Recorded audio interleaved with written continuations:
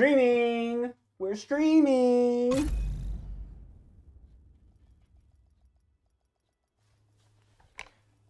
need to remember to turn that off.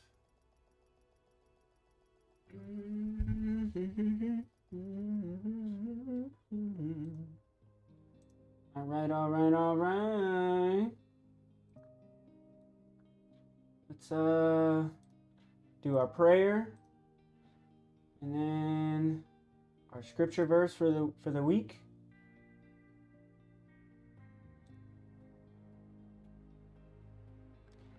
Valentine.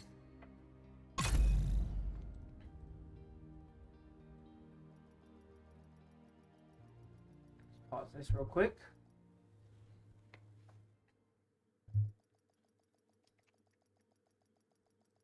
All right.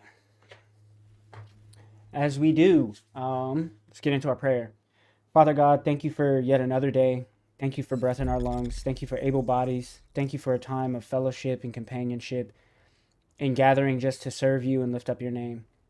Thank you also for time, Lord. Thank you for this day and the ability to do the things that we desire and we enjoy.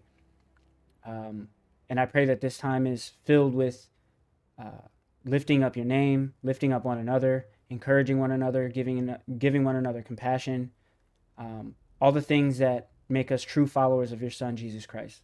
I pray these things and so much more in the name of the Father, the Son, the Holy Spirit. In your name, Jesus, we pray. Amen. All right. And then let's do our scripture, which is Lamentations 3:22 through 23, which states, "It is of the Lord's mercies that we are not consumed, because his compassions fail not. They are new every morning. Great is thy faithfulness." Again, that's Lamentations 3:22 through 23. "It is of the Lord's mercies that we are not consumed, because his compassions fail not. They are new every morning. Great is thy faithfulness." So, with that being said, we'll make sure, as we always do, we do Lamentations 3:22 through 23 halfway through the stream. Again, trying to commit that to memory, of course.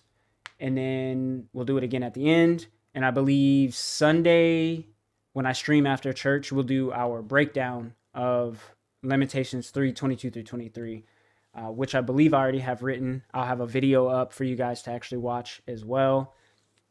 And then we'll decide what our scripture that we're going to remember is going to be for next week and potentially the week after that. We've already done Proverbs 6:22 through 23. We're doing Lamentations 3:22 through 23. And we did... I can't remember what the other one was.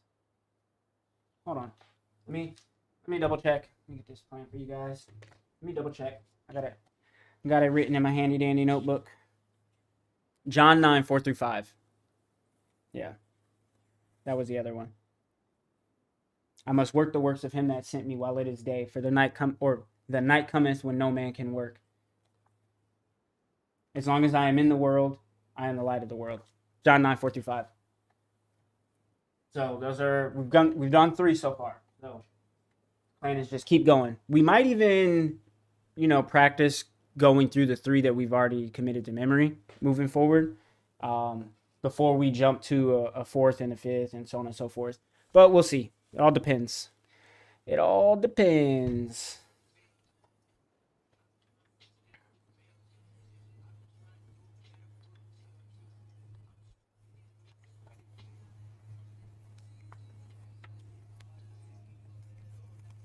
There we go. Headset's fitting nicely. My hoodies are all getting entirely too small, which I dislike. Strongly dislike. Let me get my head out of the way for you guys. All right, we got the force multiplier.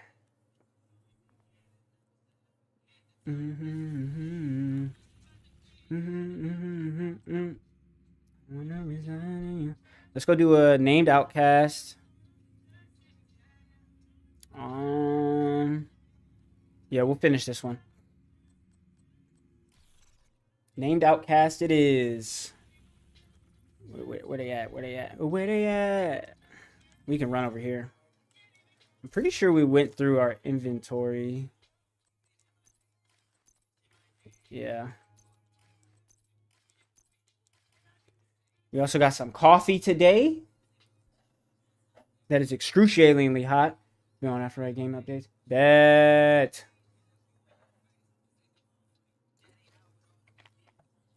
Bet. I feel a little bit ridiculous. What are you actually doing? I'm playing video games and I'm watching Dragon Ball and I'm listening to music. Kind of a multitasker, if you will. Just chilling, really. The homie's about to jump on and play some video games. I'm streaming on TikTok or on Twitch and YouTube. This is for you guys and for me. So I have something to watch while I'm playing the game. I just like to be doing a lot of stuff. Why show the show but not the game? Because you can watch the game on Twitch and on YouTube.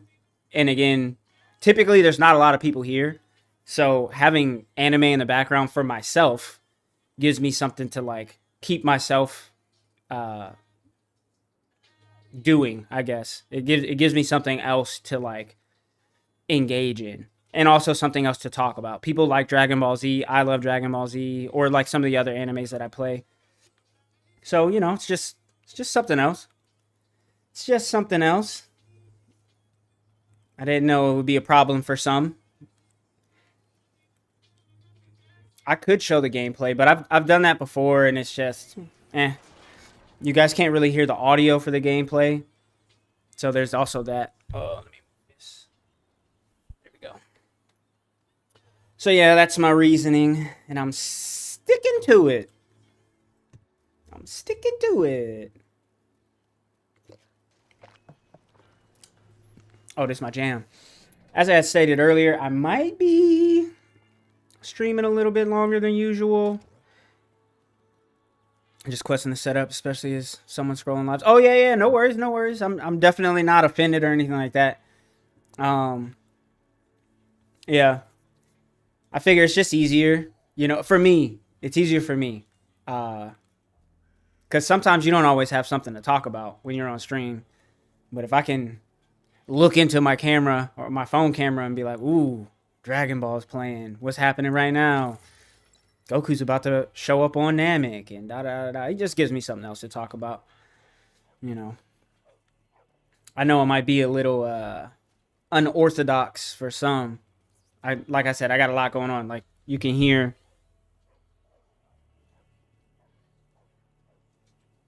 We got the praise and worship going. So I'm like literally doing a whole bunch of stuff. But that's how I like it. That's how I like it. I used to let people request what anime I had on in the back, but you know, sometimes people are here and then they don't show back up. So then I was like, you know what? I'm gonna just play what I want to watch. What I want to watch. Go telling on the mountain. Where's this fella at? Oh, Harvey, let's get him. Ooh, get him. No, don't let him go. Don't let him go. Yeah, what now, sucker?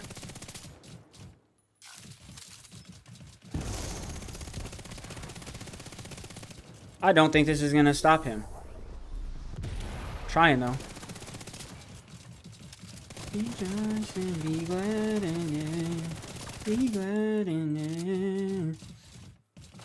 Oh man, I appreciate it. Thank you so much, man. It's less about numbers and more about fun. You know, as long as I'm having fun, I'm happy. And that's what matters most. But I do appreciate you, man. God bless. You have a great rest of your day. Let's see what this guy's got for us. Accept bounty. Black Tusk. Let's go bang this out real quick. That Jesus is born. Ooh, excuse me. Came up out of nowhere.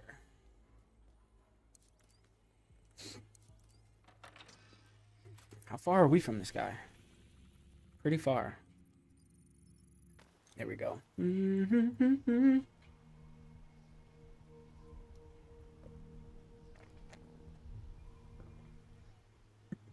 Get this out of the way.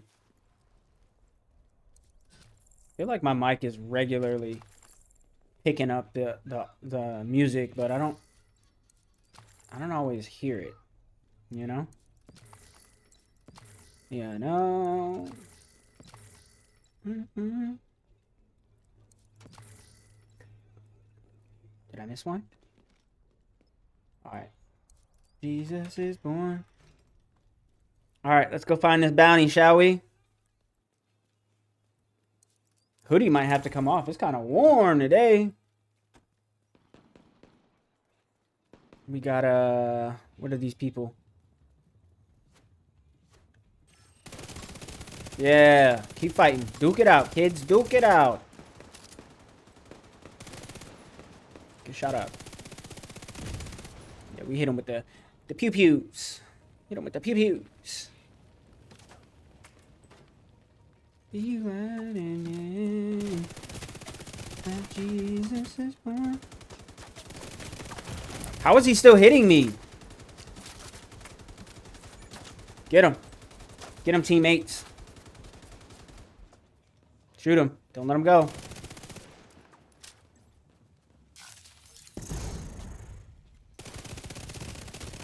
And he's out of there. And he's out of there. Well, so we thought. Now he's out of there. Let's go get his bounty, shall we? Go get his bounty, shall we? Where's the...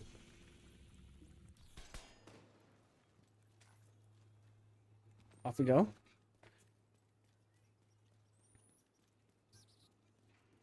It's a beautiful Friday. I tell you that. It is a beautiful Friday. Oh, we got some more scumbags over here. Lace them up. Lace them up.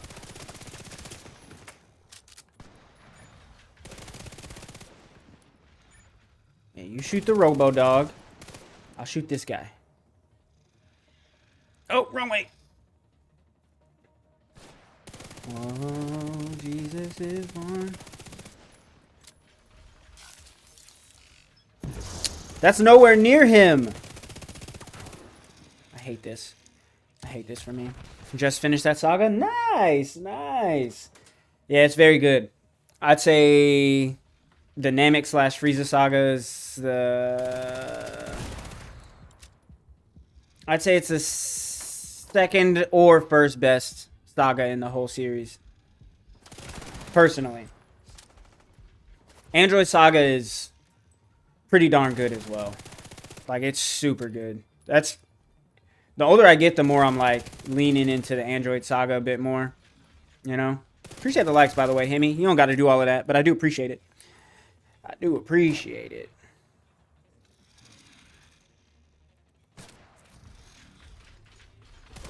Okay. Please don't snipe me. Appreciate the follow as well, Hemi. God bless. Oh. Get him. Get him. Yeah, we're going... Sheesh. We're going all the way through Dragon Ball Z.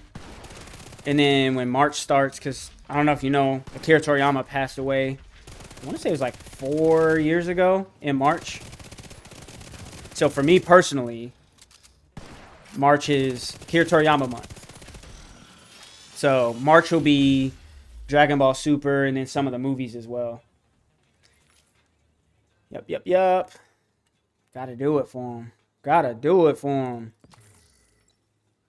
I typically watch Dragon Ball Z at least 2 times throughout the year. I mean, it's only 291 episodes, so that's pretty manageable if you ask me. Especially if I'm like passively watching it. It's pretty easy to get through. 291 episodes flies. Especially while I'm streaming.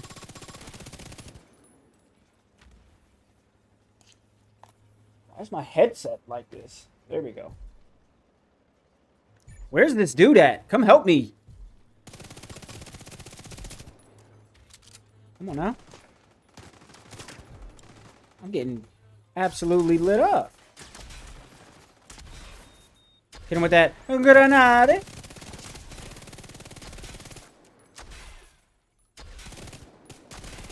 Goku training in the spaceship on his way to Namek is also one of my favorite moments in Dragon Ball. So cool. Bye bye, scoundrels. I gotta get this gun leveled up though. Holy smokes. Mm-hmm. Mm-hmm. Mm-hmm.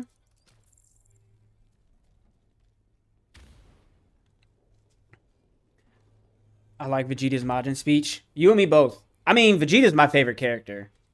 Growing up, it was Goku. But that's changed as I've gotten older. Vegeta's easily my favorite character. Easily. Like, what's not to love about the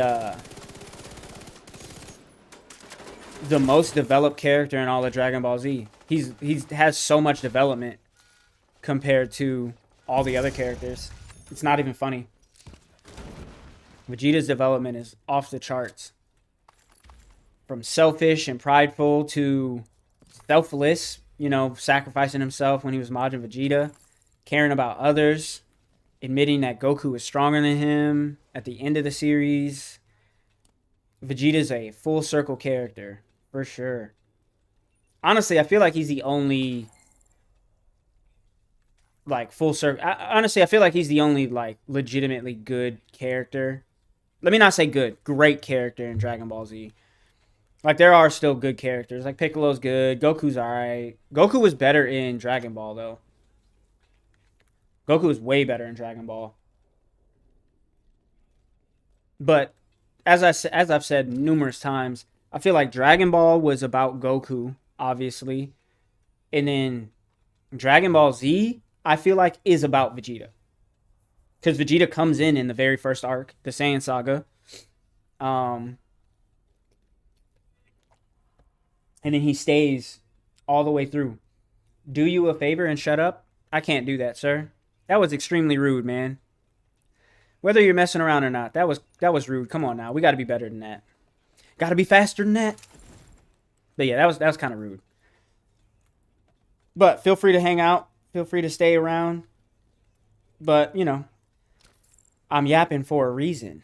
This is like my only real socializing throughout the day. You know? My only real socializing today. Don't hate me for it. Don't hate me for it. You know? Look closely, Dragon Ball Z characters are more buffed than Dragon Ball Super. Oh yeah, they're swole. They're swole in Z. That's something I see a lot of people talking about. A lot of people are like, you know what? I miss when they were like buff and jacked, which I would have to agree. I get the meaning behind wanting to have them like skinnier, but I miss the buff look. But you also got to remember in like the 90s, like that was kind of the movement for people to get swole and big. So I think Dragon Ball kind of, or the muscle epidemic kind of influenced Dragon Ball a little bit, you know. Let's hit him with this. Boom, baby! Yeah, how you like being disoriented, son? Disoriented. Please don't shoot me. Especially when Goku hit the Kaioken. Kaioken times 3! Yay, yay! Blinded? Really? Is this what we're doing? Oh, it's a drone. It's a drone. Swing this way. You're not getting away from me now, friend. Who is it? There's this guy on YouTube. He makes like fight breakdown videos and stuff like that of Dragon Ball, primarily. and he broke down like the... I want to say he broke down all of Piccolo's fights and all of Gohan's fights. And this is pretty much like where Piccolo stops. Like any real fights. Obviously, he still fights against 17. But after this, he doesn't really have any like more main fights. This is where Gohan really starts fighting. You know? I need you to purify me. Can I get some help? Sheesh. Man, this armor sucks. Let's hit them with this.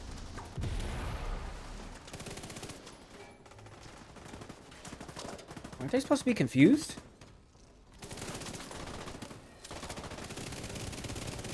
Got him. This stupid drone is really trying to heal, huh? Really trying to... Oh, get up off me. Get up off me.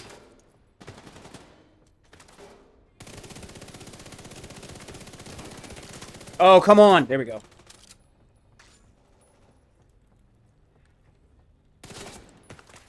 Sheesh. Get in there. Come on, champ. Oh, boy. Struggling today. Give me this. Take all of that.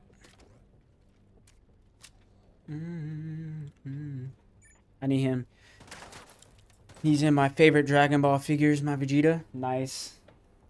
I wish I still had my Dragon Ball figurines. But I moved too much to, like, keep stuff like that. I got a cool little Ubogan Funko Pop. From Hunter x Hunter.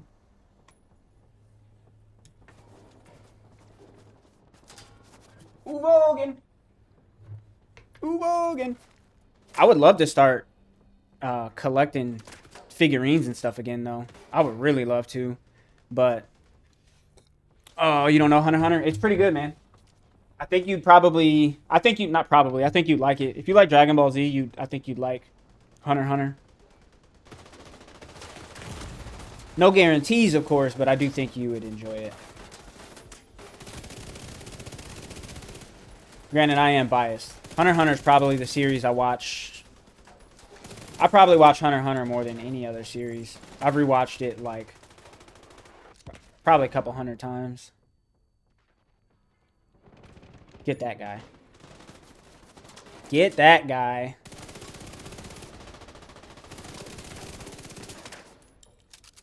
Sheesh! He thought he had me. Where is he? Oh, it's this fella. You're the grenader. Sheesh.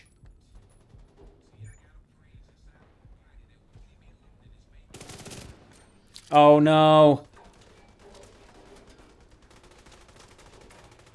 Frieza's spaceship? Can you pop up? I watched Dragon Ball like a couple hundred times. Yeah, you and me both. I mean, it's... A lot of people always say Dragon Ball doesn't have any replay value. I don't feel that that's true.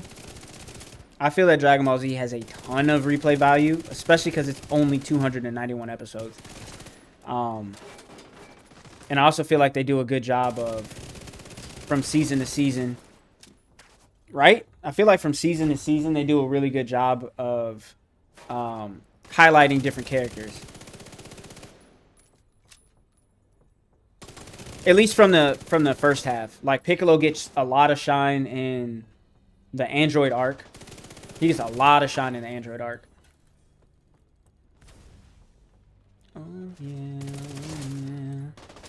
He gets a lot of shine. He fights 17. He also fights Imperfect Cell. He also fights... I think that's it, honestly. But that's when he fuses with Kami. And he's, like, supposedly on the same strength level as a Saiyan. Or Super Saiyan. Soup or Saiyan. Brother! Not like this. These guys are wrecking me. Yeah, this medic's gotta go. Horatio? Yep, get him out of there. Spray him up, boys. How did I get sniped from... Whatever. Oh, this is another sniper. What do we say around here, folks? Sniper, no sniping. Sniper, no sniping. Alright, let's go in here and deal with him. No! Okay, come pick me up. Sheesh. Of Dragon Ball Z. I'm gonna try and make sure I pay attention enough to where I can skip the outros. Y'all gotta deal with the intros though.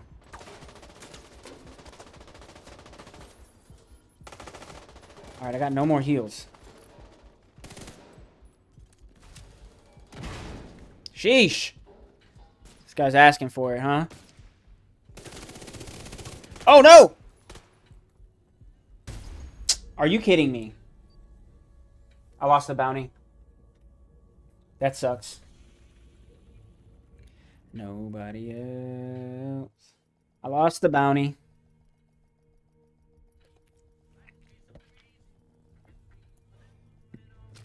Also, when Goku shows up on Namek, it's so tough. So tough.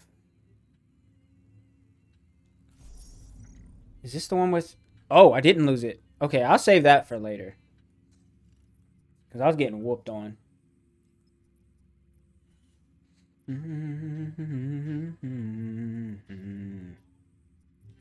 go do this control point real quick.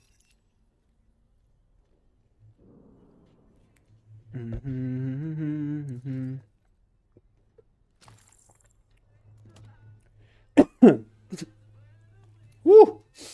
Almost choked on my coffee.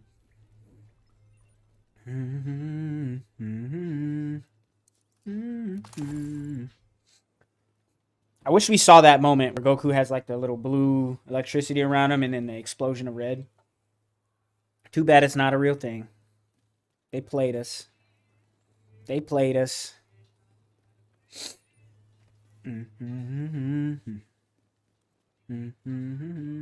Dragon Ball Z was really good at, like, the intro doesn't really show, at least to my knowledge, none of the intros show, like, spoilers for what's going to happen in the season, which is really good. I know some people complain about that type of stuff. I don't personally mind if there's, like, light spoilers. Cleanse status effects and revive allies using quick fix. Let me see what this is real quick. Quick fix. Quick fix. What does it do? What does it do?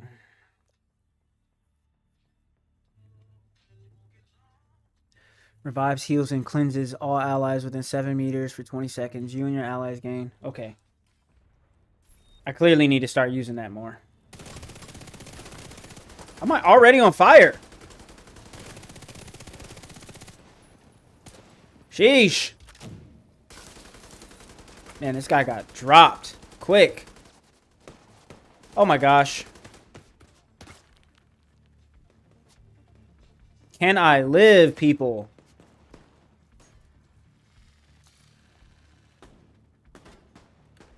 I don't know what's going on.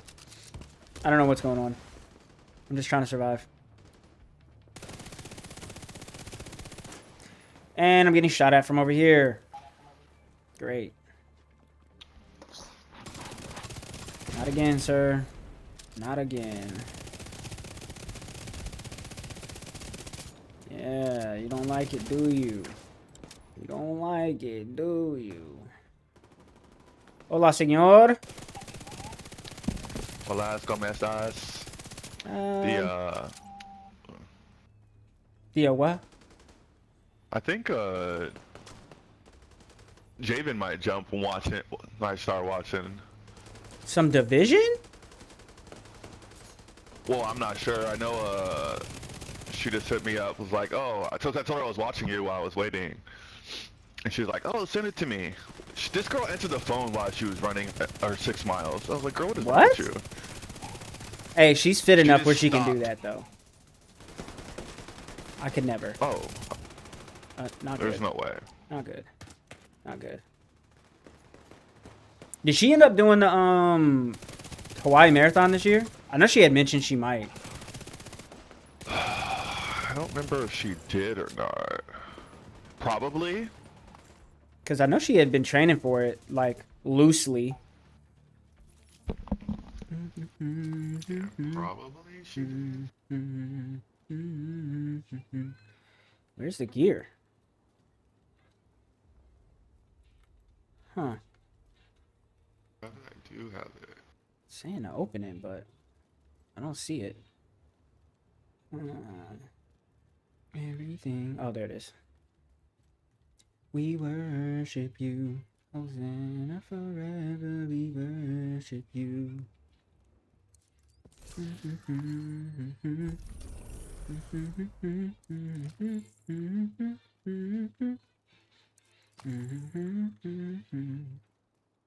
Forever we worship you. Oh, we worship you. Coffee delicious.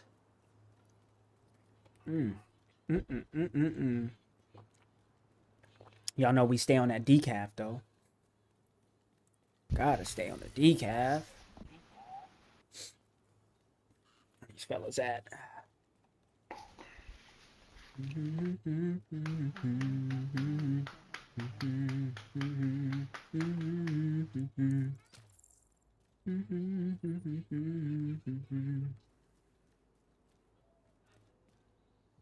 Give one tape. Okay. That's new. Where the heck is the... Oh, here it is. Hello, friends. Welcome to the party.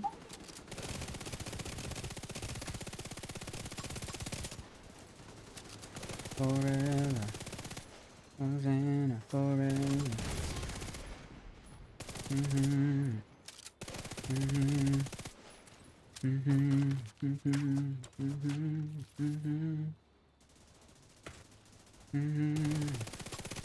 Oh, don't run now, fool. You've done this to yourself, my good sir. You've done it to yourself.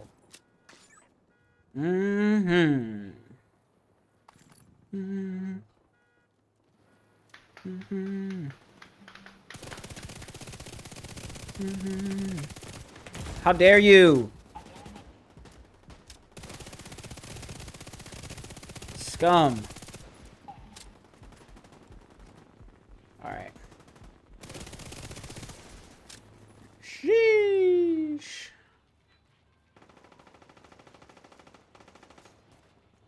Gotta clean up the streets before we attack. Oh, crap. Here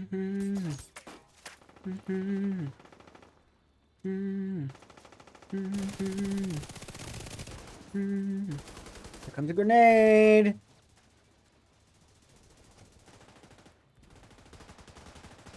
Here comes the grenade. I'll catch a grenade for you. Yeah. What do you say? Throw myself off a plane for you? That's crazy. Something crazy. Yeah. I could. Grenade. Oh! Oh, right on me.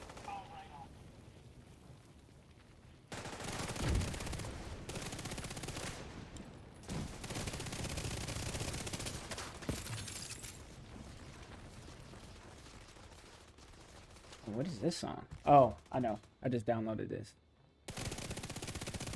To your right. Sheesh! To your right. I had to get up out of there. What's Captain America say? On your left? On your left.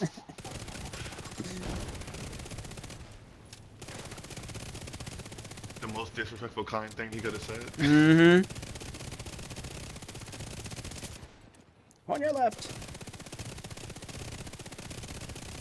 Hi, sir. Oh, I'm dead.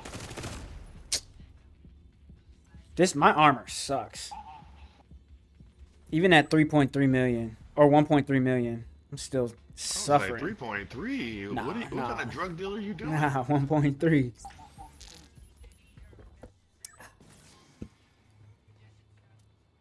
You're 9 at 3.3. We got a bigger issue, sir. That would be nice, though. Oh my gosh.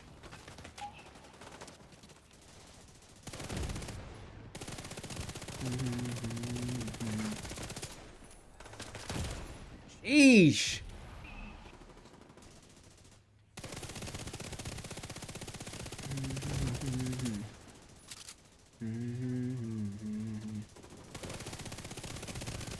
There we go.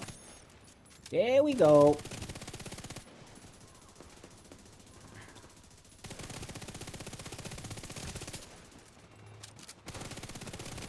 Jeez, Kane's getting shot up.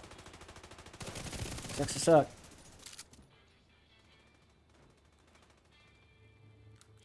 We got some coming from behind. There's a bunch of them too.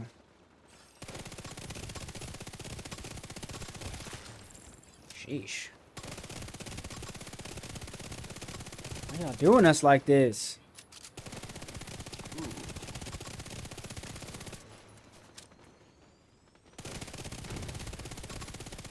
So many. We got 3 inside.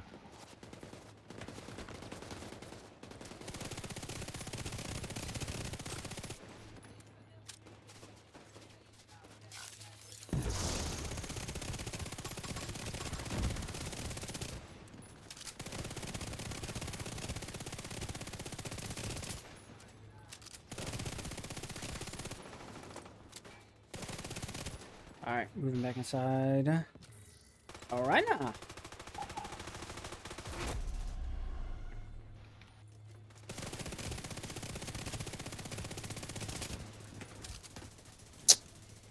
Grenade. There's still more. Goodness.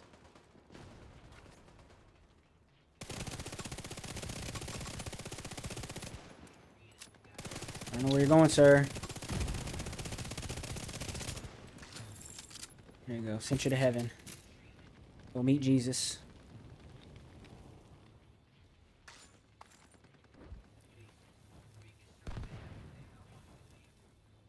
Alright. And now we move.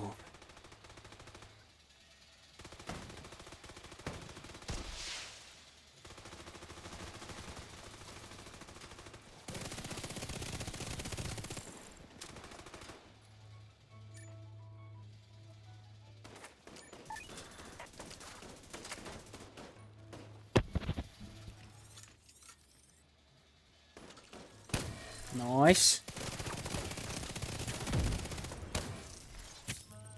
Oh, we got a bunch behind us.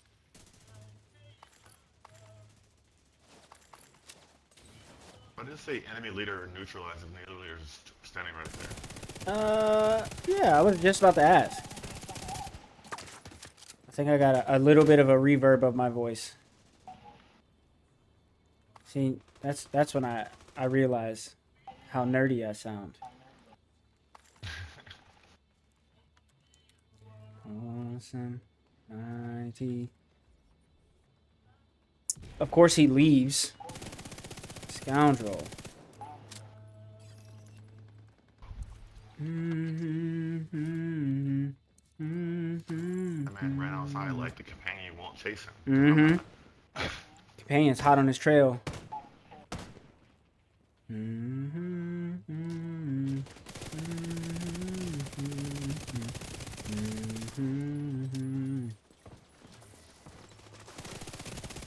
And now you got nowhere to go. Here we go. Get him out of here. I'm surrounded. Mm-hmm. Mm-hmm. Mm-hmm. Mm-hmm. Mm-hmm. Mm-hmm. Mm-hmm. Mm-hmm.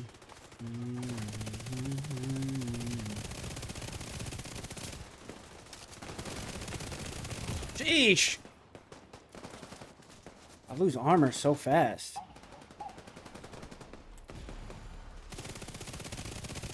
Get disoriented, stupid.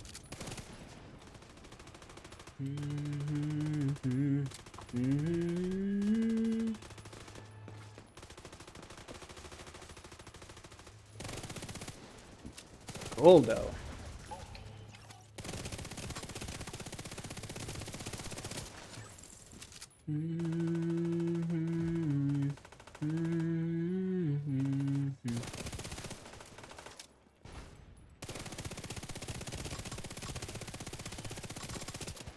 Did the reinforcements get here? I do believe so. Oh, the civilian leader did. That's all we need.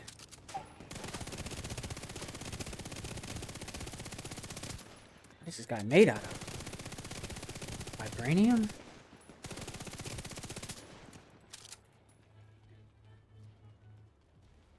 I can't allow you to live, sir. Oh, he said the same thing about me!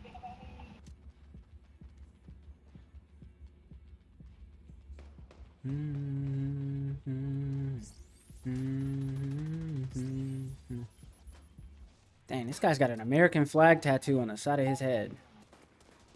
And it's still bleeding. America. That's crazy.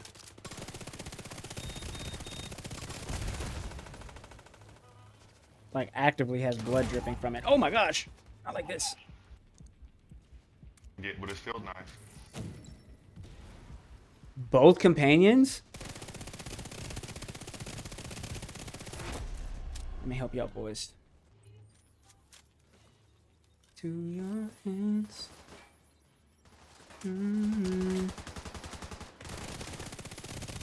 civilian leader? Sheesh, this guy's doing work. Not for long. Confused him. Confused him. I just got rid of your medic companion. He's already back down. Yeah, the medic companion sucks. I don't care what anybody says. Give me the support companion any day of the week. He's a beast.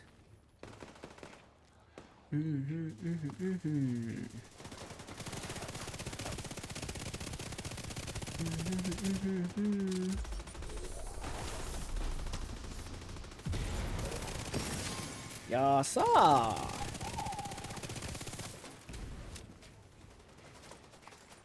I'm down. That's crazy.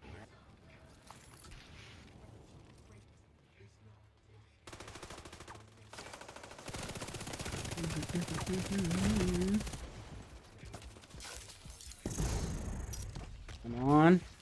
You know we need it. Sheesh. And I'm down again. This is terrible.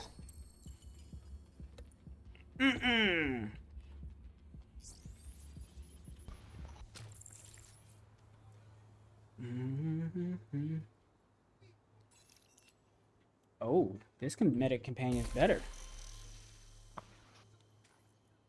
Just got yourself replaced. Yup.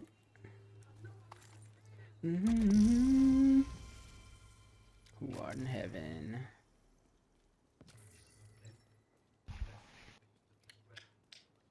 Give me the stuff. Give me the stuff.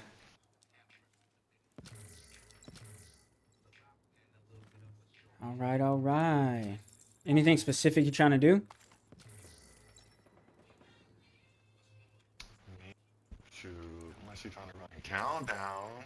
I'm down. Hang on, I'm trying to get this proficiency up. I am down.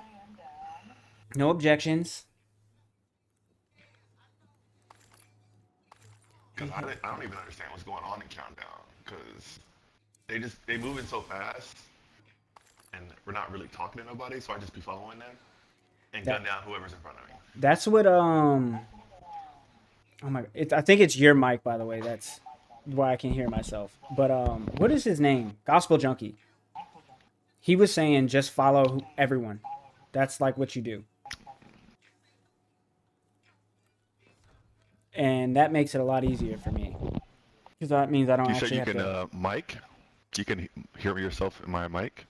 I don't know if it's through your mic or what, but I do hear myself. Let me scream real quick and see if I still hear me. I'm watching the Android Saga and the Frieza Saga at the same time. That's what's up. Android Saga, super good. Yeah, I don't know why it does that. Because it only does it sometimes.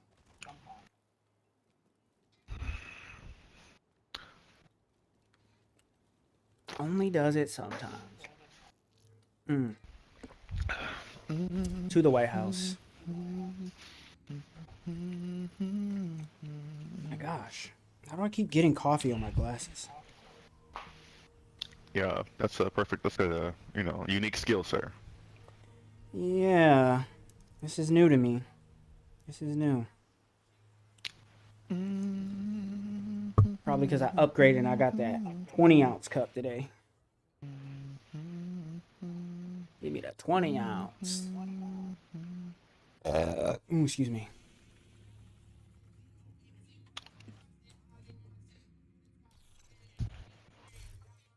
What did we get?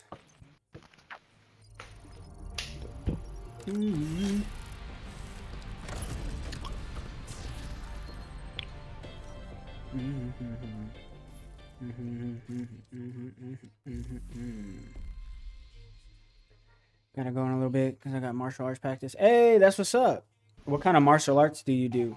Like Taekwondo, Jeet Kune Do, Judo? Gung Fu. What do you do? Hey, Gun Fu. That'd be sick. That'd be super sick. You're not sure? Nothing wrong with that. My son does, I think, Taekwondo.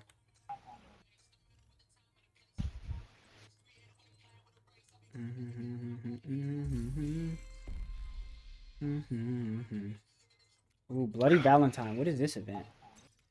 My son is 14. 14 years old. Oh man, it's old. Yep. I'm getting up there, boy. Start high school. Starting high school next year. Beautiful thing. Ooh, we need to activate the Bloody Valentine.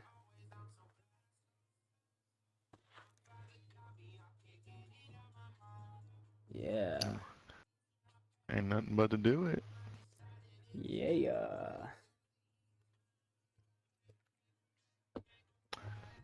Working. Gabriel. Dang. First of his name.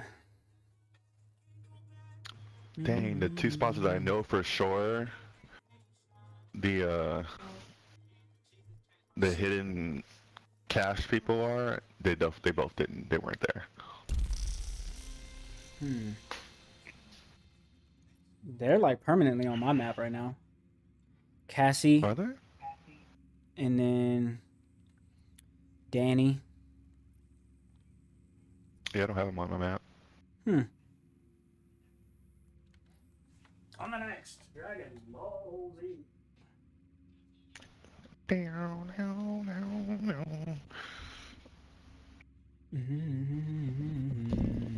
They spelled my name ALX. Who did? Starbucks. Tragedy. Nick, you better let them know. I mean, they can start calling me Fresh XO. Like, this is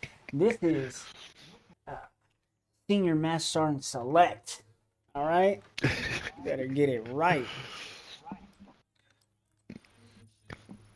Man, that's so close. So yeah, it is the 13th. So about one more month. Yeah, I was gonna say I was meant to Notifications will ask start you going out. like March. Yeah, it should be like first 2 weeks, somewhere around that time. I'm praying for you. Me too, because I'm not trying to work.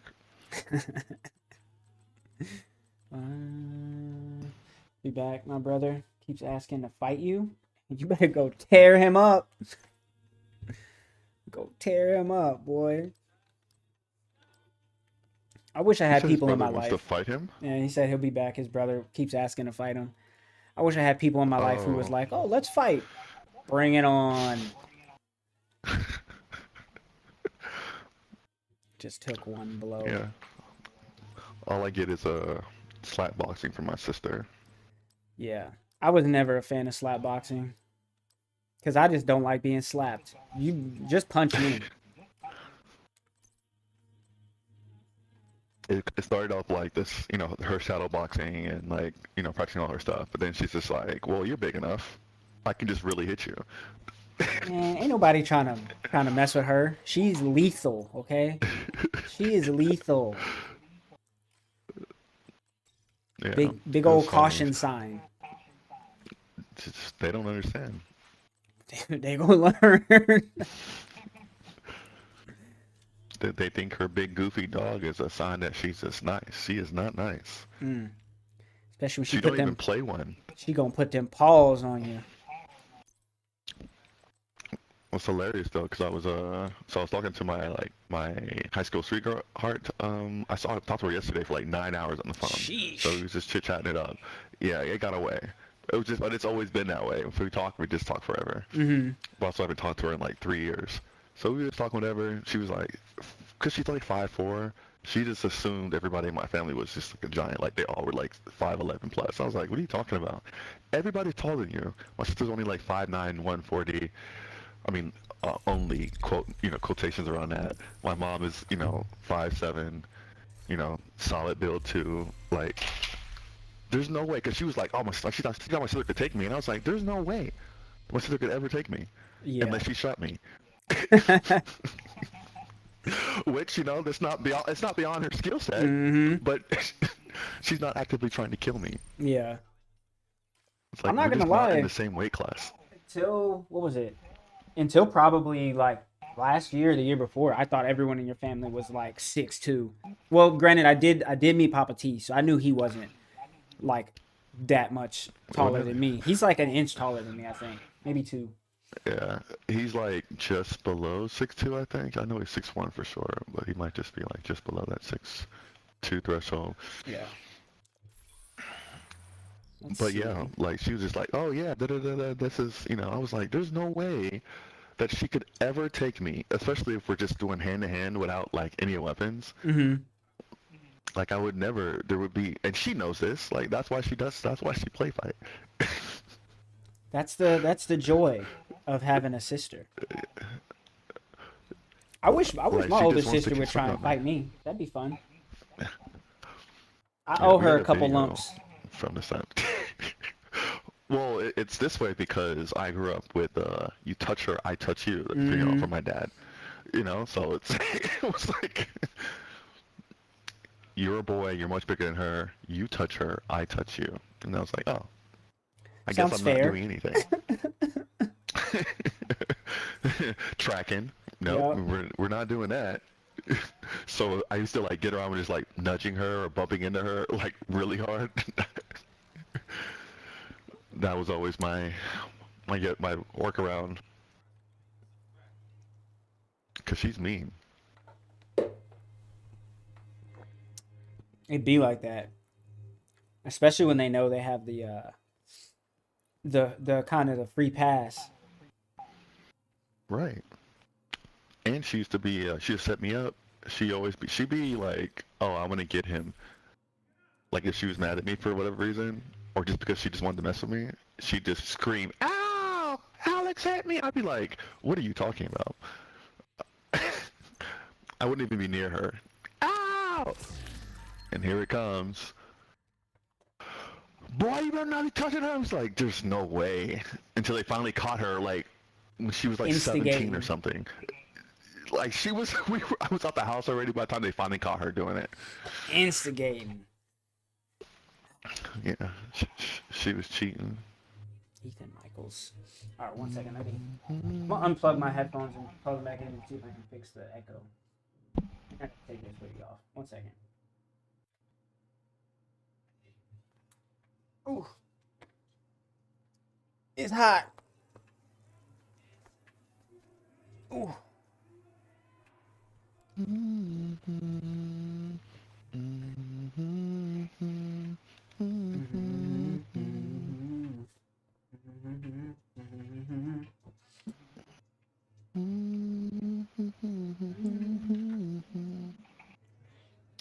Bloody Valentine, that what you started? Testing. What? Say what?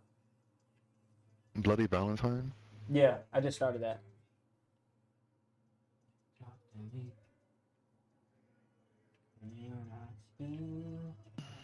Why now? I feel like okay. Alright, it's good enough for now. I think.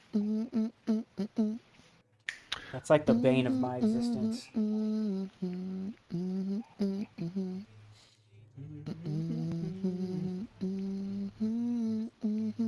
Let's go. Who's a countdown? Mutiny? There's another mutiny event?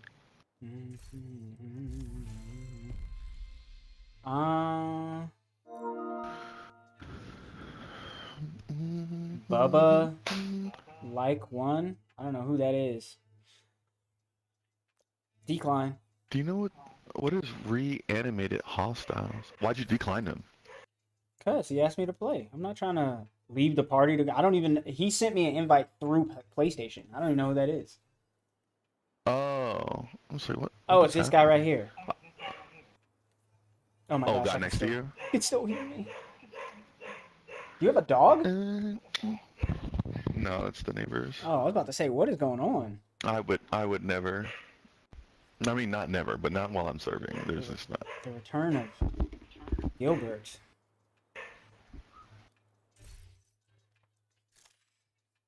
That's upstairs, I think. There must be something wrong because he never barks. I didn't even know they had a dog.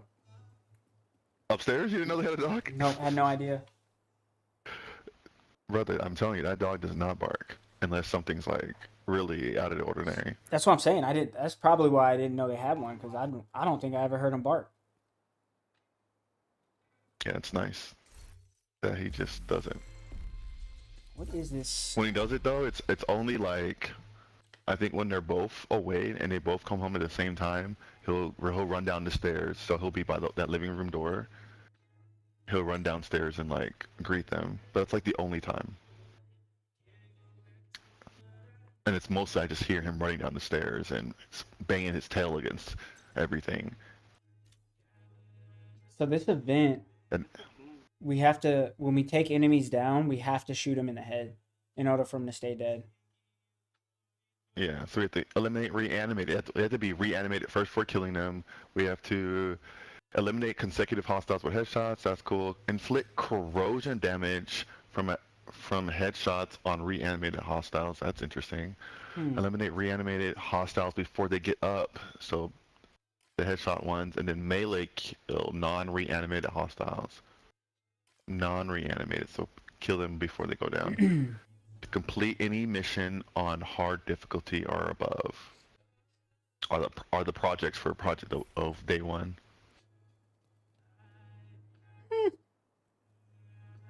Oh, you know what? Hold on 1 second.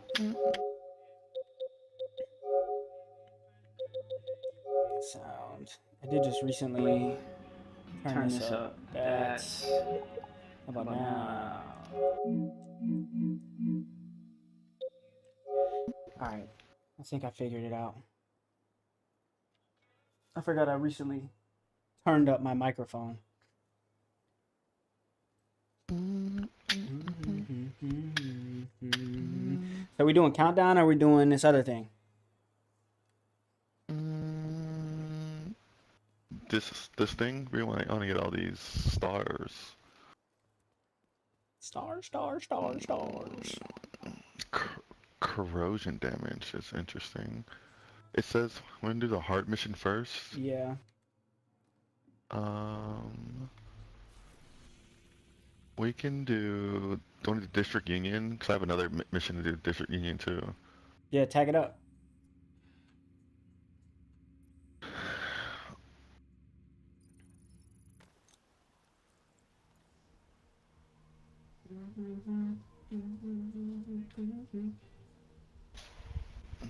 Oh, headset's driving me nuts.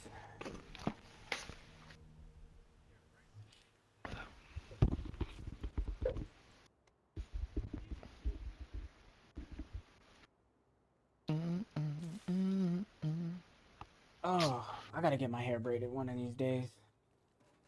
Sheesh. Ooh, I need to go change my backpack. I didn't realize my backpack was full, or level 10 before I'll be right back. Yup. Just over here in enemy territory. You know, hanging out with the homies. Hanging out.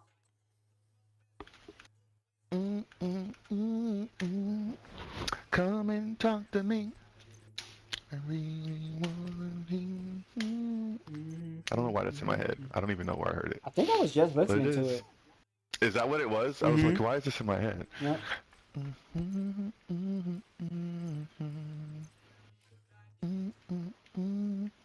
What's this one? This Armor. proficiency at 1. Ah. A weapon damage. That one looks like it sucks. The Christmas one is all weapon damage, critical hit damage, plus 13%. Or skill damage, which I don't. Nope, that one's done. Hermano. Hermano. Skill haste. I don't really need skill haste. Status effects. Weapon damage. I do love me some weapon damage. Matador it is. Matador. I'm actually coming back to the White House too. I was thinking I was gonna level up the minigun. False.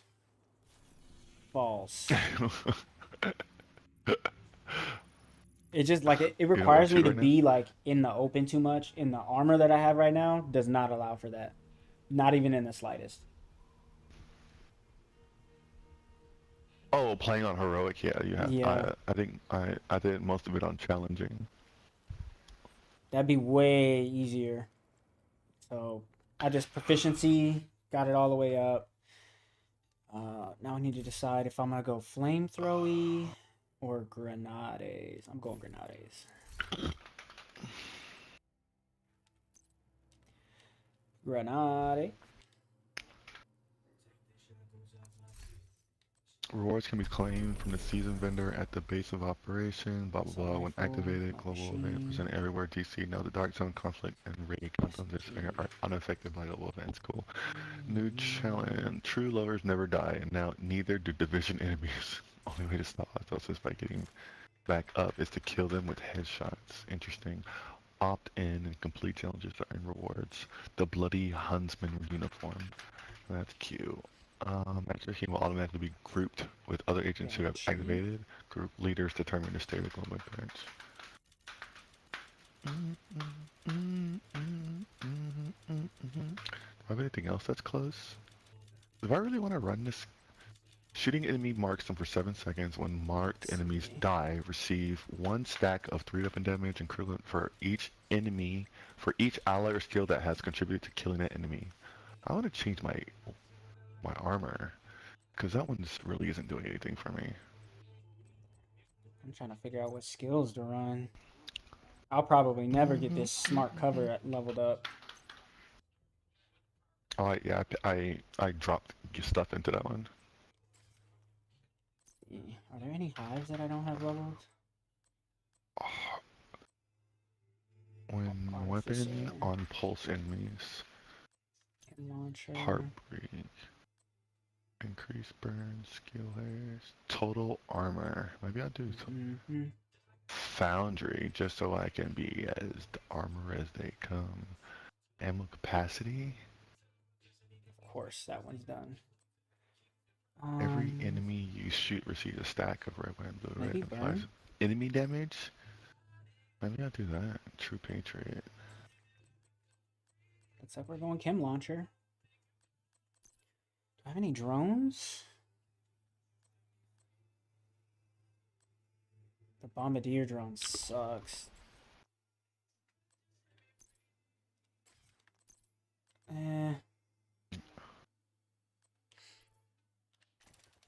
Go with this. Have any mods for it? Sure do. I'll just do tipping scales since I'm using LMGs right now. And now I'm ready. True. Oh wait, I'm gonna go grab some root beer real quick. Be right back.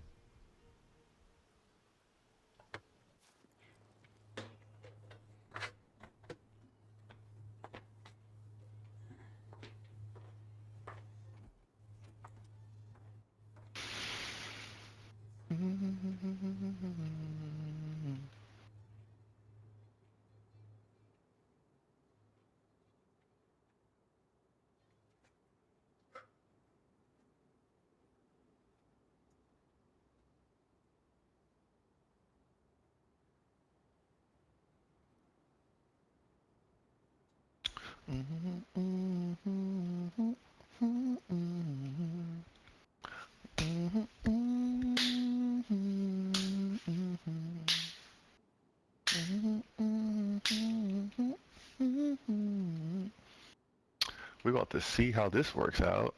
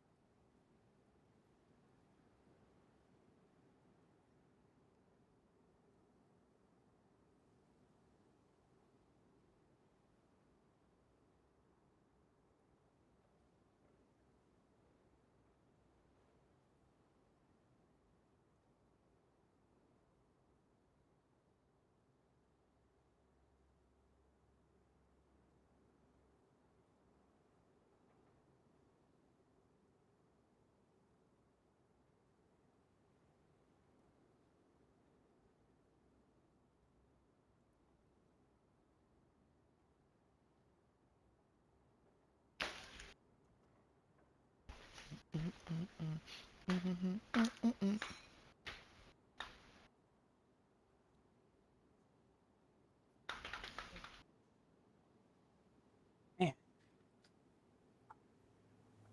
I'm in like this weird space where I'm like, because I like fully started working out again. Um, but because I started working out, they say when you've worked out for a long time and then you stop and then you start again, you like get your gains back a lot faster, which is true. But now I'm at this point where, because I've been working out for like maybe 3 weeks, almost a month, almost none of my clothes fit. And I'm hating it. Or like they fit, but like they're way too tight. Like. Yeah, they're way too tight for how I like. Like they're like my shirts are riding into my armpits, and like it looks like I'm wearing a sports bra half the time. So I'm like, man, should I stop working out for like a couple of months until I like Just so you can fit your clothes. yes. I'm like I don't know. I'm torn because I like the clothes that I have. Even though I don't have a ton of clothes, but I really like my clothes. And I would hate to have to completely update my closet, which I really don't want to do. You might, I mean, you could just bide your time, like get to where you want to, like in that sweet spot between this, like whatever you're looking for physically. Just kind of get to that point and then update. Because if you start updating, even if you start updating right now, Mm-hmm. like your body's gonna change again. Yeah, that is true. That is true. I miss. I know I'm gonna miss having shirts that just say large. Like already half of the stuff that I have says extra large, and I don't know. It's something about my clothes being You got to extra start large this that I one. hate. Oh dang it! I don't want to have any extra large and 2X shirts and stuff anymore. Even though that's looking like what's gonna happen.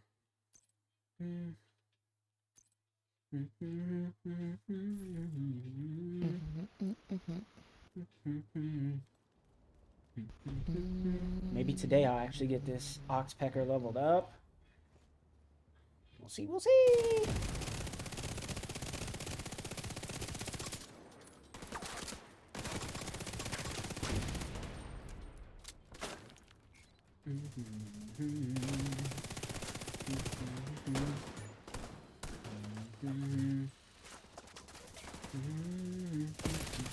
Oh crap.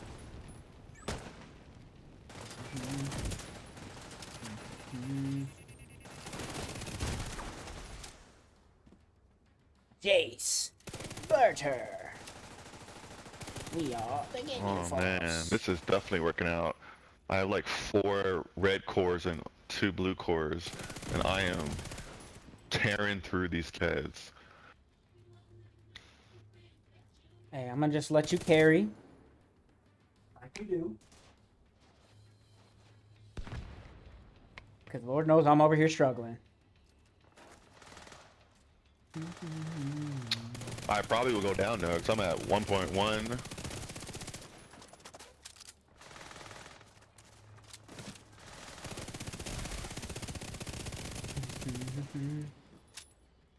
I had some, whatever armor I had before I switched to this stuff,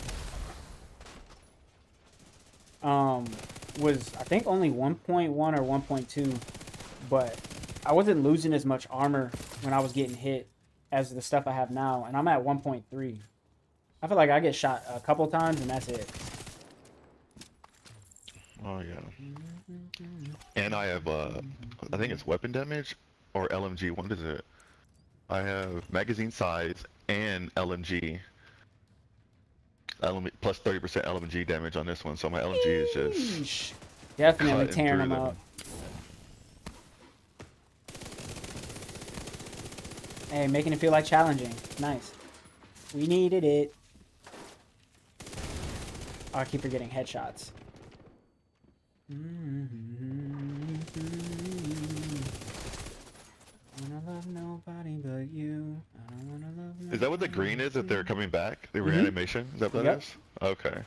Yep. I just keep seeing them go down and then they pop back up, and I'm like, what is this?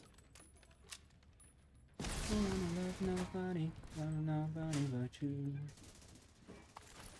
Is he gonna get back up? Nope.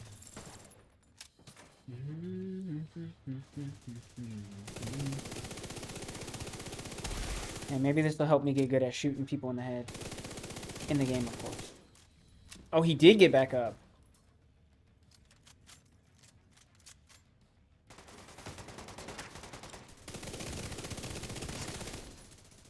Get sprayed up. Is that what the splatter is? I'm not 100% sure. I don't know if this like little black mist is like them preparing to get back up or not. I'm still trying to I wonder figure if it's out. just that's what happens when you shoot him in the head. Because I think I hit that last dude in the head, and that's when it came out.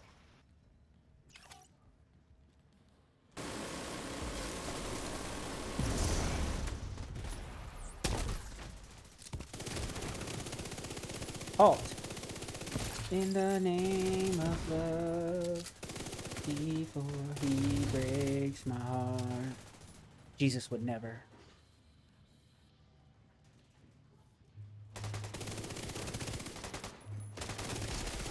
Oh, yeah, so when you hit them in the head, they do that little splatter thing. Okay.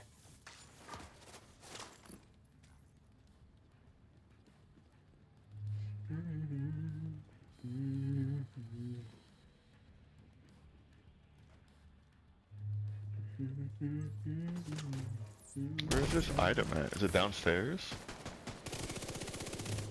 What item? What you mean? Oh, crap. You don't see it on the screen? No, I think I'm too far There's forward. a lockbox.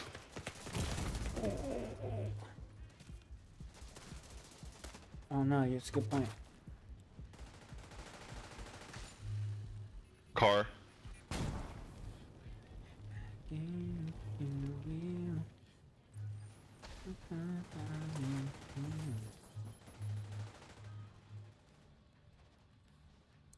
Is this it? Nope. Huh, that is a good point.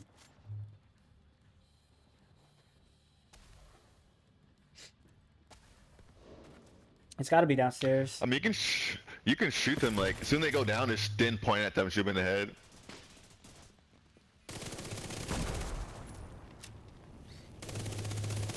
Them's rookie ways. You don't have to wait for them to get back up. I'm trying to get nice. I'm gonna start putting headshot damage on my weapons. Mess with me, you know I got it.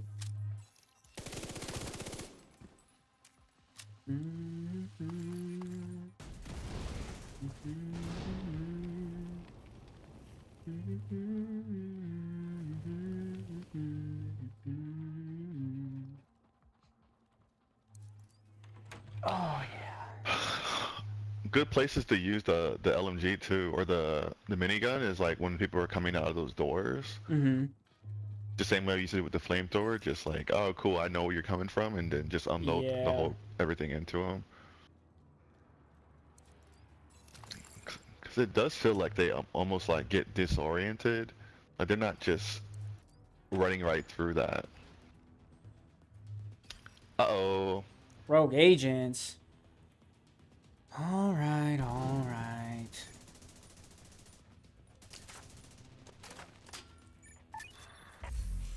What the heck? Oh no!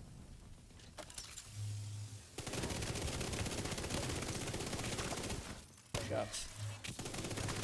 Flamethrower's not, oh, that's not you, that's the super whatever person. Oh no way! Oh, he's stalking me. Are you down? What how down are you? I'm just the first tier of down. I'm crawling around. Okay. Yeah, he's got me. He's coming for you.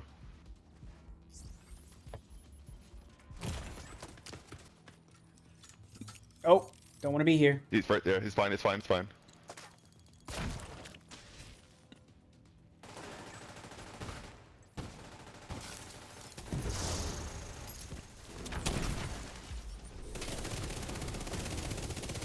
Keep that riot foam on me, dog.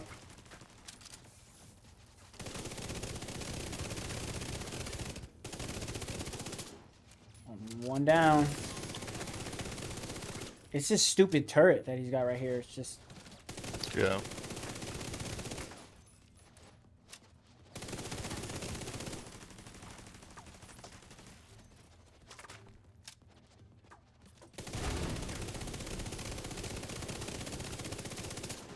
Nice.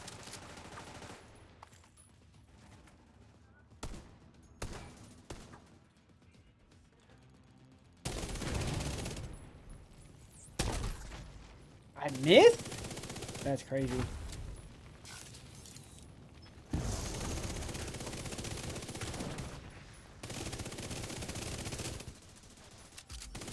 Come on, sir.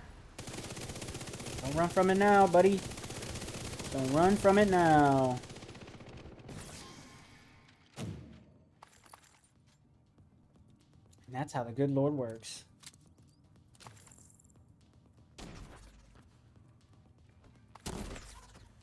Flame canister. Shock ammo. Disoriented.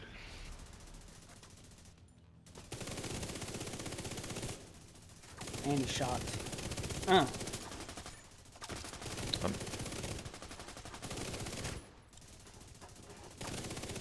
You got him. I wasn't even worried a little bit. I was worried. Last time I was worried was the 5. Yeah, that So was it was- nuts. Yeah. I had never experienced that before. Granted, you know, that was also the first time we had ever We- run a full party. Yeah, I forgot it was always +1.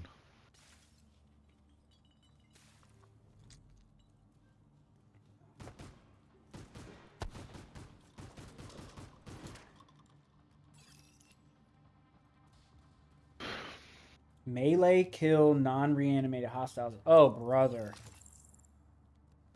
I'm definitely not doing that on this level. I'm gonna go down and do that Yeah. one. I'll probably grab the, what is it, the Sweet Dreams? Yep. Yeah, I'll grab that. Make it way easier.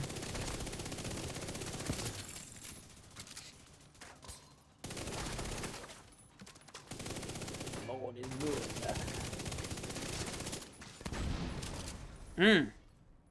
Y'all never stood a chance. Oh, he's back alive. Reanimation.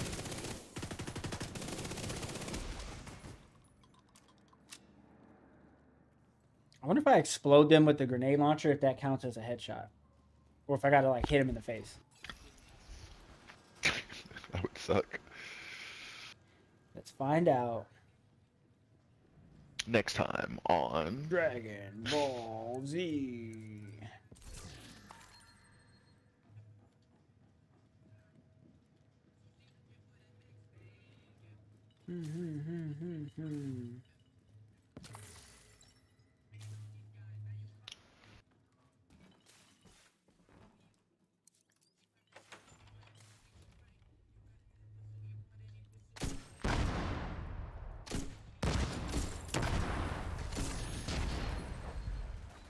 I got something for you, buddy. Some explosions.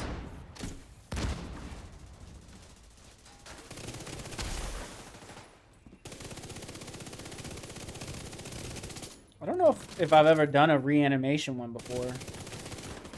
I feel like I have, but I don't remember it.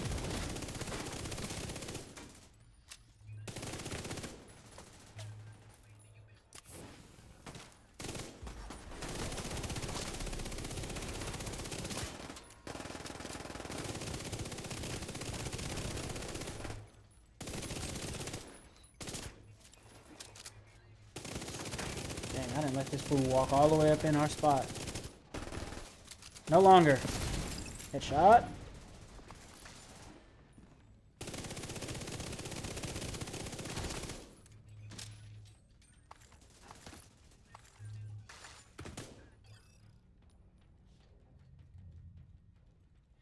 Oh yeah, oh yeah. I'm about to pull a minigun out on these cats here pretty soon. I think it's the next room. Yeah, minigun's definitely way more useful on like missions, I think. In like open Yeah. areas, it's not, at least for me, it is not great. I didn't even see that fella laying on the couch. Oh, he's always there. Whoop. Whoop, there it is.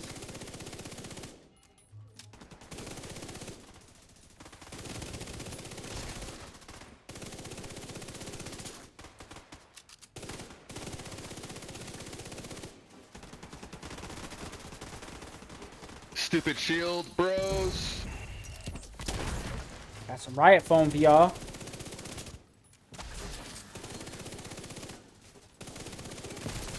I got it like that. I got it like that.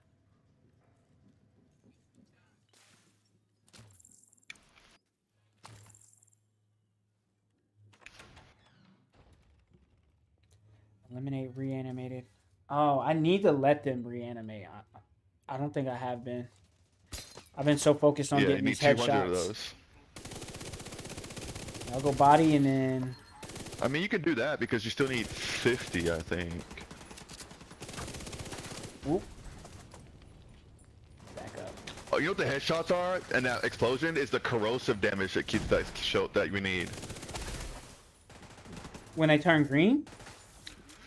Like when it explodes and we get that dust everywhere, it's corrosive damage. Oh, got it. Because there's a challenge for corrosive damage. Division.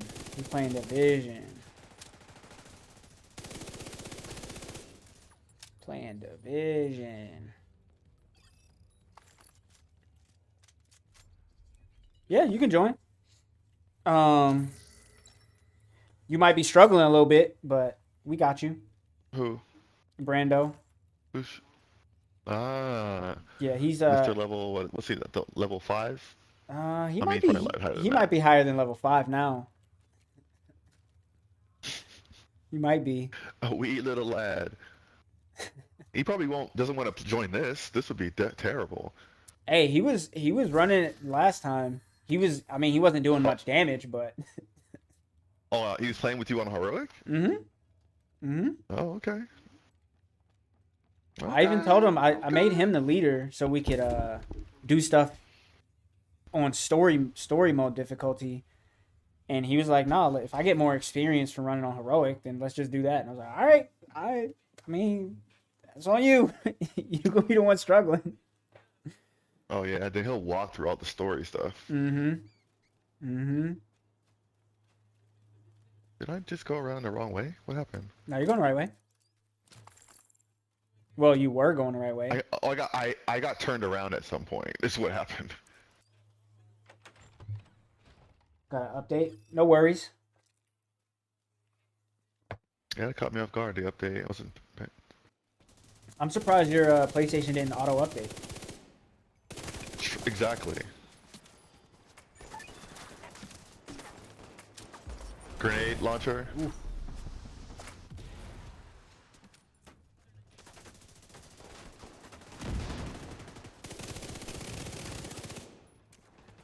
It's from all the catchers I have from Elden Ring. I'm still supposed to be playing that game, but my interest in beating it is getting less and less. Especially now that I know I'm at the very end of the game. I got 3 bosses left.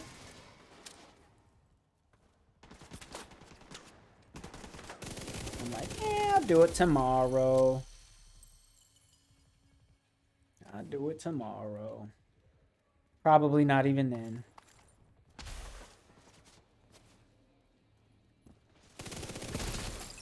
Give me that.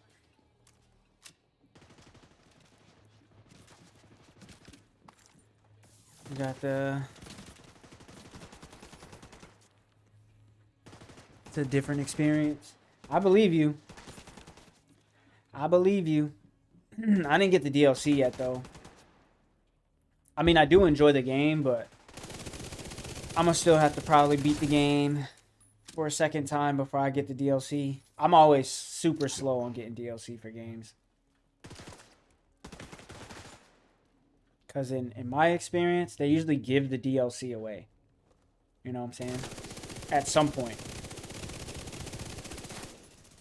On PC, they don't do it on PlayStation. I mean, they did for Division. They gave us the Battle for Brooklyn. Brother, you came like 8 years later. Yeah. Hey, I'll wait 8 years for some free DLC. Oh, okay. I was like, bro, there's no way. I will wait. Cause I don't think I've ever seen FrostSoft give away anything. Oh, well, yeah, that's also true. Different developers. Ubisoft is trying to get some goodwill. They need it. Boy, do they need it.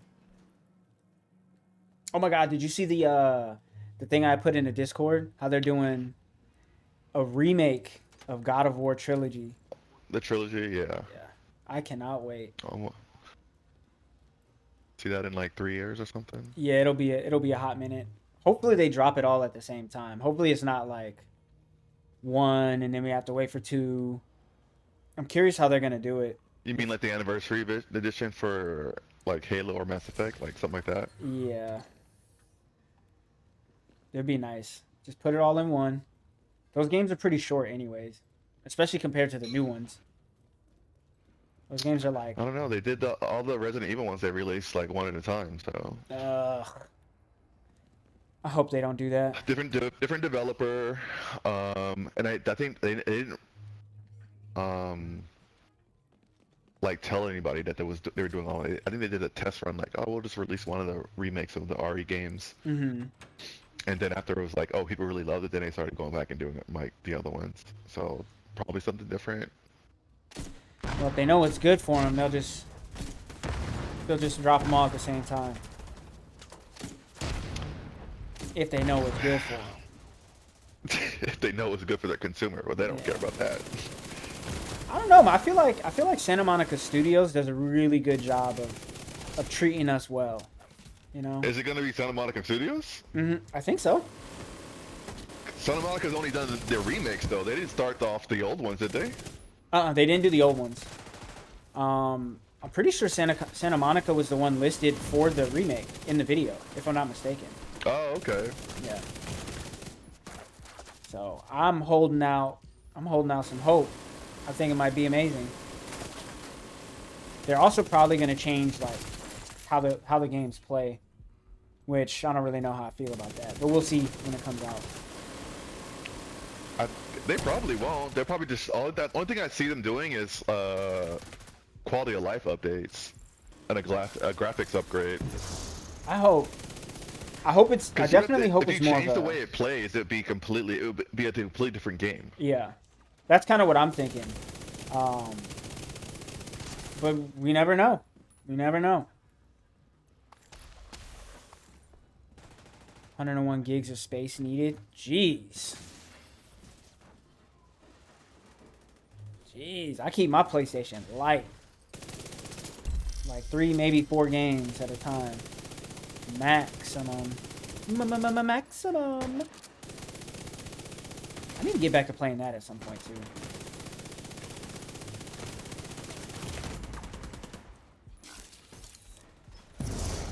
That UMVC3.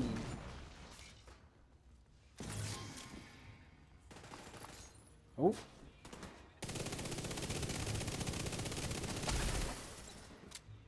Headshot, baby!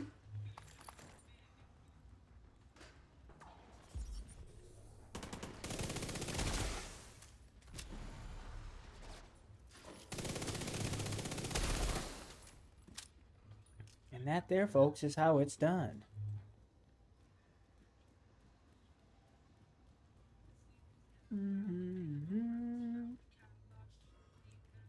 I'm sure this heroic getting easier is just like partly our gear, but also I think we're just a little more experienced. We understand getting a little more reflex, a little better. Honestly, I feel like today specifically, it's easier because of you using better gear.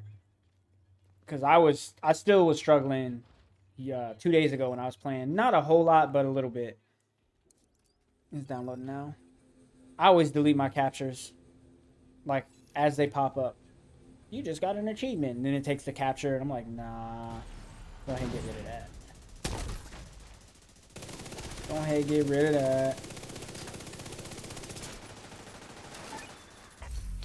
I actually have all of my captures. I don't think I've ever deleted one. I think, like, maybe like a year and a half ago, I noticed that it was taking pictures every time I got an achievement. And I was like, I do not like that. So I got rid of it. Yeah, I'm almost positive I still have all of those. It's like a sneaky thing they do. Use the captures for the little bit of content I post. That also makes sense. That makes sense. Yeah, I really have no reason to have captures. Like I showed you the couple captures I got for of Ghost of Tsushima, and that was the only time I've ever used that function. I mean, shoot, I make content as well, and I don't ever use my captures from PlayStation. I just take whatever I need from the video once it's posted.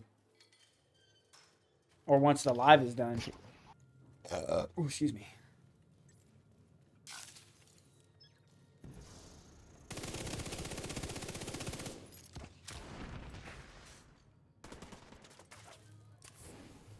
on Louis. What's that? You say?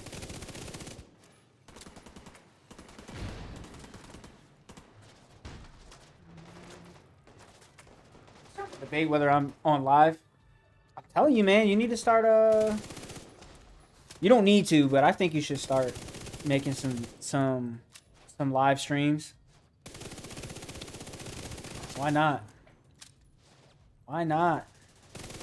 My whole thought process is if you play video games, why not? Like, why not?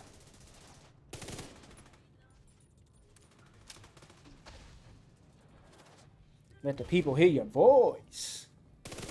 Psych.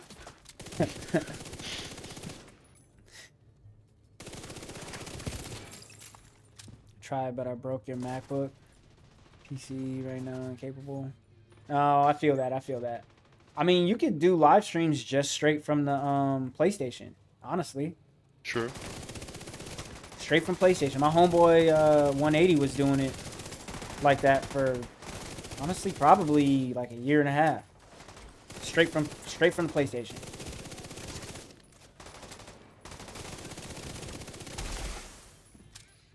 Any excuse you got, I'm gonna have a rebuttal for it. My excuse is I'm not doing it. Well, yeah, I understand why you don't do it. I understand why. Even though I still think that if you did, it would be really, really good. I feel like a lot of people will watch you. One, because you have a really good voice, like a really good speaking voice. And then two, because you're super knowledgeable about most of the games you play. Like, you play enough in pretty much any game, so you have, like, a good working understanding of the game. I don't know why anybody watches me stream, because I don't know anything about any of the games I'm playing. I'm at almost 500 hours in this, and I barely know the story.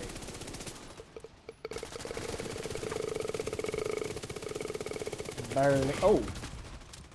You shoot it up.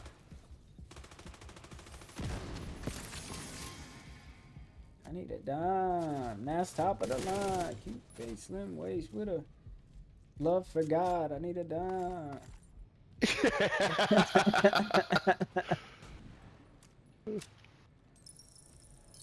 I almost let that whole thing play out. Because you're black and cool. Trust other black people want to see us play games like that. I mean, true.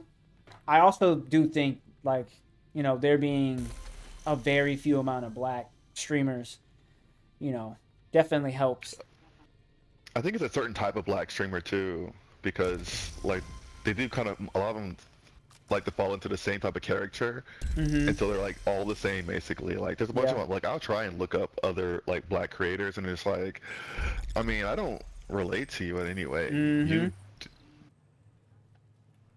like the language they use and the things that they find funny and the jokes that the audience that is looking at, this just like doesn't relate to me. I agree. I fully agree. That's honestly why I don't really follow. Like, there's not a lot of black content creators that honestly I don't really follow any content creators that play games. There was one dude. What was his name? Jay something. I found him one day when I was just scrolling through Twitch, and he was somebody who I was like, oh yeah, I would definitely watch this dude's videos. And then he stopped making content, and I was like, dang, that sucks. Because he liked all the nerdy stuff that I like. You know, he had a little bit of hood to him, but he wasn't like overly hood. Yeah. He had great humor because he liked to joke about nerdy stuff, which I like. It's tough to find, man. It's definitely tough to find like niche. That's what it's called. Niche black content creators like that fit kind of my style.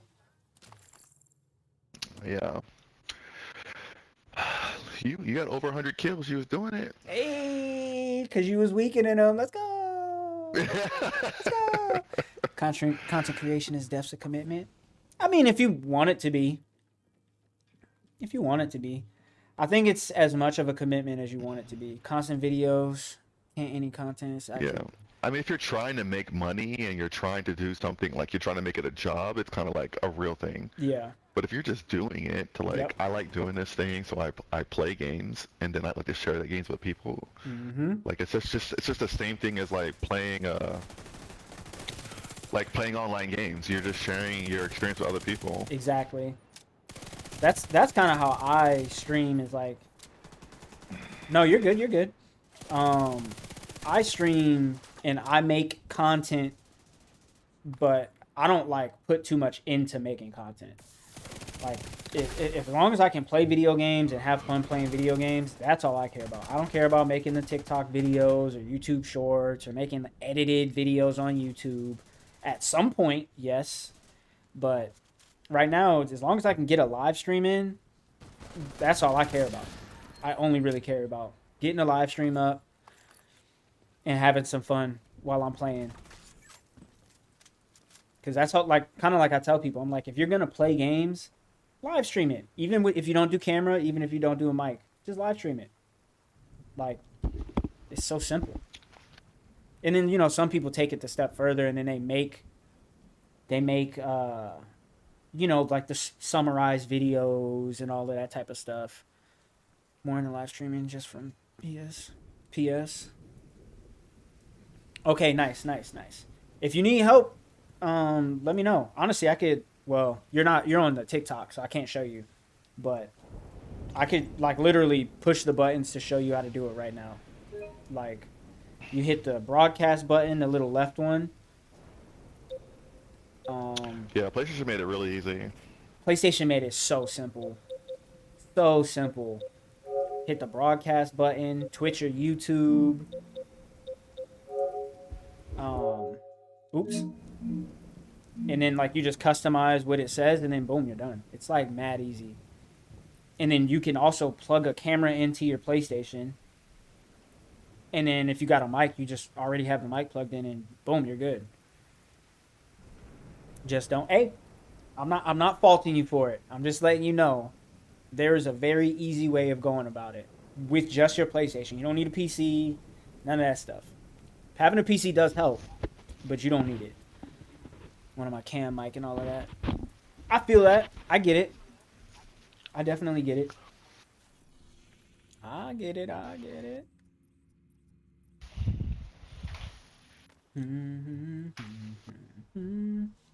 May just do PS for now.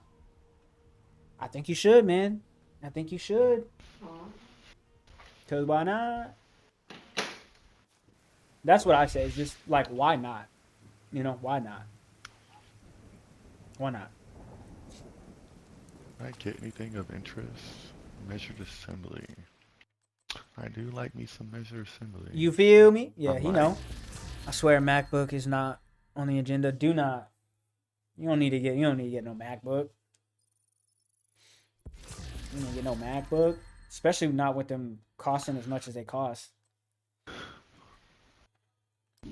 Couldn't be me. I'm cheap though, so I got my PC. I got it built. I was thinking. Are you doing what's the name? Oh, sorry. Are you doing the priority missions, priority objectives? What's that? Hold on, let me look. So under no. mutiny, oh wait, like you So should be like. what's the name had mentioned it to me. Gospel mentioned it to me the other day to do these. Yeah. So that last one we did it because I was like, oh, I need to do and I got an exotic case for it. So. Oh. And like this one, I came over here because I have another priority one for another exotic. Oh, I have you, one. You do like 3 a week, maybe. I got one right now that we could do. That'll give me an exotic item. Yeah. I've never done these. I had mentioned doing them before in the past, and then I was like, What is this? Because even if you roll, like you can decrypt one, and you're like, I don't like this one. You can just get another one. Yeah, I just foolishly rolled twice when I didn't need to. Complete at least one loop of descent. See, I'm not doing that. Yep, just skip it and go to another one. Available once every 1 hour. Oh, I'm gonna have to wait an hour. Elden Ring can be like Division. You gotta grind for item level stats. No, I believe you. I fully believe you. And I kind of figured that while I was playing Elden Ring. I was like, this gives me those kind of vibes for sure. Elden Ring is just such a gloomy game. It'll be in the arts of PvP because it's fun. I will say I could never imagine myself running it like a lot. I'll say that. It is a fun game, but I couldn't imagine playing like non-stop in it. Like the PvP looks cool. We did it. Did what? Marksman rifles are done. Dang. I wish. Oh, let me finish going through my stuff. I wish. R. Kelly, you just had to be a dirtbag. Had to be. This guy. So fun to play with people. Stay helping people and invading. Yeah. I don't know. I guess the theme of the whole game is just difficult for me to stay locked into for a long time. That's my biggest problem. Like I couldn't imagine playing that game for like 400 hours like this. Just because it's so dark and like gloomy. Like, this has stuff. They're doing stuff in this. Like they're always like giving you stuff to do in this one. Elden Ring is the game. It's just the game. Yeah. And if you like that, that's cool. You know, that's the stuff that you like. And when people really love like those Souls games. I see why they like them. Like I fully get it. Because honestly, my first 50 to 60 hours playing Elden Ring, as you can tell by some of my streams, I was like hooked. I was very much hooked. Yeah. And then, you know, it lost its luster a little bit just because I was like, man, like based on your build, certain things are more difficult and this and that. And I was like, eh. Never even thought I think of it the as game is gloomy. really good. More sword There's nothing going. not gloomy We about delight that in the game. darkness. I think it's such a gloomy game. Now, it's not as gloomy as like Bloodborne. Bloodborne's super gloomy. But yeah, it definitely makes me feel like laying on the couch and eating a whole box of pizza by myself. Type gloomy. All right, we're doing this tidal basin. I'm ready. Yeah. I'm ready. This might not be fun though. I mean, I don't know. Maybe we'll run through it the same way but old girl at the end is annoying comparatively to that last one. I mean, last time we did this was crazy difficult. Oh yeah. Everyone's definitely different, for sure. We just did that last whatever this thing is called. Stronghold? Stronghold, and we walked through even at the very end. Mm-hmm. Hers is not like that. No. It's because they have all the different rotations. Like, you gotta disable the rockets, disable the generators. Then they put a butt ton of enemies that get dropped in the middle. Like, this is definitely one of the or the more difficult strongholds, for sure. Ooh, I see you with the headshots. Surprised you're not on Arc Raiders. The gameplay seems so similar. I heard you. Yeah, I would get Arc Raiders, but I need the homies to get it first. Like, if the homies get it, then I'll likely get it. I mean, I own it, but I own it on PC. Okay. Yeah. My other problem is like, I have so many other games to play with the homies. Like, we got this. We still have Helldivers 2, which Drew just mentioned he's trying to get back into it. And there's the War on Cyberstan now. Like, there's that. There's just so many games that I have that, like, if I'm trying to squat up with the fellas, I don't even got to spend no money. Max, appreciate the follow. God bless you. Thank you so much. Yeah, just like jumping into the new game all the time. I mean, Yeah, it's fun, but I just can't. It's hard to be like, oh yeah, I'm just gonna continue to jump into the new game, and it's. I still have hundreds of dollars. I have thousands of dollars of games that I don't play. brother. Right? He said, I So really it's want to disheartening. It's really hard. get back into Destiny 2, but the paywall. Destiny 1 was my jam. I love Destiny 1, we Destiny had a 1. great time. Brother. We had the best clan ever. At least at the time. For that point in life that I was at. Our clan name was... Oh yeah. What was it called? Brazzers Gaming. That was it? Yes. Yes. That was, Alright. I think Estrada came up with that. It sounds like him. People were always asked, like, when they were like, oh, can I get free subscriptions? And he would, like, be like, oh, yeah. If you beat me 1v1, like, stupid stuff like that. But, yeah. That was This it. guy. Yep. Dragon Ball games. I play Dragon Ball games. I used to play that, Dragon Ball Fighters. Hey, man. Back then was a different time. Man, Destiny was fun, though.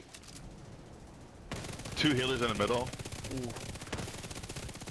Fight for my life. Who was behind me? Oh, the heal or the damaging grenades.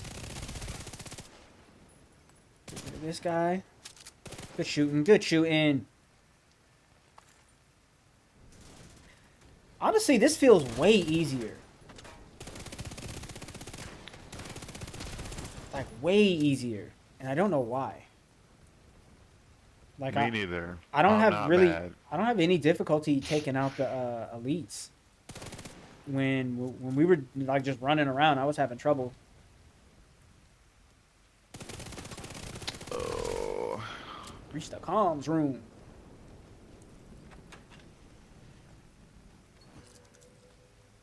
So definitely sets this on heroic, but Mm-hmm.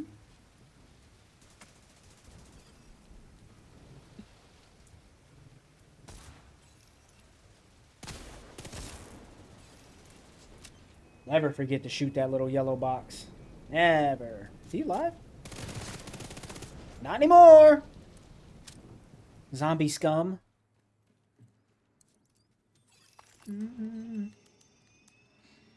Gohan, get up. Poor little fella got his neck broken.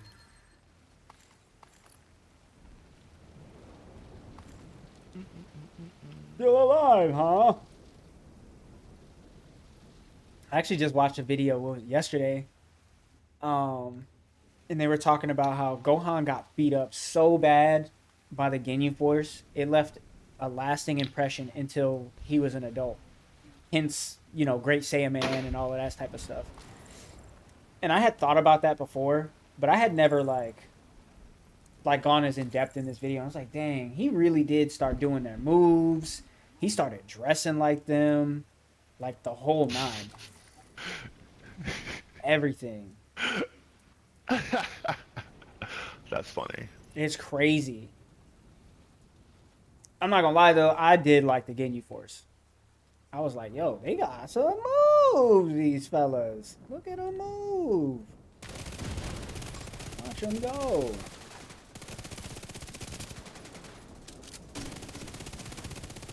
Grenade. I like Saiyans. I love the Saiyans. Ooh. Ooh. I'm glad you got a reviver. Because I wasn't going to be able to get you.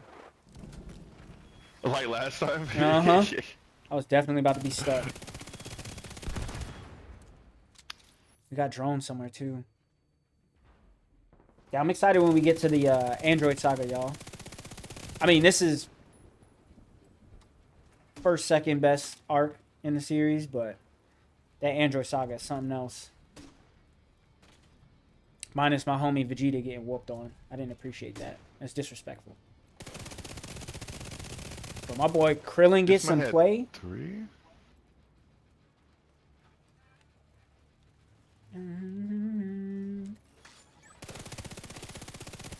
Y'all think y'all can stop me from blowing up your stupid... I can join. You got one coming towards you. You can't join? You should be able to. I don't know if you know how to turn on the global events. What? I don't think he can play these ones. This is the these guys don't show up until after you do 30. Oh, you gotta like hit this faction. Got it. This faction. Oh, the Black Tusk. Yeah. So is this specifically just this mission? You think? Yeah, anything that has to I'm assuming it's all Black Tusk. Okay. Okay. That makes sense. So we'll have to finish this one first before he jumps in. Mm-hmm. I'm assuming that's what happens because He- that 'cause like he he was- said that's the first thing that came to thought. He was saying it's a global event. So I was thinking it was because of the reanimation thing that he doesn't have it turned on. Oh, maybe that could be it too. Yeah, that's what I was thinking. So, oh, he can't even see my screen. He's in the TikTok. Well, if you jump over to YouTube, I can show you, like how to turn on this global event. Unless you should be able to figure it out. You're a pretty smart fella. Can he do that? I'm not sure. I don't know if he's gonna be level locked or not. Because he hasn't finished. Yeah, because I'm not sure. I mean, I obviously don't know, but it's just like, do they make you finish the regular game first before you doing that stuff? Not sure. Sheesh, good shooting. His head went kabloo.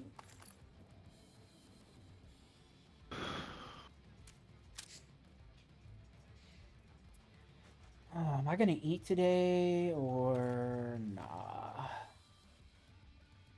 I'm on the fence, y'all. I'm on the fence. Very tempted to order another pizza though. Pizza. Yeah, that last pizza they sent me was delicious. Oh, and ironically, my delivery driver's name was Alex. That's why it was so good. Probably. Honestly, he was the first dude to deliver me pizza from this pizza place. And let me tell you, he was marketing for his people. Because he was like, oh, you got to try this next time, and this, and this, and this. And I was like, all right, I get it. I don't see how to turn on global events. Oh, okay, Squid. So, you can turn it on. You go here.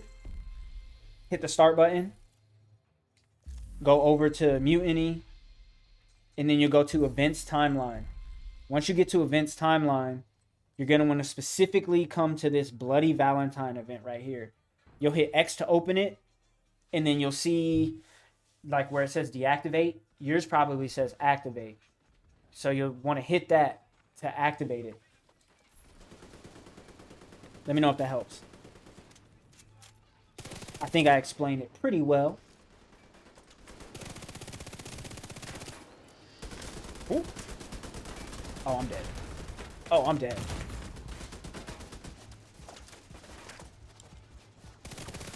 They thought they had me. I'm alive, suckers. Oh, I'm dead now. Tragic. Yeah, they said... They thought they had me. Mm-hmm. They said, no, we got you. We got you right where you want you.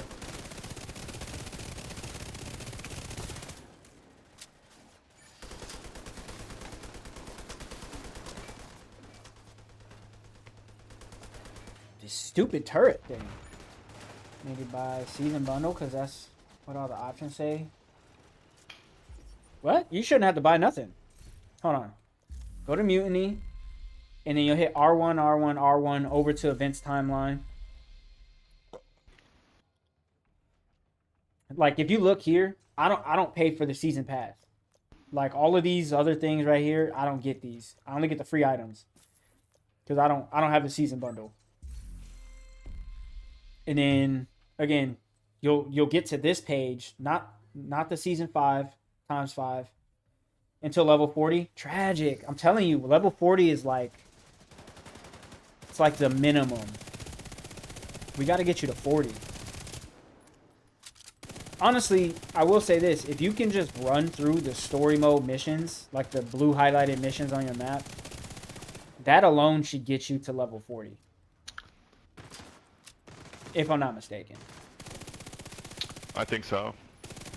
Yeah, the game is set up to like get you to level 40. Cause this is all the stuff that we do is all in-game Yeah. stuff.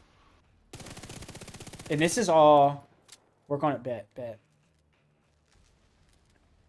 Yeah, the first If thing. he wants us to jump in his thing and do start missions with him, I'm down to do that. Yeah, we can. He can hear you now, so we can, like Alex was saying, we could jump in your lobby, and then we can just run through all the missions if you want, and that'll just be the main objective: get you to level 40, and then boom. Yeah, because the first round goes you all the way to 30, and then the second group is level 40. Mm-hmm.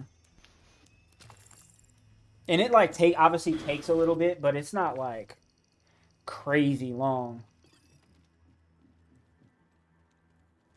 Oh, same. But yeah, if you want us to jump in, just let me know. I'm down to a couple at least missions. All right, bet. What's your level at? Yeah, we'll be done with this one in probably 20 minutes. This is a real long mission. Stronghold. This one's a little bit longer than the average. So when we're done in here, we could definitely jump over and help you. 14? Okay. 13? Okay. I know, like, in the beginning, it can be a little bit boring because, like, you don't got, like, the best weapons and all of that type of stuff, but I got you. The Towering Raccoon. Somebody else coming down? You fool! Dang, we did him like Denzel. Poor guy. His body was shaking. We got more. Yep.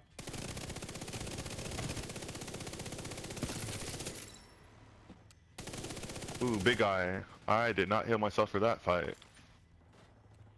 Similar to Elden, it's fun to run with people, but if it's not a game for you, you're not gonna run it solo. Yeah, me personally, I ran the first 40, like the first missions and stuff. I did all of that by myself. And I want to say I played the first like 20 hours by myself, and then I stopped playing, and then Alex let me know he was playing this, and I was like, oh, bet. So we got through the mid game stuff together. Yeah. Except he had already been playing. Too. Yeah, because you were playing on PC, right? Yeah, but I have a full level 30 character on this one, and then I started a new save file, and I just started over because you were just going through it. Mm-hmm. Yeah. I mean, for me, this game replaced Warframe. Like, Warframe was something I soloed for years. I don't still play it, but I used to play Warframe by myself. And I realized early on in this game that this game was going to be like Warframe for me. Like, getting a whole bunch of loot, running around, doing missions over and over, the same missions, getting different weapons. Like, perfect. Yo, what's going on with you? Y'all see that new game, Off the Grid? Nah, I ain't seen it. Yeah, Warframe I love me some Warframe. Now I'm waiting for Warframe to come out with a new Soulframe game. That's what I'm looking for. Soulframe. Yeah, that game is in alpha right now. Is it? I need it to hurry people up. are playing it. I need them to hurry up. Because isn't it supposed to be like a primarily melee version of... It's fantasy version of it. Oh, yeah.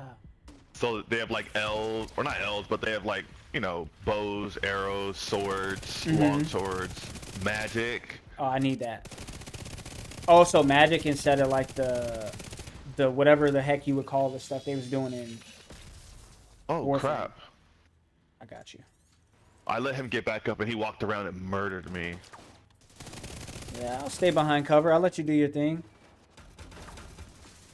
That's right, I'm out. Oh, so it's called Soulframe. It's like the next game that By the same developer. the same developers from Warframe, and it's gonna be so good. Oh my gosh, it's gonna be so good. Yeah, I've seen some reviews. People really like it. The ones that they like what they've seen so far and they're looking forward for more. I need it.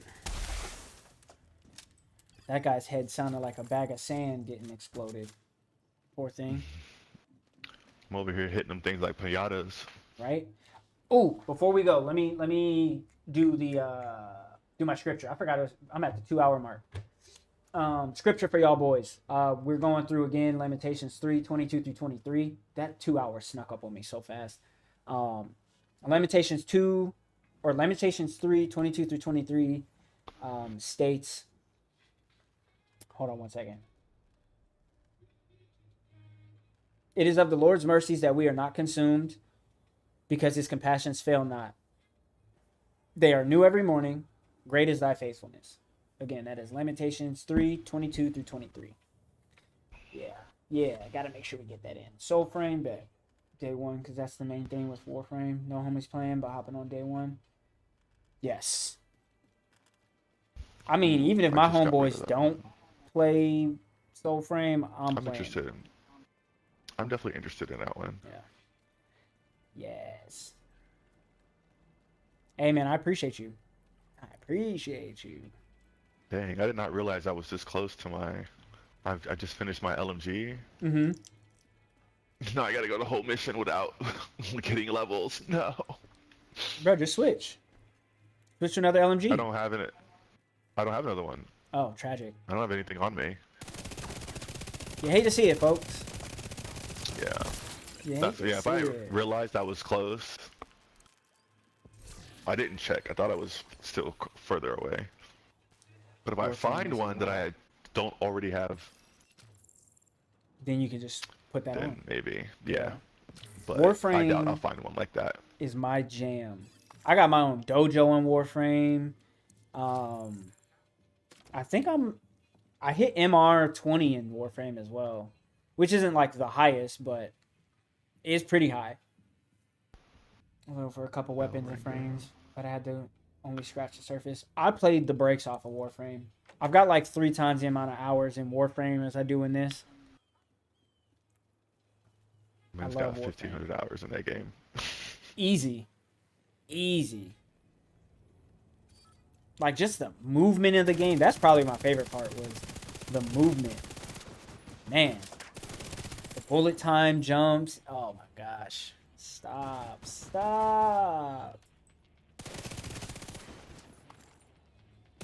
Don't run out, fool. Yeah, I got something for you. Ooh.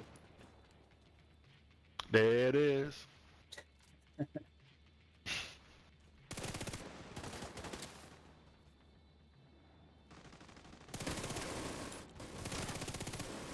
What?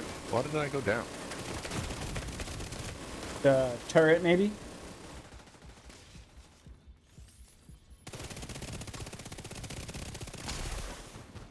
Hold on, does this say we have to get... Oh, it must be the other one. I think we have to get consecutive headshot kills. 10 headshots. That's crazy. Yeah, that'll be another thing I do on easy difficulty. It's eliminate hostiles with headshots. Where's that one? I don't have it. Eliminate I think it's from day 2 with headshots. Oh, it's just one. I think it's just 1 and 1. Like, you have to get headshot and then headshot, just 2 in a row, not 10 in a row. Okay, that makes more sense. Doing the Division main mission now. At least we won't get mowed down in the streets. Hey, man. There's some joy to be had there. You was definitely get shot up a lot playing with us the other day. You was thugging it out, though. Ain't even gonna lie about it.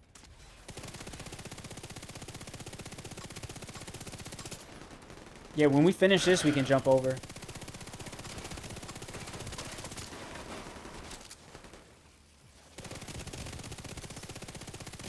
Got him.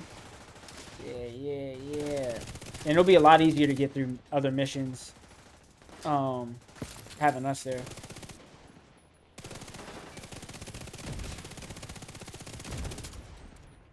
Come on now. Headshots for days, baby. That's what we do. That's what we do. That's what we do.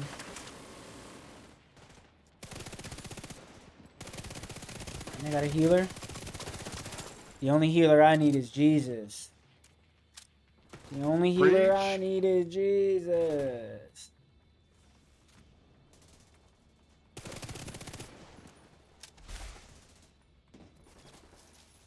Give me the shock ammo, though. You know I want it. Dang, what am I going to eat? I'm not even, like, hungry, but I know I want some food. Like, I want it. But I don't need it. I'm torn. I could walk and go get me some. Played yourself. Jersey Mike's. Ooh. Yeah. That's been sounding real good lately. And it's like mad close to where I stay too, so. Ooh, Jersey Mike's. Yeah. I might need to swing by for that. You know what I'm saying? Like, that might be the move. Be Jersey Mike's. Which is crazy to say, because typically, you know, my go-to is Chipotle, but I'm feeling Jersey Mike's. Yeah, even saying Chipotle usually gets me to be like, oh, yeah, let's get Chipotle. Nah, it might be Jersey Mike's. We'll see, though. It might also still just be pizza, because then that way I don't got to leave the house. Man, if they just deliver, I get an airdrop of a Chipotle, like, I'll catch it from the sky, too. Like, it don't even matter. I'm still surprised they don't have a Chipotle out there. Like, that's one thing that kind of blows my mind. They got that Oh My Hawaiian Grill or whatever. OMG, I think it's called. Yeah. And it's like a knockoff Chipotle. It's not nearly as good. Like, you're better off with Moe's, honestly. But, I mean, if you want, like, kind of the same kind of feels, it's good to, like, I don't know if you've even been yet.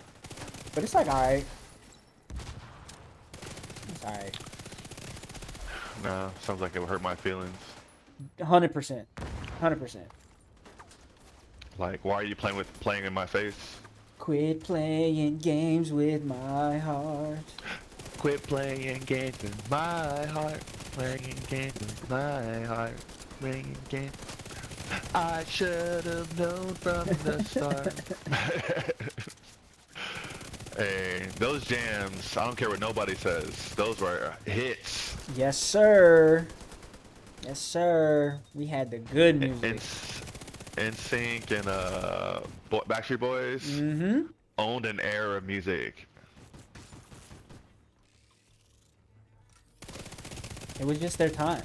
They really capitalized on the boy band era. Yeah. I don't even know if you can call them boy bands because them was grown men, honestly. But you know what I'm saying. Just had spaghetti. I should have known from the start.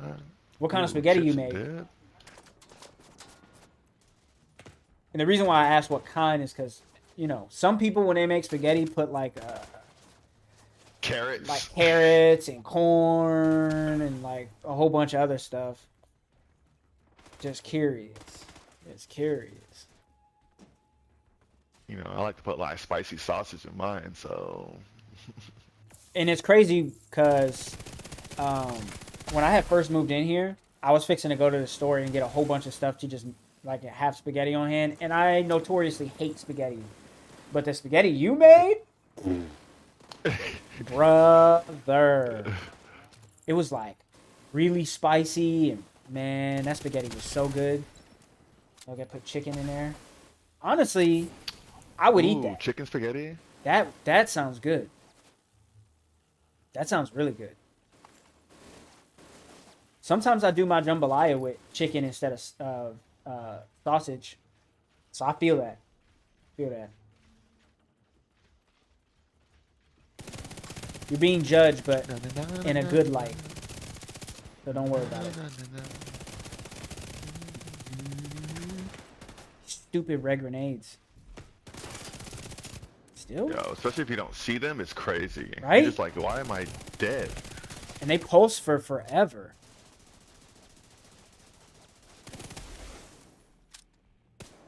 It's so satisfying watching them blow up. Ooh, Like when you hit enemies? them in the head, it's so, Oh, yeah. Yeah. That's something this game did really... You still haven't done one.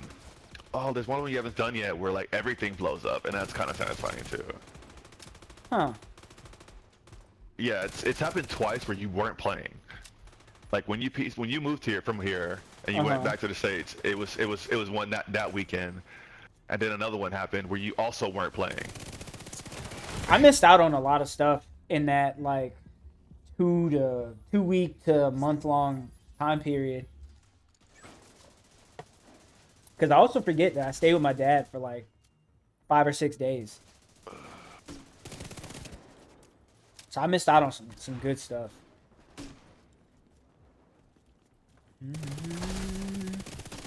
This game does a real good job with like the effects in the game.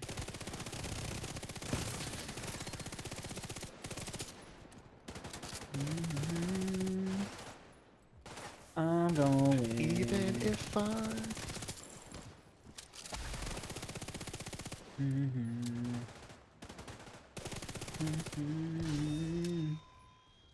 With me. Not today, friend. Back up off me. Back up off me. Should I go to these question marks or stay on the mission path? Stay on the mission path. Your #1 objective, complete missions.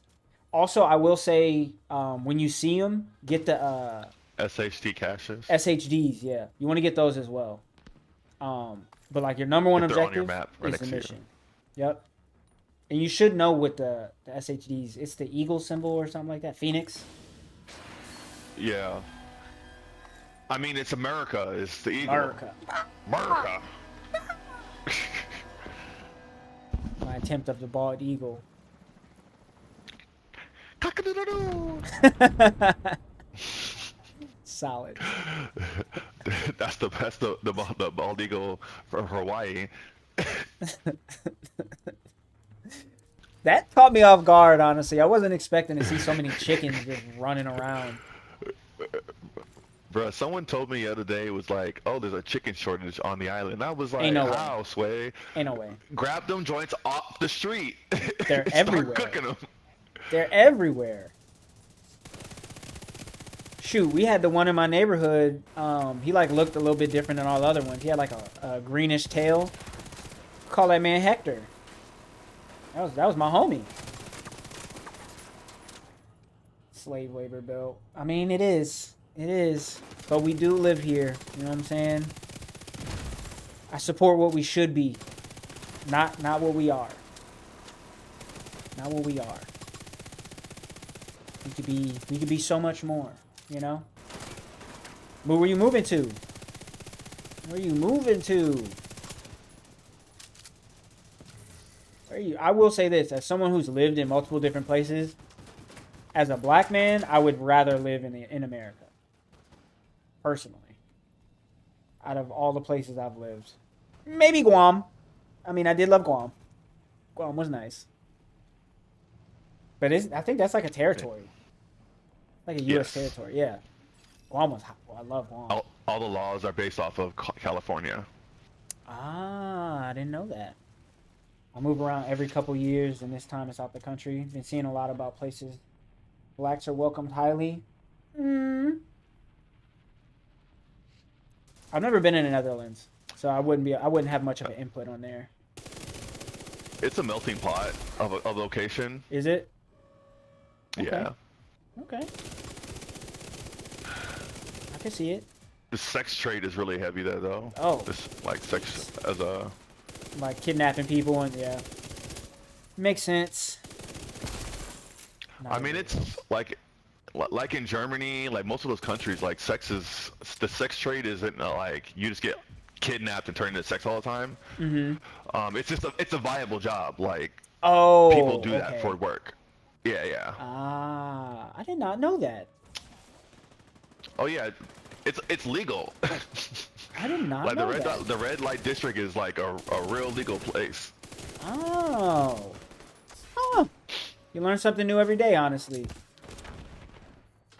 I got shotties and pistols, boy, nothing happens. I mean, but you can't take weapons in all of these different countries. Like, that's like a uniquely American thing. Not specifically only American, but like in America, you got the right to bear arms. Not everywhere else. You know what I'm saying? I'm definitely not trying to deter you from moving. You know, if you want to move, hey man, make it happen. The Netherlands, they speak English there really well too. Like, but if you learn Dutch and German, Dutch and German are two other like primary languages there. Like, it's a beautiful place to live. Special passes, okay. I mean, Yeah. I look at it like this. No matter what the problems are that we have here in the U.S., right? No matter what they are, I look at it specifically from a black, Southern-raised person's perspective. Like knowing about the history of how much black people have actually put into this country.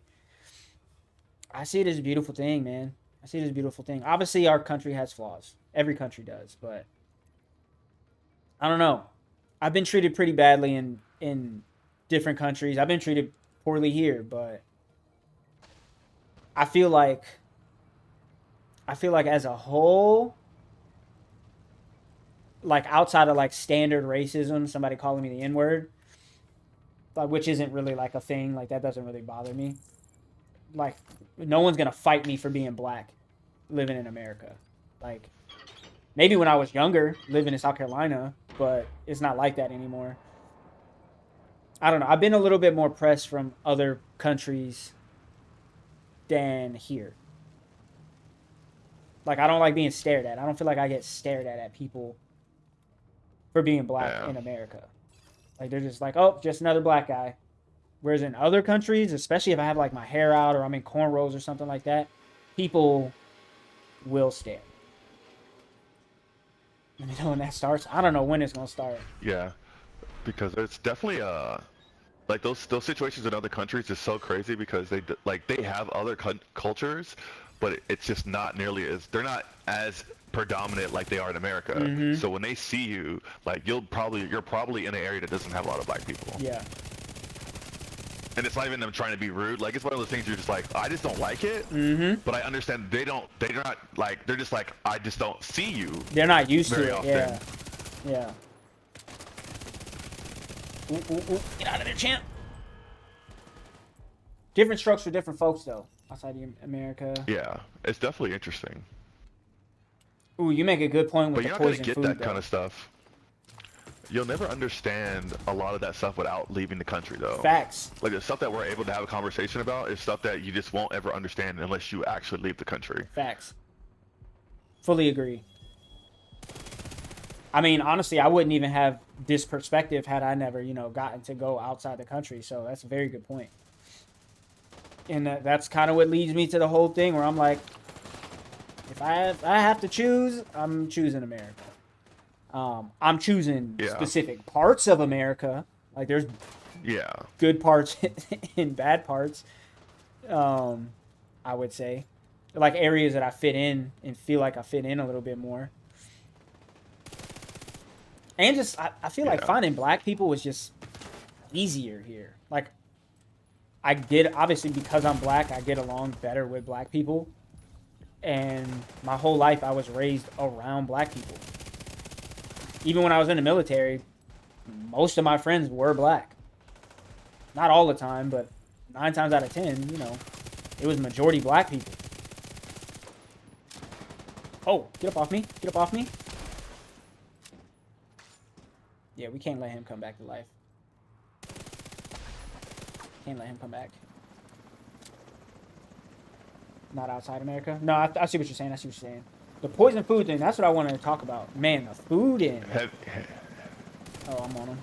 Heavy? Yep. The food in Philippines, when I went to the Philippines, like, even their, like, McDonald's, because it was, like, not engineered and stuff like that, I didn't actually even like it. Like, you have to, like, take the time for your palate to adjust. to clean food.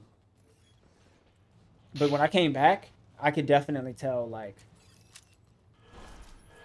the difference in food quality, for sure. I could definitely taste it.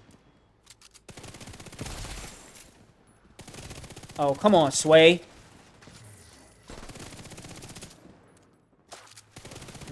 There it is. Okay. Nice. Whether we want to... Propaganda... I definitely don't think there's, like, a best place, you know? I don't feel like there's a best place. I feel like you get in where you fit in, you know? You get in where you fit in. Like, some places are cheaper, yes, but other places might offer, you know, better quality of life is living. just different. Yeah. That's like, for a minute, I was thinking of moving to Spain because, you know, if you work in Spain, they take, like, siestas in the middle of the day until I went to Spain. And, like, Spain is still amazing. I would love to go stay there for, like, 6 months or a year. But I don't think I'd ever be able to live in Spain, like, long term. I don't think it would be possible for me.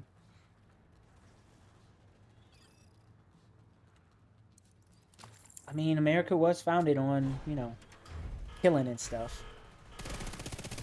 It was. Can't refute that. I cannot refute that.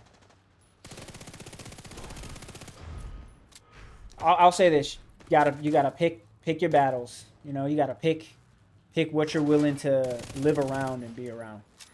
That's like the best way I can say it. As you can tell, I'm not like the most political type person. Like, however people want to live their lives, hey man, you live your life that way. Because I've lived my life how I've chosen to live my life.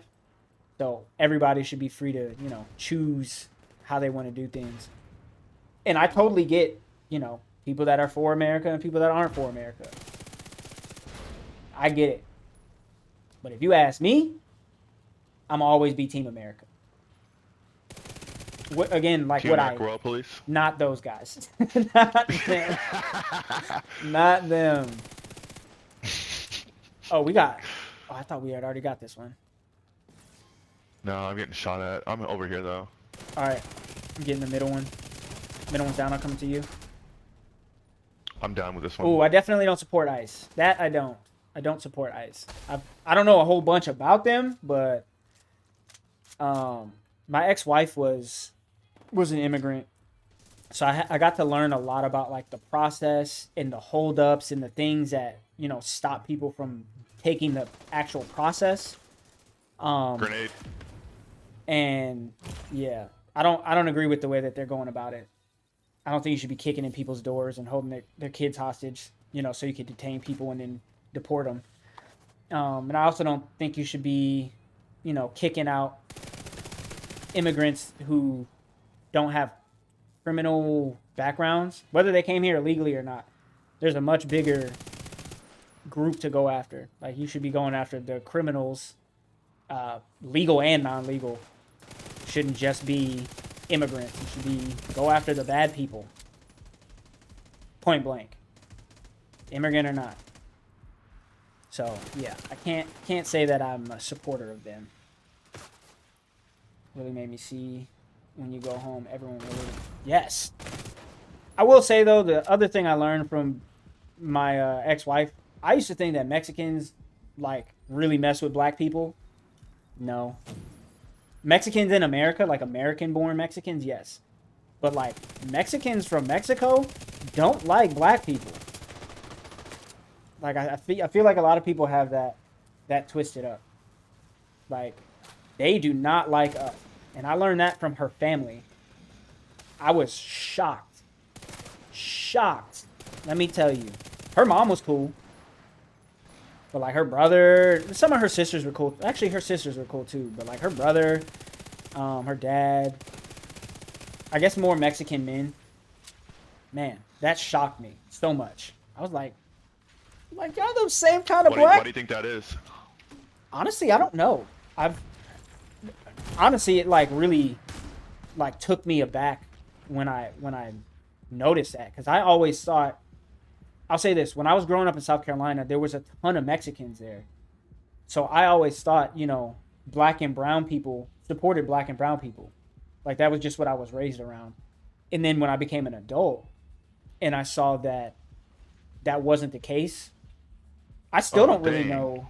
I still don't really know what to think about it, honestly. I know it hurt my feelings a lot. I'll tell you that. My feelings were severely hurt. And I would, like, when her family members were calling me, like, the N-word and stuff like this, and, like, he ain't good this, he ain't good that, I was like, oh my gosh. Why I gotta be all of that? I get that I'm unemployed, but dang. Cut me some slack. I still bring home the bacon. Mm-hmm. We still got a house, y'all. Come on now. Come on now. But yeah, that definitely shocked me. Especially being half Mexican. Oh my gosh. Please, you can make it. Nice. I was on B for everyone.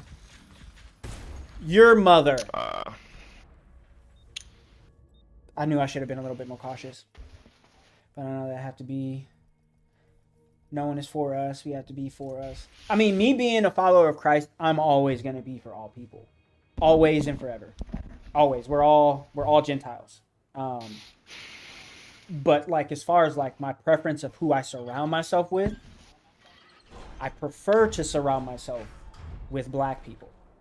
Because black people understand me without even having to exchange words. They understand the things that I've gone through and that I go through because they're also black. Like, they understand my life and my struggles because I'm black. Whether they went through them or not, I don't have to explain those things to other black people because someone in their family or they themselves have been afflicted by something similar to what I've been afflicted by or have gone through.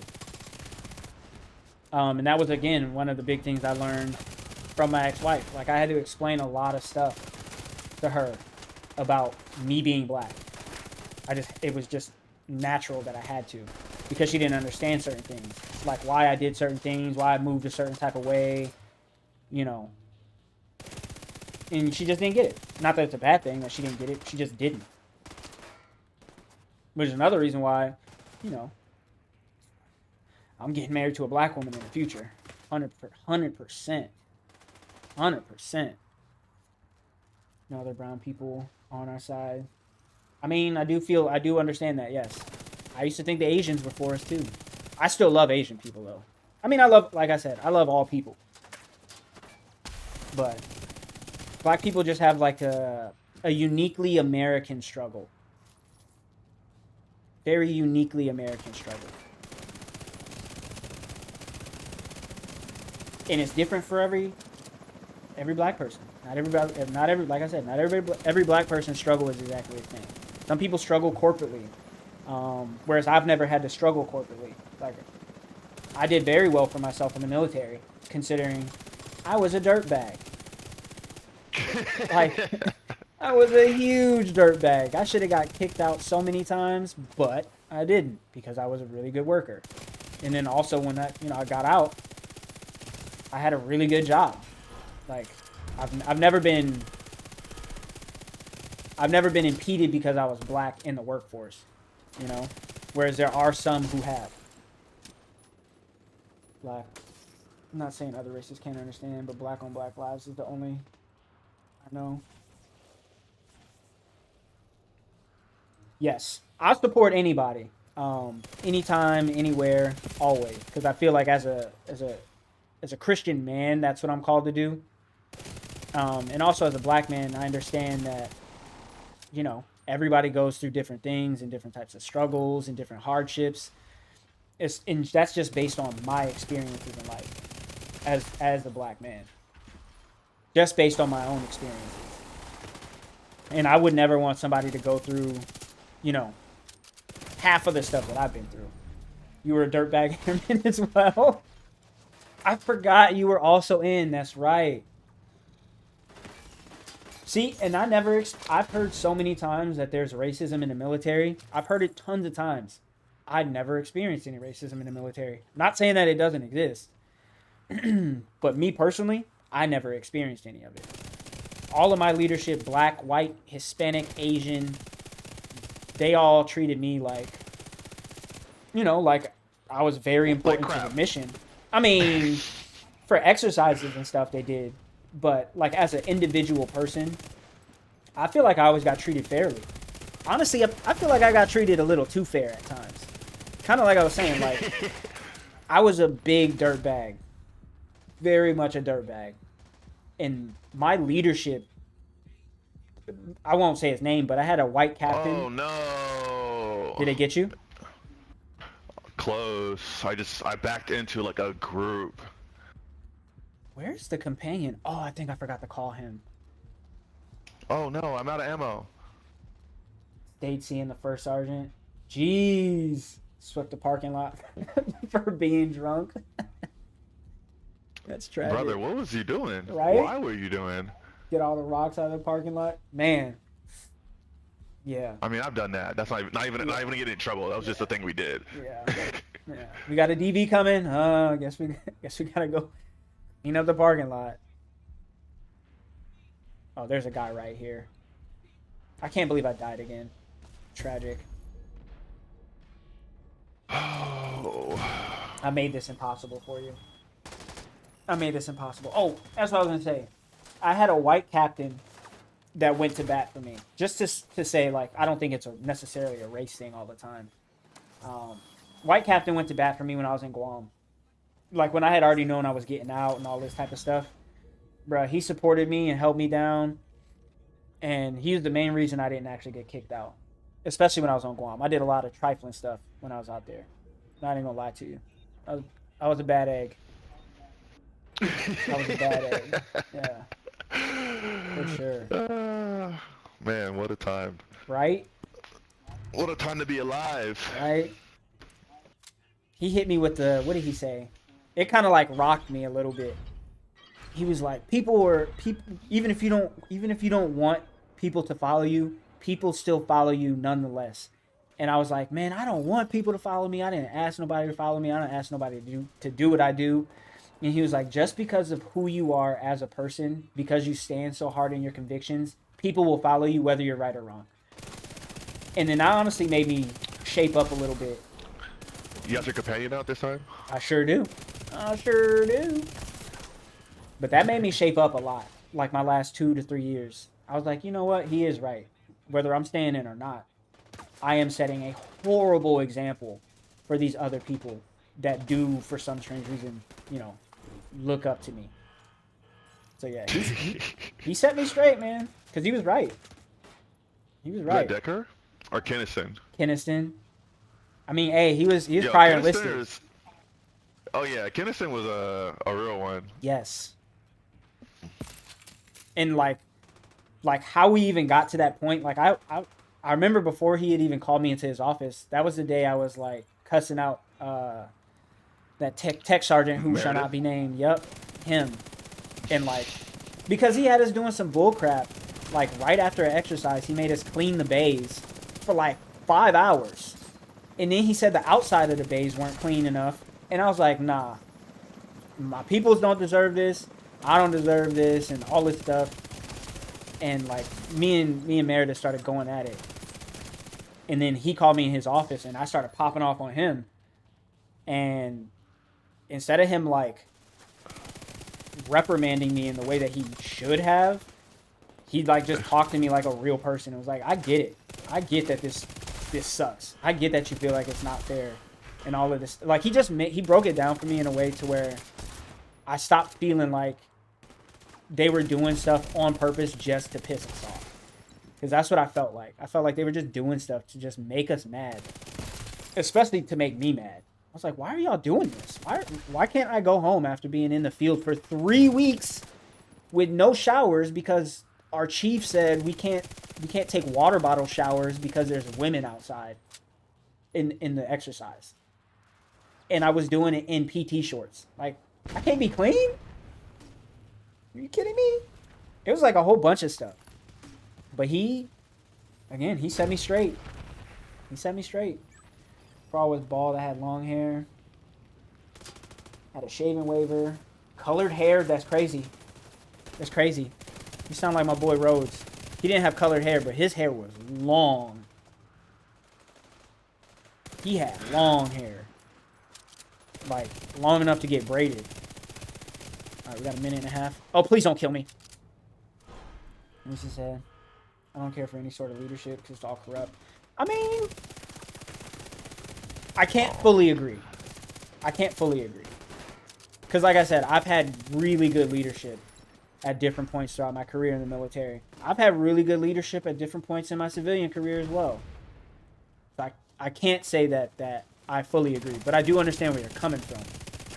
You know, if you see so many bad forms of leadership, that could lead you to believe that all leadership is bad. I get it. Fully get it. Oh no! I'm dead. And had one person in leadership I thought I could come to. Definitely different experiences, definitely. But again, that's what I'm saying. It's like I fully get where you're coming from. Like I know a lot of other people who fall into the same boat as you, who feel like leadership never had their best interests at heart and, you know, didn't look after them and didn't take care of their needs and their wants. I get it. So I'm definitely not what would the word be? Discrediting. Yeah, I'm not discrediting your opinion. I'm just saying, you know, from my standpoint, you know, I've had good leadership. So I can't fully say that, you know, from my perspective that is my case, you know. But I've definitely encountered enough people with similar situations like you to understand that is a real thing. Where did this guy go? Oh my gosh. I killed him already. Nice.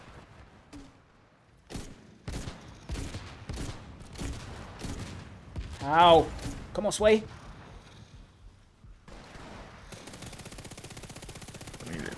I need this companion to get back up. I need someone else to take fire away. I'm trying to get just rid a of little this bit of aggro, big dog. stupid sniper dog. I'm gonna go get him. I'm glad for me too. I am, man.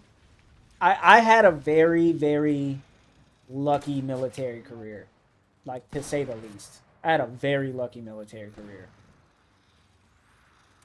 I should have been kicked out at least 3 times. At least. And that never happened. God had his hand on my whole military experience. The whole thing. Not part of it, the whole thing.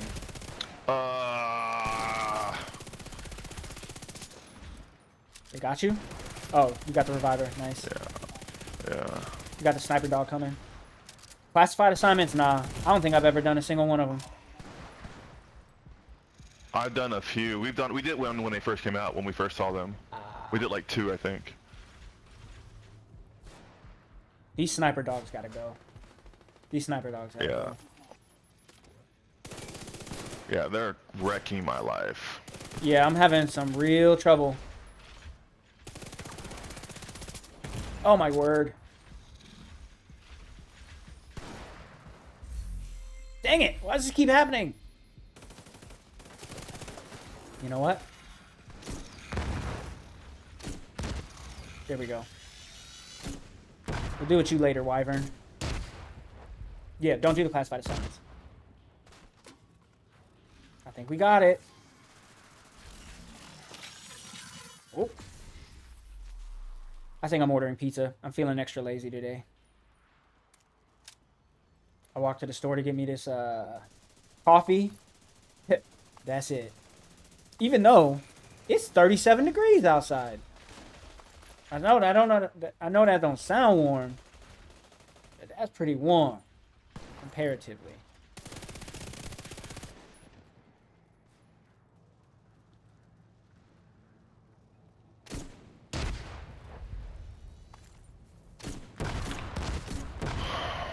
Alright. Where is Warren? Right back here, getting shot up. Oh.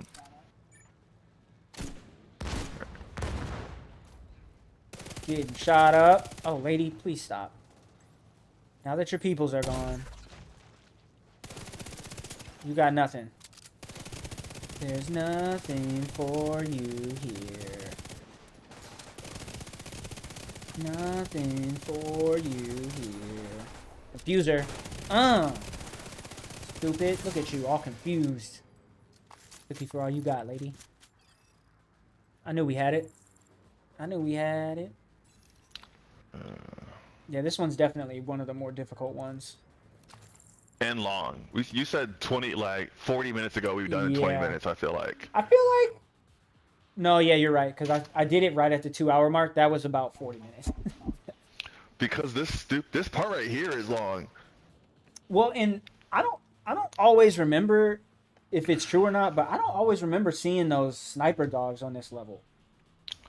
It's only I think it's because of this like difficulty. Mm. There's dogs, but I don't think that there's. I think there's like two. That was like four, Yeah, I feel maybe like it was six. 4. It was a lot for just 2 of us. Like that was nuts. And the fact that they hit you and half your health is like 75% of your shield is Ogard. Mm-hmm. I'm at 1.1, and I was down to 25% after the first hit. So Me too. Me too. That's always rough. And then once one person goes down, it's almost not always, but it's almost always a wrap. yeah. Almost always. Decent pass. Level up. You jumping into his game? Yeah. You want us to jump over there? Help you out, Brendo?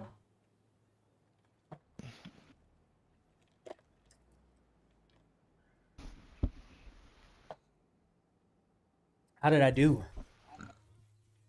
Oh, look at me. I'm actually doing some damage. Okay. Yo, that's just so much damage. You did 1.5 billion. That's crazy. 185 kills. Yeah, we'll jump I remember over. picking you up 7 times. That's crazy. Did you really? It says 7 times across all the things, I guess. I'm out healed. But I don't feel like you went down that much, honestly. Oh, I definitely went down that much. Weak points destroyed. Dang, it's must be just because there's a lot of people. I did a lot of damage. Look at you out here with 102 headshots. Oh, I need to go change my gun too. While I remember. Yup. To a new LMG. White House, drop this stuff off because they're about to give us crap gear. Hey, all the supplies we need. Mm-hmm. Tear it all down. So if I jump over to his game, will that automatically move you too or no? Not sure. Let me try it, but I can always just yawn on you because I don't Yeah. think I have him anywhere. Let's find me a new LMG. What are we talking about, baby? Let's go ahead and open this. The blinds, because why not? The bell ringer. Ooh. Let everybody know. Cricket. Gotta let them know. We What streaming. is this? A light machine gun. It only has 39 only 39 damage, but it has 157. No, why would I ever use this? Hits grant a stack of 1% accuracy. But the magazine's only 39. Why would I ever use this? I don't ever want to use that thing. The Tabula Rasa magazine, 39 rounds. I don't know if I have that. 158,000 damage. And you said it's LMG, right? Yeah. 39 Tabula rounds Rasa. is horrible. 94% accuracy, but that's like every one of them. I'm probably gonna dump stuff into that one. I can't imagine using that. Ooh, damage to armor. Let's go with. Yeah, we'll do cricket first. Cricket. That's the. What is that? Isn't that a sniper rifle? No, it looks like one, but Scalpel. We have 2 of those. White Death. I'll never use. got that joint maxed out. That was like my first sniper rifle that I ever maxed out was White Death. I'm nowhere near. I think I'm at 1. I got 1 level on it. Really? 'Cause I get that thing so much. Like if I had never used it, I'd still have it maxed out proficiency. I think I typically take it and dismantle it. I've stopped doing that But when I was getting a whole bunch of them, I was definitely just like, get rid of this. Get this out of my sight. I'm never using this thing. Never using this thing. I will wear a crown.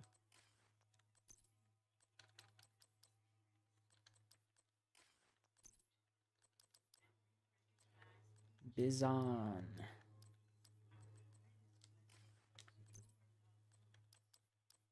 Spot on. We already got one of those. I think we got like 4 of them, honestly. This is a 9, 8, 6, Sam. 35, 47. do, do, do, do, do. 35, 47.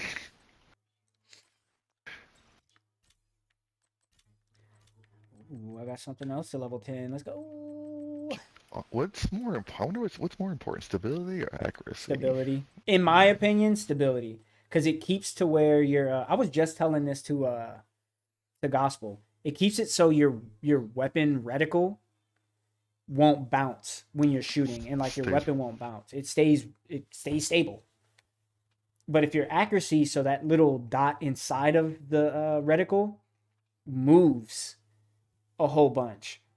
If your accuracy is not like high enough, and even if your accuracy is all the way up, sometimes that it still rotates. Yeah, it'll still move. It's the sway of your breath. I think that's what they added to the game. Mm-hmm. So yeah, I always go stability. Oh, I did stability and accuracy for this new LMG.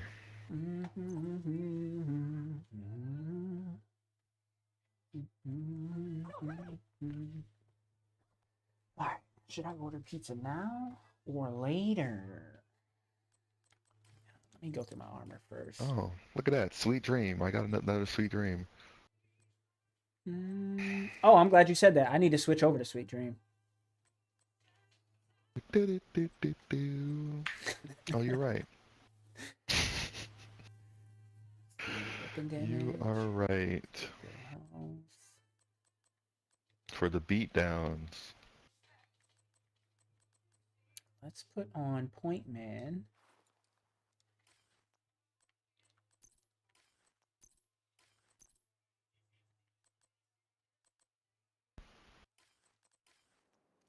Okay, we are at the White House. All right, 1 second, Brando.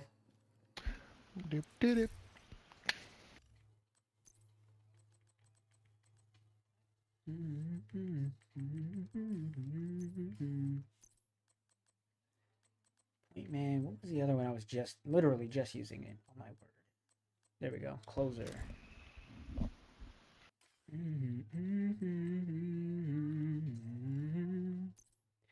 Sweet dreams, where you at? Who you with? Who you with?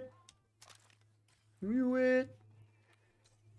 I can't imagine that not ever being funny. Right? Honestly.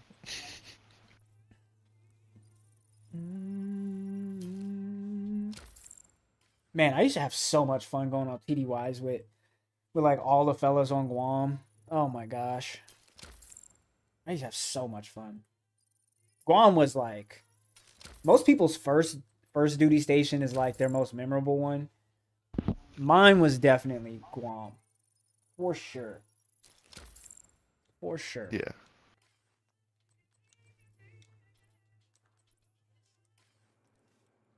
What a time. True. What a time.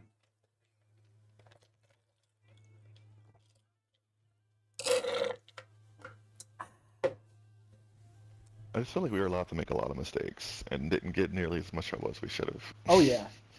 Our leadership was definitely the key. 100% the key. Minus like 1 or 2 people. There it is. Yeah, and then whatever that senior was, the bald-headed kid, I know people liked him, but I did not rock with him. I'm trying to think, what was his name? I cannot remember.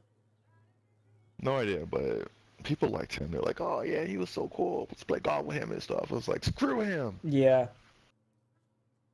Man, what was his name? You know what? Not even that important. I can't remember. I can't remember. All right, let me go use the bathroom, and I'm gonna jump over into his game. Oh, my knees. What are we talking about? Level 3 Matador, level 6 Nikes. The Nikes?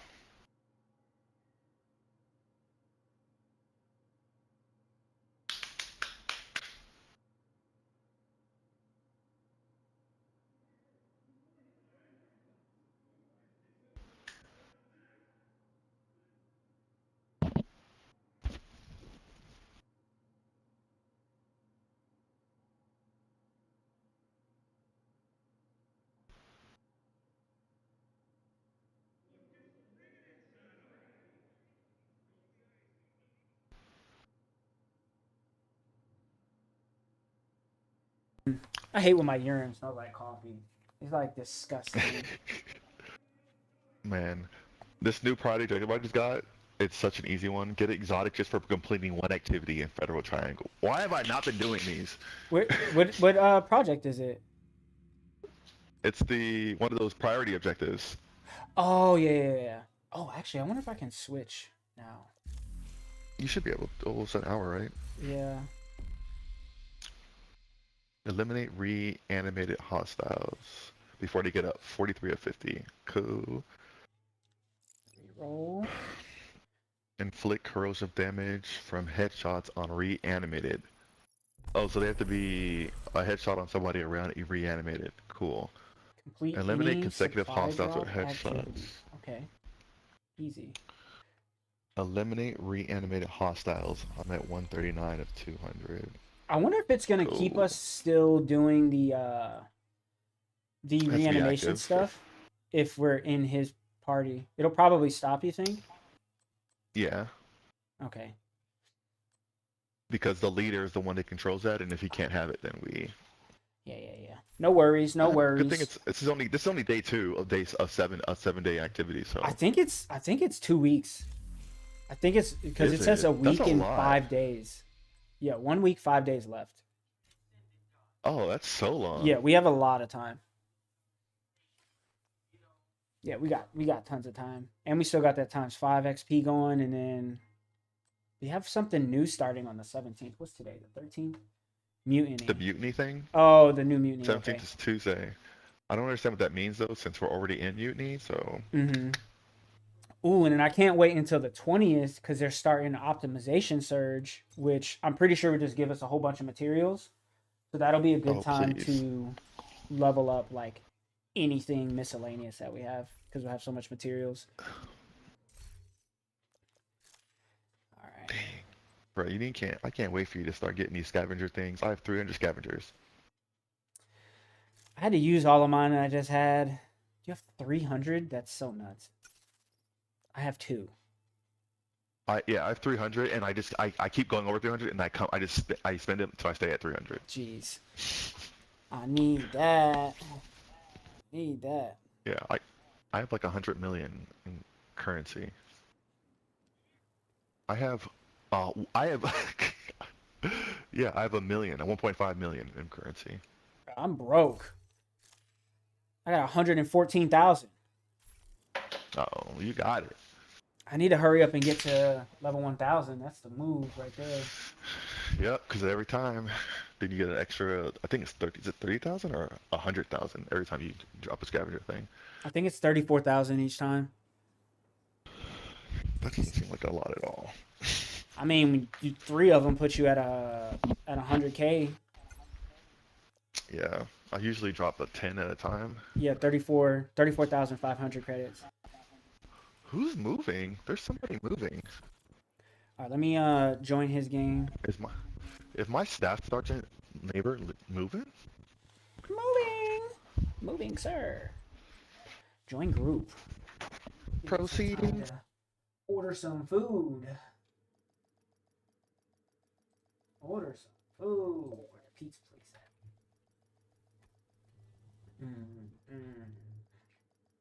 I'm kind of tempted to order some wings too now. kind of tempted. But I probably won't. Where's she at? Oh, did you move with me? No. Oh, I was gonna say that's dope. I just joined you. Who y'all shooting at? 9-2. Y'all ain't shooting at me. Why does it still say heroic? I don't know. They're dying. Like Yo, this thing has 300 rounds. I have 300 rounds.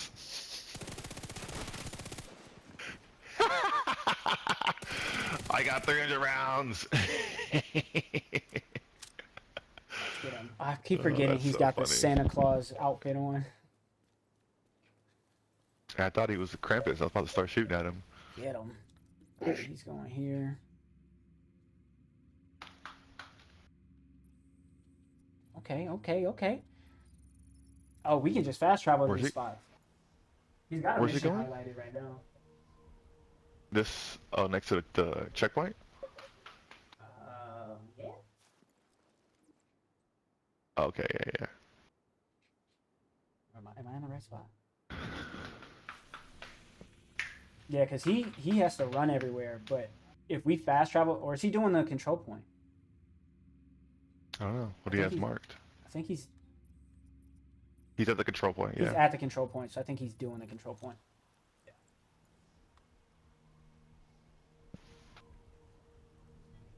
So the fact that this place only has 4 different barbecue or wing sauces makes me not want to order chicken from here.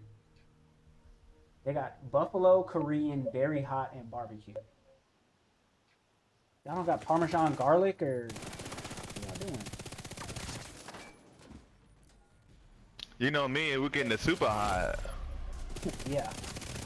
I can take about 4 of those before I start crying. If it don't hurt, is it even good? Let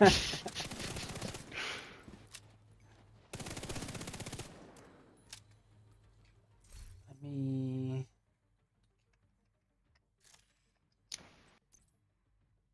Got him! Yeah, I'm gonna equip the sweet dreams. I'm about to melee the heck out of these fellas. That's what I just did on the last dude. Honestly, this is such a lower level. I could probably walk around and melee one of these elites. Not with Sweet Dreams. I bet I hit him 3 or 4 times. Elites. What I'm saying is I probably kill one with 3 or 4 melee hits. Because they're so weak. Yeah.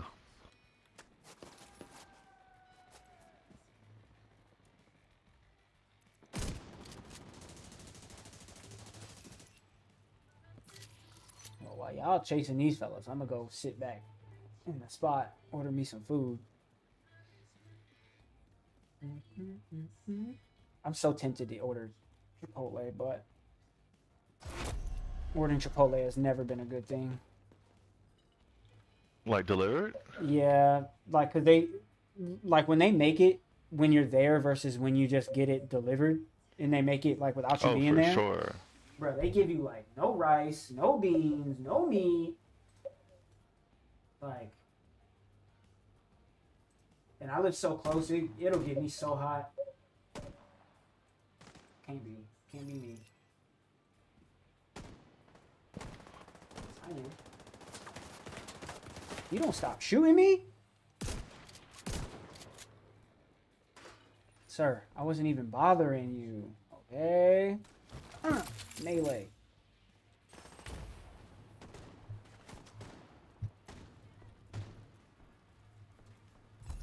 I kind of hate that there's a cooldown on Sweet Dreams because I want. Oh yeah, what is the cooldown on it? Maybe 30 seconds or something. I don't remember what it is. Oh, I didn't even know you were down, my guy. My bad. I was like, where is he? Low level too. You good? I got you. Got him! Sorry, you're about to get done up too.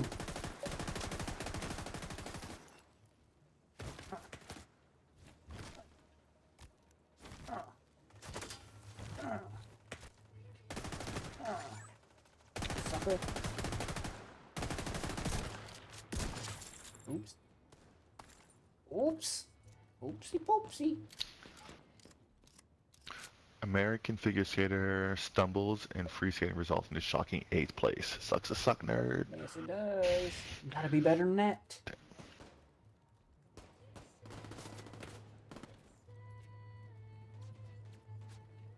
Did we not?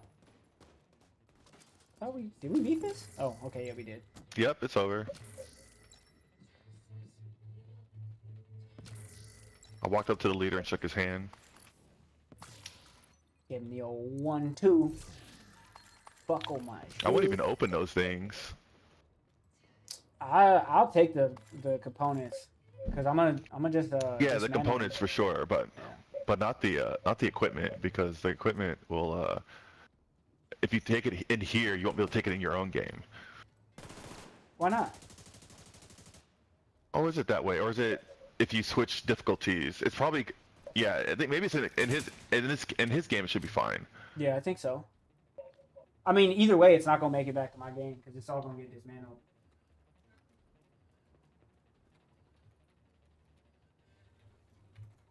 Where are we off to next?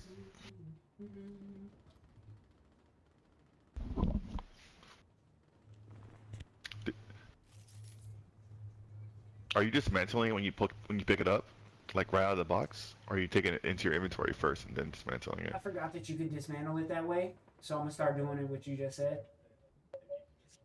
Where did he go? Oh, there he is. En route.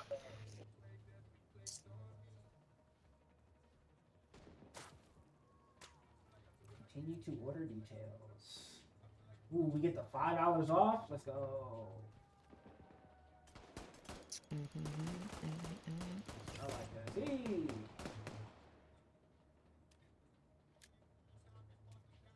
I'll not be cheap. I'm gonna give y'all $2 too.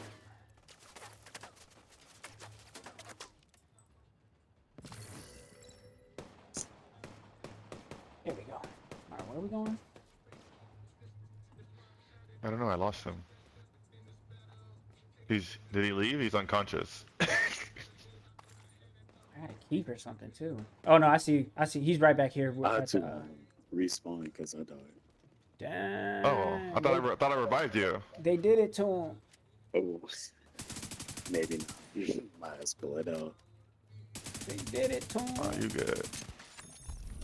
They did it to him. I might have accidentally hit the button before you left, or like stop reviving you on accident. I've leveled up twice during these missions, so that's good. Hey, Hey, some pick progress 'em is all better than up. no progress. Sammy, what am I gonna get for Christmas? I probably have bad vision, but I swear I'll be having a hard time trying to figure out where the objective is. But I do be following the orange line. I'm just fucking blind or something. I follow the orange line every single time. I don't even have the orange light on my screen. Right now? Yeah, it's I hard never to have see, it. bro. Sometimes the orange line be on your screen, but it's hard to see. Oh no, I just removed it. Mm. I have it on my map, but it's not on my actual screen. When I don't see it, I make sure I click the objective again so I can see it. Because there ain't no way as spacey as I am, there's no way I'm going to make it to the objective without it. Yeah. Yeah, I do a little bit too. What's the word? Like bullheadish or something. Like I be walking into every fight. Like, let me just blast these niggas, and these niggas blast me. Hey, that's what happens. It'd be like that. That's what happens. It'd be like that. Oh, so your world is set to heroic. Or am I tripping? It looks like a heroic command. Okay. But I think it's heroic based on his level. I mean, yeah, they're still falling over, so. Yes. Glory to glory to glory to glory. And at least as long as he's near us, he'll continue to get experience points when we wipe them. Mm-hmm. But I lost him. He's back there. Yeah, don't let me. I got my quick pistol too. I'll walk around. I'll run circles around y'all boys. Boom, sucker! Is it? I'm not sure what it's set to. I didn't change any setting.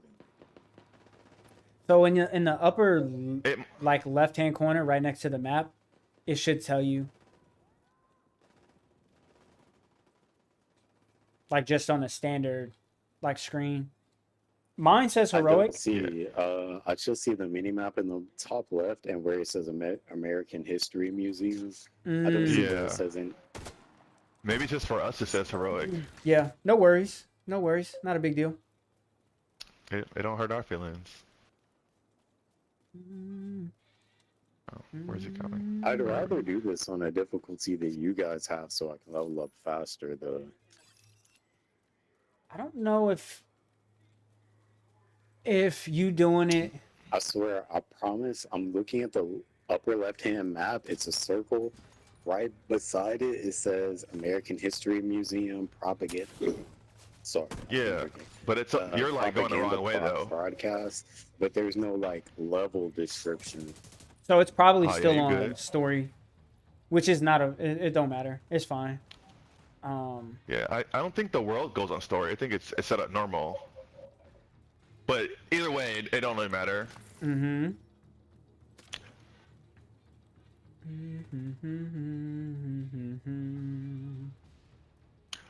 You gotta remember, like, so if you run past an activity while you're clicked on something else, it will just change what you're running out. Sometimes it'll just do that. Yeah. So you gotta be cognizant of what you run past. Better get meleeed, stupid. Oh, I keep forgetting. I'm not getting any of the things. Yeah, I assumed there was some story. Oh yeah, you're right. I completely forgot about that.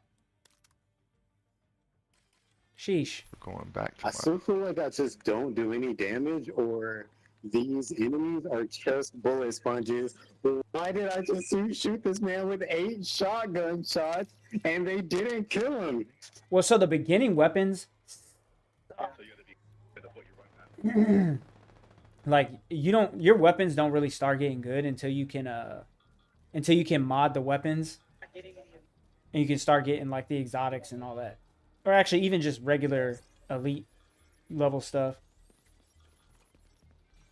It's What like I have just like come to realize, bro, shotguns in this game suck. yes, Like, bro, they're not good. I They're don't not really good at taking all. nobody down with the shotgun, bro. Like, it seems like it does good damage, but at the end of the day, I'll be on the ground, and them niggas be walking around. So, fuck that shot.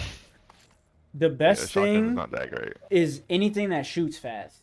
That's like the best thing in this game. Whatever shoots fast, that's what you want.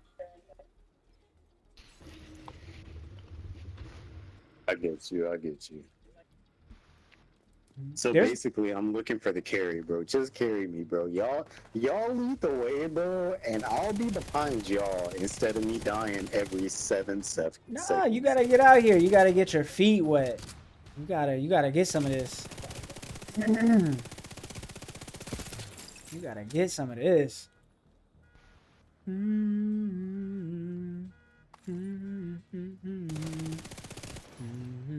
Here's Johnny. I thought you was about to Yeah, smack I him. got a pretty quick firing gun, but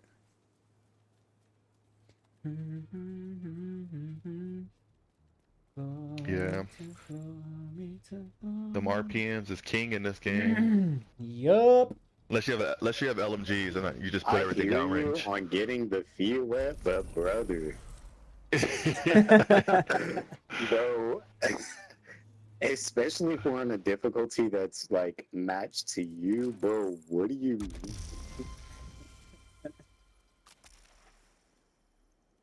He is getting his feet wet. You know, he's getting he's shadowing, watching it get done.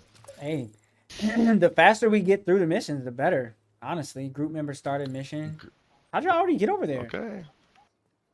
He was sprinting.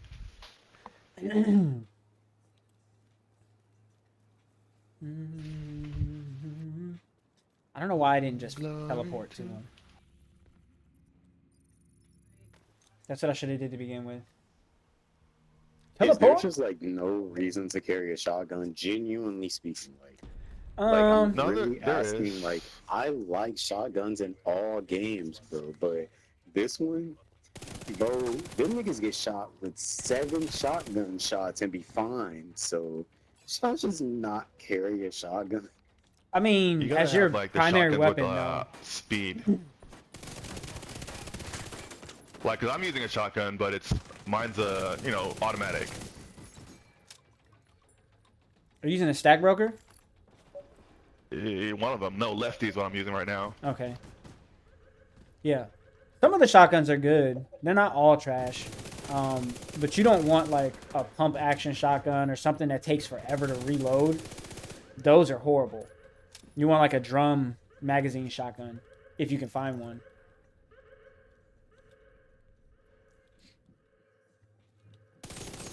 Yeah, they really stacked everything for unless you're like rifles, Okay. sniper rifles, you gotta be rounds down range.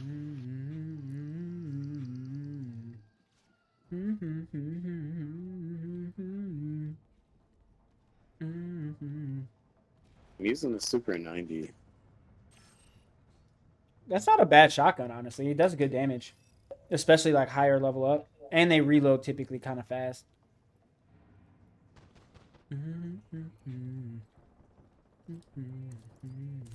So, Let's see. Didn't you say there was a way to dismantle these? From Oh the yeah, box? yeah. You is left there any click. way to like set the level difficulty to you guys? Like maybe I join your team or something. I'm just The trying to figure out like, story, how I can get yeah, the for most you, XP when for you're real, leading them 'cause because you've never at the done end the of the day, I story. swear to God, I feel like I be shooting hella niggas with hella bullets and they don't be dying, but Yeah, you might can't as change your well difficulty go to a higher until level. after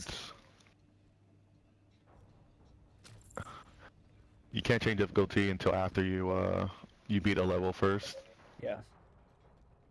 And I don't think it will count for you as beating the level until you beat it first on story. Your game probably or story. Yeah. I'm not 100% sure on that though. I don't know for sure. It's kind of like everybody got to go through it. Oh, give me that. What is this? What is this? Where's my pizza at though? Yeah, we went with pizza again.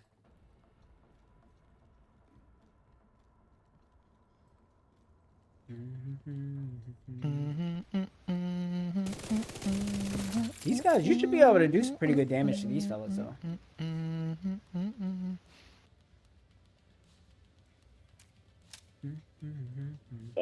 So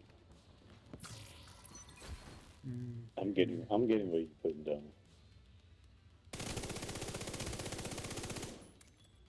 Give me the stuff. Oh, hey, friends.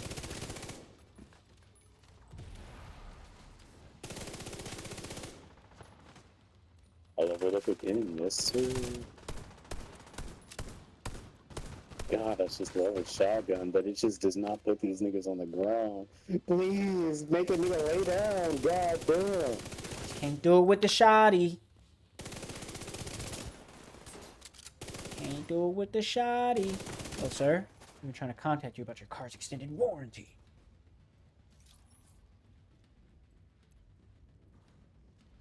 Oh, they're over there with him. I'll play this nigga. Dang, they put him down, played this too. nigga Yeah. a little bit. He did a bad thing. too- I don't know if the word is haphazardly. Like, bro, I'm the type of nigga to play a game like, bro, I'm finna put the gun in your throat, and that's that. Like, if you gonna shoot me, you gonna shoot me, but I'm finna put the gun in your throat, I promise. And in this game, that do not work. No. Nigga, I'm gonna Yeah, put the they'll gun punish in you. your throat. What you mean? Yeah, they'll definitely punish you in this game. Mm-hmm. You gotta be smart.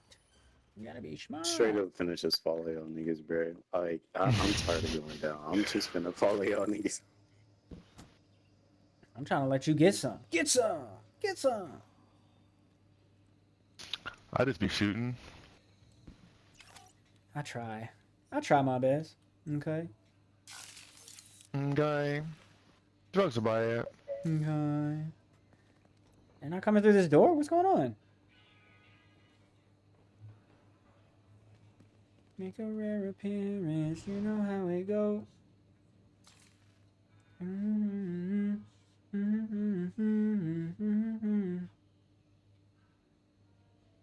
Yep, they'll be here in probably 15 minutes.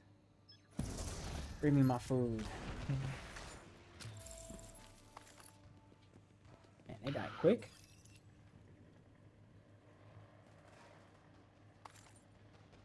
Ammo over here. Oh, y'all better stop shooting me. And that's all she wrote. You know how it goes. Bro, it's the enemy, bro. I swear I be thinking all the time I'm playing. Like, where is the dude? Start with the grenades. Stand and bang. Oh, I'm getting tossed up. I didn't even.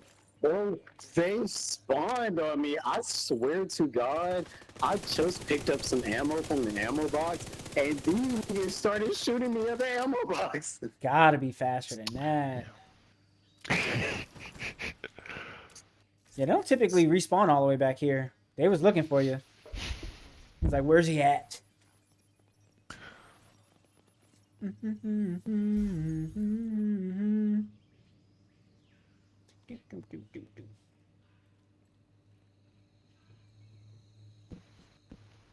We were all here at some point. I'll say that.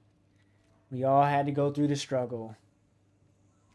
Bro, I swear to God, this was just happening to me. I swear to God, I opened the ammo box, and two niggas were right there blasting my shit. I promise you, that's exactly what happened to me.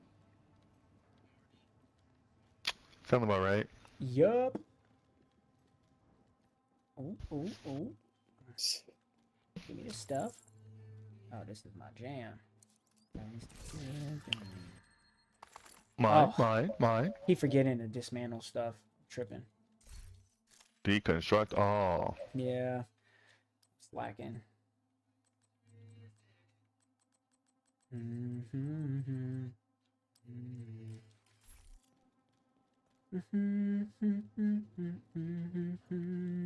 That's exactly what happened to me, I promise. Two niggas just blasted me at the ammo box.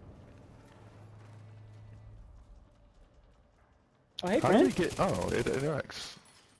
Why do I always feel like that doesn't open all the time? I feel like it doesn't always open.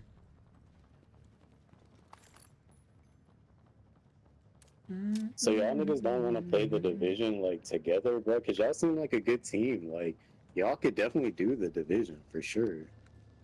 What you mean?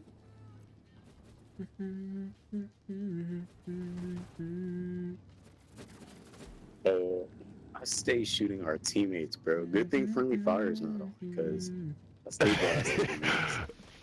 Isn't it only on in PvP?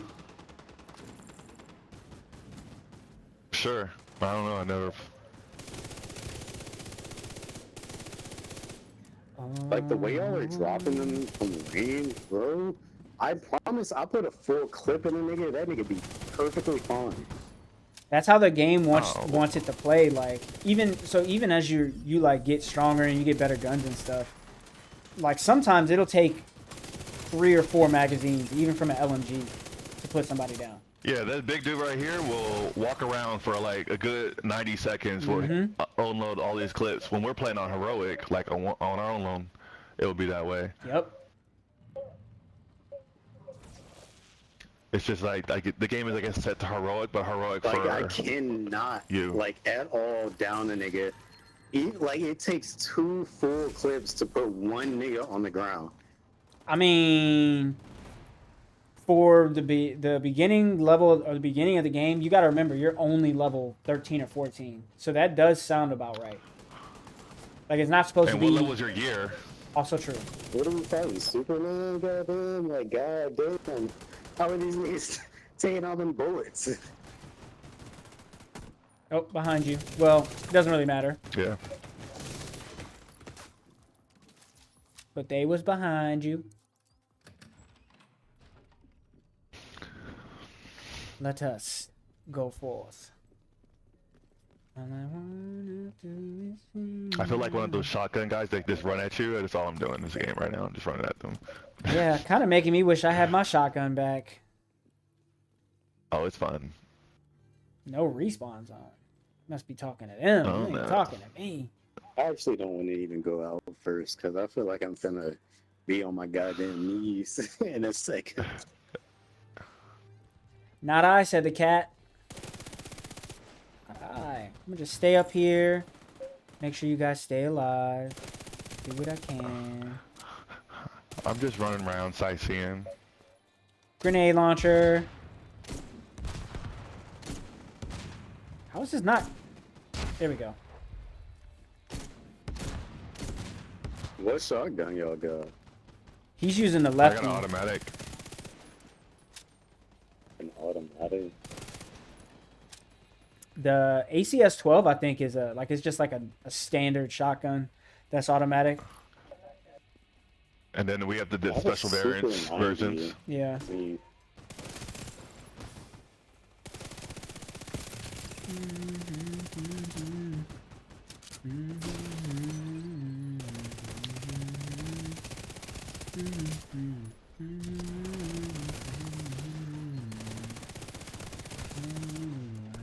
yeah, I'm gonna let y'all know I'm gonna go down in 3 seconds. I promise you, No, you'll be I'm fine. gonna go down in 3. Oh, called it. It was like 8. It was like, okay, no exaggeration. Granted, 2. It was 2. I got down by 2. You were right in the front of where they were spawning at. You were in like the worst possible spot. The worst possible spot.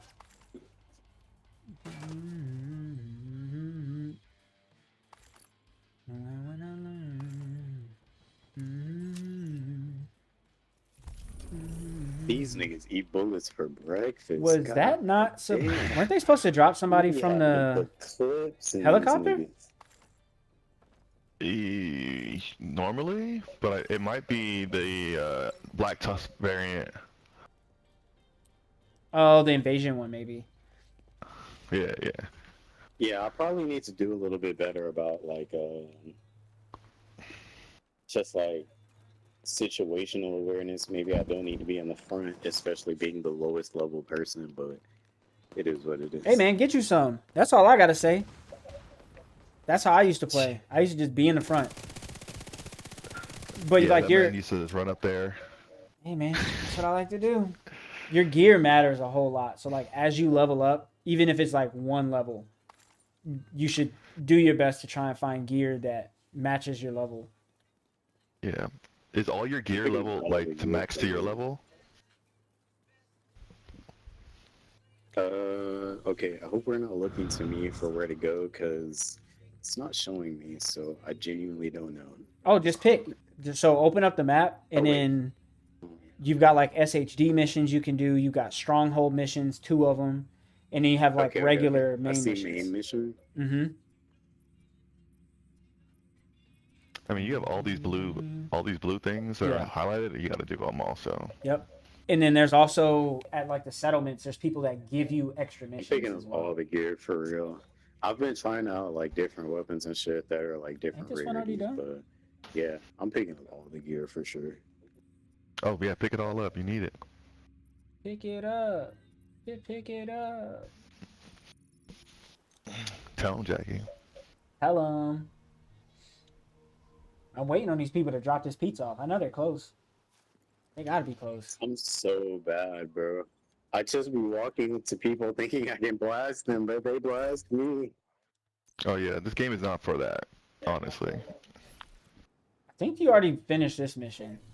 I can't be sure though. Yeah, that one's not highlighted. It doesn't look like it's highlighted. Oh, okay, for real. My fault. I thought I You're good. selected a new story mission. Yeah. This one's a story one that you gotta do. As well as this one over here. Viewpoint. Oh, that's a SHD side mission. This is Yeah. an actual mission. Viewpoint is an actual mission. Yeah. Fast traveling the viewpoint. It's damn near talking about pizza now with the Epstein files and shit getting dropped. They got pizza in the files? What? I don't get it. I don't get it. This one says, yeah, pretty much any mission you don't have done will say I story see. mission Okay. when you get to the I front. selected the only other main mission that's on the map, so I'm assuming this is the one. Oh, it caught. No, there's over here. Like this one over here to the right of where we are is another Yeah, a to main the mission. right of where we are. Yes. Yeah.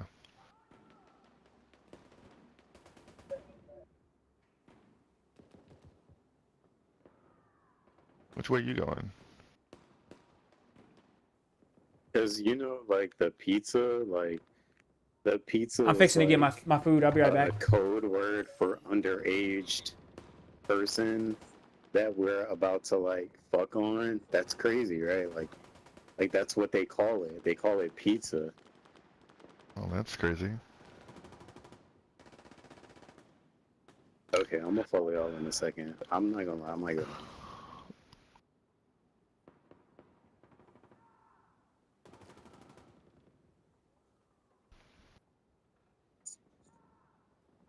Bro, the crazy part is I don't even be making it through the streets, bro. I don't even make it to the objective. I could be getting gunned down in the streets. The surrounding road is hard when it's on this harder difficulty.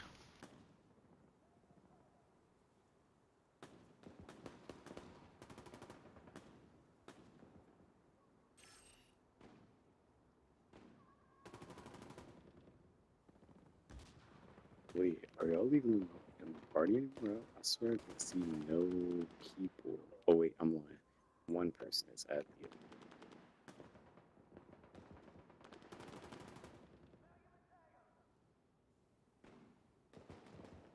Where'd you go?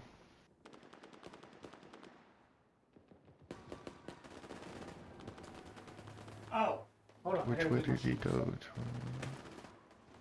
I'm talking about. I just spawned. Oh, you in this teleported to bitch. him? I've Oh, been you shot like 3 times. I spawned on this nigga Moon Roby. Yeah. I've been shot like 3 times. I didn't even get in here. I like didn't even touch my controller.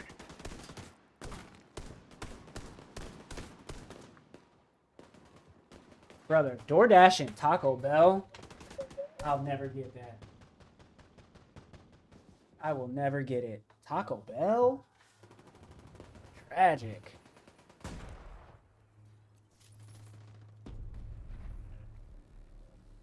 What guns are y'all using though? Okay, like I do have a question about this overall. Are the guns like the same except for different rarities as you level up? Or is it like you specifically get different guns when you level up? There's different variances, so like the cap, the potential cap goes higher with the rarities change, and the amount of like extra attributes that you get change with the rarity. Mm-hmm. And then like so like as you get higher level, like the lefty that Alex has, he could find like another of the exact same gun called lefty, but it can have different rolled stats. Like maybe the one he has like increased reload speed. He could find one that instead of increased reload speed, it has increased swap speed or crit hit damage or whatever. Like your stats for your weapons can change. I get you. Okay. Yeah. Excuse me.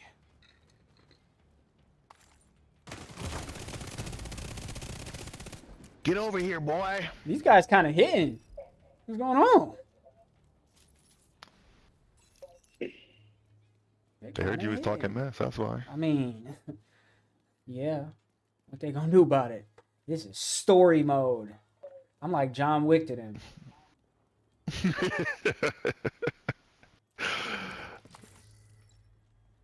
better come correct. Oh, I gotta say grace real quick.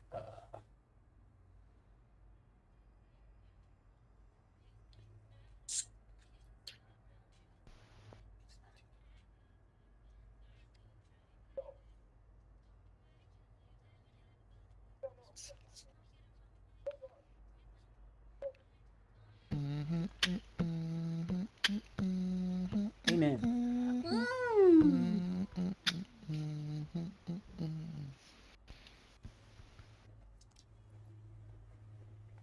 Oh yeah.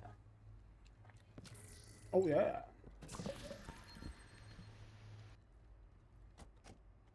On the next episode of Dragon Ball Z. I'm trying to keep up and I'm trying to eat at the same time. Mm. Mm-mm-mm. Mm.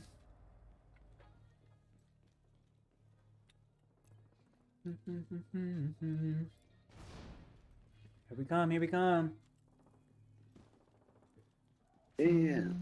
It just takes 2 clips to drop 1 dude. That's standard though. Actually bananas. That's standard. Even when you hit level 40, like even playing on normal difficulty, the red enemies will probably take like half a magazine. Purple enemies will probably take 2. 1 to 2. Say again? That was my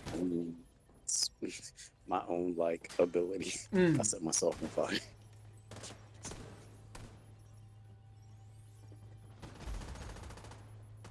Try not to do that. That's what I do. That's my move. I specialize in killing myself. Look at Alex over here doing all the work. That's what it's made for. You know, I got it. I hope people call this game like,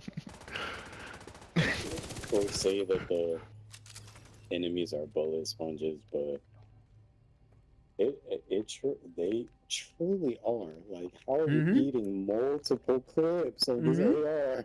You got to get used to that. Like, I will say when you play on, like, once you're level 40, if you're playing normal difficulty on level 40, like based on the guns and stuff you have, then it'll be like dumb easy. But anything higher, walk around with pistols. Yeah. Anything higher than normal, it's gonna take more and more to like put an enemy down. More and more and That's more. crazy.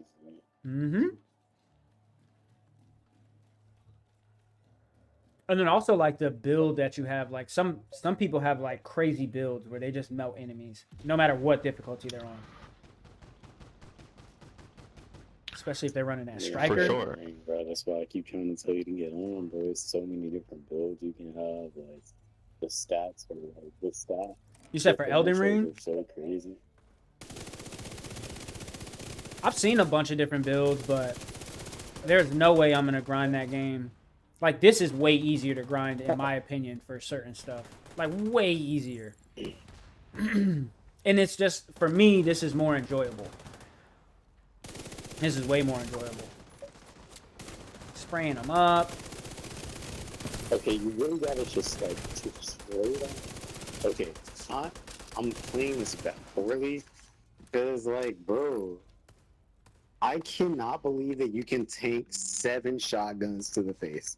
I cannot believe that. And I mean, shooting my ass in the face after the 7th shot. It's definitely not. That's my fault. This game's definitely not built for its realism. I'll tell you that. Yeah, definitely not that. We don't do that over here, boy. Realistic. What's that? What is that? I'm gonna have to mess around with different guns. Mm-hmm. The SMGs are good. Yep. This gun I got right now is decent. SMGs are good. Assault rifles are usually pretty good. LMGs. Outdoor LMGs. Yep. LMGs are probably my favorite. Rifles can be pretty good too. Bro, watch this shit say I had no damage at the end of this mission.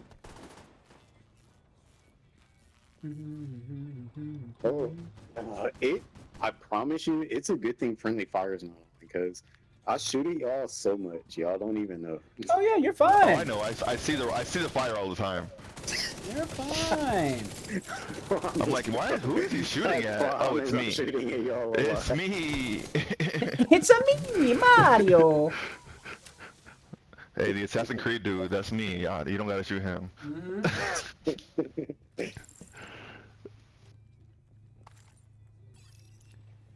It's Ezio Blackadore over here. It's Ezio.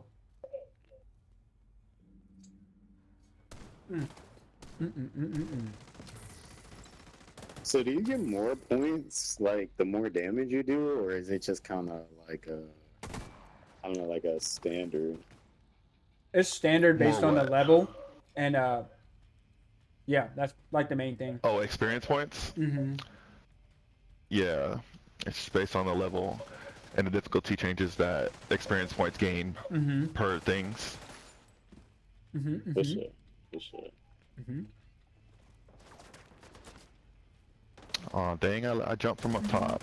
I should have stayed up there. Yeah, I saw you fall down. I was like, what's this fella doing? I thought I saw someone down there. All the action's up there. It's crazy because I knew Division was like this. Like I played Division, the first one, like hell, like so much. But I don't know. I guess it's like it's been hella years since I played Division for real. Like I am very much not accustomed to this. A nigga being able to take multiple fucking clips. The first one was like this too. Multiple clips. First one, once you get past like shooting. the basic game, like the first missions and stuff, the first game was just like this as well. The first game is good. Yeah, similar. Very similar. Yeah, I definitely agree because they do have the bullet sponges. I guess I'm really just saying I just haven't played in a while, so I'm not used to bullet spongy enemies, you know? This is what I like. I feel like if I shoot a nigga with or actually, let me look at my actual ammo count. I feel like if I shoot a nigga with 30 bullets from my AR, I kind of feel like he should be on the ground. Nope. Nah, that's not what we do over here. This is Washington D.C. That's a New York type thing. Super villains for sure. These not regular niggas. I mean, most of them aren't. Especially when you get to like the Black Tusk and they got like the Robo Dogs. Oh my word, those dudes are mad annoying. Did y'all play that game? It had to do with the electrical superpowers. Infamous. Did y'all play Infamous? Yeah. I had seen people play it. I never played it. I played Second Son though. Bro, I played Infamous so much. It's so fun. Like, I don't actually know why I got it, but it's so fun. I'll play that right now. Oh, excuse me. Actually, I'm the first nigga walking in this room. Yeah, I saw you walking in. I was like, hey, all right. He is apparently bout it. He is bout it. Y'all gonna see at the end of the mission, this shit gonna say like 7 damage. I promise I'm shooting people, but hey man, you don't gotta worry so much about like nothing. Like I'm shooting them for no reason. You'll get to a point. It'll obviously take a little bit, but you'll get to the point where you actually are, doing more damage. It's like you're comparing your like 2 to 4 hours in the game to my 500 hours, and Alex is like 600-700 hours. That would be like me comparing. Yeah, I get you. That's like me comparing my 70 hours in Elden Ring to your like 1,000. 3,000. Jeez. Did you say 3,000 in that game? Father, give me strength. No, I like Elden Ring. I'm not gonna lie. I've been playing Dark Souls games since like 2009, and the second I played the Dark Souls game, it became my favorite type of game. I love the challenge. I love being able to have 15, 20, 30 different build type. Like, you can play this game however the fuck you want to play that bitch. That's just true. And yeah, like ever since I played them bitches for the first time, they are my favorite game type. Hey, that's what's up. I ain't mad at it. Couldn't be me. Could not be That's me. what's up. Oh, And look it's at the really watch the level PvP up. that keeps me coming back. Like, I promise you, playing as different builds and doing different attacks to players, like, it really, like, keeps you like coming back, like, because there's never been a build that I've done before. I have played this game for 3,000 hours, and every time I make a new build, it's something that I have not done before. And this, like the build I'm doing now, Ice Stomp. I'm Todoroki in this bitch. Like, bro, like, I'm My Hero Academia. Like, fire and ice. Like, that shit's 10 out of 10. I've never done this before, and it's very strong. So why would I not play a game like this? You know, like, I get it. that's just what fucking It's similar to how I Elden Ring feel is about for me. You Warframe. can really just do so much. Because Warframe, you really could switch make your so whole many build up different builds. Is like what that I'm as trying well. to say. I mean, I get that. Like, there's a bunch of different games that are like that, but it's the in the Souls genre. It's the Souls version of those types of games. Like, same thing with Warframe. It's like a looter shooter version of like just build however you want. So I totally get that. Oh, let me restock though. I get what you're coming from. Yeah.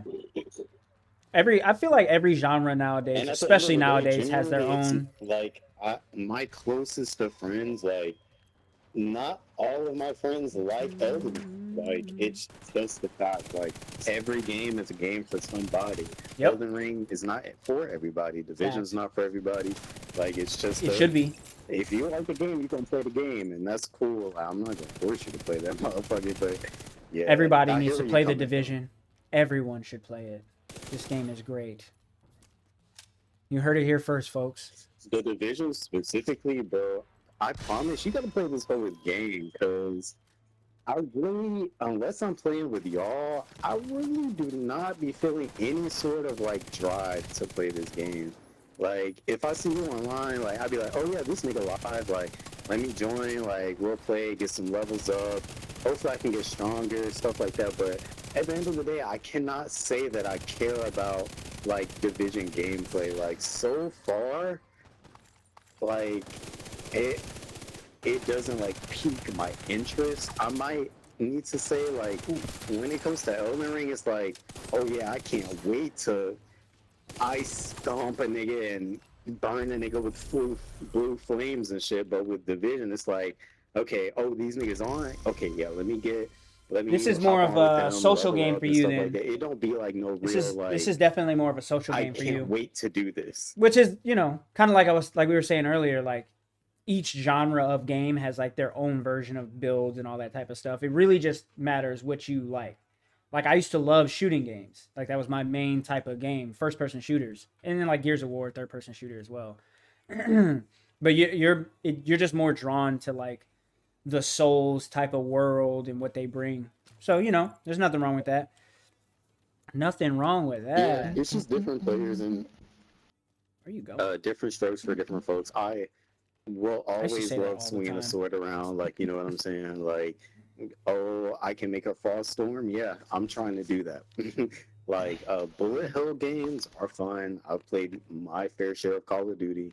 I played my fair I share hate Call of of Duty. Fortnite. I played my fair share of Apex. Like, but I don't know. Like, I just feel like when it comes to that sword and slash, like, oh yeah, Elden Ring, they really nailed it. There's something about it that just keeps me coming back, and that's not for everyone. Like you said, like, different game, different strokes for different folks. Like, everybody not gonna want to come back and keep playing Elden Ring. I've had many friends that I've tried to put onto Elden Ring that they were like, this just isn't really that fun to me, and that bursts my bubble, and that's cool and everything, but at the end of the day, it is what it is. Everybody not gonna like what you like, so It don't hurt my feelings at all if people don't like Division. As long as I like it, I'm cool. And then I'm just very That part. blessed. I'm extremely blessed that Alex likes to play it as well. Because then it gives me a time that Yeah. I can hang out with him. We can catch up. We can go run some bosses. Like, so I'm just very fortunate. that's that kind of how me and my he brother likes are this with game like as well. Fortnite. Like, we don't hop on like that often, but when we do, you know, we catch up. We play a couple games. You know, we catch up on like what's been going on in life and shit like that. But neither one of us really plays Fortnite like that. You know what I mean? We just kind of hop on that hoe to like to hop on the game with the game. You know what I'm saying? I feel like, obviously, games being a 90s kid, games were always more fun with other people. So I can think of maybe 2 games that I enjoy playing strictly by myself, um, or like single player games that I just love playing by myself. But games are always going to be more fun if you've got 1 or 2 friends that you can play this game or that game with. Always, always. I mean, it's Yeah, I it's definitely hear meant you. as a social thing, and then especially with like technology nowadays, you can play video game with somebody that that might be Yeah, in I like was actually Hawaii. I was just looking in the market for a Meta Quest because I haven't played a lot of VR games, Mm. but there was a period in time in like I want to say like 2020, 2019 where I was going to a lot of VR arcades and that was just super fun. There would just be so many games like that I had never played and on a whole different platform and a whole different way to play. VR is But dope. yeah, I was thinking about getting a VR headset I'm because trying to get one before that's the a end of the whole year. different genre for real. I played Alex's when I was visiting him, and I loved it.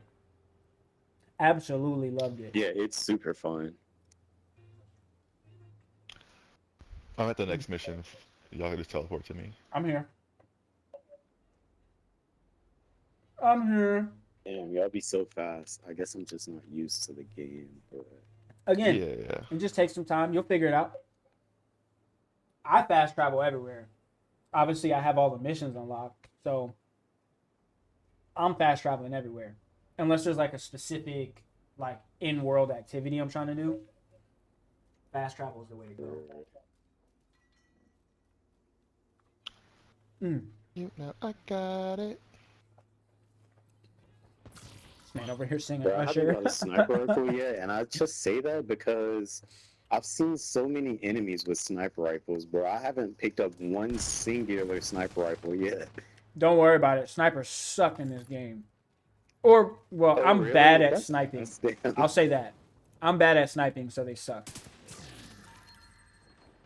Like if you're using a sniper and you're not regularly getting headshot kills, or just hitting the enemy in the head, then there's really no point. Like they shoot super slow. But I'm really about that. I can't lie. In Call of Duty, don't let me get a sniper rifle. In Fortnite, don't let me get a sniper rifle, bro. Just remember, Just this game is completely different than those. Remember, the enemies in this that already. enemies in this are bullet sponginess sponges. of every Yes. single enemy. Enemies soak up damage.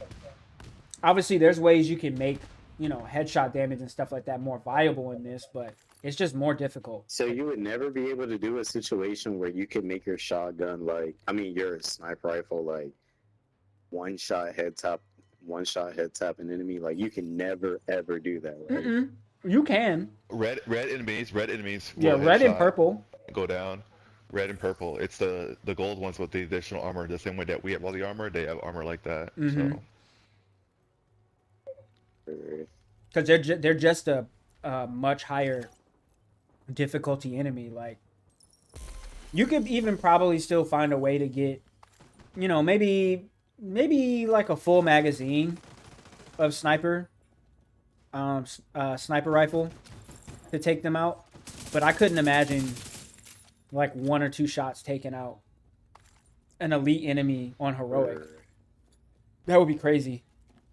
And I feel like everybody would be running that kind of a build, especially people who do countdown. That pizza was so good. I think I might have too much loot or something. I can't pick anything up. Probably too much Oh, I loot. do have too much loot. Yup. Just upgrade or equip all the highest level shit and then drop this other stuff. you can dismantle it. So you have all the. You don't have to drop it. Okay. Yeah, and to be honest, yeah, that's what I meant. I'm genuinely not gonna drop shit. I am. Yeah. Oh, you good? Dismantle. Okay. That's the. Oh. Well, I'll call him later. I will call him later.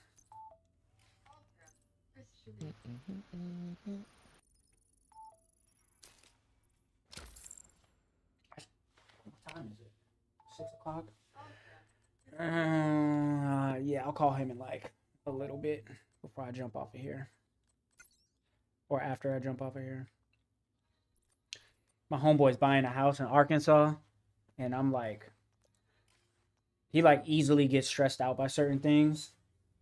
But he's getting like a brand new house. I want to say for $219, 3-bedroom, 2-bath. And in my head, I'm like, man, there's nothing to be stressed about with that. Honestly, besides the fact I was just about to say, just the fact that it's in Arkansas. Except I will say, I have been out to Little Rock where he's staying at. It's not that bad. It's really not. Yeah, I don't think Little Rock's that bad either. I went there for tech school, and they still don't like black people in Little super Rock. chill. I will let you know that. But overall, Little Rock, and it's not everybody in Little Rock that doesn't like black people, but there is definitely some tinges of racism. And I can't lie, as someone who's been in multiple states over multiple years, but it'd be everybody. Like, and I can't explain it. Like, it's in every culture, it's in every body. They do not like dark-skinned people. They do not like dark skin in their culture. An Asian with dark skin is looked at worse than an Asian with light skin. Same with Indians, Mexicans, all that shit. Like, it's kind of hard to deal with, but at the end of the day, I'll just be letting that shit go. Like, I'm here for my people and my people only. Because I don't even think it's hard to deal with, honestly. I feel like it's pretty easy to deal with. I just let people have their own beliefs. It's as simple as that. That type shit. Like, it's as simple as that. Y'all do that over there. I mean, people are going to do that over here even. Like, even in Ohio, I've experienced people not necessarily liking, you know, this or that, so to speak. And it is what it is. Unless somebody's trying to throw hands, I could care less. I don't care what people have to say. I don't care about none of that. You can say or do whatever you want. And as long as it don't bring harm to me or my people, I do not care. That part. I could care less. We're now in a less confrontational type of a world. So the world I grew up in when I was a kid, where you just fight about it, no longer exists. That is not a thing anymore. So, are you not finna fight about it, bro? They finna shoot you. I mean, exactly why I won't even press the issue with a lot of people, because I'm like, hey man, unless you're trying to like box it out, you do whatever you do and say whatever you want. I don't care. Like, bye. I'm gonna go about my day. I'm not getting shot over somebody calling me a racial slur or something crazy. I'm not gonna get mad about that. Why? It's a word. I'm sure I've said word. That's like why I don't cuss, and specifically why I don't say the N-word anymore is because I'm like, I would look contradictory, at least from my perspective, if someone was like to call me out of my name and call me the N-word, and if they hear me saying the N-word regularly, they'd be like, well, you call your friends this or da-da-da-da. And like somebody told me that years ago, and I took that to heart. I was like, honestly, you got a good point. I'm over here saying it and da-da-da-da-da. Shit like that be having so much nuance, bro. Like, I mean, true. Sure, we call ourselves like niggas and shit like that, but at the end of the day, that shit will never, ever equal anything like a white person calling us a nigga or something. Like, it will never, ever be in even the same context. Like, you just can't say that. Like, and I like, it's really a principle thing. Like, you literally just can't say that, bro. Like, I'll say this. There's so much history. Have you ever had any white friends that have said the N-word? Death, like, have you ever had any? You feel comfortable. Have you ever had any white friends that have said the N-word? The N-word. Because I have had, I don't know if I would necessarily call them white friends, but I've been around people that I was cool with that were white that have been comfortable enough to say the N-word, and I look at it very much the same as, you know, not very much the same, but similar as when black people say it or call me that. I think the only person I'm okay with calling me that is my dad. That's the only person when they say it and I know they're talking about me, I don't get irked. It's simply because it's my dad, and I know my dad has nothing but like endless love for me. Other people, like I said, people are gonna say what they're gonna say. So trying to restrict people from saying this or from saying that is never gonna happen. You can never censor I somebody's definitely words. hear where you're coming from. Me personally, I have gotten into multiple, about 3 or 4 different instances of, oh, you want to say the N word around me? I'm not cool with that, and you want to keep saying around me, like, bro, I'm gonna pop your ass in your mouth. And I've never been scared of that, like, bro, I've never been not about that shit. Like, oh, you want to say some shit? You want to use the N word? Cool. I'm not okay with that. And if you want to keep saying that, I'm finna bust your nose open. Well, you don't even have. I would say, and this is crazy coming from me because I used to be all about violence, but the man that I am now in Christ, I would say, why would I even put my hands on somebody for them saying something that I don't agree with when I can just completely remove myself if they don't agree with And to be not honest, I saying those types of completely things, understand where you're then coming just from, step and away. I actually completely You know? agree, because on 9 out of 10 issues, that's the path I'm taking, the path of least resistance, the path of Give me the least loot. danger. Like, there's no reason to escalate this type shit. And you're black. But You're also black. You realize if somebody calls the cops, whether you're in the right or in the wrong, like, and I've been to jail before, bro. Like, See? genuinely, I don't want to go back. see? But I promise you, That's why I violence will ain't always the never route. ever let that shit slide. Like, some white person saying the N word, like, I don't care if you my friend, like, But sometimes I it's in your got, best interest to let it slide. and I hear you, but Yeah. I don't make good decisions, bro. I'm not Yes, gonna you lie. do. I'm never ever, not ever one time gonna let that shit slide. Man, I pray that you learn to let it slide and just learn that because I understand where you're coming from. I used to very much be in the exact same boat. Very much. But when you understand that words are just words, you know how they always say sticks and stones can break my bones, but words can never hurt me? Like, that's so true. Like, someone saying something to And you bro, I can't promise you, really I hurt you. promise, I understand completely every point that you've made. But I think at the same time, like, sticks and stones may break my bones, when words will never hurt me, bro. Words have been used to crush our people for generations. Like, yeah, I can say words don't hurt me all day, but at the end of the day, the words used in the housing market, the words used in discrimination, like, it don't matter if I don't want to, I like, oh, this doesn't hurt me personally. Mm-hmm. Like, at the end of the day, Give me that. on a grand scale, you're hurting me, like, a lot. It's not a small amount. The housing market is fucked. It genuinely discriminates against black people.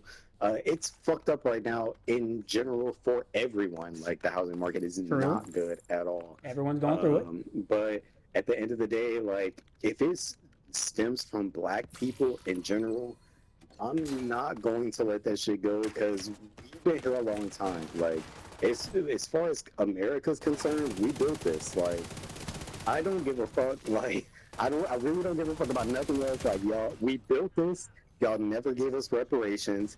The voice that you use, the words that you use, the economy that you use, every single asset or every single facet of American life is built on the back of black people, and discrediting them, making sure they don't get what they get. And I just will not ever, one time ever, will anybody ever be able to slightly discredit black people or say the N word around me, because our people been through way too much. Like, we built this shit. This shit, We built this the city. day to day, is quite literally built against us. Every single decision you make every day on a daily basis, whether it be to your housing, your food, your healthcare, every single thing that you ever do is specifically built to destroy you. You are not meant to succeed. And for that reason, I will never ever not hold white people accountable or anybody else accountable. If you want to say the N-word, that's cool. I'm finna knock your nose off. Like, it just really is what it is. I would say to that I would say during my parents' generation and their parents' generation, yes, things were very much heavily stacked against us. But even though things are still maybe not fair, I don't feel as though there's as big of a discrepancy between like black There people versus definitely is, Asian brother. people. Like, There's it's there's not not like a little thing. there's It's not not as like much. There's not some as one-off much. aspect. Like, it's I actually every single aspect of American life, every single thing you do, and we would every have to single decision you disagree. make, We would every have to single agree decision to you make, disagree on every that. food you buy, I every disagree. house you buy, every property you buy, But I every feel community like you decide to be a community member in, that is very what's the word uh get them. on what's the word on purpose. Like, you think black people are in communities because we chose this? You think we chose to have liquor stores on every market? You think we chose to have loan sharks on every corner? You think we chose to do any of this? Like, But I would say black black people communities aren't are the the way they are only because of ones in systemic that racism, situation. and Black I will people we're never not the only ever. ones in that situation. Is what I'm getting at. But actually, brother, like, we low key are. Indians quite literally get grants and loans to Well, when come I'm here. talking They get specifically about loans to being, come here I'm to open talking. these gas Hold stations. on, hold on, hold on, hold on, Africans hold on. don't. Hold on. I'm talking specific about in the area, in the physical area. Like black people aren't the only people that are, forced into those types of areas. And I completely agree. I don't think black people are the only people who are um, affected by systemic racism.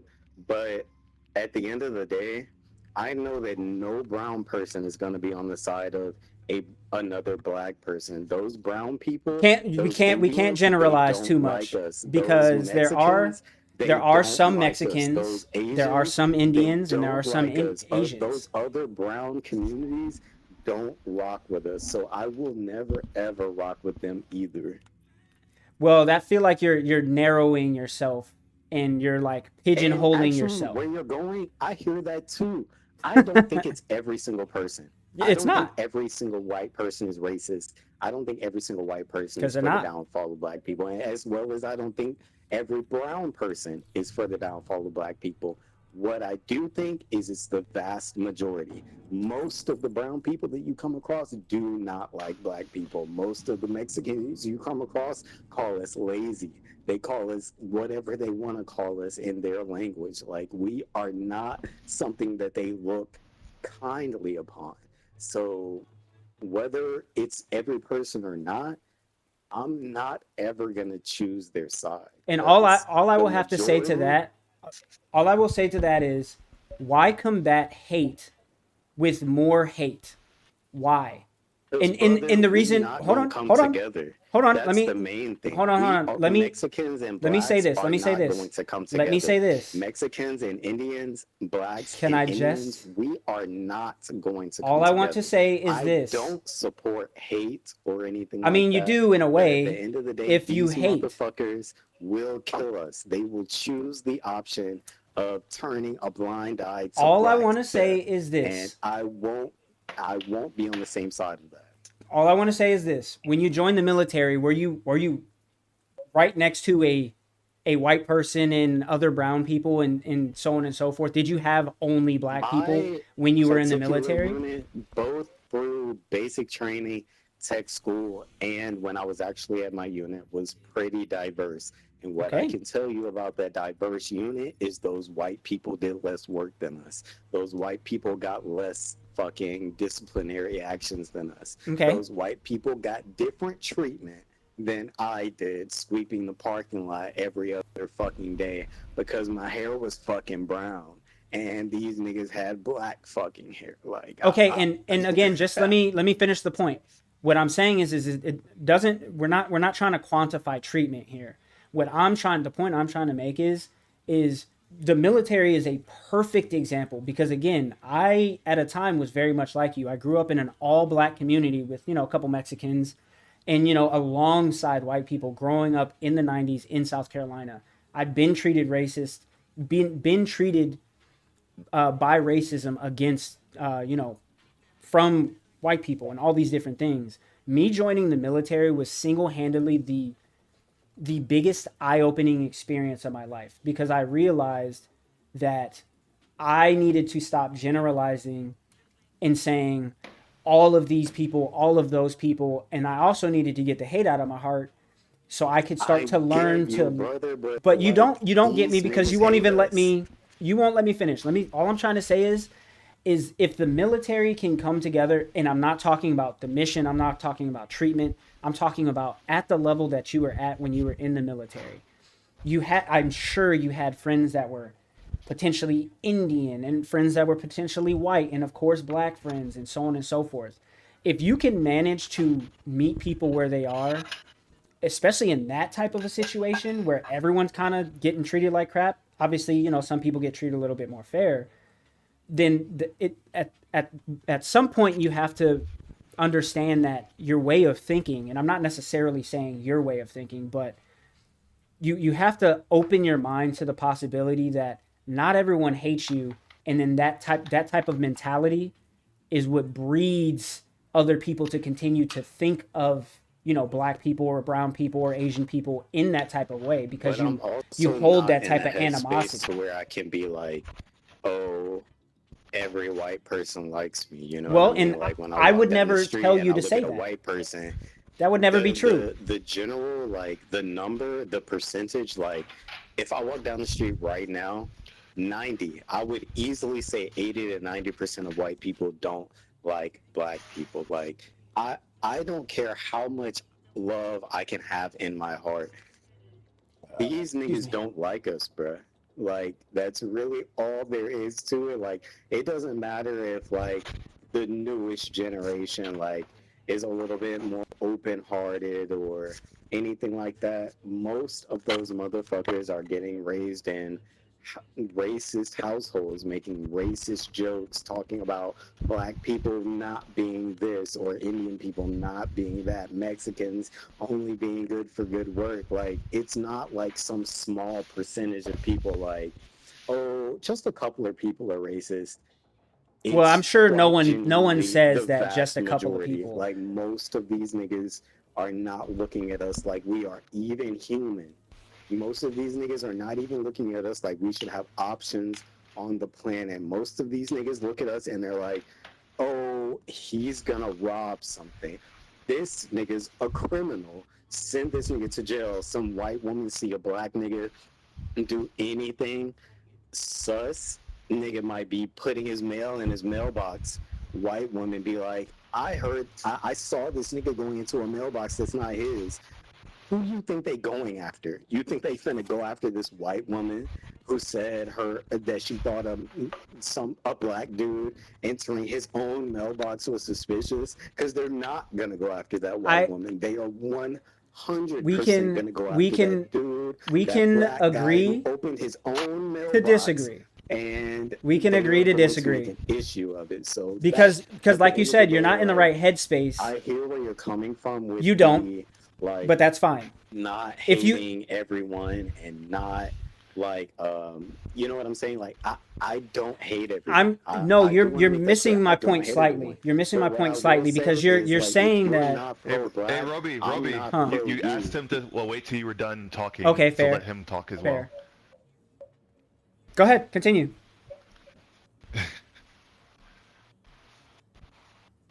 Brando. Oh, I think I finished up. I was just saying like basically, you know, the majority of people like I had said it before, like the majority of people are racist. Like Mm-hmm. I understand like knowing people who aren't. I understand like a collective, like maybe you've had an experience where you've had white friends, Mexican friends, Indian friends, whatever it may be.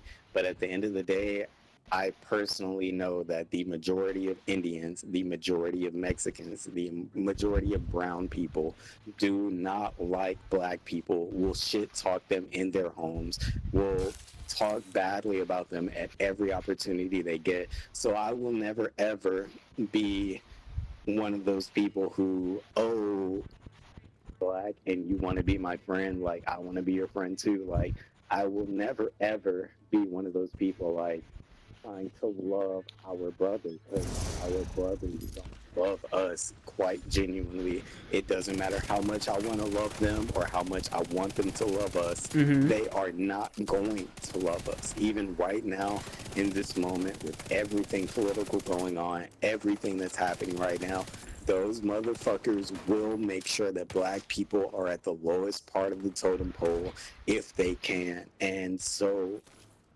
based on that, I will never ever be on the side of any other person other than a black. I'm rooting for everybody black and everybody black, and that's it. Hey, before you speak, Roby, I want to say this one thing Yeah, because you yeah. guys are both talking from a perspective of like this is what have I experienced. Mm-hmm. So like the I was reason actually gonna say that. you're Roby, you're speaking in a, like the way that you're talking about the world and different people is from your own personal experience. Mm-hmm. You talked about where you were and then where you are now. Yeah. And Randall talked about the same thing, but from his own experience, personal experience. I'd probably say some of his facts are probably rooted in like the way that he feels because there's literally no way for you to say majority are X, Y, Z because you don't know majority. Yes. But because of your experience, the majority of people that you that's actually hold on, Brando. Hold on. Hey, Hold on, Brando. I let you speak first. And I That's all I'm agree. asking I just want to say this one thing. It is the majority. Like whether you want to believe it or not. Brando, like I hear what you're saying. I hear you, and that's why I let you speak.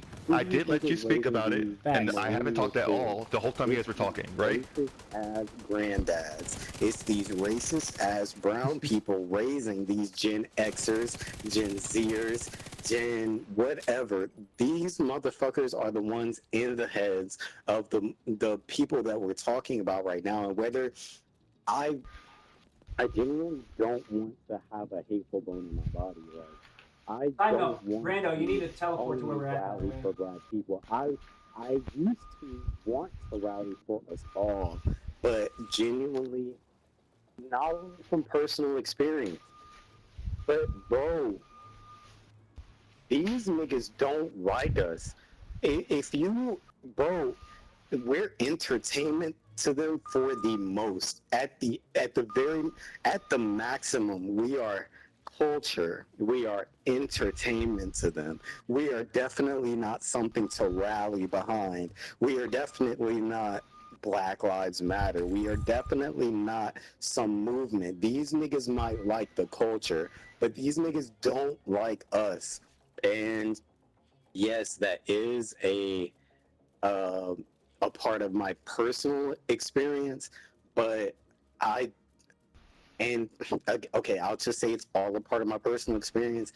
I don't ever, ever, ever, ever, ever, ever see black people, brown people, Mexican people, Asian people. I don't ever see them really taking the backs of black people.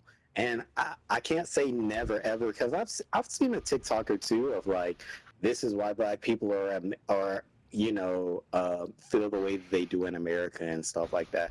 But I know that one Asian person making that video isn't the majority. That's not most Asian people. That's not most brown people. That's not most Mexican people. Most of those motherfuckers go home and talk about black people like they're not shit. Wow, we got this much work done today. How much did a black nigga do? You know what I mean? Like, and that really is just my personal experience. I can't speak for the experience of everyone. I would love to have a lot of love in my heart.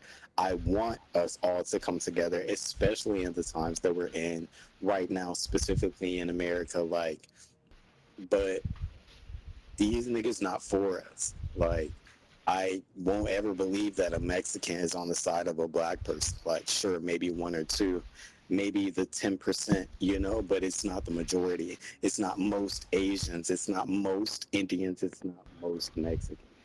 Most of these niggas hate black people. So I'm not talking for in any either one of your sides right now. I'm just talking about facts and the way that you guys are communicating to each other. Like when I said that you wouldn't know that because you haven't met majority of people, that's just a fact. You have not met most people. That's why I was saying that. You know, that's why I wasn't saying that you were wrong in the way you're thinking. Just the fact that you haven't met those people, so But you couldn't like statistically. I agree with you, and at the same time, Brando! I don't think I'm wrong. You Brando! don't want to have a conversation. You just want to hear yourself talk. That's what it sounds like right Yeah. now. Because every time I say something that you don't disagree with, you My fault. interjecting me. All right. So I agree with you that I agree from my experience being around. I've been all over the world. I've been over 50 countries. That people always gravitate towards their own. And what you're talking about earlier about people of darker skin color, even within their own country, even within black community. Like we still have a light skin, dark skin thing going on. No, like that happens everywhere. In Africa, it happens in the United States, it happens across all cultures.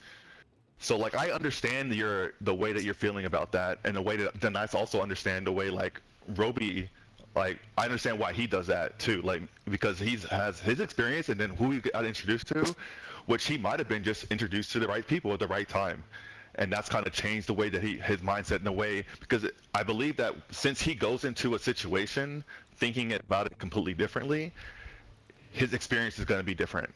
Like if you go into a situation thinking about it like, well, those people are always going to be against me, then your experience will be different. So like when I'm talking about the black experience of going through and feeling like people are going to be against them, we have lived as African Americans growing up in America, we have always lived as being oppressed. Like systematically, the things that are going wrong have always kind of been that way. Even when people are not actively trying to do that, the systems that are govern everything that's going around us has been that way. So it's really kind of felt again for us coming up and growing up. It's been like they're against me, they're against me, they're against me, they're against me. They don't even know that they're against us. But it's just the way the system is how it's generated. The housing, like you're talking about the housing market, the police cops, like all this kind of stuff that's going on around that has always felt like those things are against us. And it's probably because they are, because that's the way they were built initially. And the foundation of some of those systems have not changed. And we're not really in a position to, and as a country, the country would just fall apart if they just try to dismantle those things. So we're kind of always going to be in that situation. But individual people aren't not that way, from my experience. The individual people are, you can find either way. They can be, they can be the worst people in the world, they can be the best people in the world. But as individual people, it is the groupthink. It is definitely the groupthink when people get together and they allow those things to happen. The same way black people are that talk bad about everybody else, they also talk bad about, because everybody ultimately goes back to their own people. So I hear you talking about like, oh, those people are not for us. It's because we're also not for them. Like we're not really for them. Like the way that you say that they're not for us, we're not for them really as well.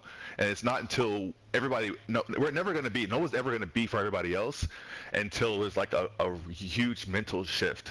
So like, I'm hearing both of you guys and I'm just like, yeah, you guys are both right, especially from your own perspectives. But there's like, until like there's a complete mental and like just a mental shift in the way that we operate as a human race, it's never going to be that way, because everybody's going to think only for themselves first. Those people aren't doing it because their experiences also, if they grew up around all Mexicans, they were like, oh, my people are good, because they always see the best part of their own people. And like you saying like, oh, black people are like, I go rock for my black people. It's because you want to see the best, and because not only do you want to see the best, but you also know the best about what black people are doing, and that's what everybody does in every culture. Like I know that we've done so much for this country. And then the white people that also live in this country are like, I also know all the good things they do there, and everybody discounts all the negative things that always happen.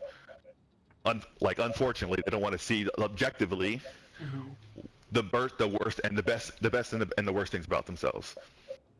So I want you guys. I wanted to kind of stir your conversation, and because it kind of like it was gonna not necessarily yelling, but you guys are getting elevated in the way you guys are talking to each other. And this is supposed to be like, just a good, general conversation. Yeah. I'm just like, hey, this is my personal experience. This is my personal experience. Cool. I understand what you're saying. I don't agree with it. That's all. All of it's cool. That's how we should always operate. We should never be afraid to have conversation. But I just wanted to make sure we temper our emotions in this conversation, and we don't have to Mm-hmm. like start elevating our voice when we're communicating with each other. Mm-hmm. But that's all I wanted to share. No, that's solid. I appreciate it. And And I do apologize, Brando, if I was trying to talk over you so you could hear me. That was definitely my fault. Um, and it is, like he said, it is, each person's perspective, and, based on the things you've gone through, and based on the things I've gone through, and based on, the people we've met, and, you know, I'm definitely not trying to change your opinion. I would love to, but, everyone would love to. I'm sure you would love to change my opinion as well. Um, but I mean, like you said, you said a lot of stuff that I do agree with. I do agree with some of the things that you have said. So I, let's get this I, mission too. and I don't disagree with what you're saying. I and like you said, everyone's gonna have their different opinions. So Mm-hmm. none of us here in this party need to have the same opinion. Fact. And the the real only overall opinion that I share is that these niggas don't fuck with us. And that's okay. I think that there are people who do. I know that there are Mexicans who fuck with us, Indians who fuck with Yeah. us, brown people who fuck with us, but I won't ever think it's the majority because go to that brown person's parents. Like go to any elder person in any community and they will tell you that like oh, you don't need to go into business with black people. Like, you don't need to do this with black people, or black people are violent, or black people still. You need to keep an eye on black people. Like, at the end of the day, it really doesn't matter how much I want these people to believe in us. They don't. There are some that do. Yes, I completely acknowledge that some people do. Some white people are allies. Some brown people are allies. We have allies in other communities, but I would never be like the type to believe that it's the majority. You know what I mean? Like I easily believe that the majority of Mexican people talk so much shit about black people because it's come out. Like it's not like some oh I just randomly think this. Like with TikTok and social media, like the memes are crazy. Like these niggas come out making memes about us every day, and like I just couldn't be on that side. Like it may be fun. It may be whatever it is, like, oh, black people on colored people time, ha ha ha ha ha. But at the end of the day, like, them niggas really think that. Like, you know what I'm saying? Them niggas really think like, oh, black people aren't on time. Oh, black people don't handle business decisions as well. Like, you know what I mean? Like, black people don't make better decisions. They make violent decisions. You know what I mean? Like, Mm-hmm. at the end of the day, that's really just how I feel. And like you said, that's just my experience.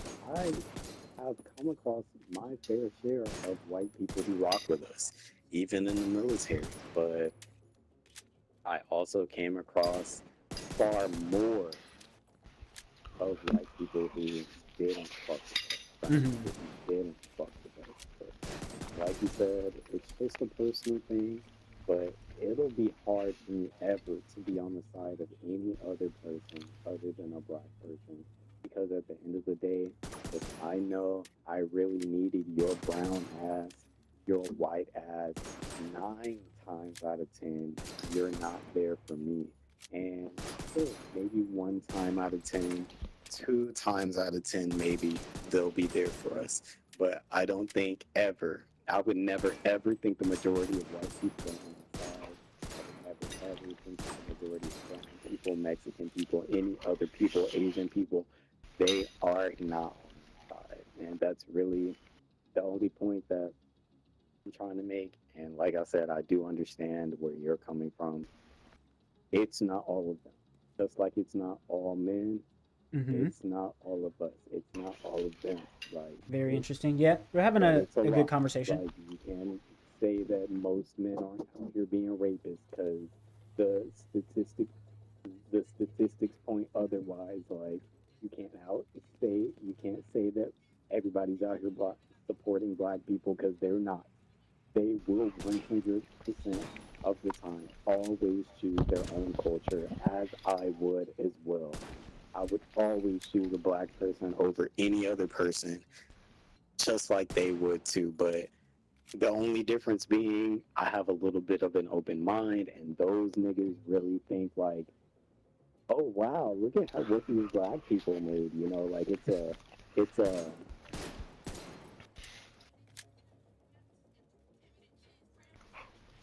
Hello,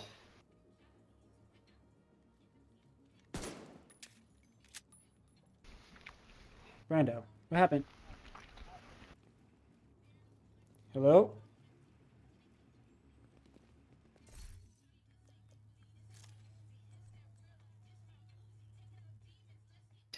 It says he went So I think I offline. disconnected. Yeah. Yeah, you got elevated to the group leader too. We'll wait for him to jump back in. I mean, one thing that he not just one, but because he does, like I said, there are things that I do agree with what he's saying. Um, and me being a follower of Christ, I like to believe that I can rely on all people, even against what my life has shown me and taught me.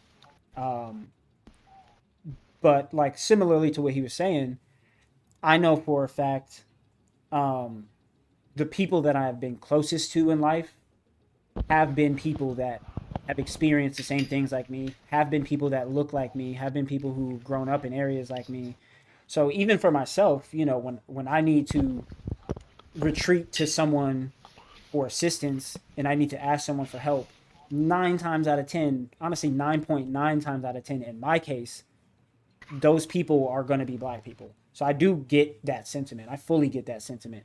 And I can't say that that's ever going to change unless for some reason, I got married to someone that was not black, but I don't foresee that happening. Um, so yeah, I totally get what he's saying.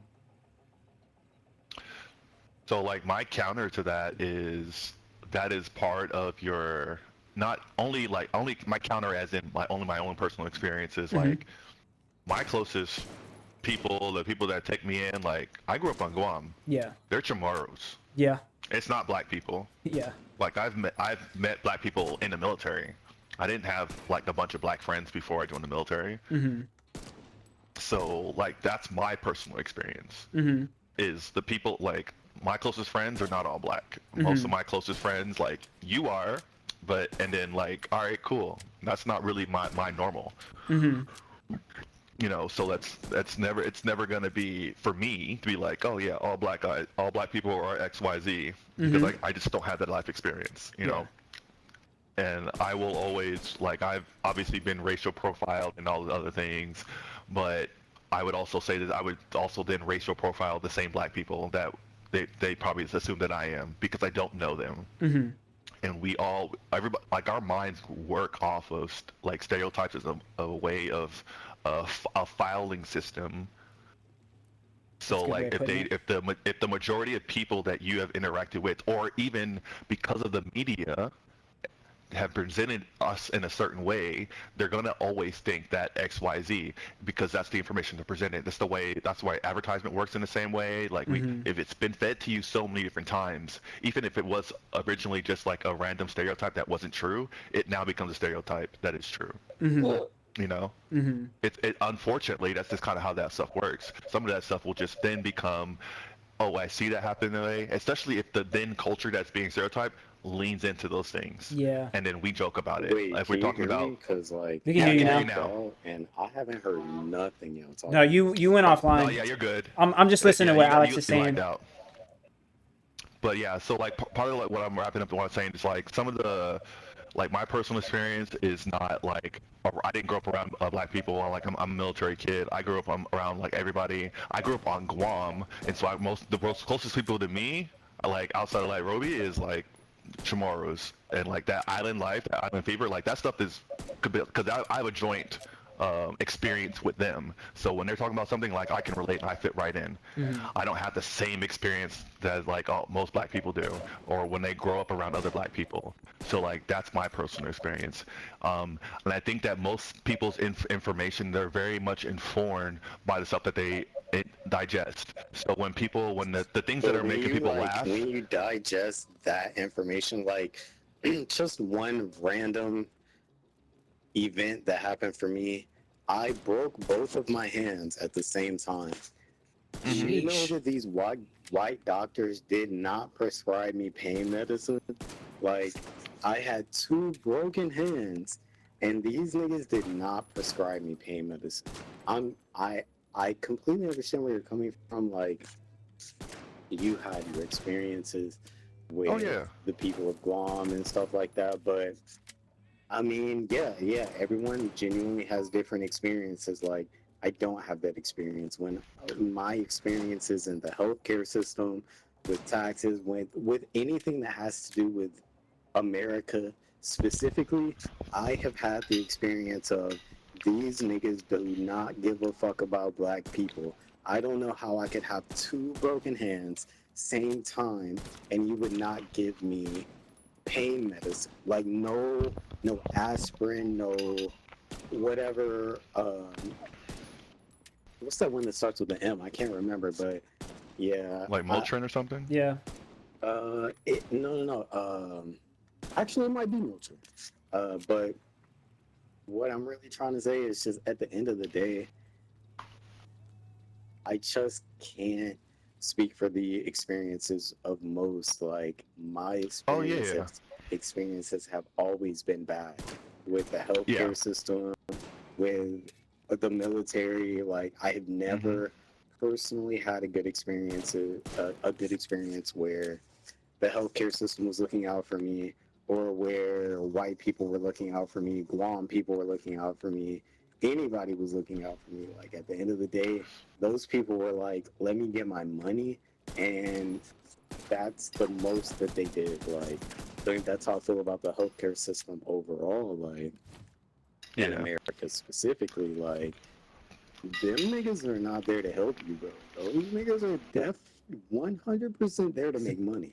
Like are you in pain? Like that sucks. We trying to get that money out of you. You know what I'm saying? Like that's my experience. Like fucking, No.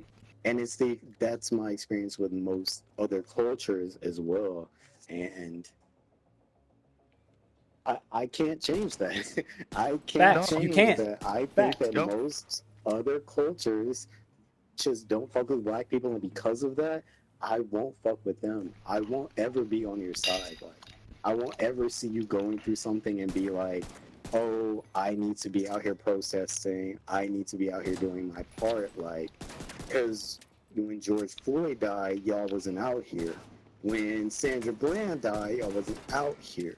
Like, y'all care when it's your turn to care.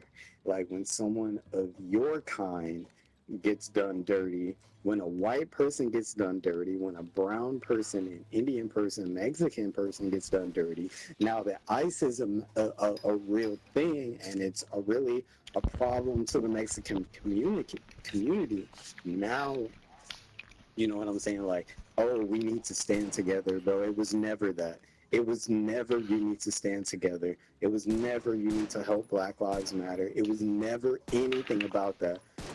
Now it's, oh, America's too dangerous, bro. It's been dangerous for black people from the very fucking beginning. So if you're a Mexican person, like, oh my gosh, I can't believe ICE is out here abducting people, killing people, doing whatever with people, like that's the final straw. Like fuck you, genuinely, fuck you, because black people have been going through the same shit, if not worse, for well over 100, 200 plus years. Like there will never be a time where I'd be like, oh, we need to support y'all because y'all don't support us. Whether there's one or two on the front line during a protest or not, I don't care. Like, at the end of the day, 90% of y'all niggas don't fuck with black people, so I'm not gonna fuck with you.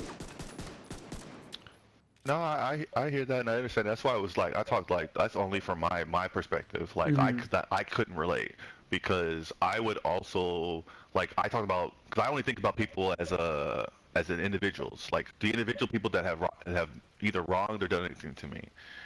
Um, and I would probably say that I have had more like through stereotypes. I've had more black people do things wrong to me based on a stereotype versus other people. Only because of where like I didn't fit a stereotype that they were looking for. Well, they didn't see me as a true black person because I didn't grow up around black people and I didn't have the same black experience. That doesn't discount like there's not like it may be a percentage off or something that I've in other countries I've been called nigger this and nigger that and all over the place, even in Guam where I grew up at, and that island is so tiny and all this stuff. Like, there are still people there, like they've never met me before, and they don't know my personal experience. I'll get racially profiled, and I'll be like, oh, you nigger this and you nigger that, like that. Like even on Guam, where I grew up at, and that's my home. I have 18 years of my life there. I will still be treated that way, and I believe you. Like the Mexican and Asian or whatever population that is out there that wasn't out there like protesting or being there to support our community as a whole. I think that's always going to be the situation, unfortunately. Like people will always back their own people the same way that black people, for the most part, they just back black people. And that's always going to be the situation. So for everybody, it's going to be on to each individual person to go with their own personal experience the way that you are. Like your ideas and your thoughts is dictated by your own experience, the same way that Wade and mine are, and the same way that Roby is. And it's only going to be with each individual interaction will things like that change. Nothing's going to change by like, oh, I saw that something happen on the television. That's never going to, honestly, for me, it's never going to move me. Agreed. Someone's dying across the world, it's not going to move me. But if somebody near me, someone that I care about is hurted, being hurt, someone in my community is being hurt, that's a little different for me. It's gonna make me want to change and do something different. So that's like I don't want to. It's not like give them grace, but like I understand everybody's perspective, and like I understand yours. Like yes, those people don't rock with us the way that I wish they would. But I also would say that they don't rock with nobody the way they probably should, in the same way that I also don't rock with them the way they should, the way that maybe they want me to. So that's just like how I think about things and how I understand the world. That's based on what I've experienced. So I've met a ton of people with the same type of experience that you have. Like I've also never, not until I think this an Islander. She doesn't even know like where I grew up. But my PCM right now, best PCM I've ever had. First time I've ever been like treated and not looked at like super crazy. When I'm like, oh, I'm going through these things, I'm having these things. She's just like, okay, what's up? How do I help you? How do I get to a certain point? But majority of my life, well, military doctors and civilian doctors, they've also not rocked with me, and that's documented. That's documented like across the world that black people just have not been treated because the practices, everything like I said, systematically, we have been on the back burner in this country. Like, just unfortunately, they just treated us like we were less than human, that we have a higher pay tolerance, that we don't, that's why black women are more likely to die on the operating table, die during childbirth. Like, those things are really true. Those things are so true. Yeah, I know all this stuff is true, and there's no way to fight that. Even if there's doctors on both sides to be like, yeah, that's true, but it's gonna take like individual people to finally kind of go around and change that, unfortunately. And it's not gonna be a mass majority. It's not gonna be the medical system as a whole, because obviously we understand that the way that medical system in United States is different. It's not made to take care of people the way that we would hope it is. It's made to make money. That's the doctors, whatever, the insurance companies that are raking people over the coal. It's not made to take care of people. It's there to also take care of people, but the majority of times it's like, oh well, the processes that are in place are there for them to make money. and rape people over the coals, because that capitalistic mindset that we have, that we built everything up on, is all about how do we make, who's going to make the most money and who can I stand on top of to make money. And that's just like the United States as a whole. Other cultures don't have the same struggles as us, like in their own countries, only because they don't have the amount of different people and different cultures in there. Like England, like all the other countries, like, oh, I got some other people in here. Like, you don't have the amount of other people the way that we do. Yeah. So we'll always be on the forefront of like making changes. They're always gonna look to America like, oh, this thing kind of works, but it's also they're gonna vilify us the same way that we vilify ourselves. Like, we understand that we've come a long way in our aspects of like becoming better and allowing people to kind of feel more like human beings, but we have a long way to go, because with every step that we take now, we like, all right, cool, we got one step forward, but we still have a long way to go. We still like, there's still things that we need to fix. And I don't think there's nobody can deny that. I mean, they can if they want to, but the statistics will say that we are still on our heels. We're still not leaning forward. There are individuals, yes, that have made it and be like, yeah, this is everything. But we are still entertainment, the way that they still incorporate, blackness in everything as a joke, as a stuff. And I don't think that we do a good job as a whole, a collective, to not leaning into that and taking advantage of those situations to elevate ourselves. Even the way that we elevate, the people that we elevate and idolize, most of them are clowns. They don't elevate people that have like, just like personally, they're like the things that they represent in the media they're clowns. But the people that are like, you know what, well, I'm making some changes, I'm doing a lot of things, those people don't get a lot of play. Yeah. And that's because of black people and because of everybody else. The people, they know they make money off of like the stuff that is goofy, the quote-unquote ghetto things. Those stuff, that's what gets money, and that's the only thing that's going to drive. That's the only thing that's going to drive the United States at this point in life. It's just money. Not what's best for anybody. It's just what's on money. We have a long way to go as a country to get to a point where, like, all right, cool. Like, I understand, and I feel like we can be doing something, and I feel like super comfortable. That I feel like I can grow up in the States. Like, I want to raise my kids where I feel like, oh, it's gonna be a good situation for them, and they're not gonna feel racially profiled. They're not gonna get all these things. But I think we're still far away. It's a lot better from where my dad was, from where my dad and the life that we came in, which is also a lot different than when he grew up with his father. We've gone a long way, but we have 3, 4, 10 times a lot more work to do to get to a point where we feel like we're on the same playing field as a collective. Because even if we can grow up next to the white person, the Asian person, whatever, like, they're just going to be looking at us differently, because the things that are in place and the way that people think about things, the way that the media portrays us as a whole, as a collective, we're not looked at the same. Even if they're trying to like make more, even when they make media that's like, oh, these are successful black people, they only picture them as successful and XYZ, like in the office, in the XYZ. But every time they show image of them outside of their office, they're like super ghetto, like, they're always the super stereotype things. So until we get to a point where we're not doing that, when black creators are not also doing that, like, there could be some, obviously people are going to do that, but like, everybody can't be doing that, because all we're doing is painting a picture of who we are as a people to other people. So everybody's going to be like, oh, that's just how black people are. And then they're going to lean to those stereotypes, and we're always going to keep saying this hate is always going to continue to go around. So we have a long way to go as a country. We also have a long way to go as a culture to elevate the things that we want to matter about us. But I think our experiences are going to continue to put us in a mindset where we're going to continue to do the wrong things over and over again until we're able to break it. And that might be, over the next 10 years, it might be 50 years, it might be 100 years, whatever long as it is.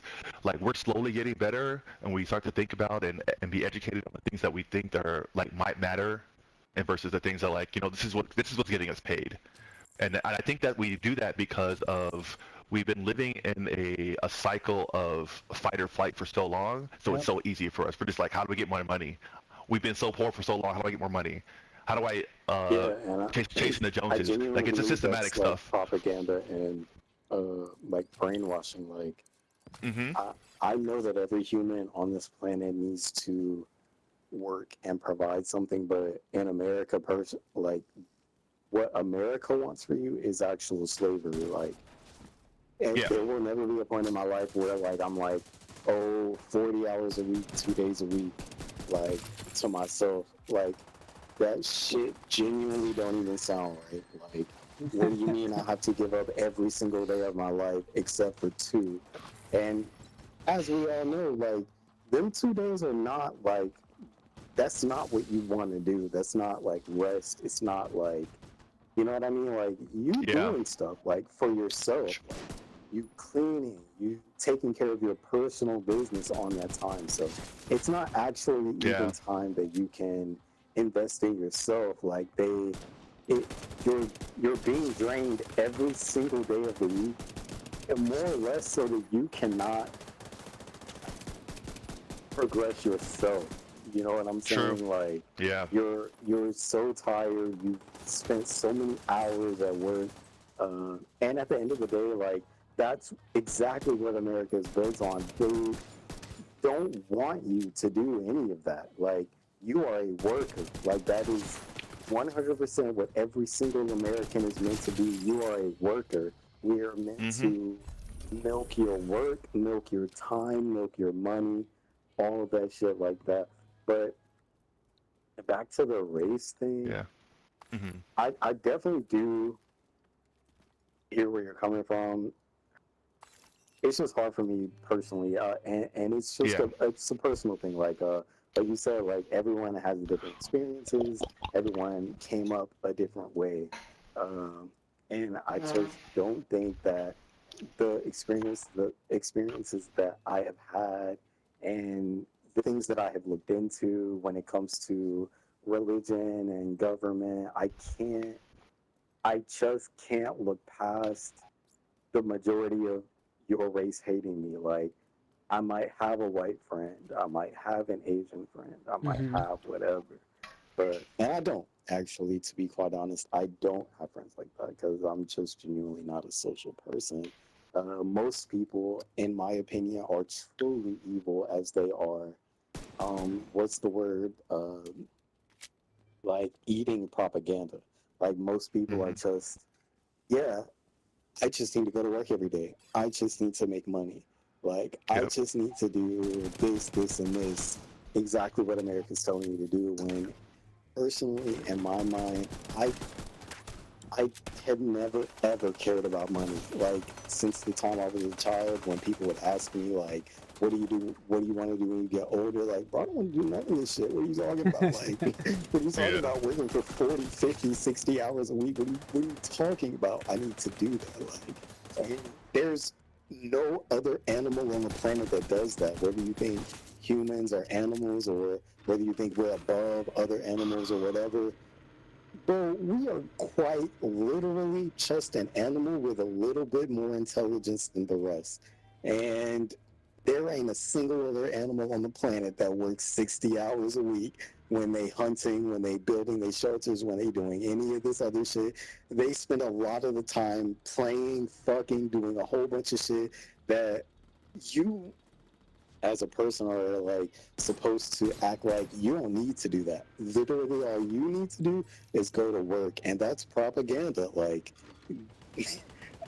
I can't tell you how many niggas I know who are focused on money and money only. Like, and I personally just don't believe in that. And that does Yeah. tie back into the race thing. Like, it is a completely different subject. Like, that's a whole like black people have been systemically like uh kept down. Like that's not like some statement. You know what I'm saying? Like Mm-hmm. yeah, I'm Yeah. not just saying that. Like the systems are in place to this day to make sure black people do not succeed. It's there are systems in place today to make sure that people who already have money keep their money. True. Fucking, but at the end of the day, like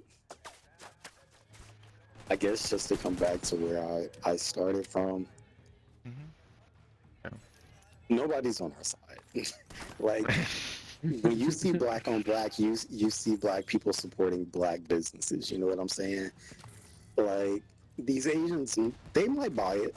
They might buy some black owned chocolate chip cookies or something like that. But You know what I'm saying? They not really supporting that shit. You know what I'm saying? Like, and like you said earlier, like it's all perspective. Like you can have the 100%. perspective of you've lived your life for 30 plus years and you have never had a positive experience with a person outside of your race. Not to say like your experiences with black people are great, but at the end of the day, like those are the people that you want to support. You know what I'm saying? That's really all I'm Yeah. trying to get at.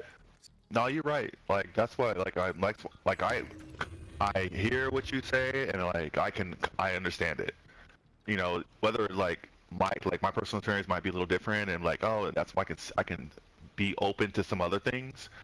Just based on my own personal experience, but I understand your experience because it's not like you're not the only person that has also had that experience. The people that I've talked to, the stories I've read, things I've looked into, the conversation that my dad also had with me, and then my cousins who all have live mostly in the States and mostly in these neighborhoods that are mostly black. They also have the same experience, so like it makes sense and I get it. So I'm just like, so the only thing I'm always just talking about is like, I'm just hoping that everybody's able to is willing to be open to let someone else trying to change their mind, and not that's like me trying to tell your mind, but like an experience change your mind, Yeah. and don't block yourself from that experience.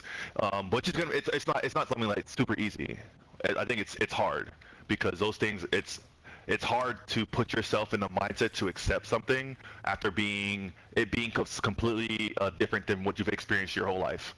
You know, like if you've always been like now you look at everybody differently, and something that they might not even something that a person might not individual might not be trying to do something, like you might think that hey this person is trying to get over on me, and it might even be on accident, but because your experience is like well they probably did it on purpose, which is that's a true that's going to continue to make that marinate in there. And that's not to say that anybody's actually trying to do something for you, because I think everybody is mostly self-serving. Everybody is self-serving unless it's the people around you, the people that you really care about, like your day ones, your people that you've selected to be around you. Everybody is self-serving, so they're always going to do things for themselves versus everybody else, because that's the culture that we have as Americans. Honestly, it's the culture is do for you before you do for anybody else. And that's So like that's propaganda too, like the patriarchy, like that. it is really It's bad. it's not natural, like, and people don't like.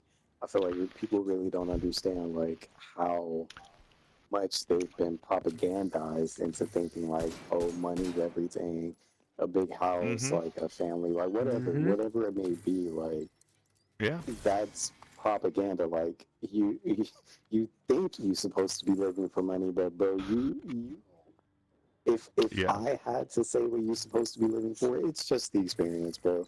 You just here to live, and that's really it. Like you not here to make money, you here to live type shit. Yeah, that's been a huge shift, as in that kind of like keeping up with the Joneses type thing when we started to have like these hierarchies and people being more important than other people. So then there was the covetousness of like I want to be like them, and so that everybody is just like okay, well I need to do more. I need to get over on other people. I want to kill, steal, destroy from other people so that I can have the things that they want because I don't have it, which is doesn't make any sense, and it's only got compounded in America versus us because the when they started to tear around the black community, when they started to take men out of the families, like all these things that have happened have really been continue to deter us and to tear us down. So we've always and we continue to be in a situation where like we're just behind the eight ball, and if when the propaganda that leads us into that situation, it's super unfortunate because now we're like, well, this is the way it is, and this is how, and we agree with the people that are putting those things in place and that are like that basically the oppression that is still there. People are just like buying into it, like, oh yeah, this is good, this stuff is good for me, and it's like, when was it ever good for you? Like And that's one if of the people were things to I'm really saying look at the too. Like history. when it comes to other races, like when it comes to like black people like being money motivated, or I'm about my racks, I'm about my bags, type shit. Hmm. And when it comes to other races, like they see you as oh, you don't own multiple businesses, you're less than. Like, the propaganda in America is if you don't own a lot of stuff, you are less than. So a lot of these people genuinely are like, oh, you don't have a lot of this, so you are literally less than human to me. Yeah, it's tough out here. It is tough. And we have to be more educated, honestly. X. No! They kicked me out. Hold on. We gotta get back in there. Gotta get back Instead in of there. Here we go. the community, we're just in a really bad situation where we're just like we always think about ourselves, and we only think about the people that are like right around us. And then people take advantage of those people. Unfortunately, those people are like, oh well, people are trying to take and they covet the money, like the bag. Oh, you gotta put me on. You gotta put me on. It's like, I mean, yes, we want to take care of each other, but you don't. People will go take it too far. Like we're part of our own self-sabotage when people do start to make it. We're because we're so brainwashed into thinking that we need to have X Y Z that we continue to was it like crabs? Like when they keep pulling each other back down into a bucket when they're trying to get out. Crabs in a Like we do barrel. that to ourselves all the time.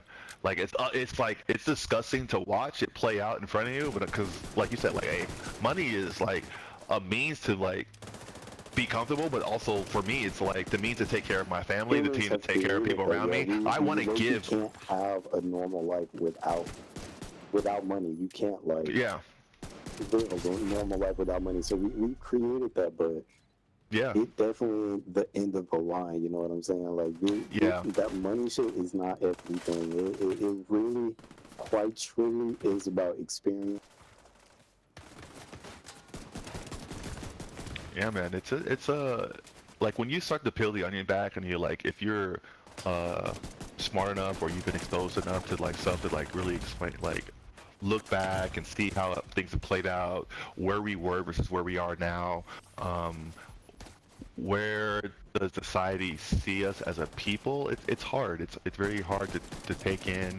It's hard to see the things that we the propagation machine that we help build, or it's not even build anymore. Like it's already been built. We just continue to keep it going. Mm-hmm. Like unfortunately, because of things that we are just like, oh yeah, this is just what it is. You know, this is what we like, and this is and it's like, I mean, we don't have to be that way, but we keep looking for, hey, those people have it. Why don't we have that? Even though it doesn't like, they never mattered. It never mattered before. It shouldn't matter now. But our culture, And that's one of my not things not about the our black culture, just community our specifically. cultures.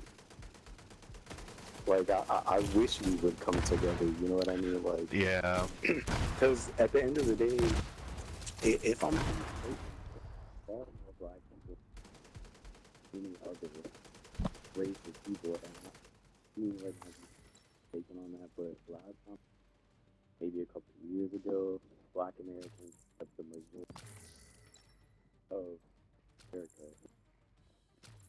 Like, I might be trying to leave the country, but I guarantee you, if the revolution was to happen, if figureheads were to be getting knocked off, if like things were really gonna change, if black people were really gonna stand together, I'm on the front lines. I guarantee you that. I'm here. Like I might want to go to the Netherlands. I might want to go wherever, but I guarantee you, like, it's my home. Like, America is my home.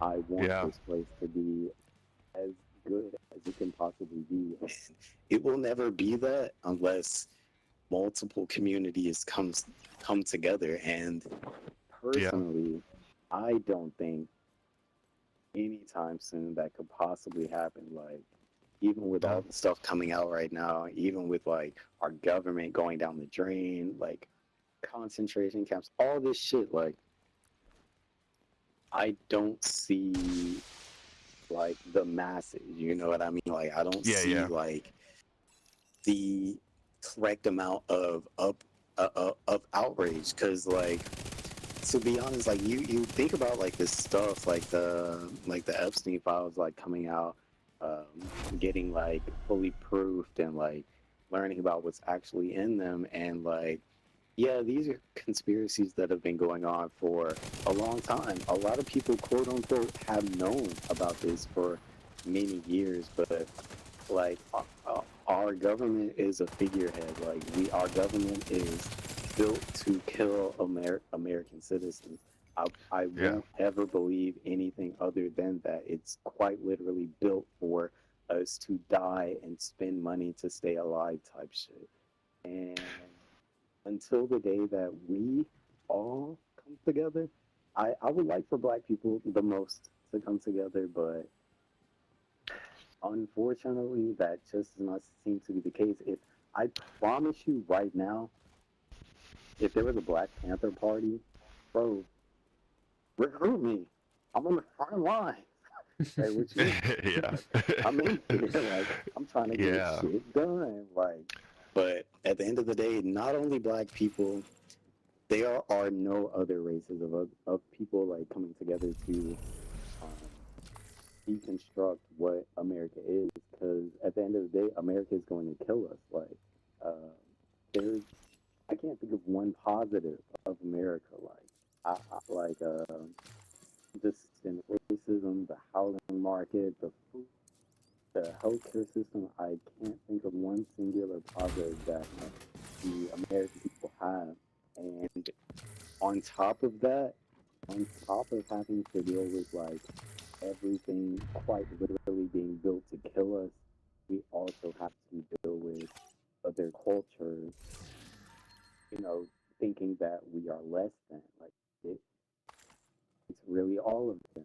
But I mean, like, if you, I bet if you go in an Indian household, they gonna be on that motherfucker talking about how black people are lazy. I bet it's gonna be the same thing if you go into any random Mexican household. Like I said, I'm sure it's not every single one. And Hmm. in fact, I know it's not every single one. There are allies, but at the end of the day, with propaganda, with our government, with the way that we live, our day to day, nobody's on black people's side, and black people need to be on their own side, like, Yeah. because where we are right now in America is actually insane. I don't know if you guys know about like Project 2025, Project Esther, all Hmm. that kind of stuff, but it's quite literally Nazi Germany. Like, in the next year, I give it a year max, bro. Like other people in the world are saying Donald Trump is worse than Hitler, and it's because they know we're on the road to that. Like, what was the most recent thing? I think the government bought multiple warehouses to turn into what was it like ice detention centers. But at the end of the day, we have learned what goes on in ICE detention centers. We know that it's inhumane. We know that those people are not being treated as humans. We know that those people are being, like tortured. Like that's the word too. It's not any other word other than torture. Those people are being deprived of food, water. They're being beaten. They're like their living conditions are insane, and the fact that they want to do that more is everything that I need to know that I don't want to be here in America. I don't want to back any other culture than a black culture. If black people came together, like I said, I'm right here on the front lines. I'm with y'all. Like, please, please. But until that day, everybody's against us. The government's against us. Most people are against us. Most races are against us. It really just is what it is. Yeah, man, it's just tough. We're in a hard place right now, and I pray that you're able to have a more positive outlook on it. But I understand why you think so, like It's you the tough, way that you brother. think. Positive Yeah, outlook. What positivity am I looking at? Where's the positivity at? I mean there are definitely still positive things. Like we are not the same. We're not in the same place that we were before. I mean there might be as a Why? Keep kicking me.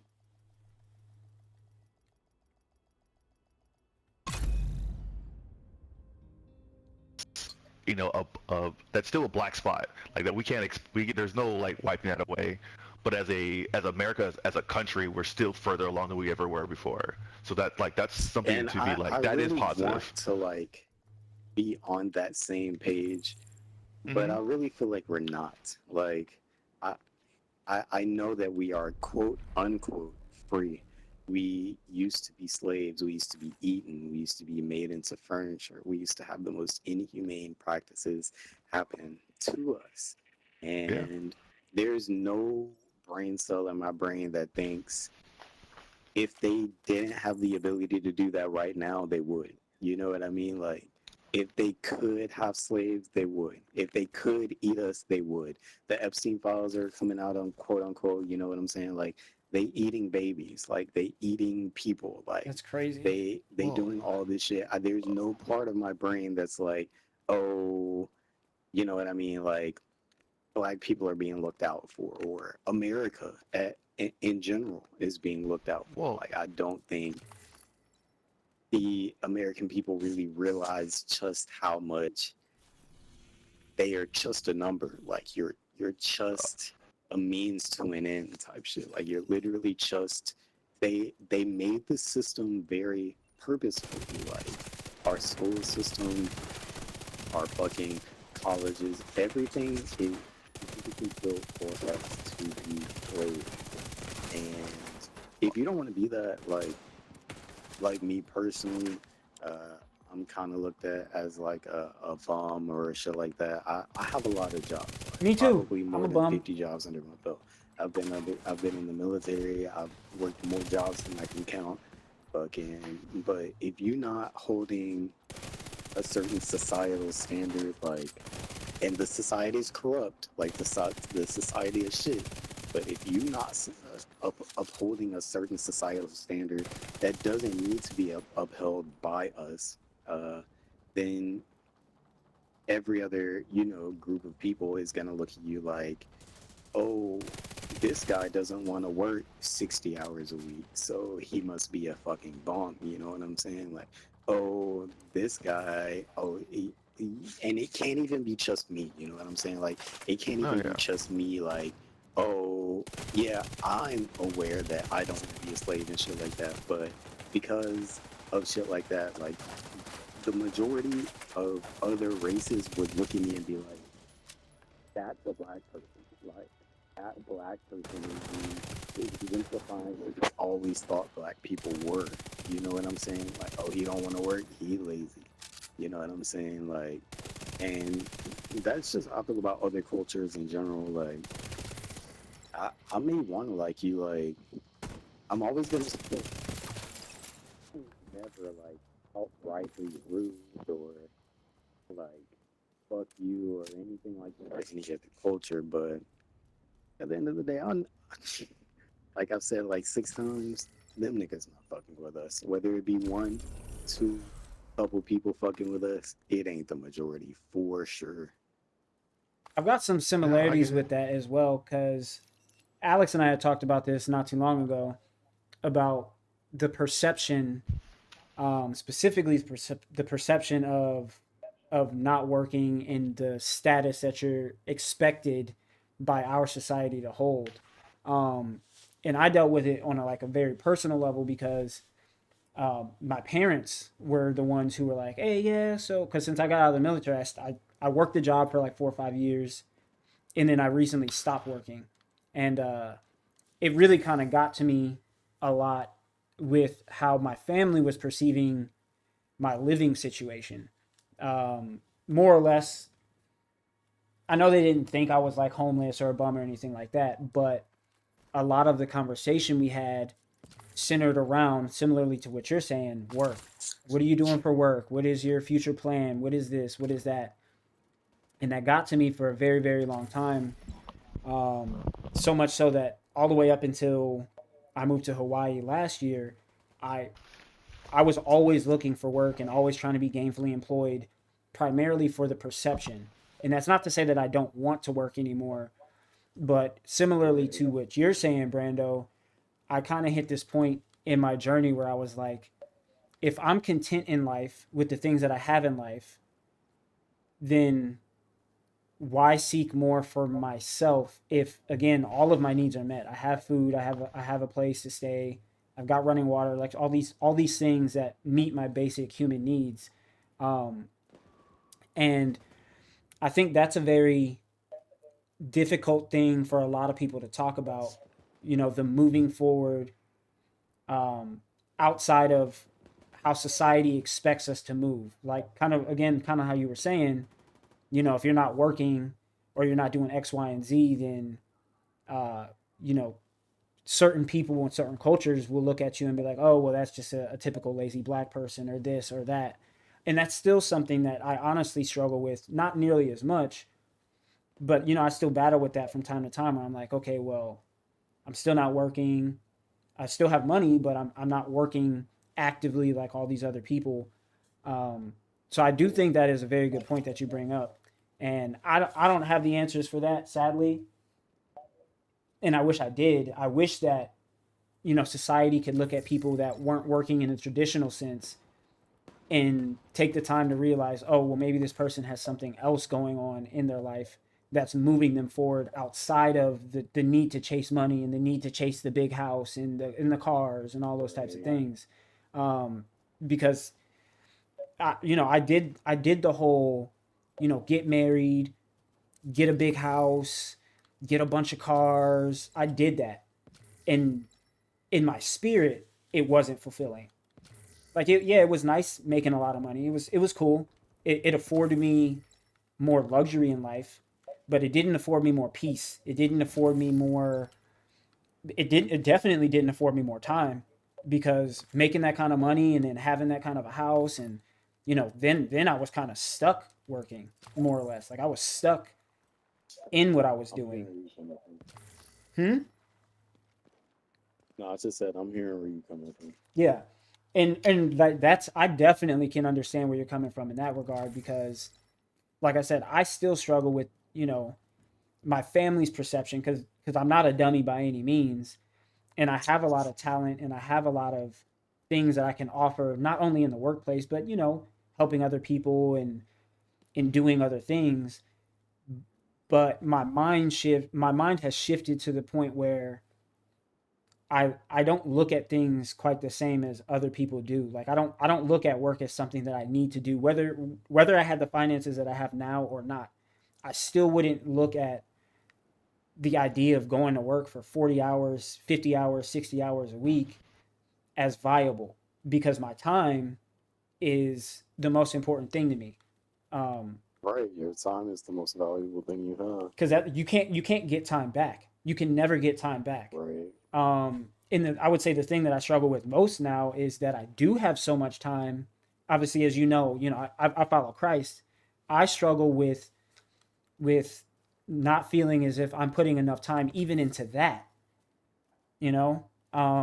However, it's times like this where we get to have open discourse, where I feel like my time is definitely much more well spent. Like, because this helps to open my mind, to how other people think, and how other people see the world, Right.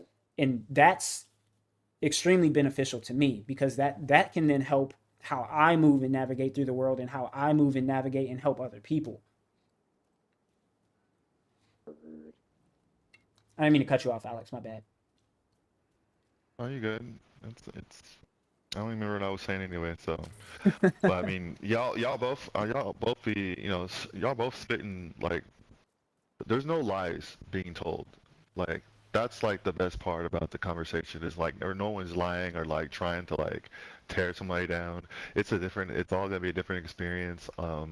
The like me thinking what I think positively about the United States is it's I would probably guarantee that it's rooted in my own personal experience and then also my walk and faith in with God. Mm-hmm. So that's why I already know that's why that I think that way.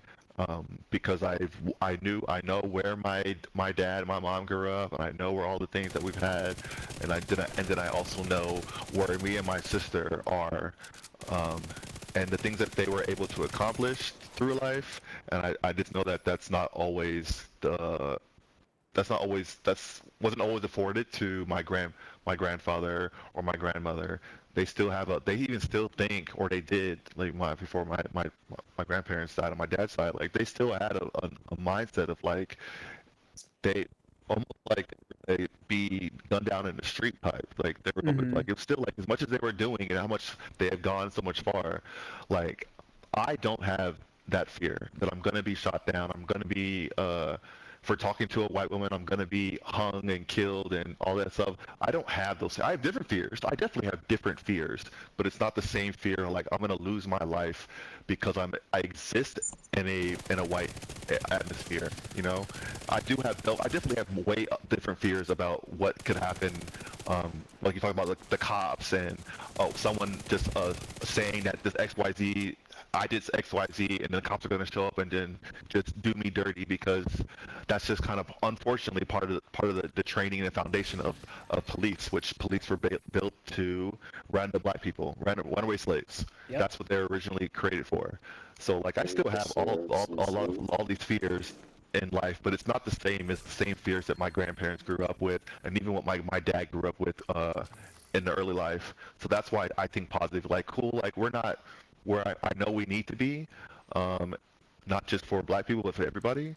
But I do know that we're not the same as before. We're not Mm-hmm. in the same system. It's definitely not not great, but it's not nearly as bad because Yeah, we'll I'm still for be war, bro. like we'll still do us dirty in other countries. Like we'll still get done dirty in other countries, and it won't even be subtle like they do in the United States. Mm-hmm. Like they'll just do us dirty right in front of public because we're still we're a minority here in the States. We're even more of a minority in these other countries. Yeah. Even and we don't even look the same way like for like Africans. They move like when they move to other countries, they're still African. We're African American. We're not the same as them Yeah. And to because they be have ties honest, to their cultures. I've learned that even Africans don't fuck with black people. Like, I That's true. can't That say we're Yeah. different. It's like very true. I can't say W- like what it's really like because I ain't never been to Africa. I haven't Yeah, it's interacted with too many Africans, but what I've heard is that them African niggas do not fuck with us. They don't. they don't because they They don't don't. understand. They don't understand our experience. That's the part that like they don't rock with us because they don't understand our experience because they grew up in predominantly even like the apartheid. Like those South Africans will look at us like we're not like why are you this way and all these things like they talk down of us even though they went through the apartheid, which is probably the most similar thing that happened to us in the United States. They will still look down at us and be like, what is like y'all are wild, like why are y'all so wrong and why y'all acting like this and why y'all crying and why doing all this stuff. That's just how it is because they don't have the same experience. It's the same way white people that have never experienced or been around like black people, they don't understand because it's easy to like push away or wave away anybody that's done something that doesn't necessarily have the same experience as you. That's the same reason like if somebody is doing something crazy and they're dying in the streets, like it sucks. I think it's sad, but it's not gonna move me the same way it is if it was my people, it was my family, my close friends. It's not gonna move me the same way. Um, so it's always going to be hard in that aspect to be like, all right, they need to do X, Y, Z, which sucks because everybody should be thinking like, hey, at the end of the day, we're all humans. That's how it should be. It's never. I don't think it's ever going to be that way I agree. because everybody's going to always be like, they're always going to back their own first before everybody else, and that's. I think that's just kind of what it's always going to be. We'll probably move a little bit closer, in one way or the other, and be like, all right, cool. There are more people that, as we become a much more a melting pot and blended societies across the But world, do you it like will be really think different. that'll happen like with like the direction that America is heading in? Like you think we'll really like come together? Like Mm, in my not in personal the way opinion, that. like as Sorry, you've heard, go. like I Hmm. have a more, I guess I don't know if it's pessimistic or if it's what's the word for it, but it's difficult for me to see like, oh, we're all gonna come together and change the government. Oh, like all this stuff has come out against the government and we're gonna rebel against it. Like that's what we should do. But at the end of the day, like I genuinely don't feel like that'll ever happen. Like we just gonna keep riding. We just gonna keep doing Hmm. what basically the government tells us to do. Mm-hmm. Uh, Yeah. So I mean, do you really believe that we gonna come together as one type shit, or like as a people, as different races, nationalities, whatever it may be? Like I just find it difficult to perceive us even coming together as one, especially Hmm. considering like the year, like we've had a lot of years to do this. Like Yeah. America's been in America for a long time. Like, you know what I mean? Like if we could have done it, we probably would have. You know what I mean? So what I would say is, I mean, America is probably what like one of the youngest countries that ever is out Mm-hmm. there. And we were still like the first, like one if not the first, the one of the first people to do the things that were going on. Other countries they were doing it, all the crazy stuff much longer than what we've ever done. We just we just have the expectations. Our expectations are a lot higher than everybody else's because we have so many other cultures. We've been a melting pot for a lot longer. Like it's been like basically as soon as because they did all the slavery, there was just always going to be black people. There's always going to be that. But other countries weren't doing that at the same rate as we were. So they didn't never had to change. They didn't have to change as quickly as we are, and they don't have the same standards because they don't have the same type of population. All the other countries that have black people in them, like they just don't have to. They're still the not. It's not even like America's what like 60, maybe 70% white people. We have like 15%, and then it goes down from there for all the other races. Mm-hmm. The other countries are still like 90 plus percent. So if we look about it in that perspective, like yes, we're not. I don't think we're ever going to be the kumbaya like that we deserve, but we're going to still continue to move in the right direction, and that's always going to pave the way for the next generation to continue to And move you forward. really think So we're that's moving that's in the what I think right now. direction, like right now, like with like everything happening, like just specifically with like the Epstein files, the Project 25, Project Yeah, 2025, and I I keep think bringing so. that up because like Hmm. specifically Project 2025 has been very on track.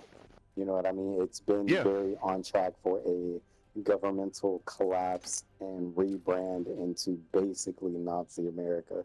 And like everything's yeah. been on track. Everything that Trump has done or our government has done, like it doesn't look like it's headed in a direction for us to be unified. It looks more like it's heading in a direction for us to more or Um. less be slaves. I don't know if you've heard about the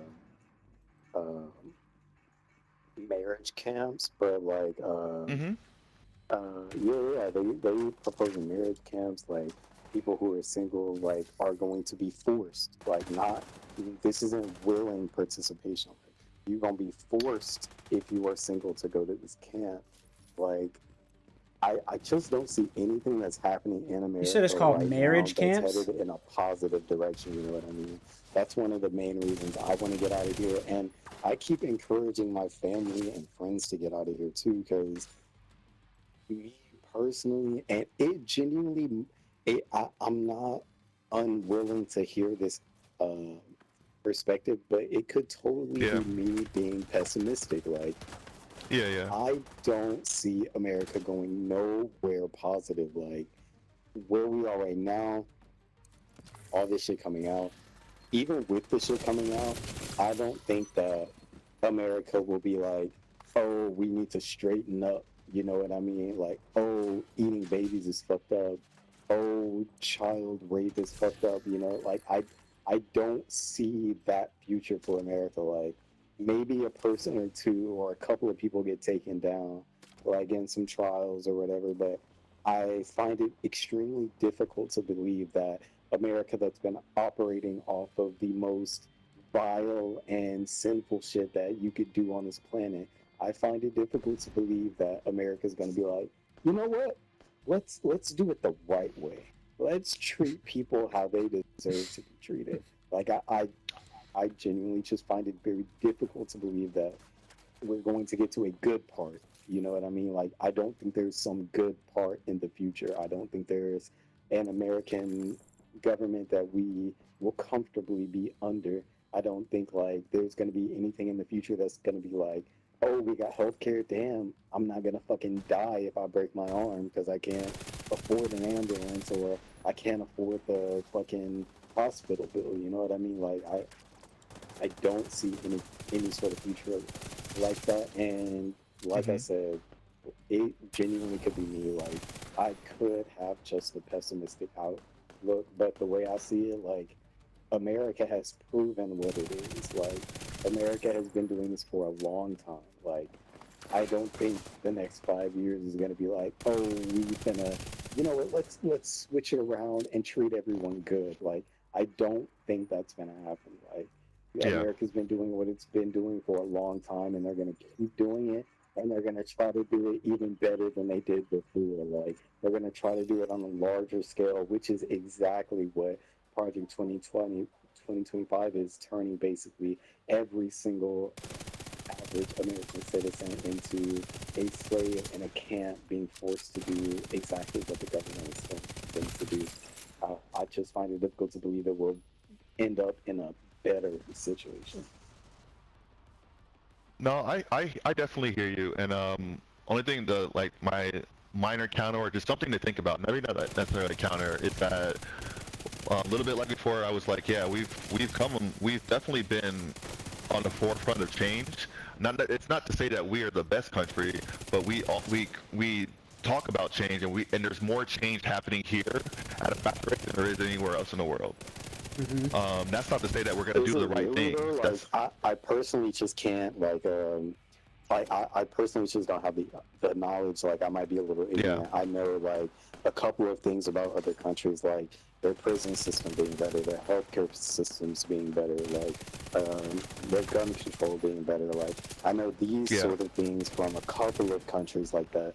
Uh, but is America really changing for the better? Like are we really like quote unquote we are a nation of change, but are we like really, you know what I mean? Like, because we are still leading the world. We're leading the world in school shootings. We're leading the world in uneducation rates. We're leading the world in quite literally the most statistically Yeah. bad like polls that you could possibly think of. And Hmm. I, I personally find it hard to think that it's going to get better. No, you're right. There's a lot of things that have like I would like when I say change, we are on the forefront of change. Change for the best, all doesn't always happen because at one point we were on the forefront of education. On the forefront, we were on the forefront of all these different things that are happening around the world. And then at some point, But wait, we adapted even on the you saying change. that, is Yeah. that propaganda? You know what I mean? Like, we tell ourselves that we're like the No, no, best no, not nation, they or were we told us. were I'm talking about telling like ourselves we were the stats. best nation when it came to education and stuff like that. But were we really? Because China outperforms us in basically every category, and Well, now they do. multiple other countries outperform us when it comes to education and shit like that. The other countries, when they can't meet the standards of their country, they come to America. Like that's what they say. Like countries like Japan, China and shit like that. They're like, when I can't get into a college here, I come to America because the standards are lower. So is that propaganda? Like we've been told that we're the best country, we have the best arms, we have the best education, but at the end of the day, like, are we really? Because these other niggas, like, they doing more and coming here for less. You know what I mean? Yeah. But I'm talking about what we were versus what we are now. Like we And were those I do things. feel where you're coming from because Yeah. especially when it Mhm. comes to black people, like we have definitely come a very long way. But especially with like the Trump regime and shit like that, kind of seems like it's going backwards. You know what I mean? Like, Yeah. what are these niggas talking about? Like, ending, like DEI. They're ending DEI. They want to end like, they want to make it so like you can be fired because of your sex, your race, shit like that. Like it, it does not seem like we are headed in a good direction. And there's like ebbs and flows in the way that we do things, unfortunately. Like there's always going to be a peaks. There's always going to be peaks and valleys. We would love there to be an upward trajectory at all times, but that's just not human nature. That's just never going to be human nature. Someone's going to come, there's always going to be somebody that's going to get into power because people are fallible and they're easily to manipulate, especially emotionally. So there's always going to be a ebb and flow. Someone's going to be in power and they're going to galvanize a group of people that's going to change, and then we're gonna have to wait it out. Obviously, I mean that's unfortunately how it works all the time. There's gonna be like some power, and then there's gonna be like, all right, cool, that was really bad. We don't want to do that again. And someone's gonna come there and make sweeping changes to like better everybody's lives instead of just a one group of people. And we're in that period right now where it's just majority of one group of people is going to be elevated in this situation. We're always going to continue to be a power of change, and I think that we can get back to that, and we'll be back. We'll look at this time period in history and be like, we were not great in this time. Mm-hmm. There was some ideas that people might have been like, this is what I want to launch onto, and then the people that were executing those ideas they went out of control. They were uncontrollable, but the way the system is right now, I can't speak of what it might turn into in the future. Like, there's going to be an end to the reign that's going to be happening here. It's not like we're not a dictator. Right now, we're not a dictatorship. What it might be in the future, I can't even speak. I can't speak on like we're going to be. It's really seeming like a dictatorship. This motherfucker in office is doing whatever the fuck he wants to do. Like, there is no opposition. Like, what is it? The House, the Senate, the fucking the judicial branch. This nigga, what are you doing? Like, this nigga has passed damn near everything he wanted to pass. And a lot of times, it hasn't been as blatant as it is now with like Trump and his generation, but majority of the time, whoever's the president, like they have majority control. They're just not as blatant and brazen as he has been, where he's just like, this is the way it's going to be, and everybody that opposes me is going to get fired. So that's kind of how he continues to operate and continue to push things. As it currently stands, I can only speak about what the law currently says, is that he's going to have to leave. Like, at the end of the day, he's going to have to leave. And then hopefully he's really going to leave, because this motherfucker has already talked about suppressing voters' rights. In fact, they're passing bills right now to fucking make it harder for you to vote, including having a passport, your state ID, your fucking birth certificate, all this type of shit. That's why I can only speak to like what's happening that's what's happening right now. And even with the maybe the like our checks and balances, like maybe they'll check him eventually, but yeah. Again, it's probably just me being. I think it's really tough. Like it's hard to be optimistic in a situation when you don't feel like there's no real hope for the country. Mm-hmm. You know, and my sister is a lawyer. Like she's like really tied into that stuff. Even like way more than I am. Like I happen to see it because of what I do for work.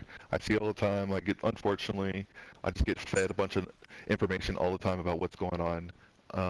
But like there's the media in itself is like super propaganda, and they're gonna push, and whoever's in control of those things, because obviously that stuff is also for money, for profit.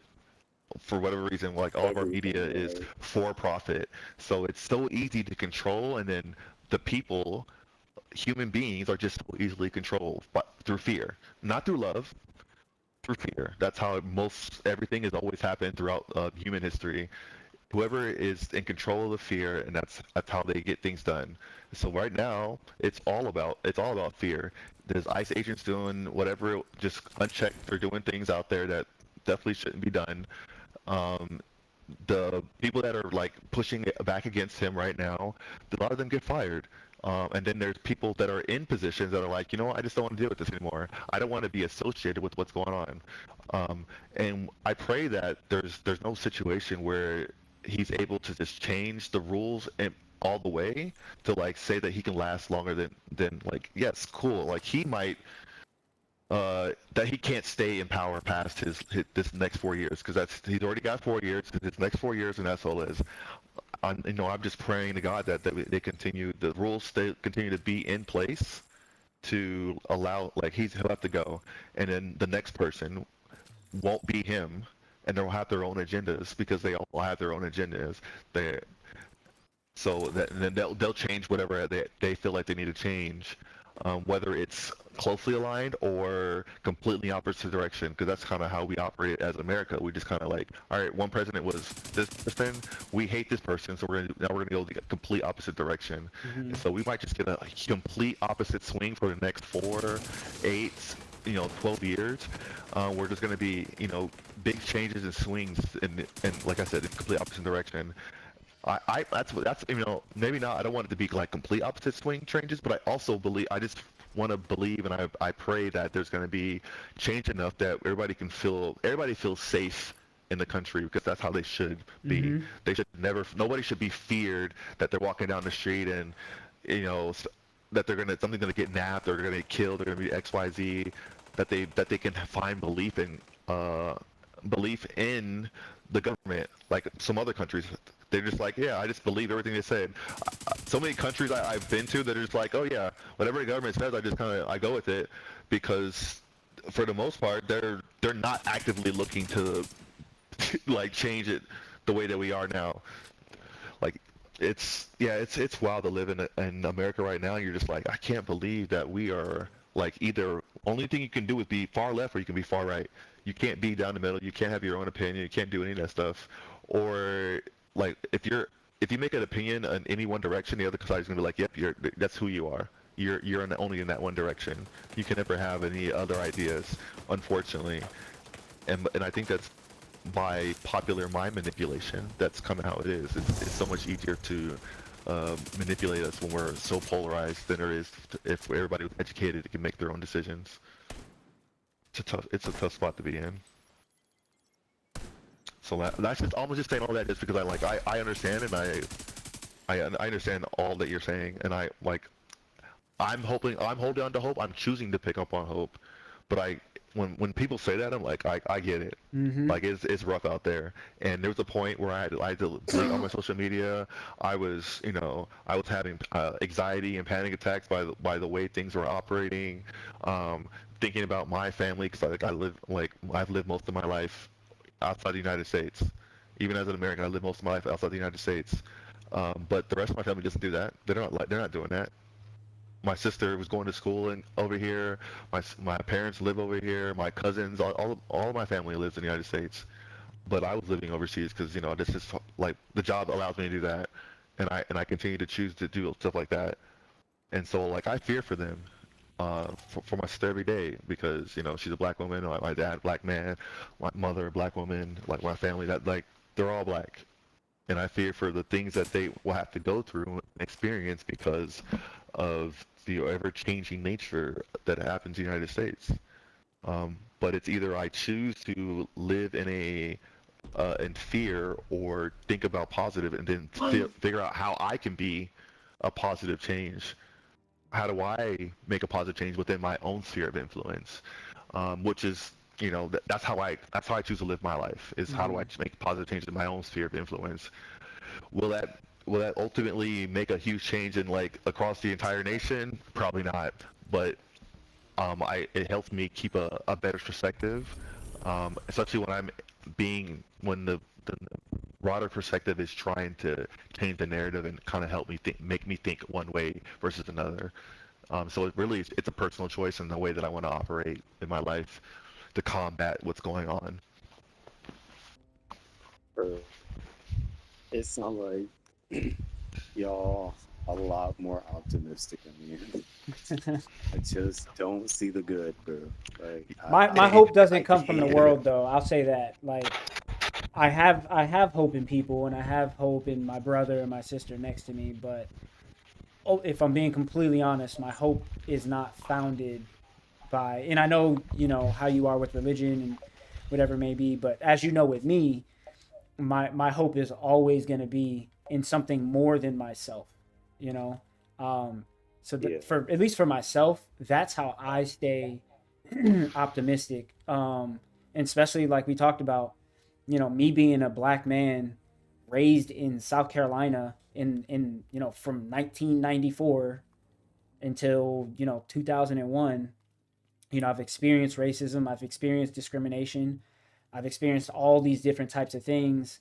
I've had the anger filled mindset up until very recently, honestly, um, until I latched onto something that was just bigger than myself, something that gives me hope, even though it's not a physical, tangible thing. It's just something that I just deeply believe in, and that's where my hope comes from, and that breeds hope not only for myself, but that helps breed hope for my brother and my sister and the people that don't like me and the people that do like me and the disenfranchised. Like that's where my hope comes from, um, and I feel like everyone needs a bit of hope, especially this guy. Everyone needs hope, especially in this time, because kind of like what Alex was saying, this is a very trying time to be an American, to be a Black American, to be a migrant American, and now to be a white American. Like white America is starting to see what it's like, just a small fraction of what it's been like for the disenfranchised in this country. So now they're experiencing hardship like never before in this country. So again, my hope and the reason I can be optimistic is not because of me; it's because of something much greater than myself. Um, yeah. I'm glad, bro. Genuinely, I'm glad for y'all having optimism or having a belief system. That might be one of my major problems. I've never really had anything truly to believe in. Like, I don't know. I just really see what I see, and I really go off that. Like, I've seen this world be really evil, and Mm-hmm. that's really what I know, and that's what I go off of. Oh Like, yeah. I'm never gonna put it past somebody. I'm never gonna put it past our government. I'm never gonna. I don't ever look at anything in a particularly positive light because our government, the people in our country, they've never shown me any reason to believe in them in any sort of light. So having something to believe in, like God or religion or anything like that, it does genuinely seem like a positive. It's like I said a couple of times now. It's genuinely probably just me. Like I, I can't see a positive for America. There is no positives here for me. Maybe there is in the future, but at the end of the day, I really don't want to get into religion or like bring up any sort of like like what's the word when people be like well, where was God during slavery or Mm-hmm. any sort of like arguments like disproving anything or anything like that, because I genuinely do always believe that like everyone should be able to believe in their own beliefs, but I just find it difficult for me to find positive beliefs in our system, our country, anything like that over here. Mm-hmm. That's more or less why I'm trying to get up out of here. And I be trying to tell my people to get up out of here. I be telling my mom, I be telling my grandma, I be like, bro, please, like, just let go of what y'all got here in America, because it's not it's not like it's not like a it seems like to me personally, America is quite literally crumbling right now, like as we speak. Like I feel like in the next year or two, there won't be much for you to cling on to. So I'm like, bro, before our government collapse, before our monetary system collapse, before shit get worse than it needs to get, y'all need to get up out of here. That's really just what I'd be on. But like I said, I probably just am a little pessimistic. I mean, you're not wrong in what you're seeing though. Like if I'm being honest, it's extremely hard to combat reality. It's hard to combat what you see, whether on a daily basis, weekly basis, monthly basis, or throughout the entirety of your life. It's almost not impossible, but it's almost impossible to combat what you experience. Kind of how you said, life is about experiencing. It's hard to combat what you experience in life.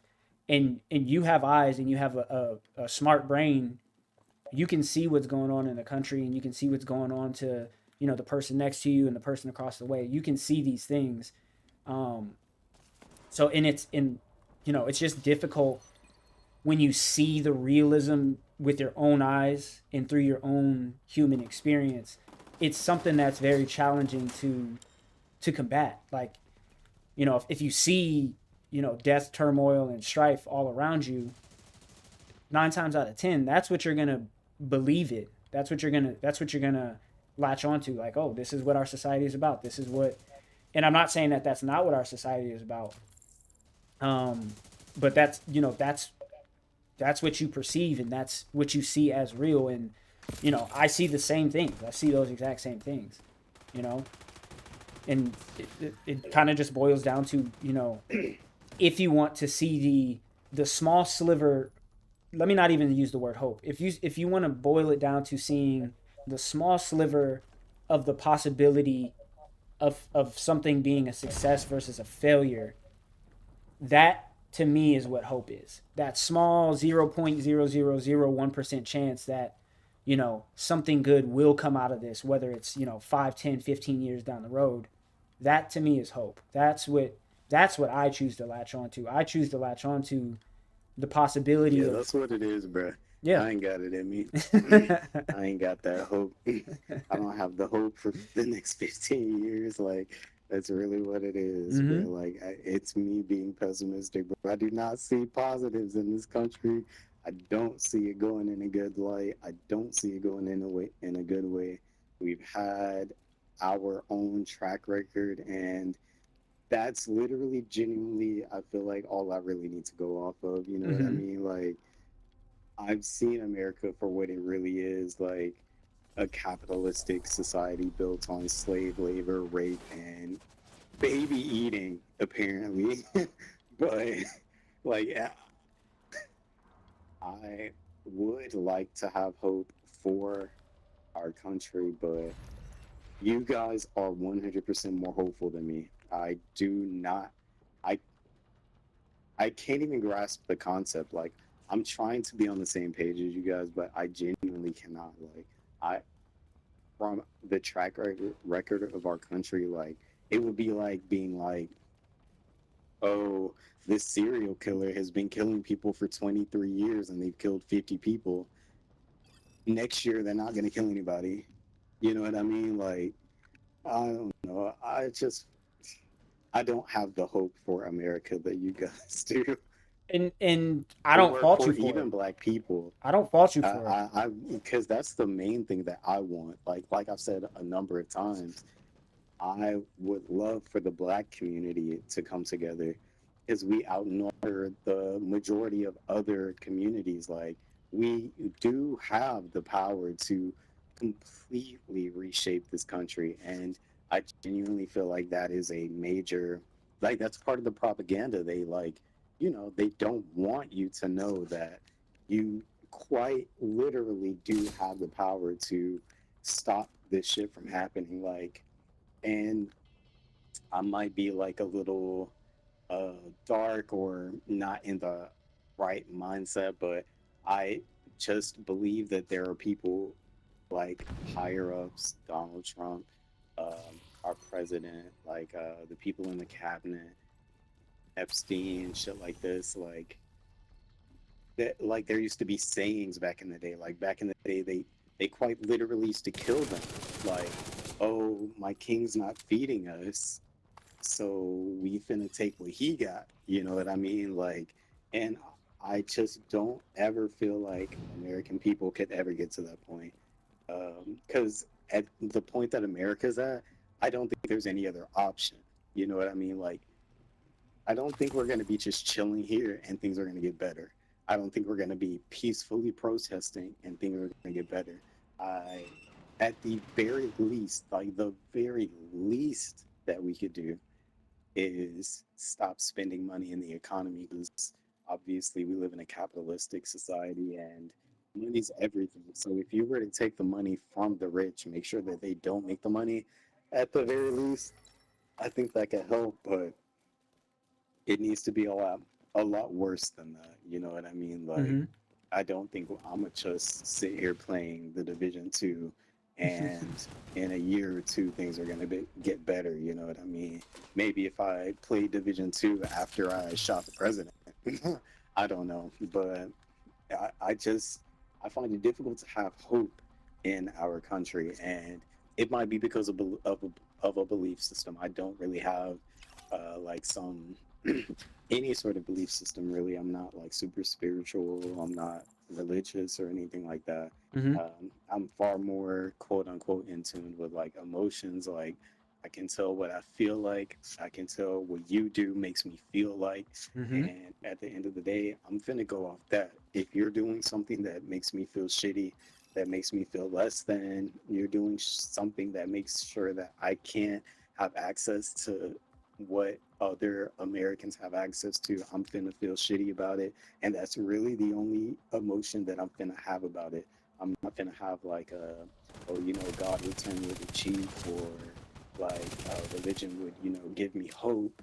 I don't really have anything like that, and that could be a personal problem. Like I said, I don't have a belief system, but all I can really go off of is what I'm feeling, and y'all niggas are killing us. So there's not any feeling in my chest and my body that makes me be like, I want America to succeed. Like there's nothing.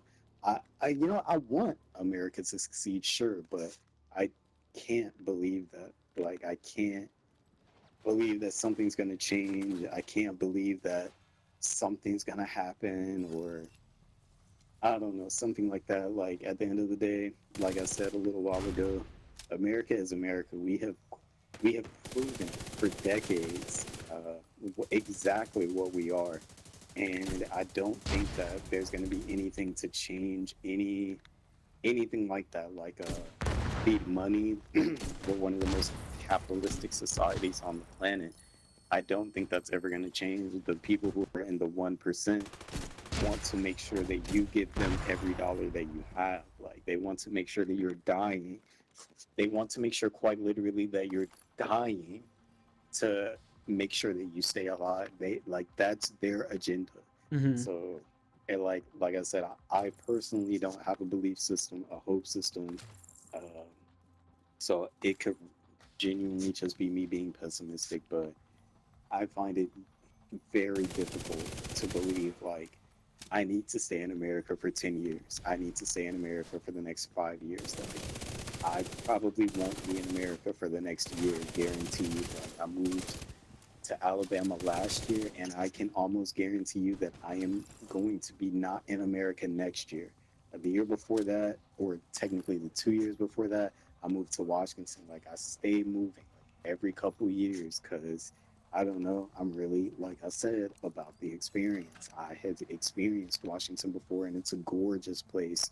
Mountains, trees, like all sorts of shit. And what I imagine now, I don't ever imagine staying here in America in any positive light. There's nowhere in America I want to go.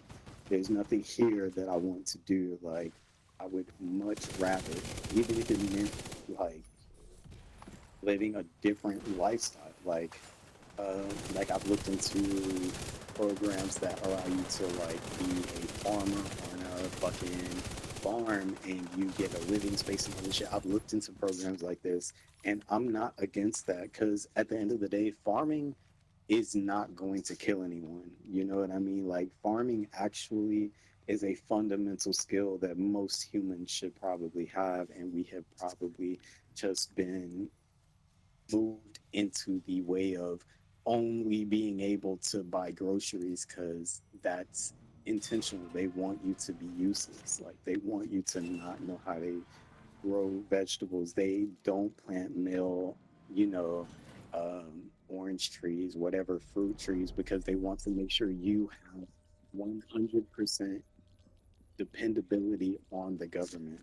And all of those things together just equal me not having the faith. And last time, it might be a me thing because I don't have any sort of faith system like a God or anything like that. Like, I just see what is happening. I take that for what it is. I mean, I'm not going to be overly hopeful for America. I've seen America. I'm 33 years old and I've seen America for 33 years, and I ain't never really seen a positive in America. I have seen a lot of propaganda telling us that we're the best. Uh, but after becoming an adult and learning about other cultures,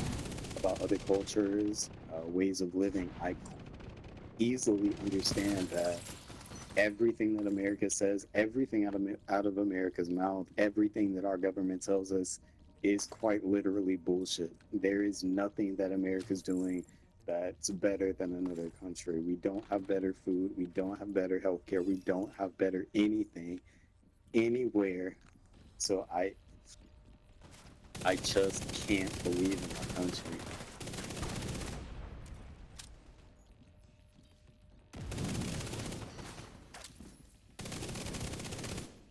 I don't think that's a bad thing, you know. Again, it's your perspective and your experience, you know. And nobody can take your experience away, ever. And I mean, I don't see anything wrong with, you know, wanting to move and to relocate to find something better and more suitable to how, you know, you want to live your life.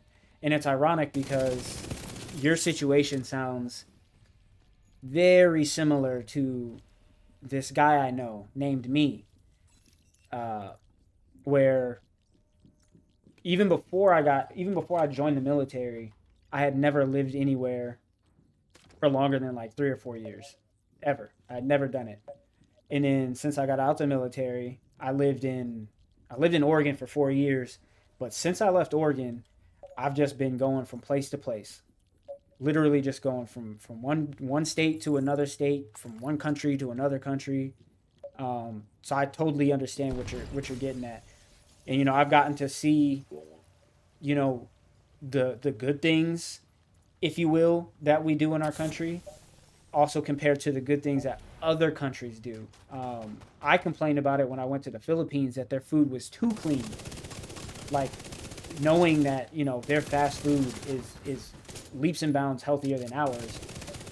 You know, I was complaining that it didn't taste like American hamburgers and stuff like that. However, when you look around at the people, you see their people are not as fat as our people. Um, you know, they're very educated people about like what to put into their bodies and so on and so forth. You know, that kind of opened my eyes in that regard as well. So, you know, I don't think there's anything wrong with necessarily your perspective and your point of view and your experiences at all. I think that's just what you've been shown in life. Like you said, for 33 years you've seen and you've experienced it in this way. You know, you don't know any other way because you've never experienced any other way. You know? Right. And until you experience in also kind of like you're saying, until you experience an America that is different than how you've experienced it, you won't have that hope in America that, you know, maybe I have or that Alex has. And, you know, my just to say this, my hope isn't necessarily just in America. I have hope in people more than anything else. Not necessarily in the institutions that have been implemented in America, because kind of like we had already touched on, America was never set up for people like us to thrive. You know, from our country's inception, it wasn't set up for us specifically to thrive. But I do have a lot of hope in people, whether they're the same color as me, not same color as me, same background, not same background. I have hope that there's truly goodness within other people through their experiences, good, bad, or indifferent. Thing, but people be fucked up. True. I just haven't had that experience to where. I mean, like, because we've been speaking on like our government, American society, and stuff like that, but unfortunately, I also do not have the faith in people. Like, people, in my experience, are very self-motivated, which isn't bad. I don't think it's bad to be self-motivated. I don't think it's bad to go after the things that you want to achieve in life. I do think it's bad that most people are willing to fuck over any other person that they come across in order to uh, achieve the goal that they're reaching towards. Mm-hmm. And that's the experience that I've had with most people. And maybe even it's not even being like self-motivated and getting what you want. It's a state of getting what you think you want. Obviously, like I was talking about earlier, like because that's very prevalent in the Black community. That's why I bring it up like twice or two, three times, and like chasing that bag and shit like that. I'm so sorry I keep burping. No, I you're do fine. like You're to, fine. fucking. Uh, I actually don't have a whole lot to say. I'm not exactly sure where I was going with that statement. Well, I guess I'll just end with where I would normally end, which is I'm glad that you guys have faith. I do not have the faith. Mm-hmm.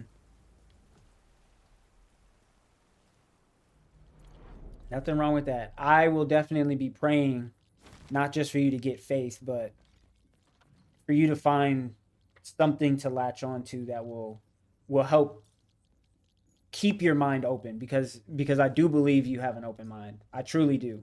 Um, Yeah, I have an even open I mind. do. I You're really do definitely believe you not have. wrong. I think you have a very open mind. I think you're just waiting for the right experiences. I think you need to experience firsthand, you know, hopefulness in people, hopefulness in our government. Or I mean, and I'm not gonna lie, I don't have a ton of hope in our government per se, but I have hope for the people that are trying to do good in our government. I have hope in them to not let bad things happen as history continues to move forward. That's where my hope lies. It doesn't necessarily, because I don't know a whole lot of what's been going on with the Epstein stuff. Like a lot of stuff that you guys have been talking about has been news to me.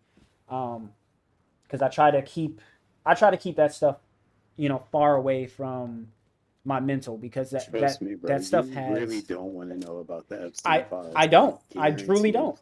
I don't want to know So, these horrible things that people are doing, because I know dog. from personal experience. I know the horrible things that people have done to me, and I also know the horrible things I've done to other people. I've done some very bad things to people that I'm not going to say that I'm not proud of it or anything like that, but I definitely regret many of the things that I've done in my lifetime. Um, and I'm thankful that I have someone that can take that weight off of me and can forgive me for those things that I've done. It's not just some person here. I have someone that covers me in righteousness, because I myself have not been righteous throughout the entirety of my life.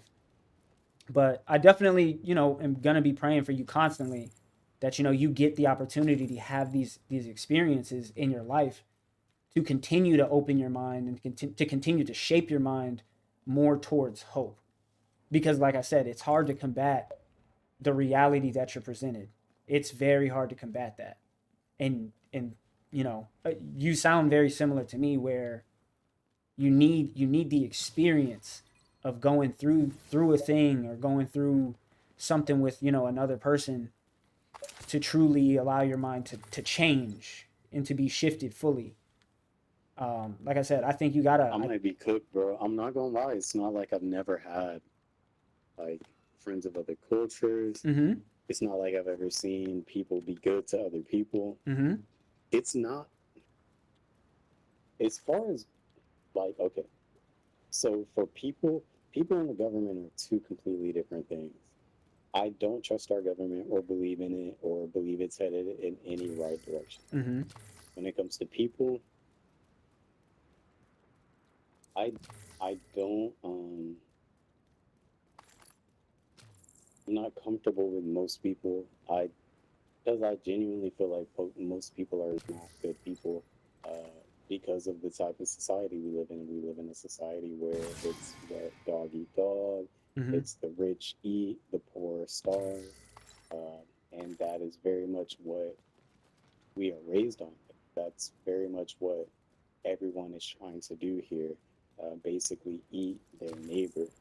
Uh, but I have come across people that, especially from other cultures, that were fine. They were cool. I never been the friendly type, so I never had a lot of friends. But I've had people that I considered associates, Hmm. other cultures and shit like that. I think They you are they can friendly. show me. I would say the thing Sure. that people would probably, why, not even people, I think maybe you don't see yourself as friendly because of your opposing views.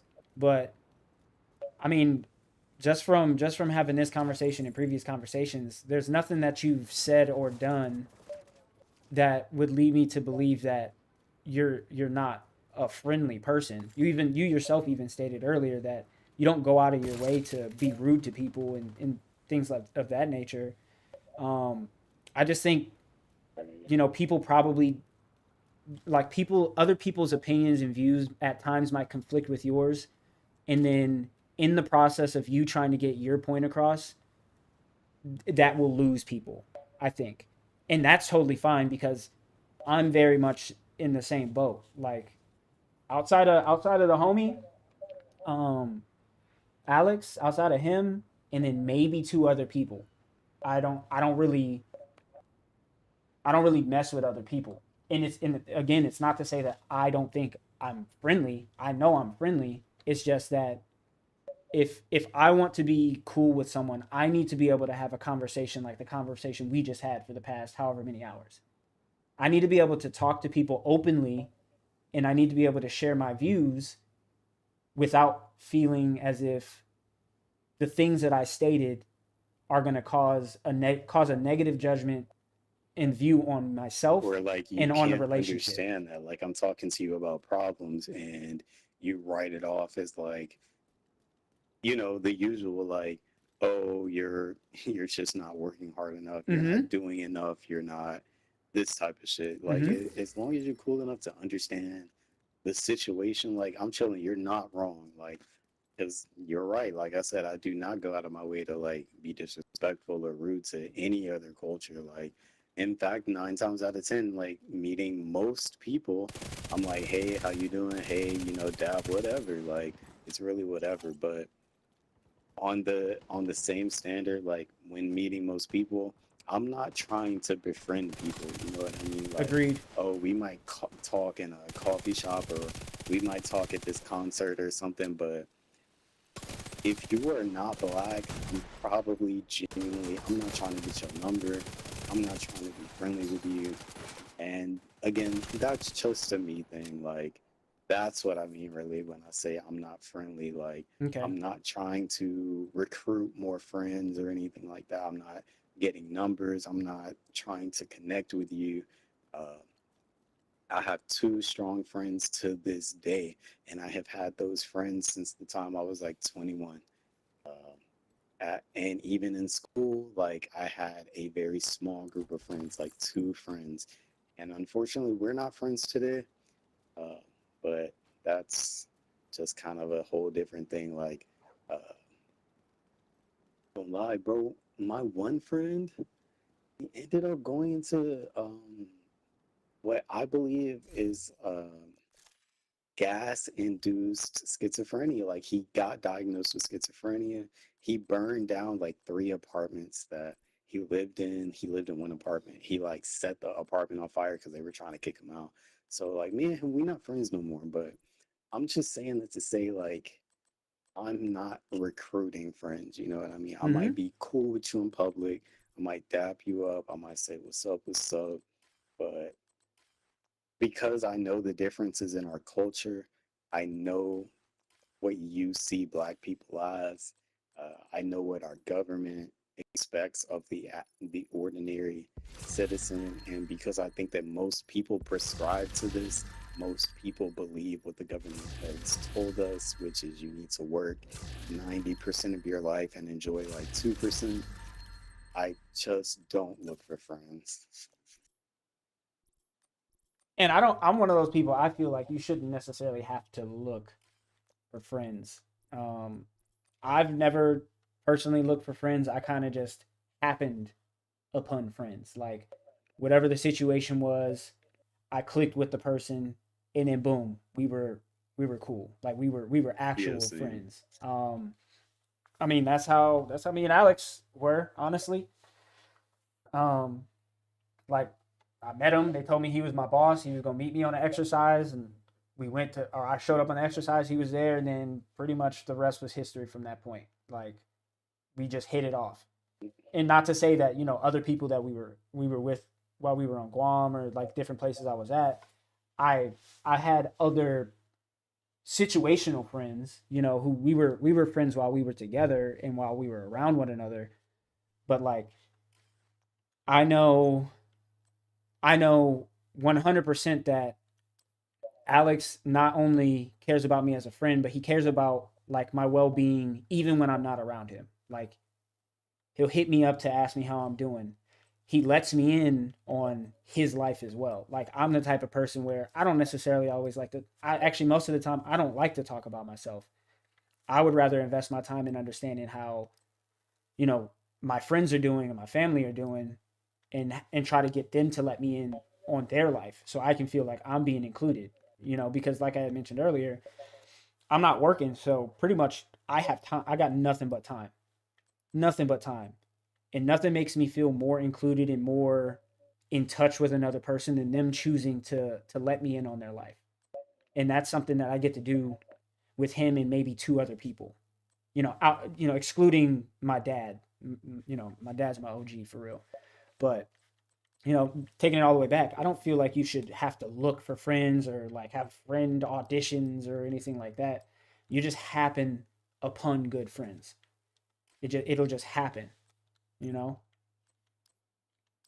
I feel that. And again, I don't. I think if more people were willing to understand and take the time to listen to where you're coming from, I'm not saying you would have more friends, but I definitely think people's perception of you, I don't know what it is, but I feel like people's perception of you would definitely be like, man, I could chill with him, I could talk with him, we could have deep conversation, um, we could have intimate moments with one another that would make our bond deeper. But probably very similarly, I don't meet a lot of people in life in general that want to like sit and talk, like really sit and talk about the good things, about the bad things, about the mundane things. I don't meet people regularly that want to do that. Most of the time it's a hey, hello, how are you? Cool, I'm going by. That's the typical surface level type of interaction that we have in our society. And that's fine. But for me, that doesn't cut it. Like if that's what it is between me and another person, I'm cool with it just being, hey, hello, how are you? But that type of person won't get my phone number. That type of person won't get phone calls from me. That type of person will not get, you know, uh, texts and stuff. I'll still pray for them, but I'm not going to be as invested in that type of a relationship as I would be with someone else who is allowing me to be a part of their life. You know, and friendship is Yeah. a very, I think it's a very important part of life. Like we all need friends and we all need people that we can vent to, people that we can trust to uplift us and to encourage us. And you know, that's also something that I'm going to be praying for you, is like that you hopefully at some point in the future, you know, you can consider me a friend, somebody you can talk to about stuff, but also for you to have friends, physically as well, that you can vent to and open up to and talk to, because it's extremely important. It helped me a whole lot in my life, a whole lot, and I'm notoriously a loner. Like I truly, truly enjoy doing things by myself. I like going to the movies by myself, eating dinner by myself. I enjoy doing all those things. Not until I lived in Hawaii last year. It took all the way until me living in Hawaii last year to realize that, dang, going to the movies and eating dinner with someone is more enjoyable with someone that you have a deep bond with. Like those are the things that I miss most about my time living in Hawaii. Getting to eat dinner with the homie, going and seeing movies, like just doing the simple stuff that I already enjoy doing by myself, doing that with somebody that one I care about and two that I know cares about me. So that's definitely Nah, something you're right. that I will be praying for you for because it's huge. Like real friendship, a real bond is like it's like nothing else, man. It truly like there's nothing that can really compare to it. And I'm sure you already know that. I'm sure you've had, you know, great deep friendships. Um, but I definitely pray that you have great deep friendships that persist through all things, through arguments, through all of I that stuff. appreciate that. Of course, man. That's Same. there've been many times when I've been very surprised that, Alex still puts up with me cuz I know more so in the past, I know I've been a handful. Like I know I would make a lot of, especially in the past, I would make a lot of decisions that could have ruined my career, his career, other people's around us career, our our livelihood, um, shoot, a whole bunch of different things. But as a great friend, he's pretty much always stuck by me. And honestly, he'd let me do a lot of stupid stuff with his guidance. Like he would be like, "Okay, this will maybe be good. You know, let me like supervise this situation," kind of a deal. He's always let me be me, while still at the same time being someone that was looking out for uh, my best interest, making sure that my career continued, making sure because I got a son, and he will always would be like, "Hey man, you gotta make sure you're not doing too much because what you do now could affect not only yourself, but those things could affect you seeing your son, getting to see him grow up, and all these different types of things." And it didn't take, it took me a very, very long time to understand that because I was still pretty rambunctious all the way up until like 5, 6 years ago. So I, it would be wrong of me not to, pray that type of friendship into your life and pray that type of a bond into your life because I mean, you're definitely the type of person that I feel deserves that, but also the type of person that I feel would be an amazing friend to someone. Like you definitely sound like a ride or die. Like you sound like whatever that person is going through, you'll be there for that person. And quote me or correct me if I'm wrong, but you just seem like an upstanding individual to have in your corner. You know, you have a lot of good traits. You to me you sound like a leader. Uh, a lot of your views and things like that, you sound like somebody that people would follow. Um, because again, to me you sound very similar. You sound very similar to myself. Not to necessarily say that I am a leader, but I have been called a leader multiple times throughout my life, even though it's something that I've pretty much rejected my whole entire life. I don't like leading other people because I understand that I'm very volatile. And, I used to have a real bad tendency to just want to beat people up, and that's not good. I used to have a real bad tendency to pop off of the mouth, and, you know, God has made those things better.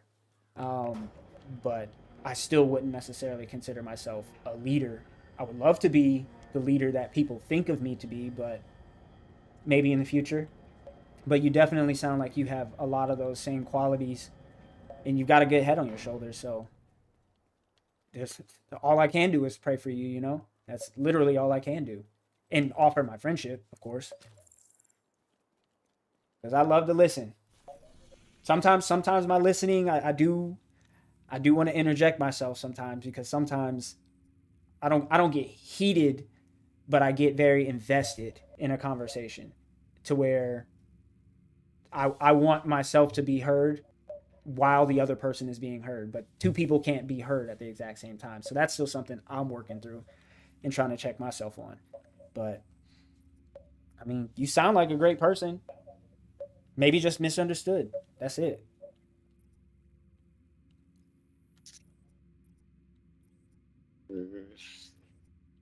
Just hearing where you're coming from. I feel like we've been on this heavy ass subject for a little minute. I'm trying to see stuff for real. Like I feel Honestly, weighted right now.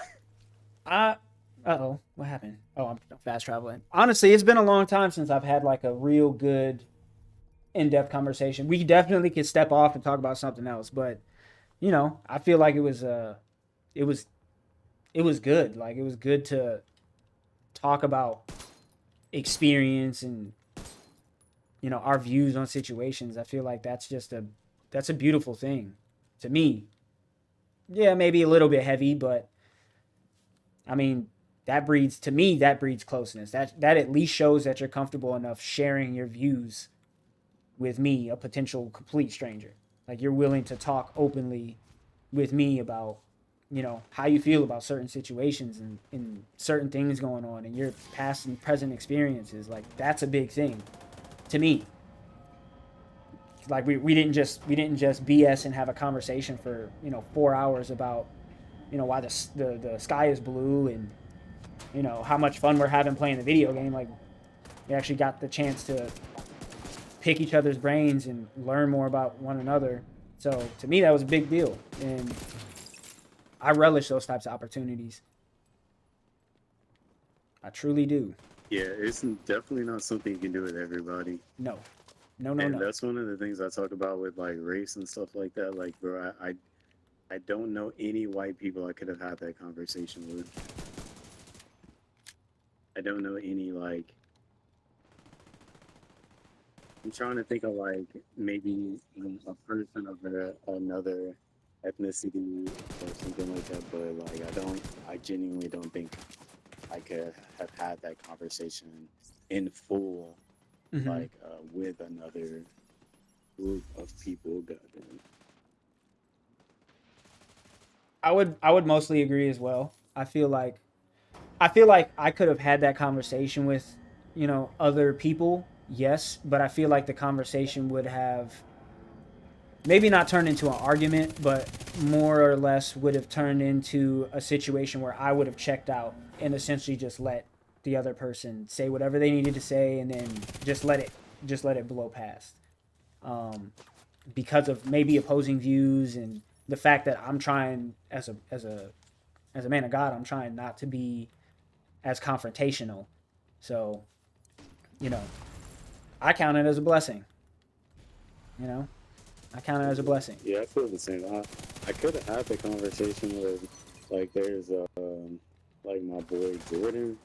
I definitely could have had this conversation with him. Like we talk about like race, the state of the country. Like we talk about that type of shit like regularly. Mm-hmm. So it's not like I couldn't talk to anybody about it. Yeah. But Jordan's black, so Yeah.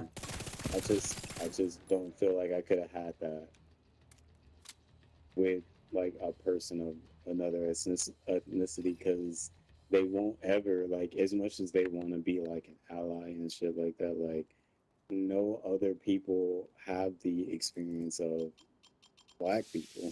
Genuinely, I don't think any other people have had ever any experience like black people have had. So being able to have that conversation with black people, I could have had it with my friend Jordan, and we have had it to be honest. Mm-hmm. But it's still good to be able to have it with more people. And not only did you have it with other black people, but you had it with other black people that have, I don't want to say we have completely different experiences in life, but at this point in life, we're at different, our experiences have led us to different mindsets. Um, like that's one of my favorite things about Alex is he and I are so close, but our journey as black men has been completely different. Like completely, a lot of the hardships that I've gone through and experienced, um, I'm very thankful that he never had to go through a lot of the same things that I had to go through in life. Whereas there's certain things that he's gone through that I've never gone through. You know, so it's Yeah, getting to pick another brother's mind about this specific topic, um, and ultimately just hopefully, I should say not ultimately, but hopefully, you know it just allows you to keep an open mind, like I had said a while ago. Like that's the biggest thing that, you know, I'm taking away from this conversation was it gave me the ability to kind of get out of my own perspective for a little bit and to enter into another person's perspective and to see how they see things and to understand, not just see, but to understand, you know, why you feel this way and why you see things this type of way. Because, you know, I've honestly long since forgot, you know, what it felt like to be a struggling black man in this country. Like, I have not been a struggler for like the last 7 to 8 years. Like, my struggle days are behind me. And it's refreshing to be able to understand that again. Like just because, you know, I've had a good lot on life the past, you know, 8 to 10 years doesn't mean that everybody's had it the same way. Especially someone else who was also in the military. You know, we were in the same career path. Yeah, you're right. Everybody's experiences are not the same. And yeah, I definitely do appreciate hearing different perspectives and shit. Like, that's definitely one of like the biggest things in life, like understanding that your perspective is not the only perspective. Fact. Type shit. Yep. That's just like you don't like Chipotle. Or was it you? Or was it? Chipotle, No, bro. that was Pandy. I'll tell you right now, I don't like Chipotle because when I was in the military, I had never eaten Chipotle before. And when I got out of basic training, we went to Chipotle and I got a steak bowl and the steak was chewy. Like, I had a hard time eating the steak. I was chewing on that bitch for like 3 years. So that experience right there is the sole reason I don't like the Chipotle. I'm not gonna hate. Chipotle is like my favorite thing to eat. My absolute favorite. I don't care if the steak is chewy. I don't care.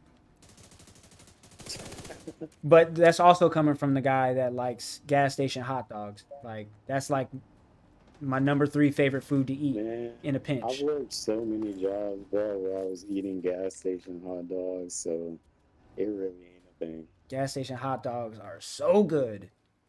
My only regret is that my son's mom hates the fact that my son also likes gas station hot dogs. I wish she could. Well, it was like years ago. I was like dropping him off to her. I can't even remember the exact scenario, but it was me and him, and I took him to go get a gas station hot dog, and he had never had one before, and he loved it. He loved it probably about as much as I do. And his mom just hates the fact that he likes gas station hot dogs. And I'm like, they're good. What do you mean? They're delicious. They're not healthy for you by any means, but they're good. They taste good. Let that man enjoy his gas station hot dog. Lord knows I'm going to. You gotta take the good with the bad, because I might like me a gas station hot dog, but I know that shit ain't good for my heart. Oh, it's not good for you? Shit ain't good for my cholesterol. I always look at it like, man, them hot dogs probably been sitting out for hours. Like, people probably done touched it with their fingers and like all of this type of stuff. But I charge it to the game, man. What can I say? It still tastes good. That part. Still delicious. Love me a gas station hot dog. I should have went and got a hot dog for dinner. Should not have ordered this pizza. Tragic. Tragic. What is going on? Secure the lab. Everybody's dead. Dang, we got a whole bunch of these missions done too. Look at that. Yeah, I'll level up like at least like 5 times. Yeah, and they were letting us get stuff done while like you were away from us. Like, I don't know if it was all missions, but they let us do like certain things. Like, I found some SHDs, which they counted that towards you, I think. I could be wrong. I know it's just got one on my phone, but That's cool if y'all were getting into it for me. Mm-hmm. That's what's up. I didn't even know you could do that until we started doing that. Yeah, it's been a phenomenal stream. I wouldn't have asked for anything differently. Good time. Good time. Oh shit, yeah, I forgot my phone died. I meant to be in the stream, goddamn. Oh no, you're good. You're good. Yeah, I ended my TikTok just because I got tired of staring at my forehead. But yeah, the other stream is still up. Man, I be wanting to watch on TikTok. That'd be the thing for real. Like, I be tuning into the stream, and I'm cool with like seeing some anime, but I'll be a nigga who I'm trying to like. Oh shit! See, that's that friendly fire, bro. I already shot you in the face. But yeah, I be trying to see the gameplay. I promise. Like when you were playing Elden Ring the other day, and you were doing like, I think you were. Oh no, you were streaming One Piece. I was like, damn, I want to see this nigga hit somebody with a sword.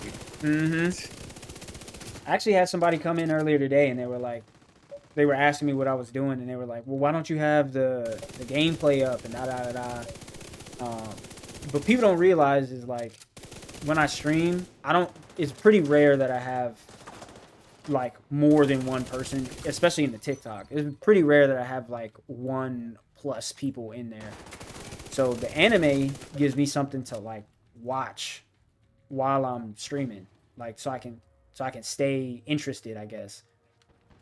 I'm hearing it. Yeah, but I like to multitask because I usually have the music going. I usually got the anime going. But like if it was more regular, if there was like regularly 2 or 3 people in there, and they were like, "Oh yeah, we rather see the gameplay," then I would put the gameplay up. But if ain't nobody in there, I'm watching anime, hands down. That's what I'm doing. Hands down. I get you. I get you. I don't know if Alex can hear me, but I've been meaning to tell him. I watched, what was it called? I watched Fate Strange Fake. Boy, is it good. Oh my Wait, Lanta. which fate? Fate Strange Fake. It's the new one. Oh, yeah. I was thinking like that does not sound familiar to me, and I'm pretty familiar with the Fate series, but that's the new one. Yeah, I have not seen no new Fate. Man, so they got the first episode is 55 minutes. It's called an ESP. It's like an epilogue episode. Really good. And then they have 6 regular episodes after that. Man, the reason I didn't stream yesterday was because I was watching that. That's the end of the season? No. I'm pretty sure it'll be a half course, so they'll probably do 12 episodes. I think. And then they'll end the season, and then they'll come out with the next 12. It's super good. It looks pretty fire. I definitely did like Fate Stay Night, Unlimited Blade Works. Yes. I haven't. Those are the only 2 I've watched, but I constantly see like stuff from the other Fate series, and it do look pretty badass. Yes. The new one, like I would say, Unlimited Blade Works has like the best animation quality until this new one came out. This new one is like, wow. It really blew me away. Fate Apocrypha or something like that? Apocrypha or something, yeah. I watched like 4 episodes of it, and then I stopped watching it because I got rid of Netflix. I don't think they have it on Crunchyroll.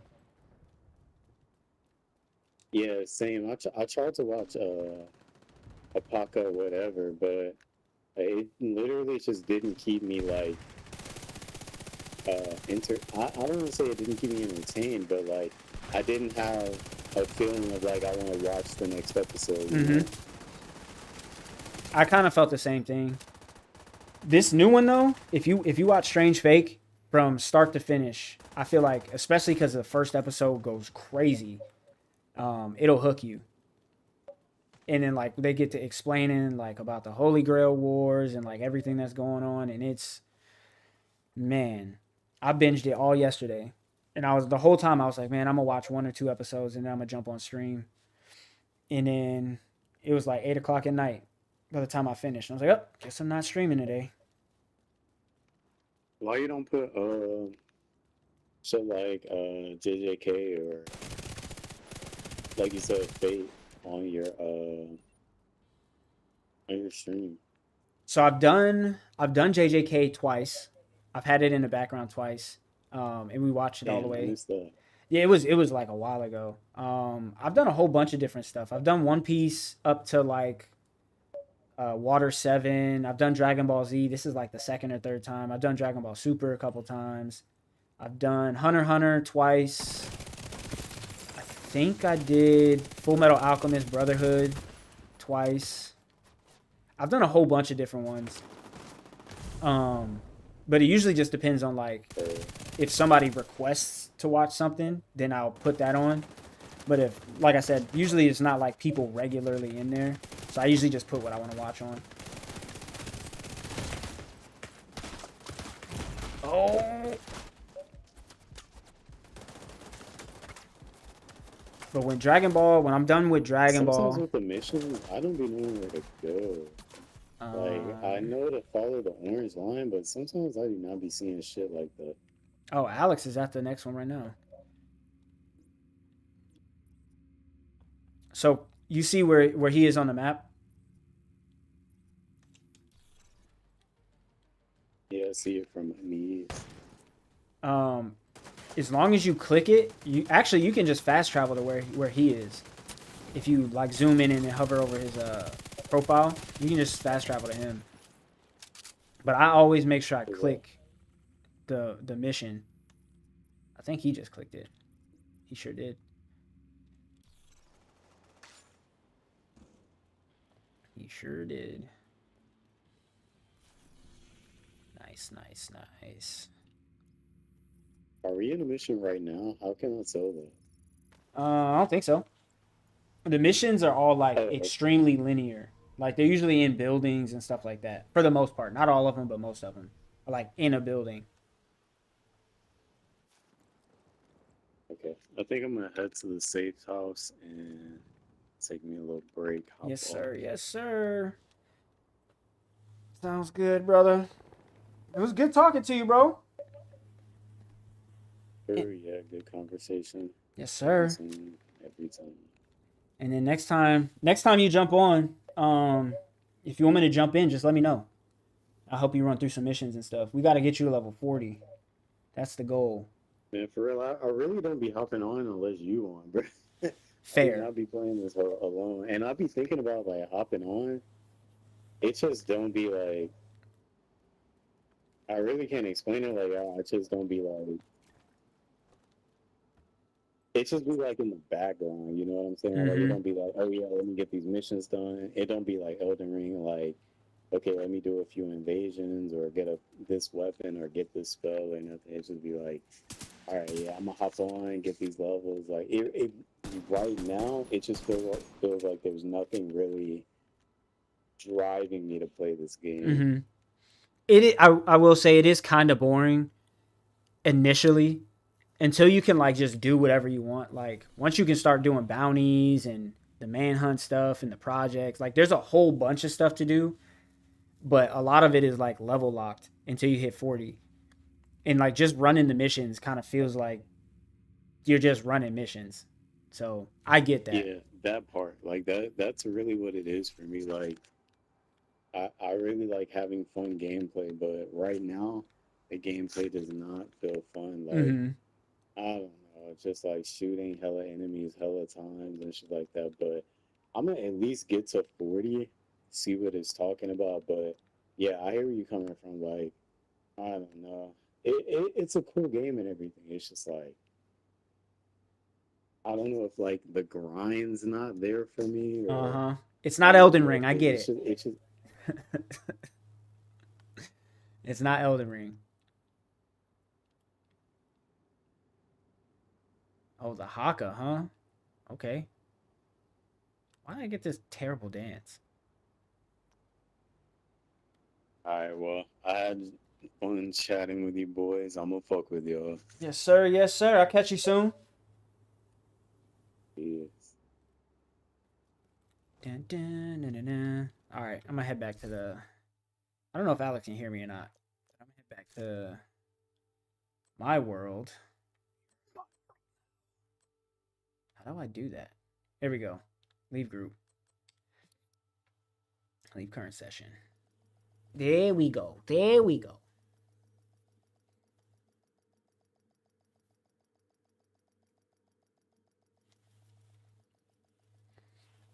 Dang, now I kind of want some more pizza.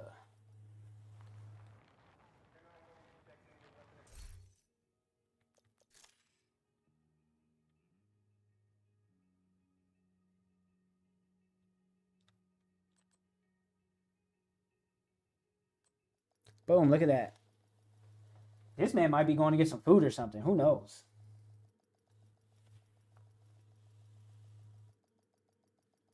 Who knows? I should technically get off stream, but now I'm in the zone, Chief. Now I'm in the zone.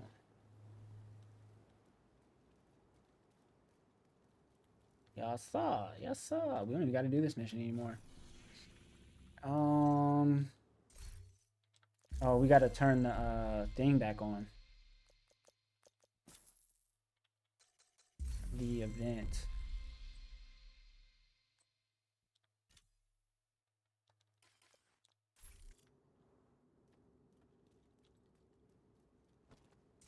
Or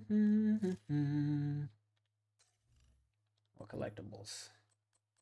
Yeah, I'll probably stay on for another 45 minutes. Get us to a 7.5 hours. This has been a long stream. Very, very fruitful stream, though. I'll tell you that.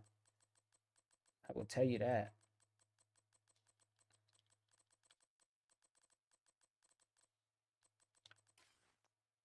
More? Tragic. Tragic.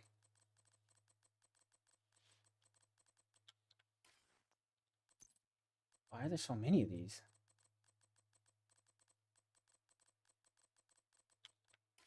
What happened to my music? Battery 80%. Connected to Princess 24 SD. That's the other thing. There we go. I feel like these ones have already been done, though.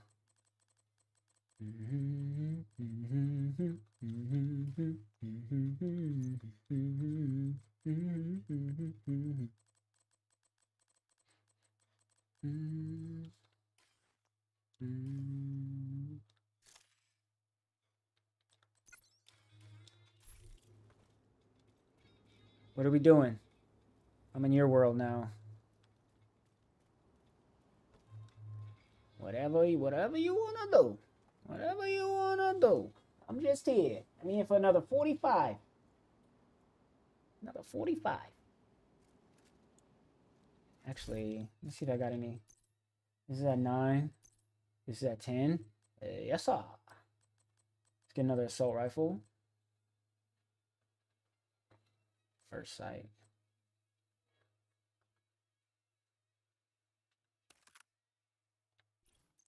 Ooh, this looks cool.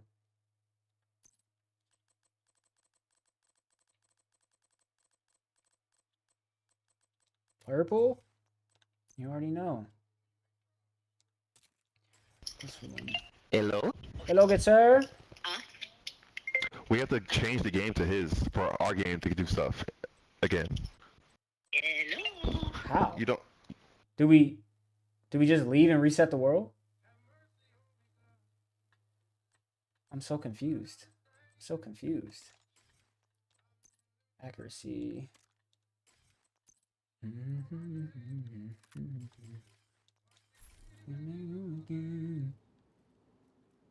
Because I just joined.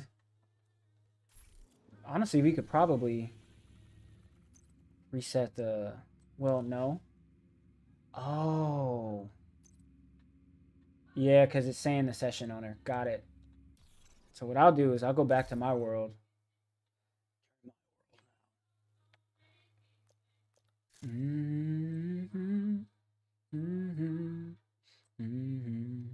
do I do this? Leave group.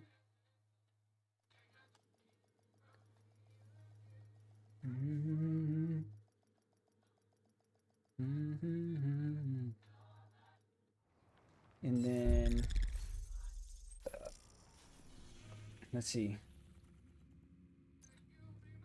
Okay, so I'm in my world. This might work. I'll just invite him over this way.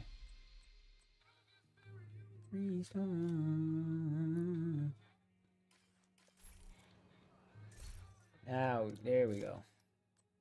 Oh, there you go. Perfect. There we go.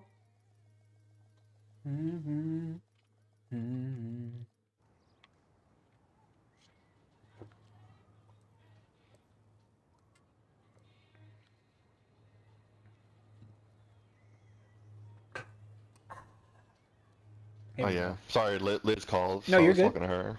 You're good. Yeah, I missed the tail end of the conversation for the last how long we were on the phone. Let's see. I was on the phone for an hour, so I missed the last hour of your guys' conversation. You're good.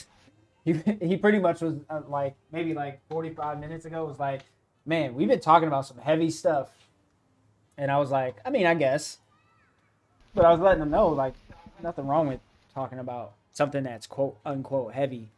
And then we just started talking about the game and Chipotle and random stuff. So Oh, it was so- good.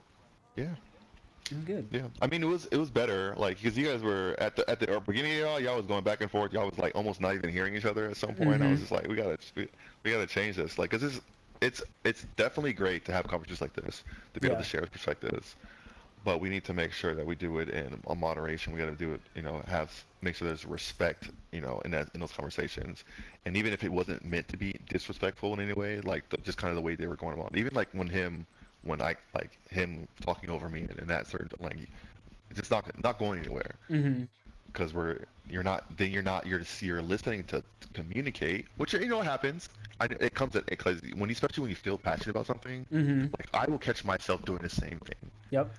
It just happens that I was, I just have this now life experience and this different outlook in my life that and I wasn't involved in the conversation early, that I wasn't swayed either way at that point in time. Mm-hmm. But then we were having these conversations, like it was great. I love to hear this type of perspective because it's different than mine. It's just something, and I think it's very important for us to always hear Yeah. everybody else and be like, okay. And then he was asking some really great conversations, like, all right, cool. So what about, like, based on this, what are you then thinking, like, could it really be, or is it fantasy, or do you think this can be reality? Which is a great way to take your personal life experience to then, all right, now how do you take your personal life experience and now transition that into something like what's going to happen in the future? Because that's how we always study the past of like figure out how we're going to go out the future. So that was dope. I like the way he took that conversation and like cool. Then we could then have the different conversation like, all right, cool. Based on my experience, this is how I believe, this is how I choose to live my life and to choose the way I think about things, to transition us to like, all right, this is how I can protect myself. I'll be like, oh yeah, protect your peace. This is how I protect my peace. I have faith. I have faith in God, and I have faith that His word will go forth and do as He has intended. And He's already told us what He's in the Bible. He's already told us what will happen. So all of this stuff is already in His hands. And then also, like, if we also take all this stuff into history, like we have moved in a positive direction. We take several steps back all the time. Like that's just what it is.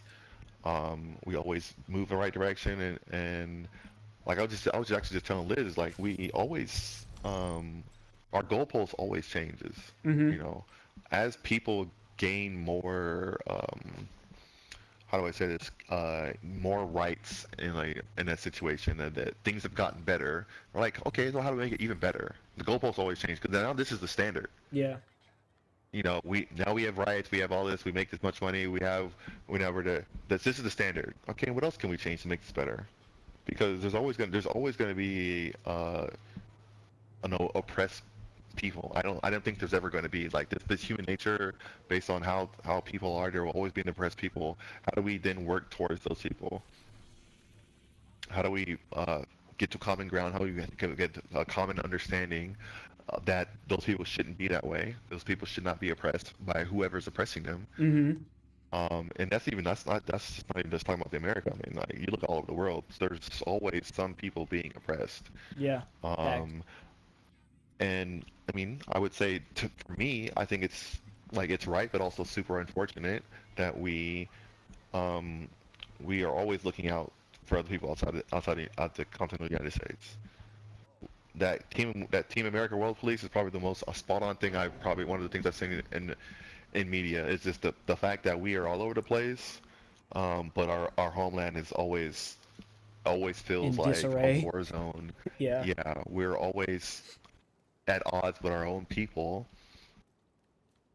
What is wrong with my internet? I am freaking out right now. Um, but yeah, we're always like not taking care of our own, but we are so willing, as you can tell by when they were doing audits on all the money that was spent from, from certain administrations, like they're out here spending money on which feels like to me, from like my perspective, like why are we not spending that money on America? Yeah. Why are we spending all the money on 100%. everybody else? And there are people that will be like, well, we need to take care of those other people, and it's like, cool. But should we take? I think so too. Like, if we have abundance, then we should take care of other people. That's the mindset that I have, and that's the mindset I grew up with. But not at odds with our own people, though. Like, we Mm-hmm. can't not take care of our own people. It's the thing Exactly. that I always come around to. And I think you also like you came in at like the perfect time because, like, kind of like I was telling him at the end, I was like at times during conversation, not that I get heated, but more so I get very invested. Like we had started a conversation that I then became very much invested in, and that I wanted to Yeah. continue, but we then started to talk over one another. So you came in at like the perfect time to help nullify the fact of me talking over him and him talking over me and so on and so forth. So that was like perfect, and that allowed for the conversation to continue to go, I think, in the way that it did, because Yeah. it's It was a definitely great something that conversation. I still work on, like because I love having deep conversation, but even if me and the other person agree in whatever the conversation is about, 9 times out of 10 I'm still gonna try and talk over the other person. Like that's just because Yeah. I get so invested in it, and I'm like I always want my point to be heard, and even if I'm hearing the other person, it's still then it has a way of becoming about me because it's so rare that I get to have deep, like actual thought-provoking conversation because most people stray away from it these days for fear of Yeah. whatever. And it's only because that like a conversation I had, with my ex, Latanya. I had a conversation with her, but I also had a conversation what really stood out was a conversation I had with Sino, Mm-hmm. that I really was able to like see how almost anti-confrontational I was, and I just didn't want to. I was like almost like she was trying to have a really like a kind of deep conversation about like why America is doing X, Y, Z and not caring about this thing. And she couldn't understand my perspective, but I also was like almost unwilling to share my perspective at the same time. Uh-huh. I was just like, why don't you just not get it? Yeah. Yeah. Like, why should I have to tell her this thing? She should just almost like get it that there's a difference, Mm-hmm. which is just not valid. Like we'll never all have the same kind of perspectives, especially like from South Africa Yeah. to the United States. The country, the size, the populations, everything is completely different. The culture is different. So why would I ever, how could I ever come to the conclusion that she'll just understand like me, especially then also civilian and military? Mm-hmm. Because a lot of that also drives a lot of the things that I think about. We're having this conversation in Korea. I think she's talking about like Gaza and all that stuff like that, and I was like, I mean, I would tell her like, she's like, why is there not a lot? Why don't you have a true opinion about that? I'm like, well, because to me, like my AOR, that's what I care about. Mm-hmm. because like I just there's not enough. I don't have enough in my life. I don't have enough bandwidth in my life to care about all the things, especially all the things that America is involved in. True. Like because I think she brought up because like, oh yeah, my country is sending people over XYZ and this place, and I was just like, that's cool. But your country has one small military that went to one country. My military is in every country. Yep.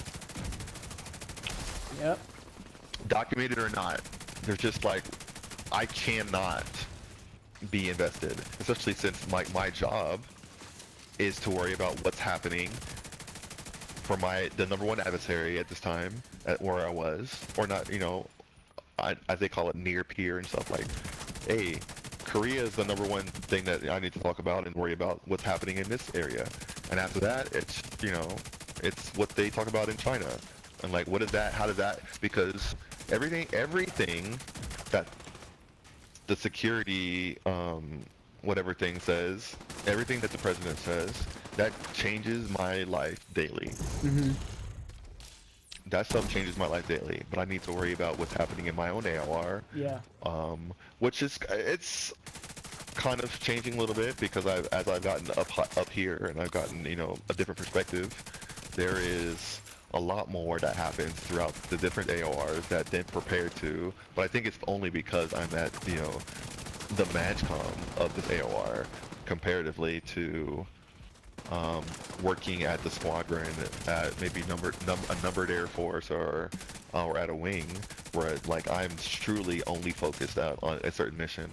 Here, like, hey, something happens on another AOR, we're talking about it and how we have an effect on that situation. But it's still only from one perspective of policy. You know, it's still only from the military side, not the political side. You know, not the state side. No, that stuff. That stuff. We just don't have. We have to control only what we. Our own areas and of responsibility.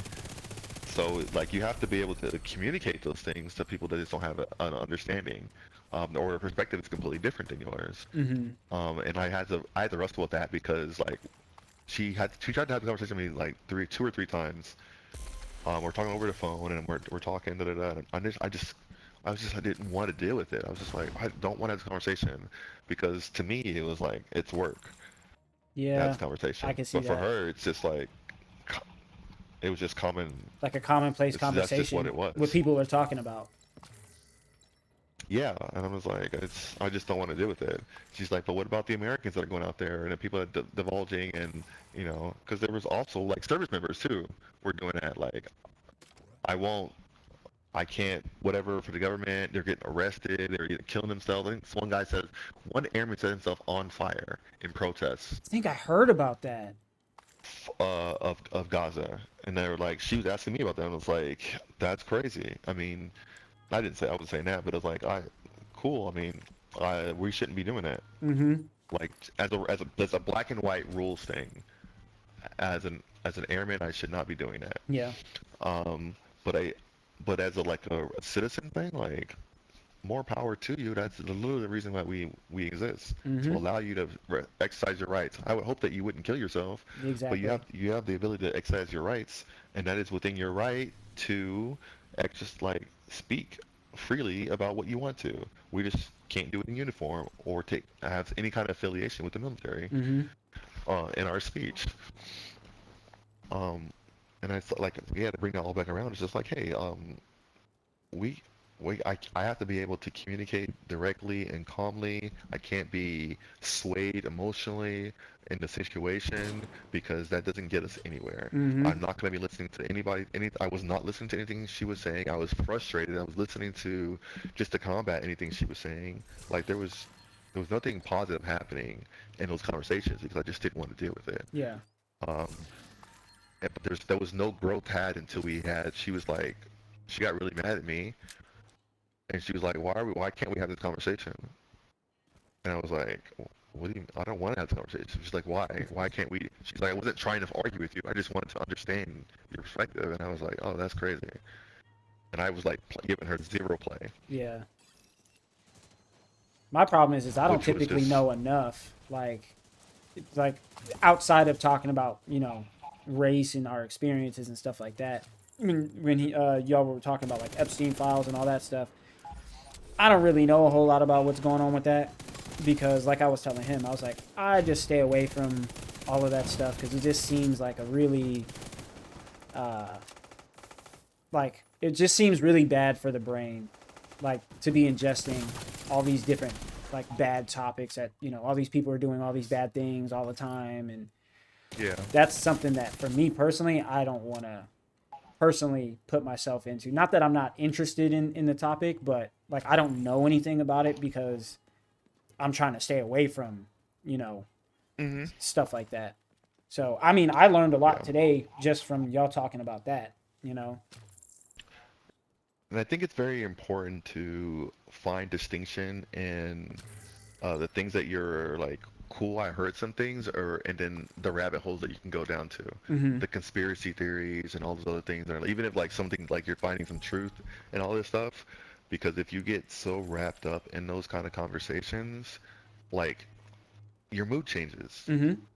Like like everything around you, like your outlook on life is going to change because you're looking for and finding all the bad stuff. Yep. Yep. So like that's why like I understand his point of view and like how he feels like this nothing's positive is happening, nothing's good happening, just Mm-hmm. because majority of time or not, you're consuming nothing but the negative things. Mm-hmm. Which it's like around the George Floyd such situation, COVID, all these things were happening. Like I was not in a great place. I was Yeah. in a really bad place, honestly.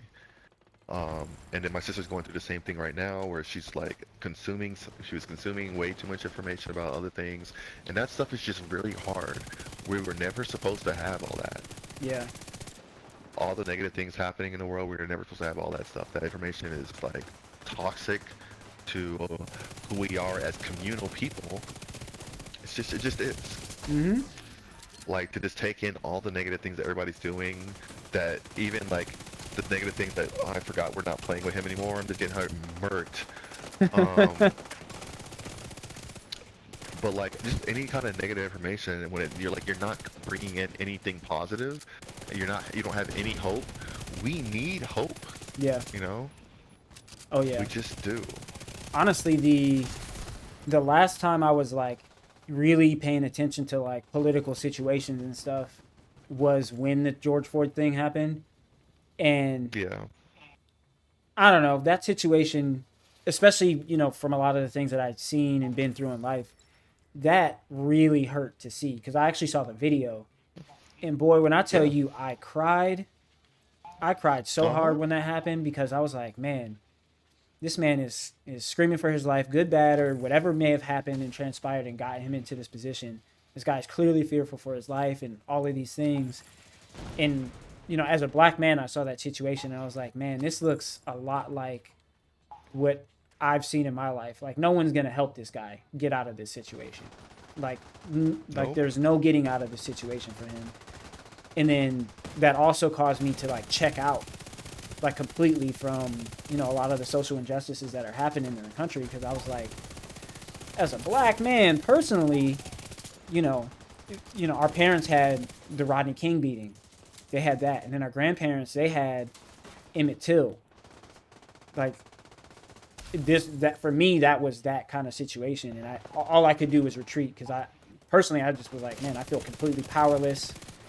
I can't help I can't help people of different races, let alone help someone of my own race, someone that, has been through similar things as me and so on and so forth. So, I'm like lightly hearing things that are going on now. Because, Drew's been talking about some stuff and I'm like, man, it's a terrifying situation. Especially that it's, this time around, I guess it's to my knowledge, I don't know for sure, but to my knowledge, now it's like the shoe's kind of on the other foot where it's not just happening to black people. I guess it's happening to like other migrants. It's happening to white people. So other people are starting to see the level of injustice that black people have been going through. And again, I'm not super spun up on everything, but it's a sad situation all around. Either way you put it, a life is a life. Yeah. So, I yeah, think tough. it's unfortunately it's a situation where like people don't want to see the other side of those conversations. And they're just looking at like the almost like the ones and zeros of the situation, and there's like no nuance in those conversations. Like, let's say like the George Floyd situation, he should have, as a human being, you're thinking like people will think about it as a human being, you know. You should have never, a person should have never been done that. They should have been treating him like a human being. And then you have to think about it in another perspective, because you know it's like 4D.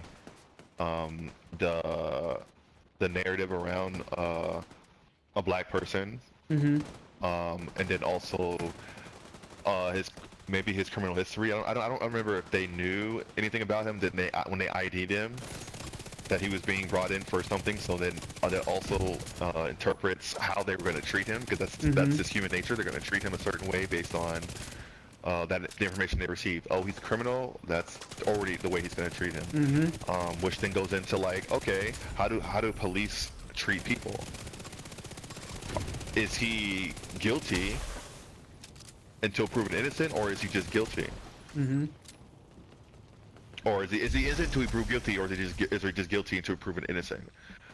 Which I would say that in our society, people are specifically men and then black men are always guilty until proven innocent, and not the other way around. Yeah, 100%.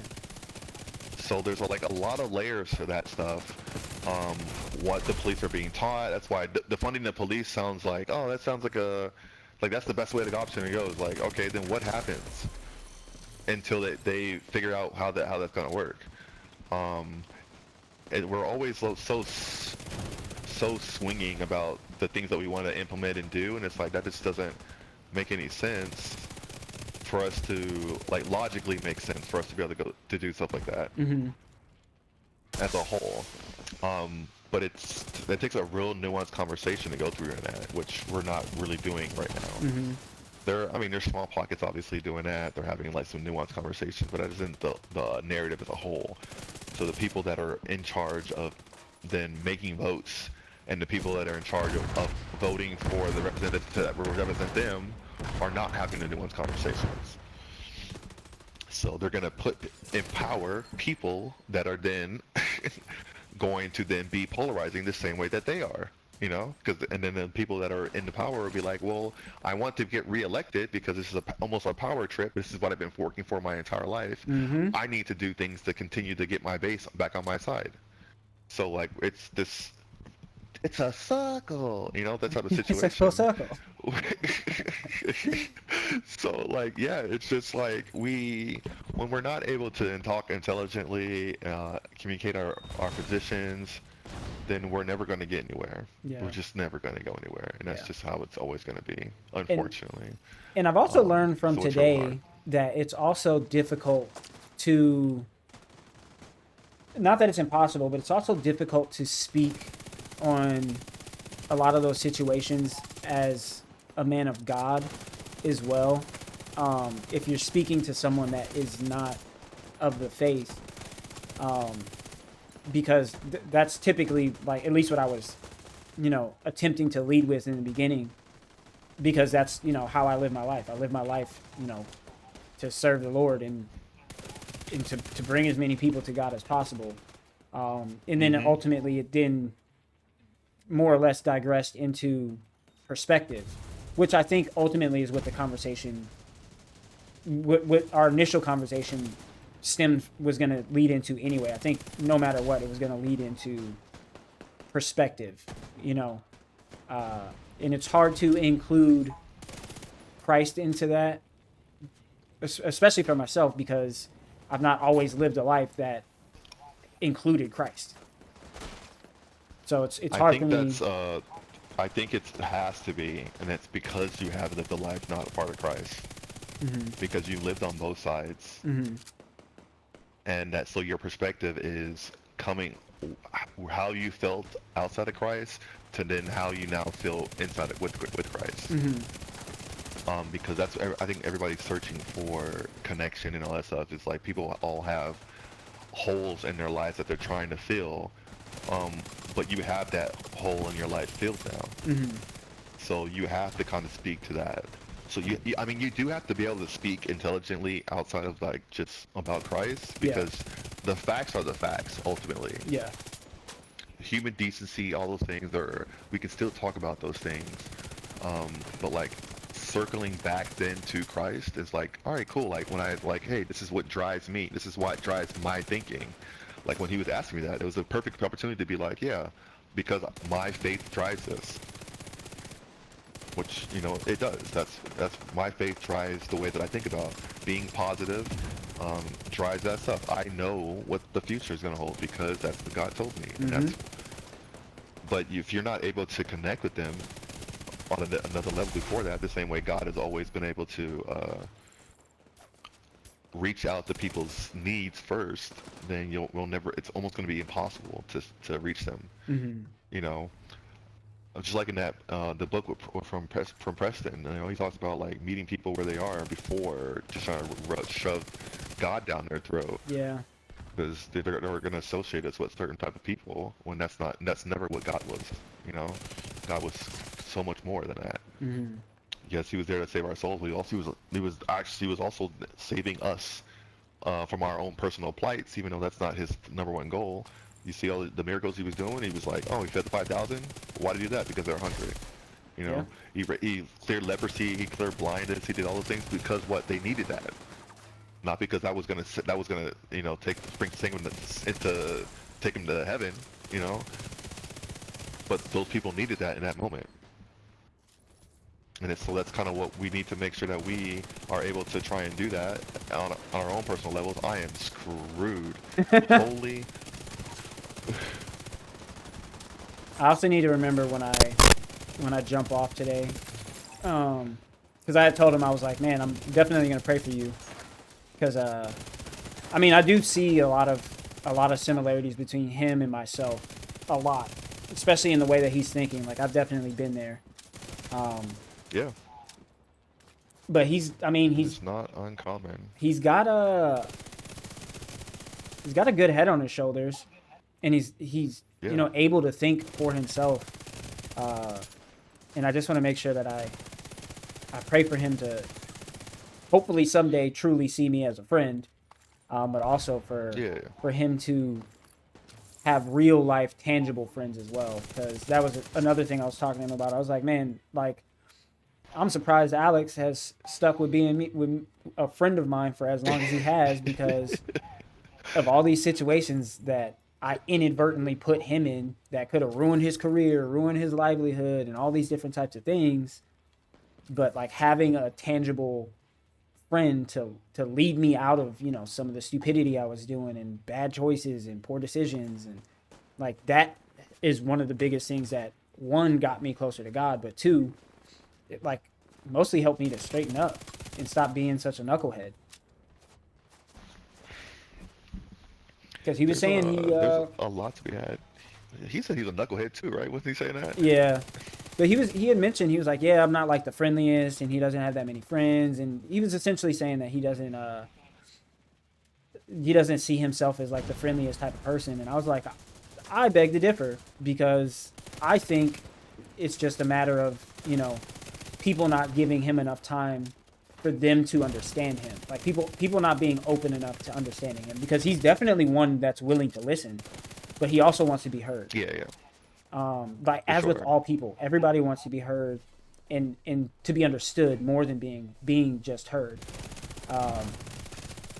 Because, you know, after we got past the initial like 30 minutes, 45 minutes, you know, it became much more easy to have a back and forth conversation, you know, between the three of us.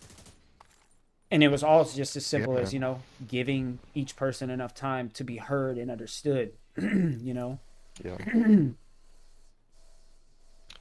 Yeah, it was great. It was a great conversation. I was glad to be a part of it. I was really worried in the beginning, for sure. I was like, y'all are about trying to jump off the deep end, you know, on each other. But, you know, when we tightened it up and they became a more of an actual dialogue, Mm-hmm. then it was fantastic because those are the things that make us better. Like you said, like you learn so much things. Like yeah, I always learn things by talking to people. Mm-hmm. It's always that's always how my life and my perspective changes because I've been influenced by the understanding of other people, Yep. whether they're Americans, whether they're black, whether white, Asian, whatever it is. Like I'm now able to understand something I didn't understand before, Yep. or if I don't understand it, I now have the ability to probably empathize with it because I've heard it. Mm-hmm. If I have never heard it before, then it's like it's foreign to me. Yep. Yeah. So there's just so much to gain and learn from sharing dialogue with people, breaking bread with people, having people in your corner, which doesn't always happen. Yeah. That's just something that doesn't always happen. People just don't want to spend the time. This conversation took time, Oh yeah. 100%. and you have to create space for that time because at any point he could have just, when he lost connection, just jumped off. Yeah. But he was willing to have a conversation. He wanted to talk. He Yeah. wanted to share this perspective. So like that stuff, that's good on him too, to be like, oh, I'm here for this conversation. I'm here to have it. I want to make sure that I let you understand where I'm coming from. Mm-hmm. Um, and he was very articulate in a way that he was just like, cool, I want to make sure that I'm trying to get my point across. Mm-hmm. So he was trying to circle around the same topics, kind of like in different ways, and then he would always circle back and be like, yeah, and just to bring it back around, this is why I say this. Um, and so that's the stuff that you have to command, you have to be willing to listen to, which people just don't want to do it. It's Yeah. hard. People don't want to have hard conversations anymore. I want to have easy conversations. I don't Mm-hmm. want to gain any I don't want to gain anything from this. I just want to like I'm having fun, especially when you're playing video games. It's like I Yeah. just want to have fun. Exactly. But you also got to have people. You have to have the right people for that. Like not everybody wants to grow in those conversations. That's why a lot of people are just like, oh, I don't want to have inner strings. I don't want to have political debates because some people just aren't, mature enough to have those conversations. Unfortunately. Yeah. And I also thought it was kind of maybe not ironic. Ironic's probably not the best word, but I thought it was kind of funny that as he kept circling back around, the one thing that I kept thinking about outside of the immediate conversation was how similar, brother.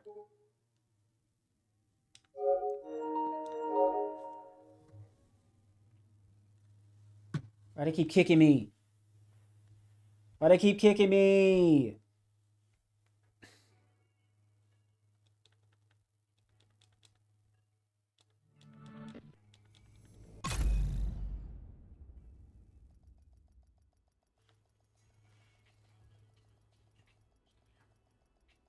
Okay, we're back. We're back. Okay. Yeah, so I was like, I was what as happened? the game completely kicked me and shut down. But I thought it was very funny, I guess for a lack of words, how when I had like really come back to Christ, when I was the first time I came back to Ohio, how I had so many questions and I felt like when I would ask people questions and talk about these different, problems that I had, maybe not even problems, but like different thoughts that I had about, scripture, how I felt like no one was understanding the things like that I was saying. And then like me and David had a conversation. It was a very similarly long conversation, that, it took me maybe like 2 hours to finally like get to what I was trying to address, but you specifically had the patience to like wait out the conversation and to fully hear what I was saying and understand what I was saying. And then you also edified me in the same conversation and, let me know the flaws in my thinking. And I saw a lot of that in this conversation. I think there's cause I honestly, the way I think about it is, um, I've always talked about from my own experience, like the people in my life that have made the biggest impacts are people that were willing to listen, Mm-hmm. and the people that were willing to tell me the truth. Yeah. And that's how I see it. Um, So like I want to always share that, and then I can always be like, yeah, I understand. Um, that they're like, and it's I think the biggest part of it is like the changing the language, like what you're trying to portray, and but what you're saying is always doesn't always align, Mm-hmm. you know. So let's just case in point when he was saying like all, like you have to change the language you're saying Mm-hmm. because ultimately a lot of times when you don't have precise language, you alienate yourself because the people don't want to hear all the same way that we don't want to hear all black people are XYZ. We Mm-hmm. don't want to hear that. But when you say that initially, you got to change the language a lot of times to make sure that you're connecting with more people. Yeah. And I think that people will hear you more if you're using that kind of language. And that was just, that kind of thing for him. But like, say, I've done a million things where I'd be like all or this XYZ, Yep. and you're just kind of get circled and you get, really stuck in talking in absolutes when nothing is an absolute. Yeah. And if you say like it's different if you say like majority of people that I have encountered Mm-hmm. or that I've read about. Like if you change the language and you maybe you're even opening it up to different perspectives, then it's like okay, now I all right, I can rock with that. I get that now. But if you're not doing that, then it's hard, Yeah. and people will kind of discount you already. Unless you're in an echo chamber, and then those people will be like, yeah, cool, I get it, and that's what I believe too. But those are the kind of things we want to avoid, though. We want to avoid those echo chambers of people just co-signing everything we say. Mm-hmm. Obviously, we don't want to be around like people, but those you got to make sure those like people are good for you. Um, are they open to different opinions? Are they open to breathe life into you? Are they gonna co-sign for what you're saying, or are they gonna say, hey, maybe you're not doing it right here, like, Mm-hmm. and that's only gonna come with time. Yeah. Like, but if we're gonna be as distrusting as we are about a lot of things, then we're never gonna get anywhere. Because I can always be distrusting, and then I'll never take anything for granted. Like, I would say that my best supervisor was a white guy who paid attention to me, who listened to me, um, and understood the things that I cared about, and then pushed me in those directions. Mm-hmm. So that's how I can say, like, yes, in my experience, it hasn't been that way. Um, the same way that I can say, like, oh, the Chamorro people have, the best thing that ever happened to me. They taught me the culture that like drives me today. But I also have the same exact in that same conversation. I mean, also, yeah, I also got jumped by seven of those dudes. Yeah. Seven, whatever how many people those dudes, for something they didn't understand. Yep. So there's all sides because all people are not the same. But we must be able to objectively talk about these situations. Because if we're not, then we'll never get anywhere. Mm-hmm. Facts. Because like I think that majority of doctors are based on what they're trained to do and what's in the language, even what's being passed down. The same way like racism is mostly passed. It's not in the history books that says white people are better than. There's no like nowhere that says that's like widely known or widely accepted. White people are better than everybody else, but like he says, the grandparents, the people that go along, the teachers of the past to the future, that we're always talking about, like you need to lean in and pay attention to your OGs. If those people are still living in a different era, then yeah, and it will take generations to undo generational hate. Mm-hmm. I think that's just that's just how it's always gonna be. It's always gonna take. Like every year, like I'm talking about my grandparents versus what my dad has experienced versus what I've experienced, it's always been a better situation Yeah. because the old generations always leave. Facts. The old generation and the new generation have different experience because they're surrounded by more people of difference. The internet has changed a lot of that too. Oh yeah. Where you get to experience more people that are not just the people around you. Because a lot of times people that would be super racist because they didn't go around other people.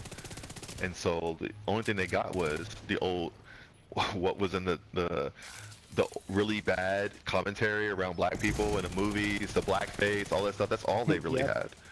and then their grandparents were like, well, this is the experience I had. They were from slaves, like, oh, they were only told that that black people were less than, so that's what they passed on. It's gonna take generations for us to completely change. I don't think it's ever gonna do completely because people are terrible. Yeah. You know, Extremely fallible. People will always be like, oh, there's somebody, I'm better than them.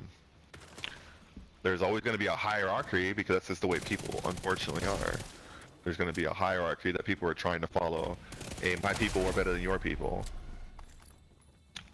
Even as unfounded as they are. Mm-hmm. I'm going to die. I am dead. Oh my gosh. I got you. There's I just watched a clip recently. I'm inside, bro. You just might want to kill everybody from out there. Yeah. Let me go ahead and call these allies in. Because there was a situation I just watched. One of those, like, looks like a Ricky Lake type of show, but there was a woman that's, like, super racist, whatever. And she's like, yeah, I'm racist. White people are better, and then the host, this white lady, was like, well, if you're truly a racist, you should never touch anything that a black person created. Mm-hmm. Did you seen that? I saw it just today. Yeah, she just started listing it off, and like you got to confront people with reality and facts. There's no way. Like, you just can't talk about it through emotions. That's what they talk about. Things that they told and things that are very emotional. So you have to meet them in a place, but you can't do it with hate. You know, it's just like, because if you're just spewing hate, that's how I feel about it. If you're spewing hate, and then they're gonna fight you with hate and arguing and distrust and stuff. Like, I'm not saying you gotta be a pawn or be like on any of that, but you gotta be willing to have those kind of conversations. Mm-hmm. Be willing to be like, yes, I understand that these people might think of me this way, but that's not everybody. So I gotta give everybody an opportunity. I can't distrust everybody up front. I'm not a punk. I'm not just gonna let you play me. Yeah. I will have caution, but I'm also not expecting you to lie still and try and destroy me every time. Yeah. You know.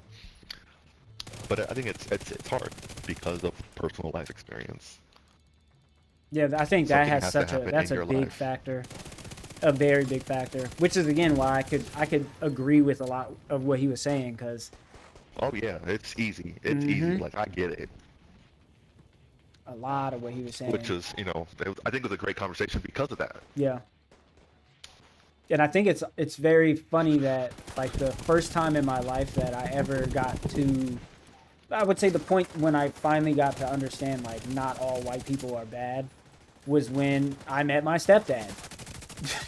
Like, my stepdad is a white man, who gave my sisters a completely different and better life than the life that I had growing up where I was at. As a white man, he did these things. Obviously because he loved my mother, but also because he loved my sisters, I also think it's kind of funny that One Piece was talking about like the exact same thing, like the whole race thing, and how there were like people in the show who they were called the fishmen. They were like, yeah, we'll never like humans. We always hate humans. Da da da da da da da.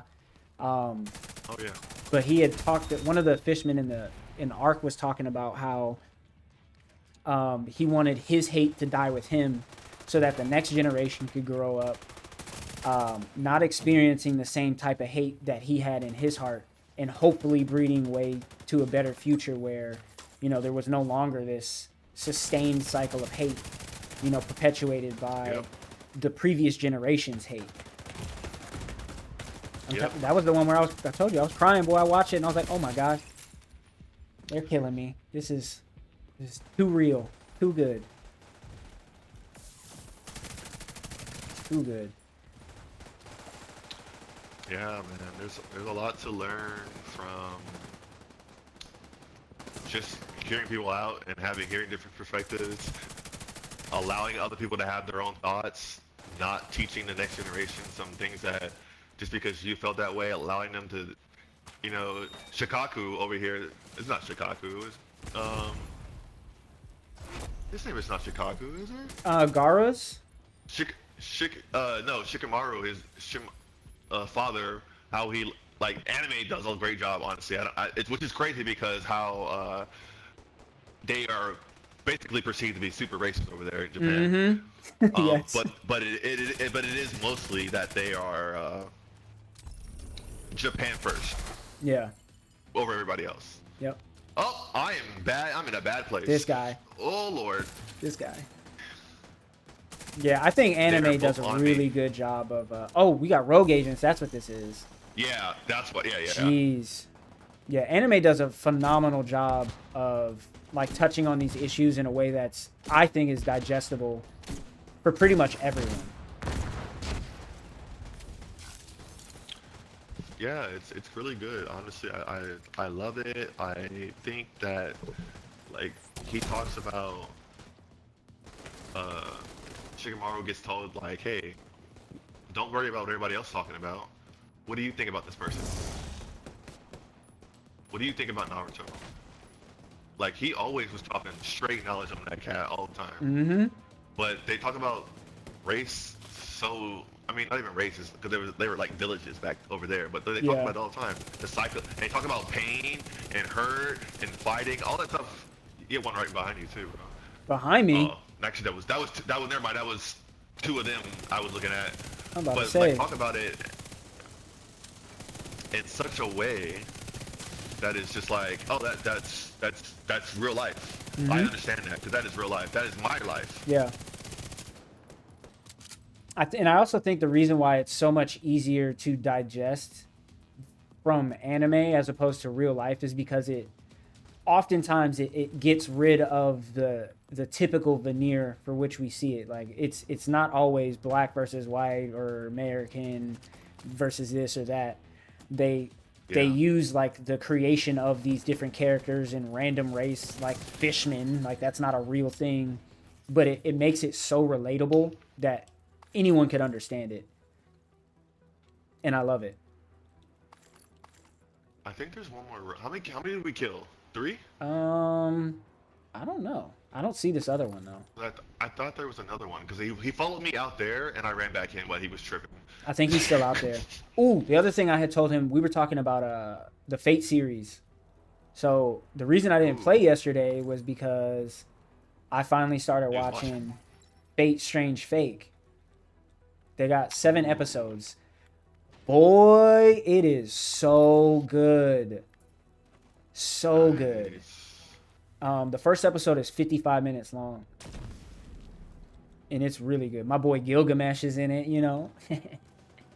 You know. Doing his thing. Where? I don't know where this guy is. I don't know where he's at now. Because he would have, honestly, wiped the floor with all these guys out here, so... Oh, he is over there. Oh, I see. Oh, yeah. Wow. Like, he's basically unkillable. Oh, he has full armor, too.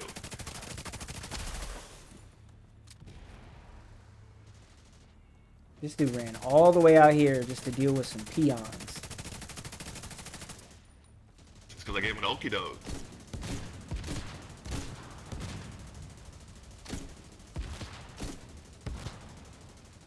Dog, stop running. Oh my gosh. I had to get that man the okie doke, that's why. He's a runner, he's a track star.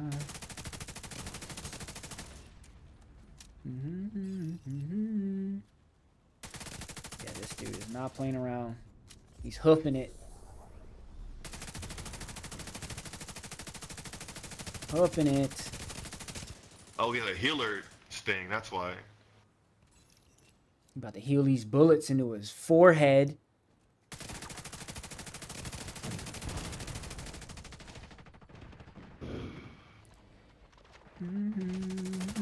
Take all 200 of these bullets, buddy. Got him.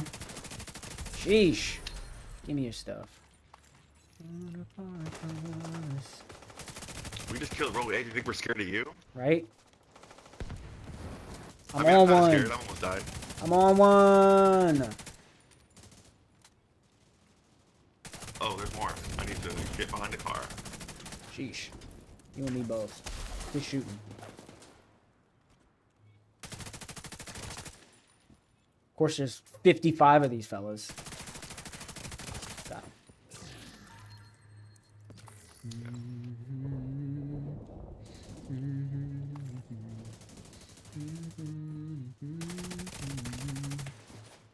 Now I gotta go all the way back over here and get this stupid loot from the loot room.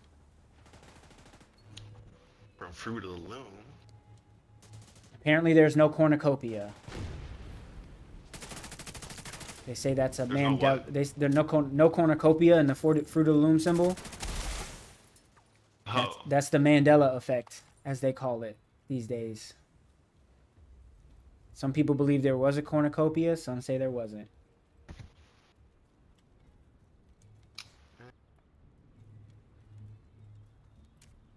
I believe there was a basket, but I don't know. I don't know. I could be wrong. I thought there was a basket. That's but, what I always thought. Whatever. That's what I always thought. Open gear stats. Where's it at? Whatever. Oh, there it is. Yeah. I want all the loot. Oh, dang. Huh. I went back to the supply thing. I didn't know we were in the middle of something else over there. I'll wait over here when you get out. I wonder if I can leave this companion here. He is a puppy. Yeah, I'm gonna see if he'll stay there.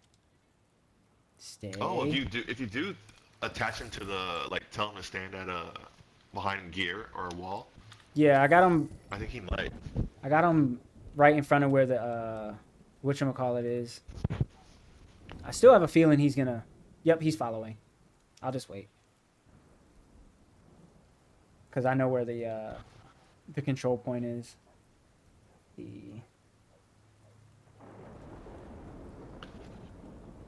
Come on,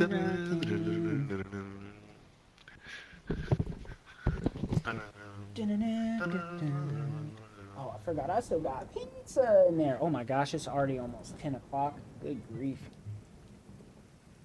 Good grief. Good thing it's the weekend. And it's supposed to be 40 degrees tomorrow. You get you 20 miles tomorrow? Honestly, I might. I think I will. Because I got to work out, so it's over here.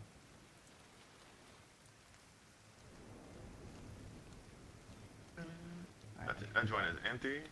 Did I open it? I don't remember coming over here. Do you not get the gear if I open it when you're not over there? Is that how that works? I guess. I don't know. That's ridiculous.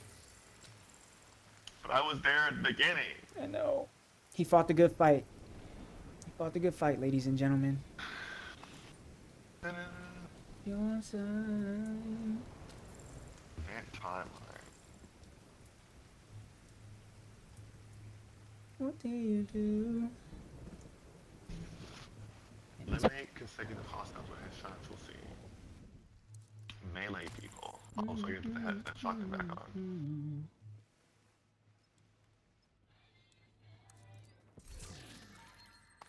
Good thing I still got it in the inventory. Yup. I held on to that bad boy.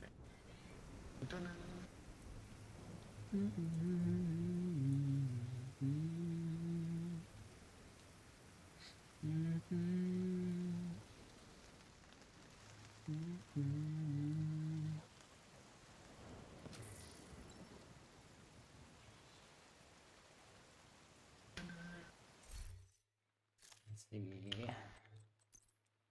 Why are there so many pistols? A pistol area? Were we in a pistol area? Potentially. Dang, I'm almost full up. My lefty. 120, 150.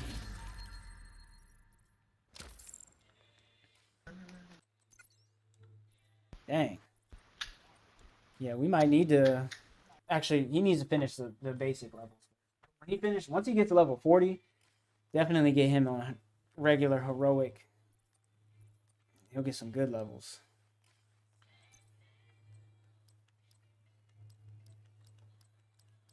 Some real good levels. Real good. Oh yeah, I got a butt ton of pistols.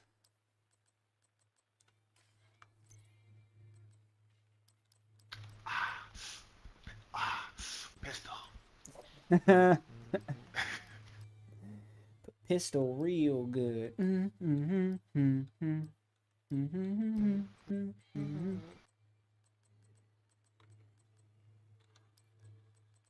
Your side. And now I am God.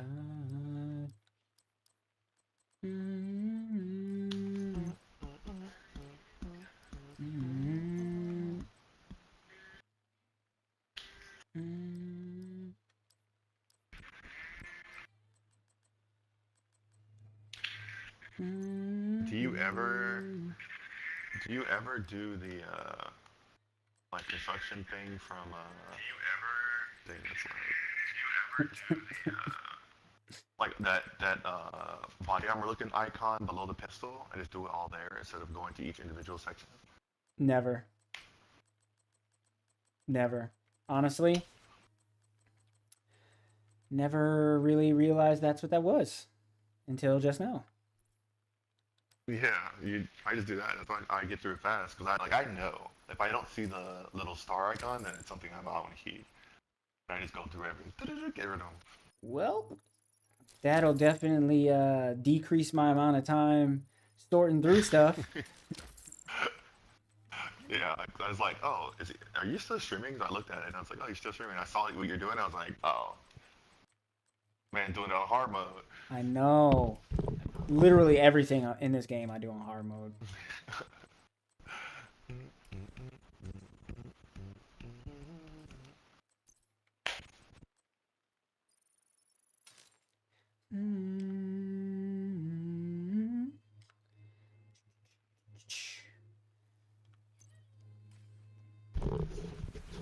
Alright. What you next, boss?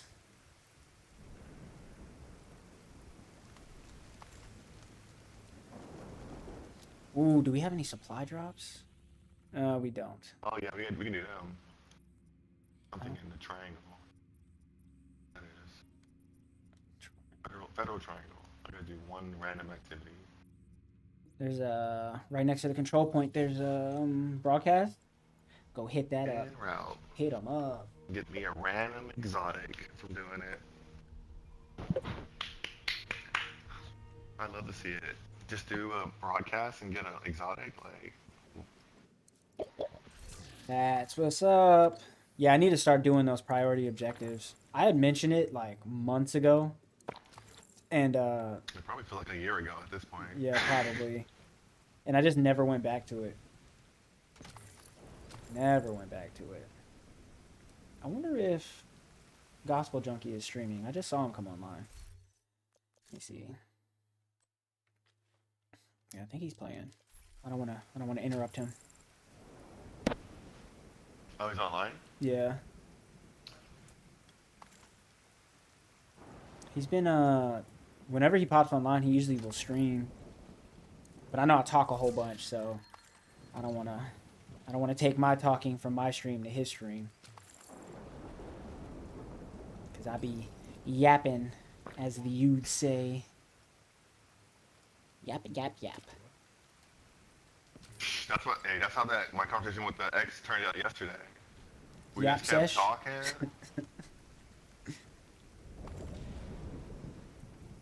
That's a good thing. And so we were. Oh yeah, it was just super funny because it went from like I looked at it like one time. I was just like, it's been 2 hours. I was expecting her to like, oh yeah, I gotta go, but she just kept going. And I was like, I'm not tripping. Only for it to like it just kept going, and then it was like I saw 5 hours, then I saw 7 hours, and she was like, dang, when did the time go? Cause she's a dispatcher, Okay. so she works at night. So she's like, I mean, I'm gonna be up, so we just talk about literally everything, forever, just playing catch up on life. That is what's up. And then I told Liz that she's like, you talk to a lot of your exes. I'm like, I mean, I don't hate people. I don't have no reason to hate her. But I understand how people objectively, and because of God, I'm able to forget. anything that might have done wrong, but Mhm. also have the maturity to be like, oh yeah, I'm also to blame for these situations. So, Yeah. And that was the past. This is now. We can be friends. right. That was what I was hoping for out of like I think we had talked about it. How With Jackie. yeah, but I talked when I like messaged her back. The conversation clearly was not going in the way where it was like, okay, we could potentially be friends in the future. It was as technically expected her to be like, you know what, you shouldn't talk ever, and I was like, oh, I fully agree. Then if that's what you want, that's totally fine. I don't have any feelings in this situation, so you know, Yeah. it's not a problem for me. But if it's a problem for you, then sure, I have no problem with that. But it would Yeah. have been nice because, you know, of all the people, she does know me before I was a huge douche. I was a little bit of a douche back then, but you know. But it is what it is. You got to do what's right for you. I totally feel it. Don't be forgetting to get these beatdown kills. Oh my gosh. You know what? If you're getting them, I'm getting them. I hope. Oh, okay. I hope. Yeah, they probably. I just switched back to the. Yeah, I just switched back to mine. Sweet dreams. Sucker. I don't even think I'm tracking that right now. Let me see how many I'm at. Minutes. Party objective completed. I got a blue screen. As if you need more of those. Yeah, I mean, I'm not mad at it, but it's not perfect. It's basically perfect. It's one, what is that, like, 125th? It's, like, almost perfect. But compared to I think my actual one's perfect, though. Let me see. Melee kill. Okay, yeah, I'm at 2 of 20 for the melee kills. Dang. That's most likely because of you. Because I've definitely not meleeed anybody.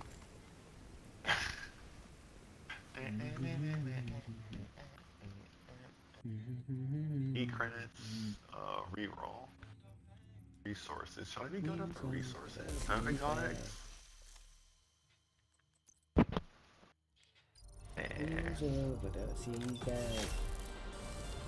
Complete 2 countdown objectives. I'll do that sometime.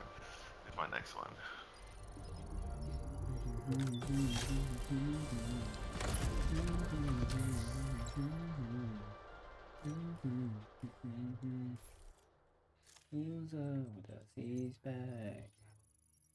I have 2 of 20.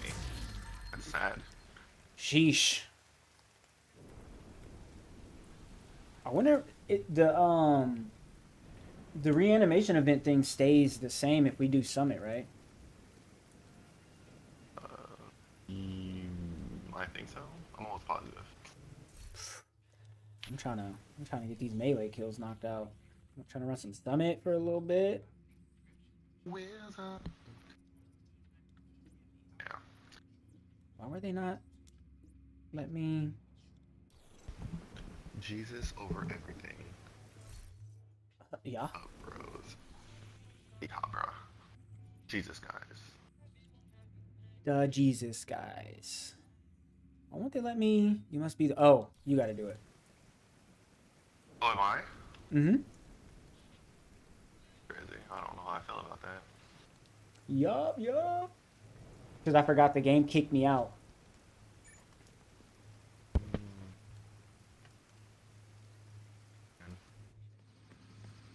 Oh, I'm gonna have to call her. This is your position and your position only. Nope. It's all yours, big dog. It's all yours. I'm the senior SEAL lead officer. I control things from the background. No one would ever trust me in an officer position. They'd be like, you know what this guy's capable of? Pure idiocy. Exactly. We could never. Yeah, my blue screen is perfect, so I'll be doing that. Oh, it's already on normal? Perfect. I'm about to beat the crap out of all these fellas. Ooh, but this one has crit hit damage versus my health. What is better, health damage? Or I'd probably go with the. I'll hold on to it. I'll hold on to both for now. Wheels up with us, he's back. You doing? Oh, it's on normal. What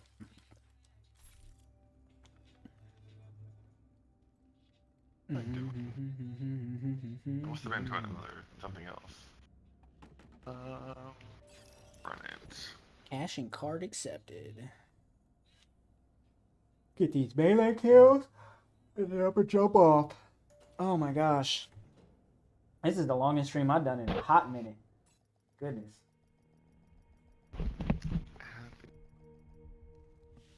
Goodness. It's good though, because I've been wanting to play some Division. Maybe this will encourage me to finally beat Elden Ring. The Ring of the Elden?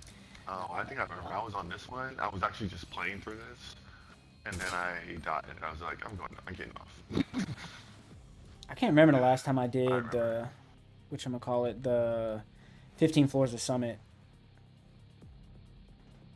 Oh, that's why I'm at 70, because I usually do the 50 things of Summit. And then you just stop. Yep. Oh,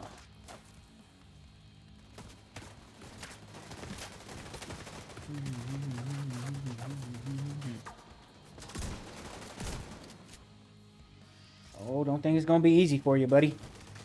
Oh, that's another one. Another. Dang. I need to remember to shoot him to weaken him, and then go in for the melee. You can just hit him straight away. You don't just melee him. Well, like, so the purples. Oh yeah, you can. You're right. One hit. What's It's the only yellows. what's the reset time on it? 30 seconds, a minute? If you look at the little square, like you look at the square in the bottom, like it has the Z's on it. Oh, okay. Yeah, it's got the MMO kind of countdown situation on it. Oh, this is gonna be super easy.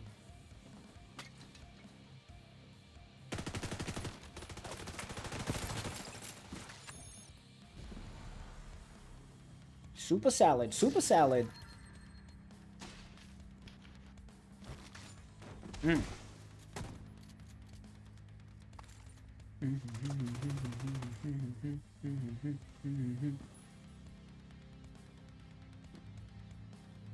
Jump down here, baby boy. I know you want to. Oh, I got you now, friend. Melee.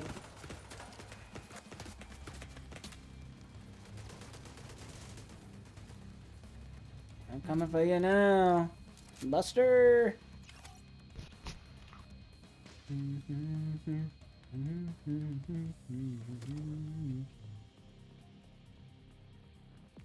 Don't think you can hide forever. Coming for you. Beat down.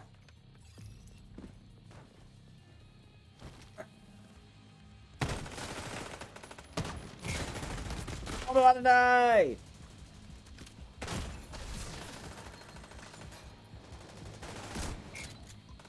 Psych. I'm alive.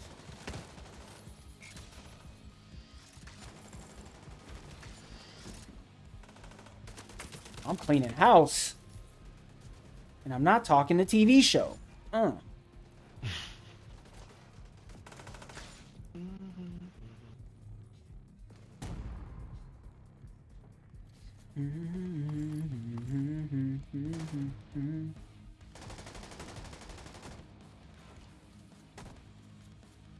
gotta remember that after I beat them down, I have to actually shoot them in the head afterwards. I've been completely forgetting that every single time. Honestly, if you leave them, if you let them get back up, then you can hit them like 2 more times, and then boom, they die. And that's just an extra melee. It's only they have to be undead first for the melee kills. Oh. Well, now I know. Now you know, because it's my super short show. 12 of 20. If you know. Yeah. Kill non-reanimated. Okay, yeah.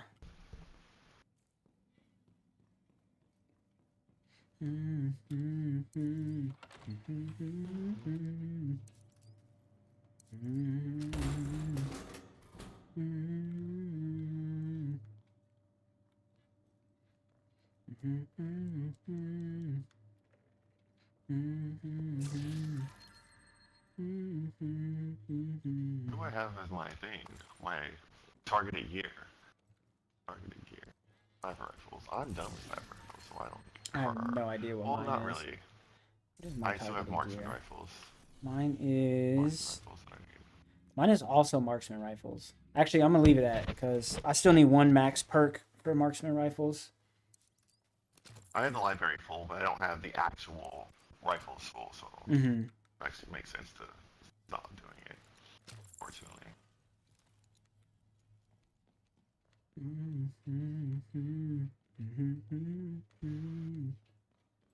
I should do pistols next, though. The bane of my existence.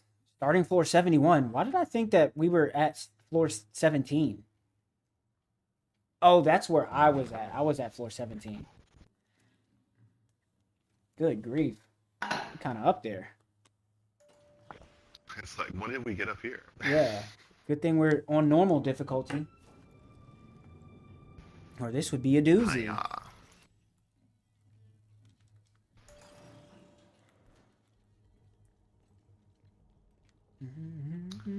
I'm black.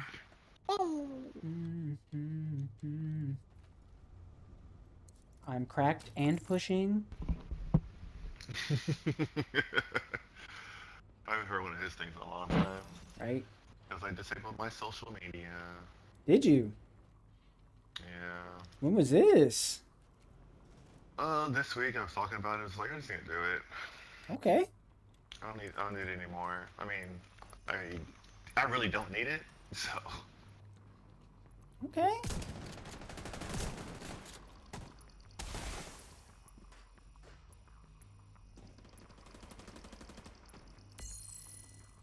Inflict corrosive damage on headshots.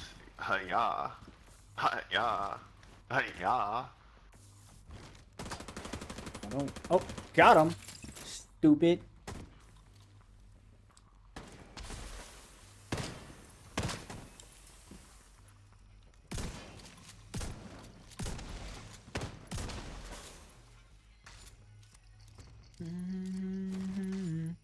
Melee. At 16. Oh, there's somebody else. Someone back there. Not anymore. Dang, this thing did 673,000 damage. That's not bad. Oh, he scared the crap out of me. I almost shot his head off too. He's about to get it. Winning. I'm the black character.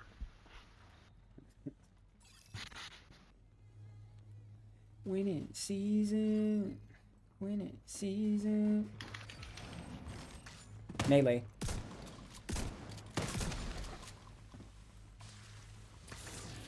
Ooh. Man, if this thing shot a little bit faster, it actually wouldn't be too bad. Yeah. Being shot. Oh, help me.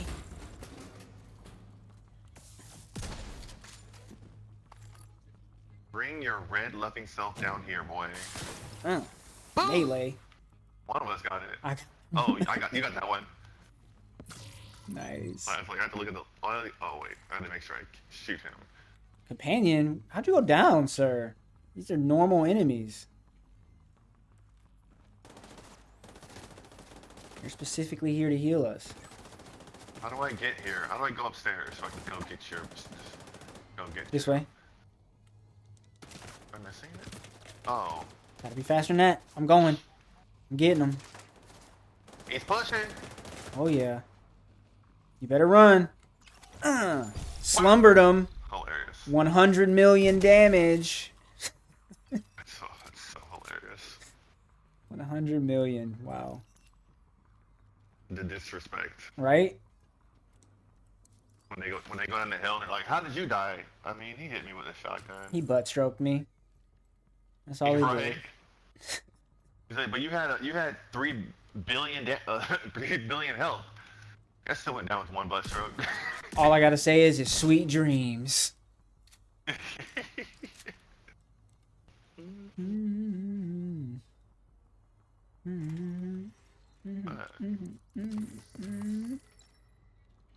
Blessed. Blessed. I'm blessed. I'm blessed. They will already know I'm winning. They will already know I'm winning. Through the area. Enemy controlled. I'll go get this left hand one.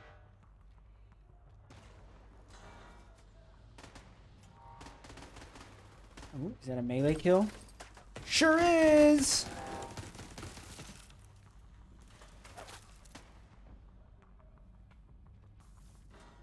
I only need one more.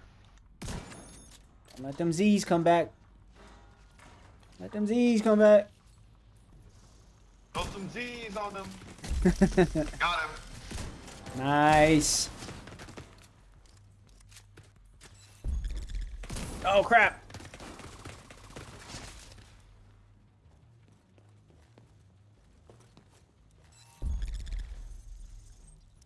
Nice, I can stop using this. Yeah!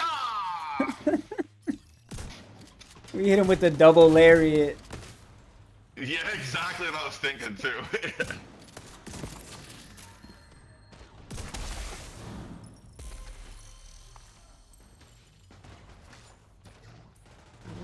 He did it. We had a double headshot here. Eliminate non-reanimated hostiles with headshots. Okay. 8 consecutive hostiles with headshots. And then I'll be actually done with this one. What's happening? Let's see how this Strega is. I've never used this. Oh, he's alive. That's what happened. Strega?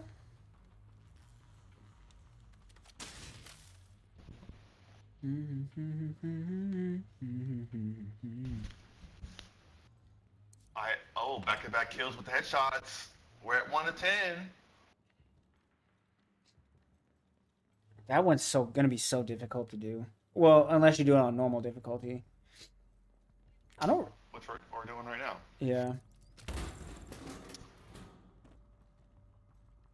Gotta pick my shots wisely. Pick them wisely. Alright. Yeah, you also need to like be close, have a more accurate weapon. Like my LMG is probably not gonna do it. Honestly, a shotgun would be good for this if you just run up on them and shoot them in the face. Oh, I got it! Oh, we had 3. We are doing it, sir.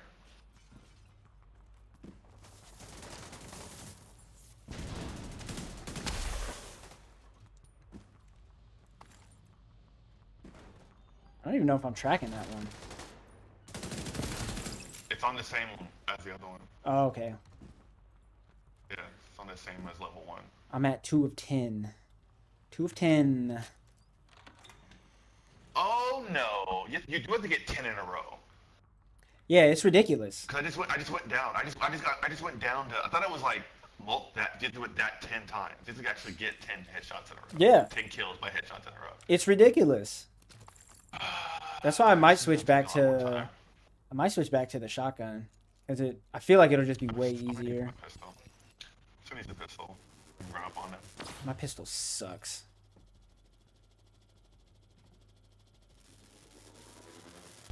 EMP down here, by the way. I'd be careful if I were you.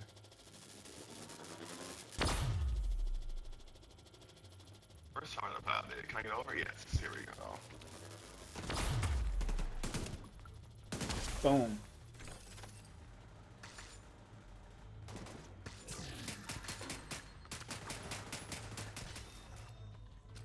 I'm being very methodical here. Nice. Look at you. Oh, the corrosion killed him. I was like, why did I? That was not me, unfortunately. I was like, why did he just go down? They have to be not animated or not reanimated? I don't know. What? No!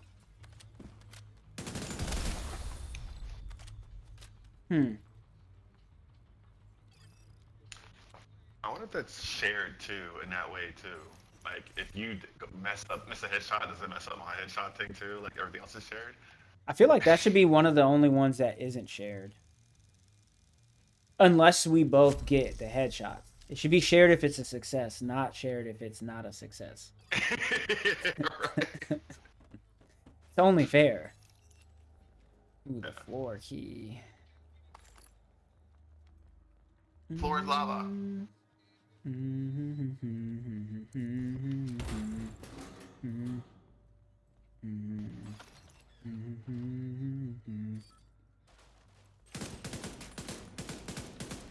Oh, my aim is atrocious.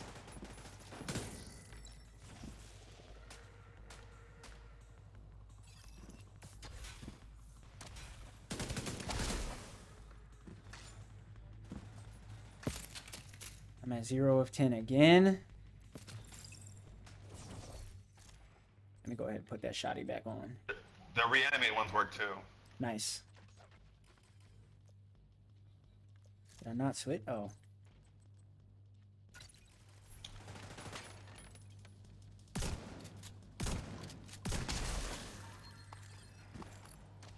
Yep, this is the way I'm doing it. Honestly, if I had a shield, this would be even easier. So you can stand in front of them. Mm-hmm. Which, speaking of which, I might actually switch to a shield real quick so I can bang this out before I jump off. Because these are definitely the two most difficult ones. 5 of 10. Halfway there.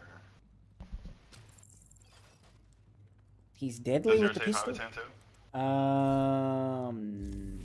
don't think so. I think mine's only at 1. Let me check. View rewards, challenges.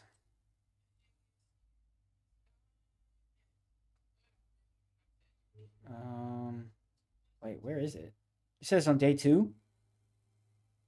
No, it's on day 1. I'm at 1 of 10.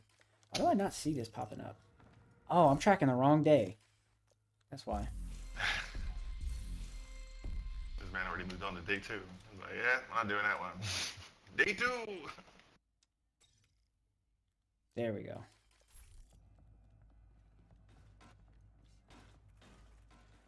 There's a room over here too. Ah, yes. Goodies in it. Very yes. Very nice. Very nice. I would like this stuff.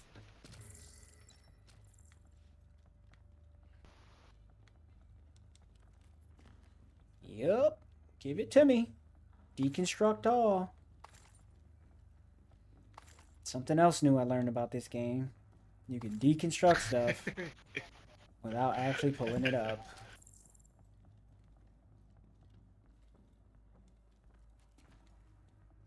Oh, they got me. The old fake door.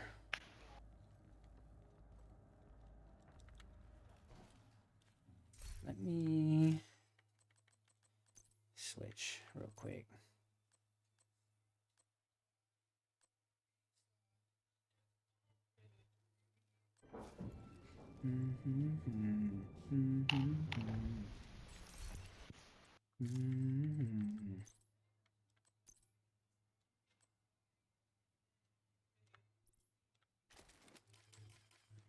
Yes. Now this should be cake. Cake anime? Cake, cake, cake. I gotta figure out what I'm gonna watch today. And I also gotta try not to eat the rest of this pizza.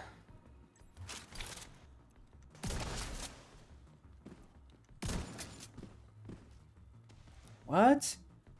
Did that not count? You got a heavy. Will be the last one. I need 3 more of these headshots. Sheesh. They are lighting me up.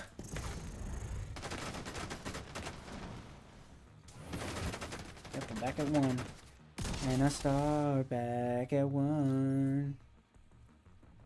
Yeah.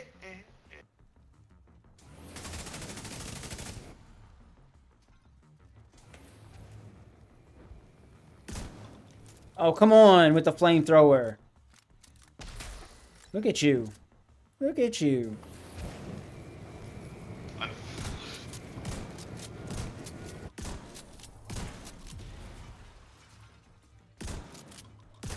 Oh, give me that. 3 of 10. Yes. 3 of 10.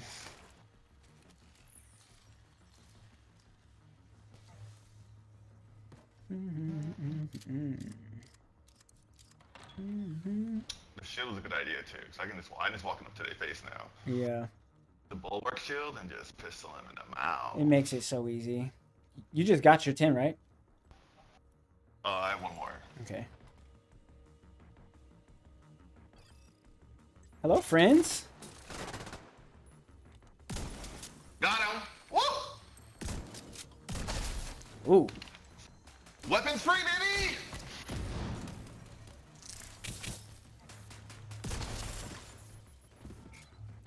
Yeah, the fact that we can get the reanimated ones is nice too.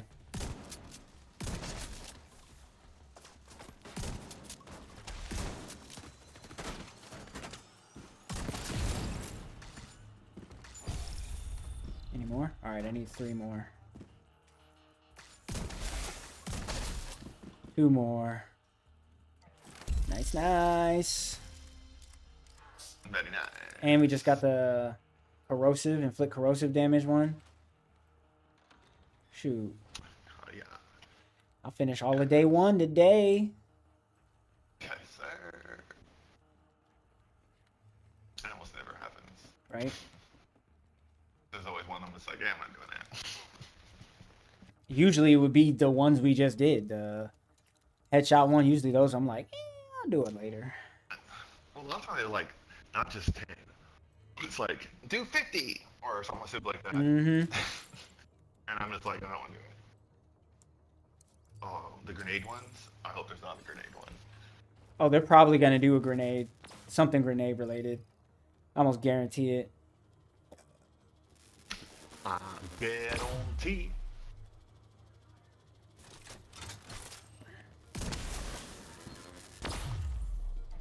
You got it? No, I think I still need 1 more. I'm trying not to get shocked while I'm going through here, though. Oh, yeah, yeah. Because then my shield will go. Oh, crap. And there goes my shield.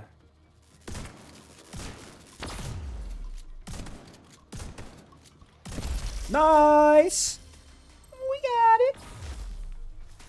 Yes. Now weapons free. Yeah, they thought they had me.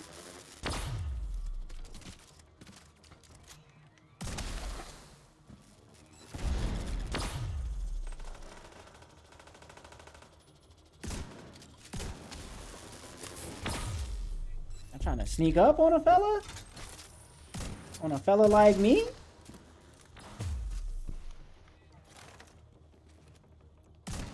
There's nowhere to hide. Oh, got one. Never mind. Found one. Found it.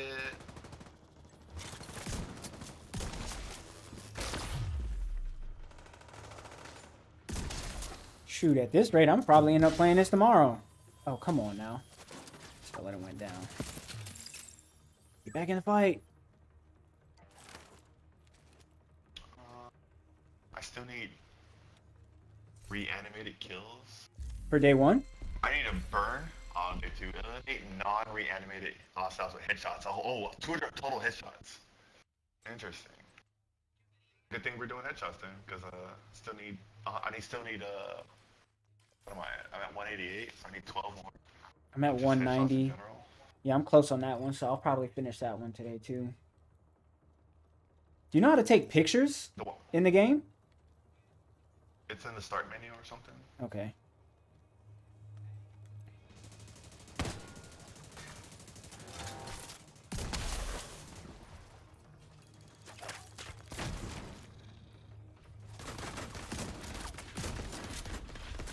Sheesh! Oh, there you go. Gotta go. Where are you going, big boy? Oh, you got away. I wanted to kill that thing.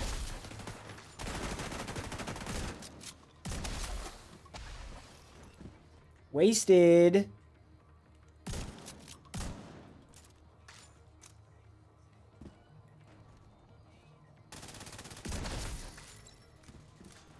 keep forgetting this is on normal. Cause I'm like hitting these elites and I'm like, man, 2 shots and their head is just going kablooey. Is this gun good? Bluey. Psych.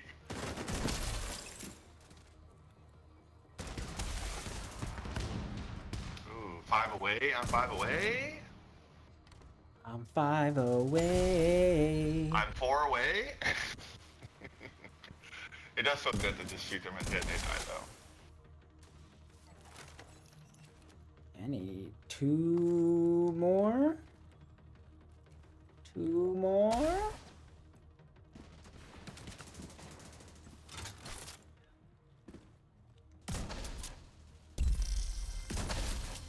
And that's all she wrote. Yeah, I need the 2 more. Then I'm gonna the next thing I told you is eliminate hostiles, corrosive headshots. Outcast, but I'll do that tomorrow. Yeah, it Take says. photos of a reanimated hostile. Yeah, I've done none of those. I guess I can do just mop out.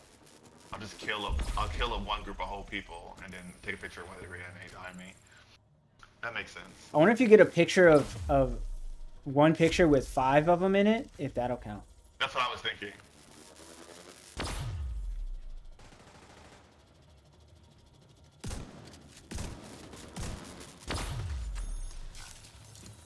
It also says eliminate hostiles with weak point. Okay. Well, that didn't work.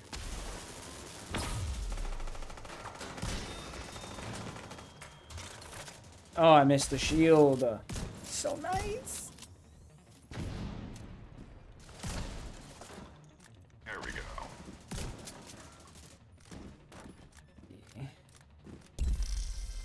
Where's the photo thing? There it is. There's got to be like a hotkey for this. Oh, I'm getting lit up. Oh yeah, I forgot you're trying to do that. I don't know how to do that picture thing. Yeah, I got one picture, but there's no hotkey for it. So, like, you have to like go in the menu to do it. It seems like.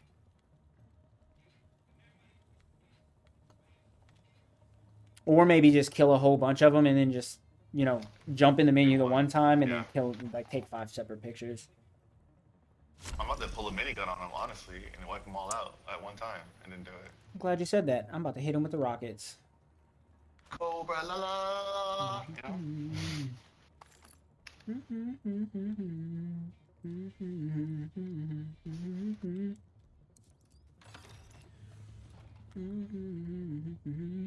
I can get a group of them again, like I should have done with that.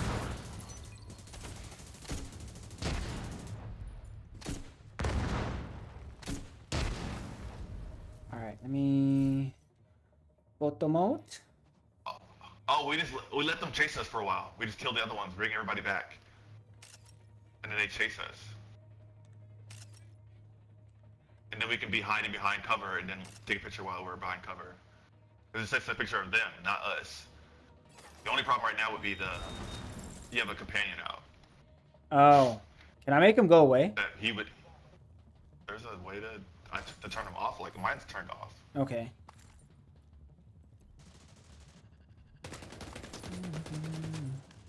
Ooh, have I taken a picture of this one?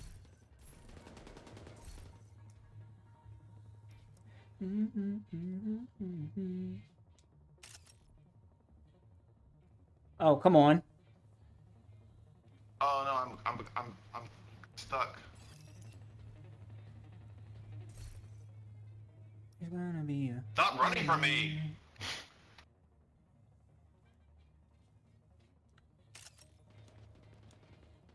That count? Oh, I must already got him. Ooh, I don't got this guy yet. I'm gonna take a picture though. Reset capture. There we go. I really hate this, actually. Yeah, I'm not enjoying this in the slightest. I'm at 4 or 5 though, so I need one more. I'm at 1 because that took me forever to get line up to get somebody. You don't even have to have like So a annoying. good picture of them. You just have to like get them in the Have frame. on the screen. Yeah. Yeah. That's so annoying.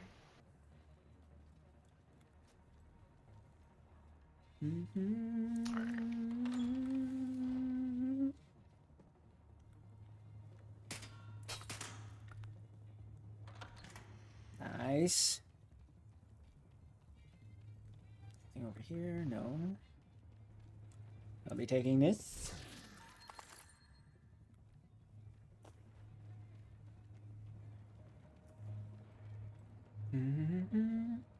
Ooh, we got a key for something. Even though I think I'm full up on all keys.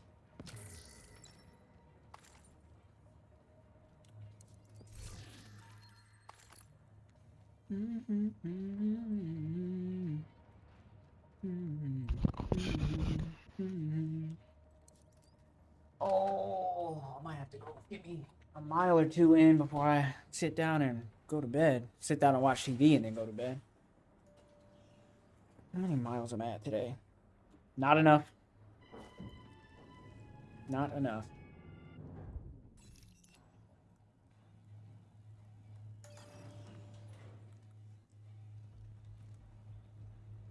Brighter day, brighter day, brighter day, brighter day, brighter day, brighter day.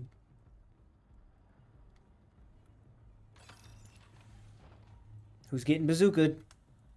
One of y'all.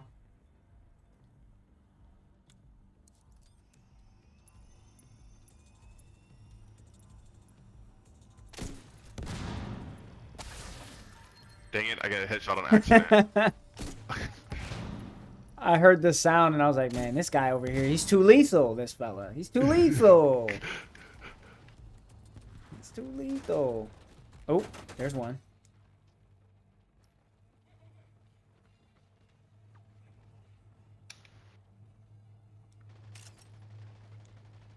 Does this count? Let me see. Did not count. Crap. Oh, I got one right in front of me. I only got one. I thought I had one. Dang it. I got one over here shooting at me right now. I'll leave him alive. Oh, and it's the foam guy too, so he's probably like the easiest one to get a picture of.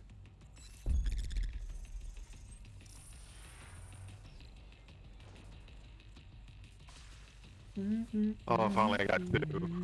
Alright, where's the foam guy? He's right here. Where's he at, buddy? What's the button again? This, and then, yep. I hate. It's so hard. Maybe if I stand in front of you, you won't get shot. That might work. I got him now. Nice. It's just so annoying. Oh, two more. I need both of you to die. Alright. Better cool. get that camera Both of out. you reanimate. You know what I keep doing? I keep holding start, which brings up your inventory instead of just tapping start, which... I'm trying to like stand in front of him and you. Because when you pull up the camera, you put your shield away. Oh, do I? That's what's happening. Yeah. I was like, why am I going down? Yeah. Oh, I got it finally. Jeez. Nice. I did not know that you put your thing down. Yep. I was like, why am I always getting hurt? Mm-hmm. Oh, that was annoying. Yep, I'm I'd rather glad. the grenade one to that. 100%. 100%. I'll do 1,000 grenades before I want to do that again. Luckily, it was only 5 pictures. Right. They know they should not have put that in this game. They know. There's got to be a hotkey or something for taking pictures, though. What does this do? I wonder if It it probably is. I'm pretty sure I disabled it. I wonder if it counts if you do like just a screenshot. You know, from like the hitting the broadcast button. I wonder if that counts. Yeah, eliminate hostiles with weak point kills. Yeah. I guess that will just show up. But burning one is definitely going to be one you have to actually do. Mm-hmm. Let me see. But guess what? There's a flamethrower for that. Oh yeah. See, if I could switch to my flamethrower right now, I'd do it now. But Bruh, I'm so annoyed that we can't do that. We can switch everything on the fly except for that stupid. mm-hmm. And I just don't have nothing that has not even the flame grenades. I don't have anything. Shoot, I could even pull out the Pyromaniac. I keep shooting him in the head. I could at least be getting weak point kills. You know what? I'm gonna probably finish the weak point kills one, and then I'll jump off. Because I'm at 29 of 50. Maybe not finish it, because that'll still take Weak a while. point. That'll take a while. What's weak point? His private part's a weak point? I would say it is. So Like I shoot him there, he the- should probably go down. You know the little bags that they have? Those count. Yeah. I'm just saying, like, if I shoot him in gonads, that's also a weak point. Right in the nuts. Hit him in the nuts. But if I shoot him in the pinky toe, I'm positive it's a weak point. I remember when I You broke won't my like pinky it. toe. 100% a weak point. 100%. Talk about not walking right. Alright, I'm gonna head back to the White House before I spend even more time playing this game. Good grief. What a It's day. a trap. What a world! What a world! Return to DC. Go back to the base of operations. I'm gonna leave the group. What? Oh. All right, y'all. Actually, let me go through my stuff first, and then we'll do our prayer. We'll go through our scripture, and then we'll sign off. Special prayer today. Special prayer. You know. Directive activated. Let's get through our stuff first. Let's see. Dang, I got a bunch of levels from doing that too. Oh, it was from completing the things. That makes sense. That makes total sense. Dum dum dum dum dum dum dum dum dum dum. Go through our weapons. Man, that is so much faster. Why does this not say? Oh, because you can't get these proficient. Okay, that makes sense. Another grown great. I don't need this. I don't need this. Are they giving me all this crap? Crap, double crap, super crap. This guy. Yeah. So what happened? Oh, yeah. Yeah, they should let you leave with the group even if you're not the, like, it should do like the do you want to leave thing. That's what it should do. Convert. Do you want to leave? Never. Never. Oh, 70. 74 of 90. Ugh. I got some good levels today, boy. Almost there. It says that's crazy. So it says my proficiency is 335 of 455. But I guess that does track. 'Cause I think level 30 is the highest proficiency level or HP level. So I'm at 335 of 455. I can't wait to be there someday. Because then that will be, I think the last maybe 5 is only 40 things a piece. Someday I'll be there. Sooner, hopefully, rather than later. The funny thing is gonna be like, I'm gonna have that and still be trash.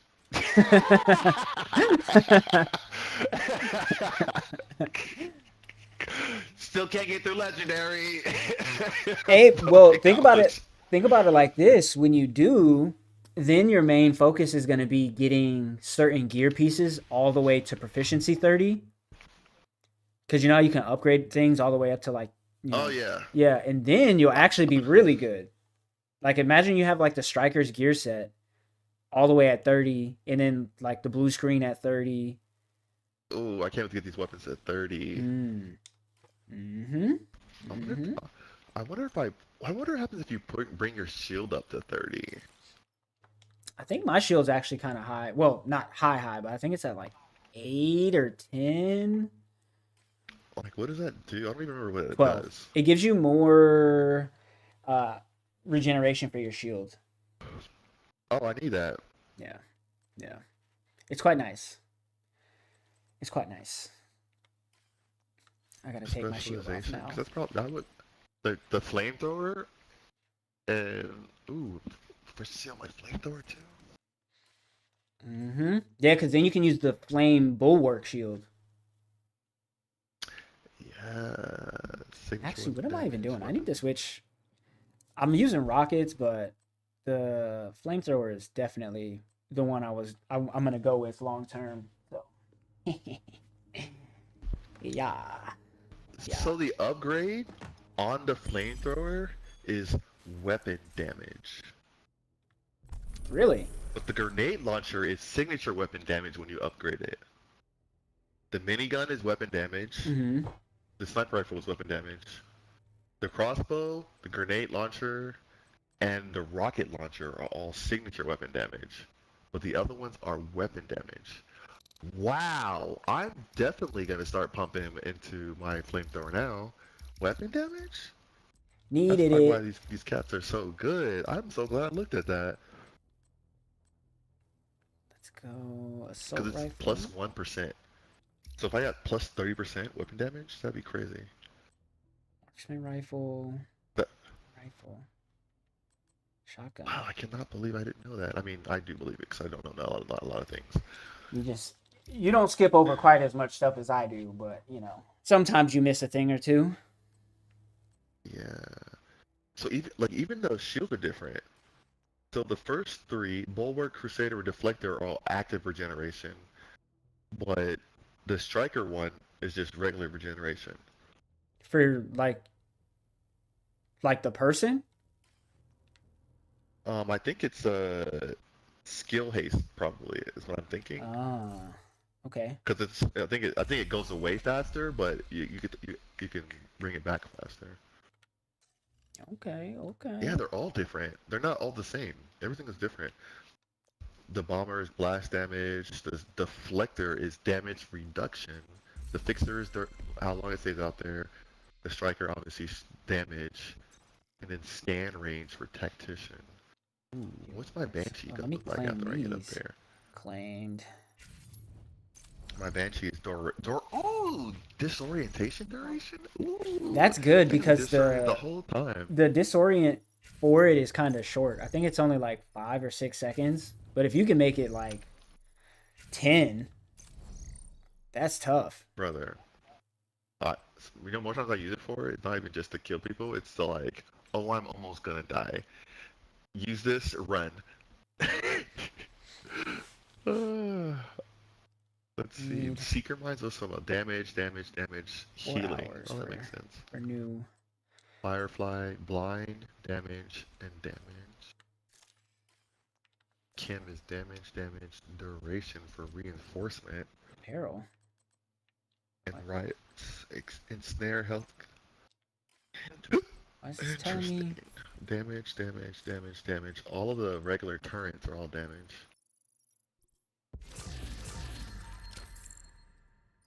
Take all of those. Another froth. Okay. Give me another one. Safety distance. That's new. Never had that. Yeah. And crafting. Tech efficiency, stem,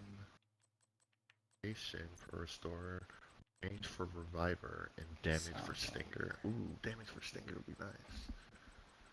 Decoy is threat. Frost. So it pulls in more aggro for the decoy. Oh, this one's good though. 72.9. Shot. Oh, we'll get rid of this one. And Release UMP. I ain't got. Oh yeah, we're moving. Let's go. Oxpecker needs to get dropped off. What else? Sweet dreams. Let me switch this. Mighty good.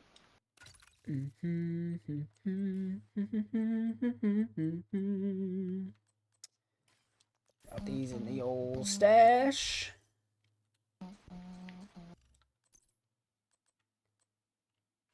Stash. Make sure I'm not keeping anything I don't need. I guess I'll be using Punch Drunk from now on. Just to the stash. Got Cricket and Lefty. Matador. Oh, my Nike pads are almost. We're at 9 for Nike knee pads? Okay. I feel like my knee pads are taking forever to level up. Yeah. Oh, I'm so close to leveling them. Once I said that, I'm at 9. I got like some change left. A little bit of damage. I'll get it I'm at, tomorrow.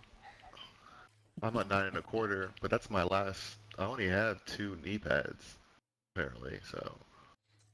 Let me The see. Sawyer, Yeah, I only had 2 as which well. I already have done, and then the Nike ones, which I'm working on now. That means I'll have to figure out. I'll probably just move to a holster, because I have all chest pieces done. All my backpacks are done. All of the I need to finish backpacks. mask. Good grief. I have I have all 4 backpacks that I have. I have them. I've used them to level 10 already, and then all the chest pieces Why do as I well. have 3 ninja bikes? Huh. Gotta turn them things in. I'm about to dismantle them. What if you turn them in? You'll get the what's the name? Or do you have? You Was already have the Nike backpack yeah, I or already have the. I already have it at 10. Oh, okay. They Yeah, talking about the knee pad ones. I was like, oh, you need to turn them joints in. I wish. Cut that. Deconstruct Ooh, I need to do these. masks. I need to do masks. I need to do Components. yeah, masks, gloves, and Do I have extras? holsters.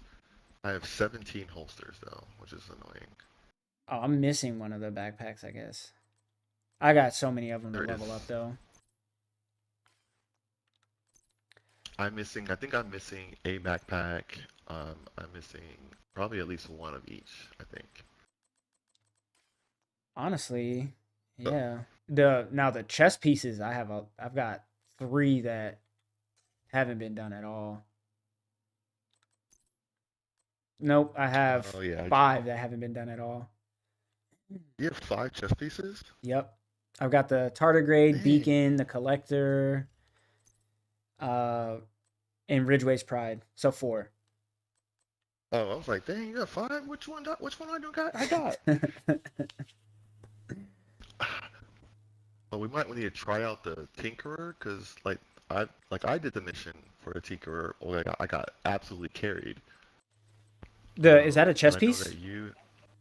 No, it's the mask. Okay. It's the one that lets you.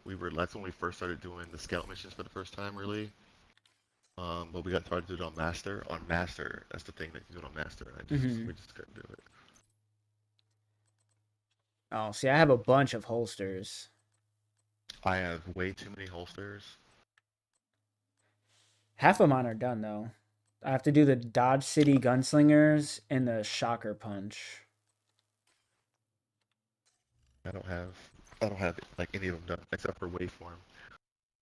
My waveform will probably be the next exotic I do because it's already at 6. But shoot, I'm gonna probably be able to pretty soon be able to run a full kit of something, or at least 3 of the 4, which will be nice. Oh, you're running all messed up though. Yeah, all my You're just stuff is doing all random. hodgepodge. It's all random. Oh yeah. I'm running a 4 green set and then 2 random items. Yeah, I have 1 green, 1 red, and then 4 just completely random. Oh yeah. That sounds like a terrible idea. I Yeah, would be so mad. that's why I'm Time to getting kill is killed just so not. fast. Cause I'm all hodgepodge. I'm all mismatch. Oh, did I accidentally Can't delete do the it. froth? Son of a gun. I did. No, I didn't. Let's go. I Drop feel them like this has a off. pretty good RPM. Nothing max. Dang, we didn't get Never know. anything max today. We got 2 yesterday or 2 days ago. That's fine. Drop these off. Yeah, the froth has what? Yeah, 1200 RPMs. I haven't used it yet. I don't remember if it was any good, but I do remember it shooting really fast. So It I looks wasn't mad good. at it. I'm gonna make sure I put a. Ooh, that's kind of cool. I'm gonna make sure I put the extended magazine on it, so I have more than 21 shots. But Yeah, I did that, and it was a sim magazine plus everything crit chance. 20. I wanted every time I touched you, you felt like you were about to die. Stability's high. Let's go accuracy. More accuracy. After lefty, then I'll be on to the stack broker, and that'll be the last shotgun I need to do. Stack broker. Stack broker. I don't really have too many weapons left, at least like of the ones that I have. I got maybe 7 or 8 named weapons. Maybe a little bit more than that. Named weapons I need to get through, which is nice.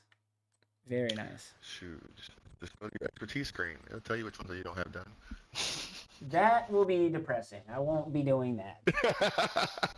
You're like, So I sir. need 12 rifles, 7 assault rifles, 30 or 18 marksman rifles. Sheesh. Exactly. Yeah, this screen is depressing.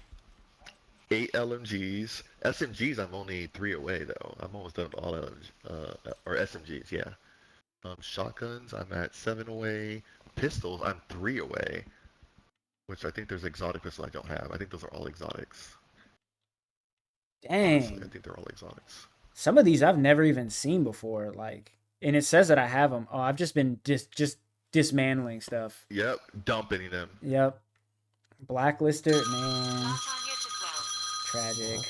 Interesting. Tragic. Patient. Burnout. Could have swore I had that done. Caretaker. Could have swore I had that done. Hello? Well, in 1 The second. Eagle Bearer. Let me call you back in like a few seconds, okay? Sight. Okay. Goalie. I'm struggling with these. Kingbreaker. Oh yeah, it's two exotic pistols and one named pistol that I'm down. I need so many. It's kind of depressing. Bighorn, the drill, rail splitter. Well, I'm sad that I looked at that screen. Very sad. One exotic? I feel like there's more than that. One? Oh, the apartment. Whatever. I've never even seen this before that I can think of. Strega or bittersweet? This is doing 4. I might be Yeah, running I've never seen this. An SMG called the apartment. I'd have never seen before. The apartment. I like that name. The apartment. To the yeah. house. And then the stupid snowball SMG that I don't want to use that I'll probably dump resources into. Shooting an And then the one ally or exotic. skill. Repair them for 50% of the weapon's total damage.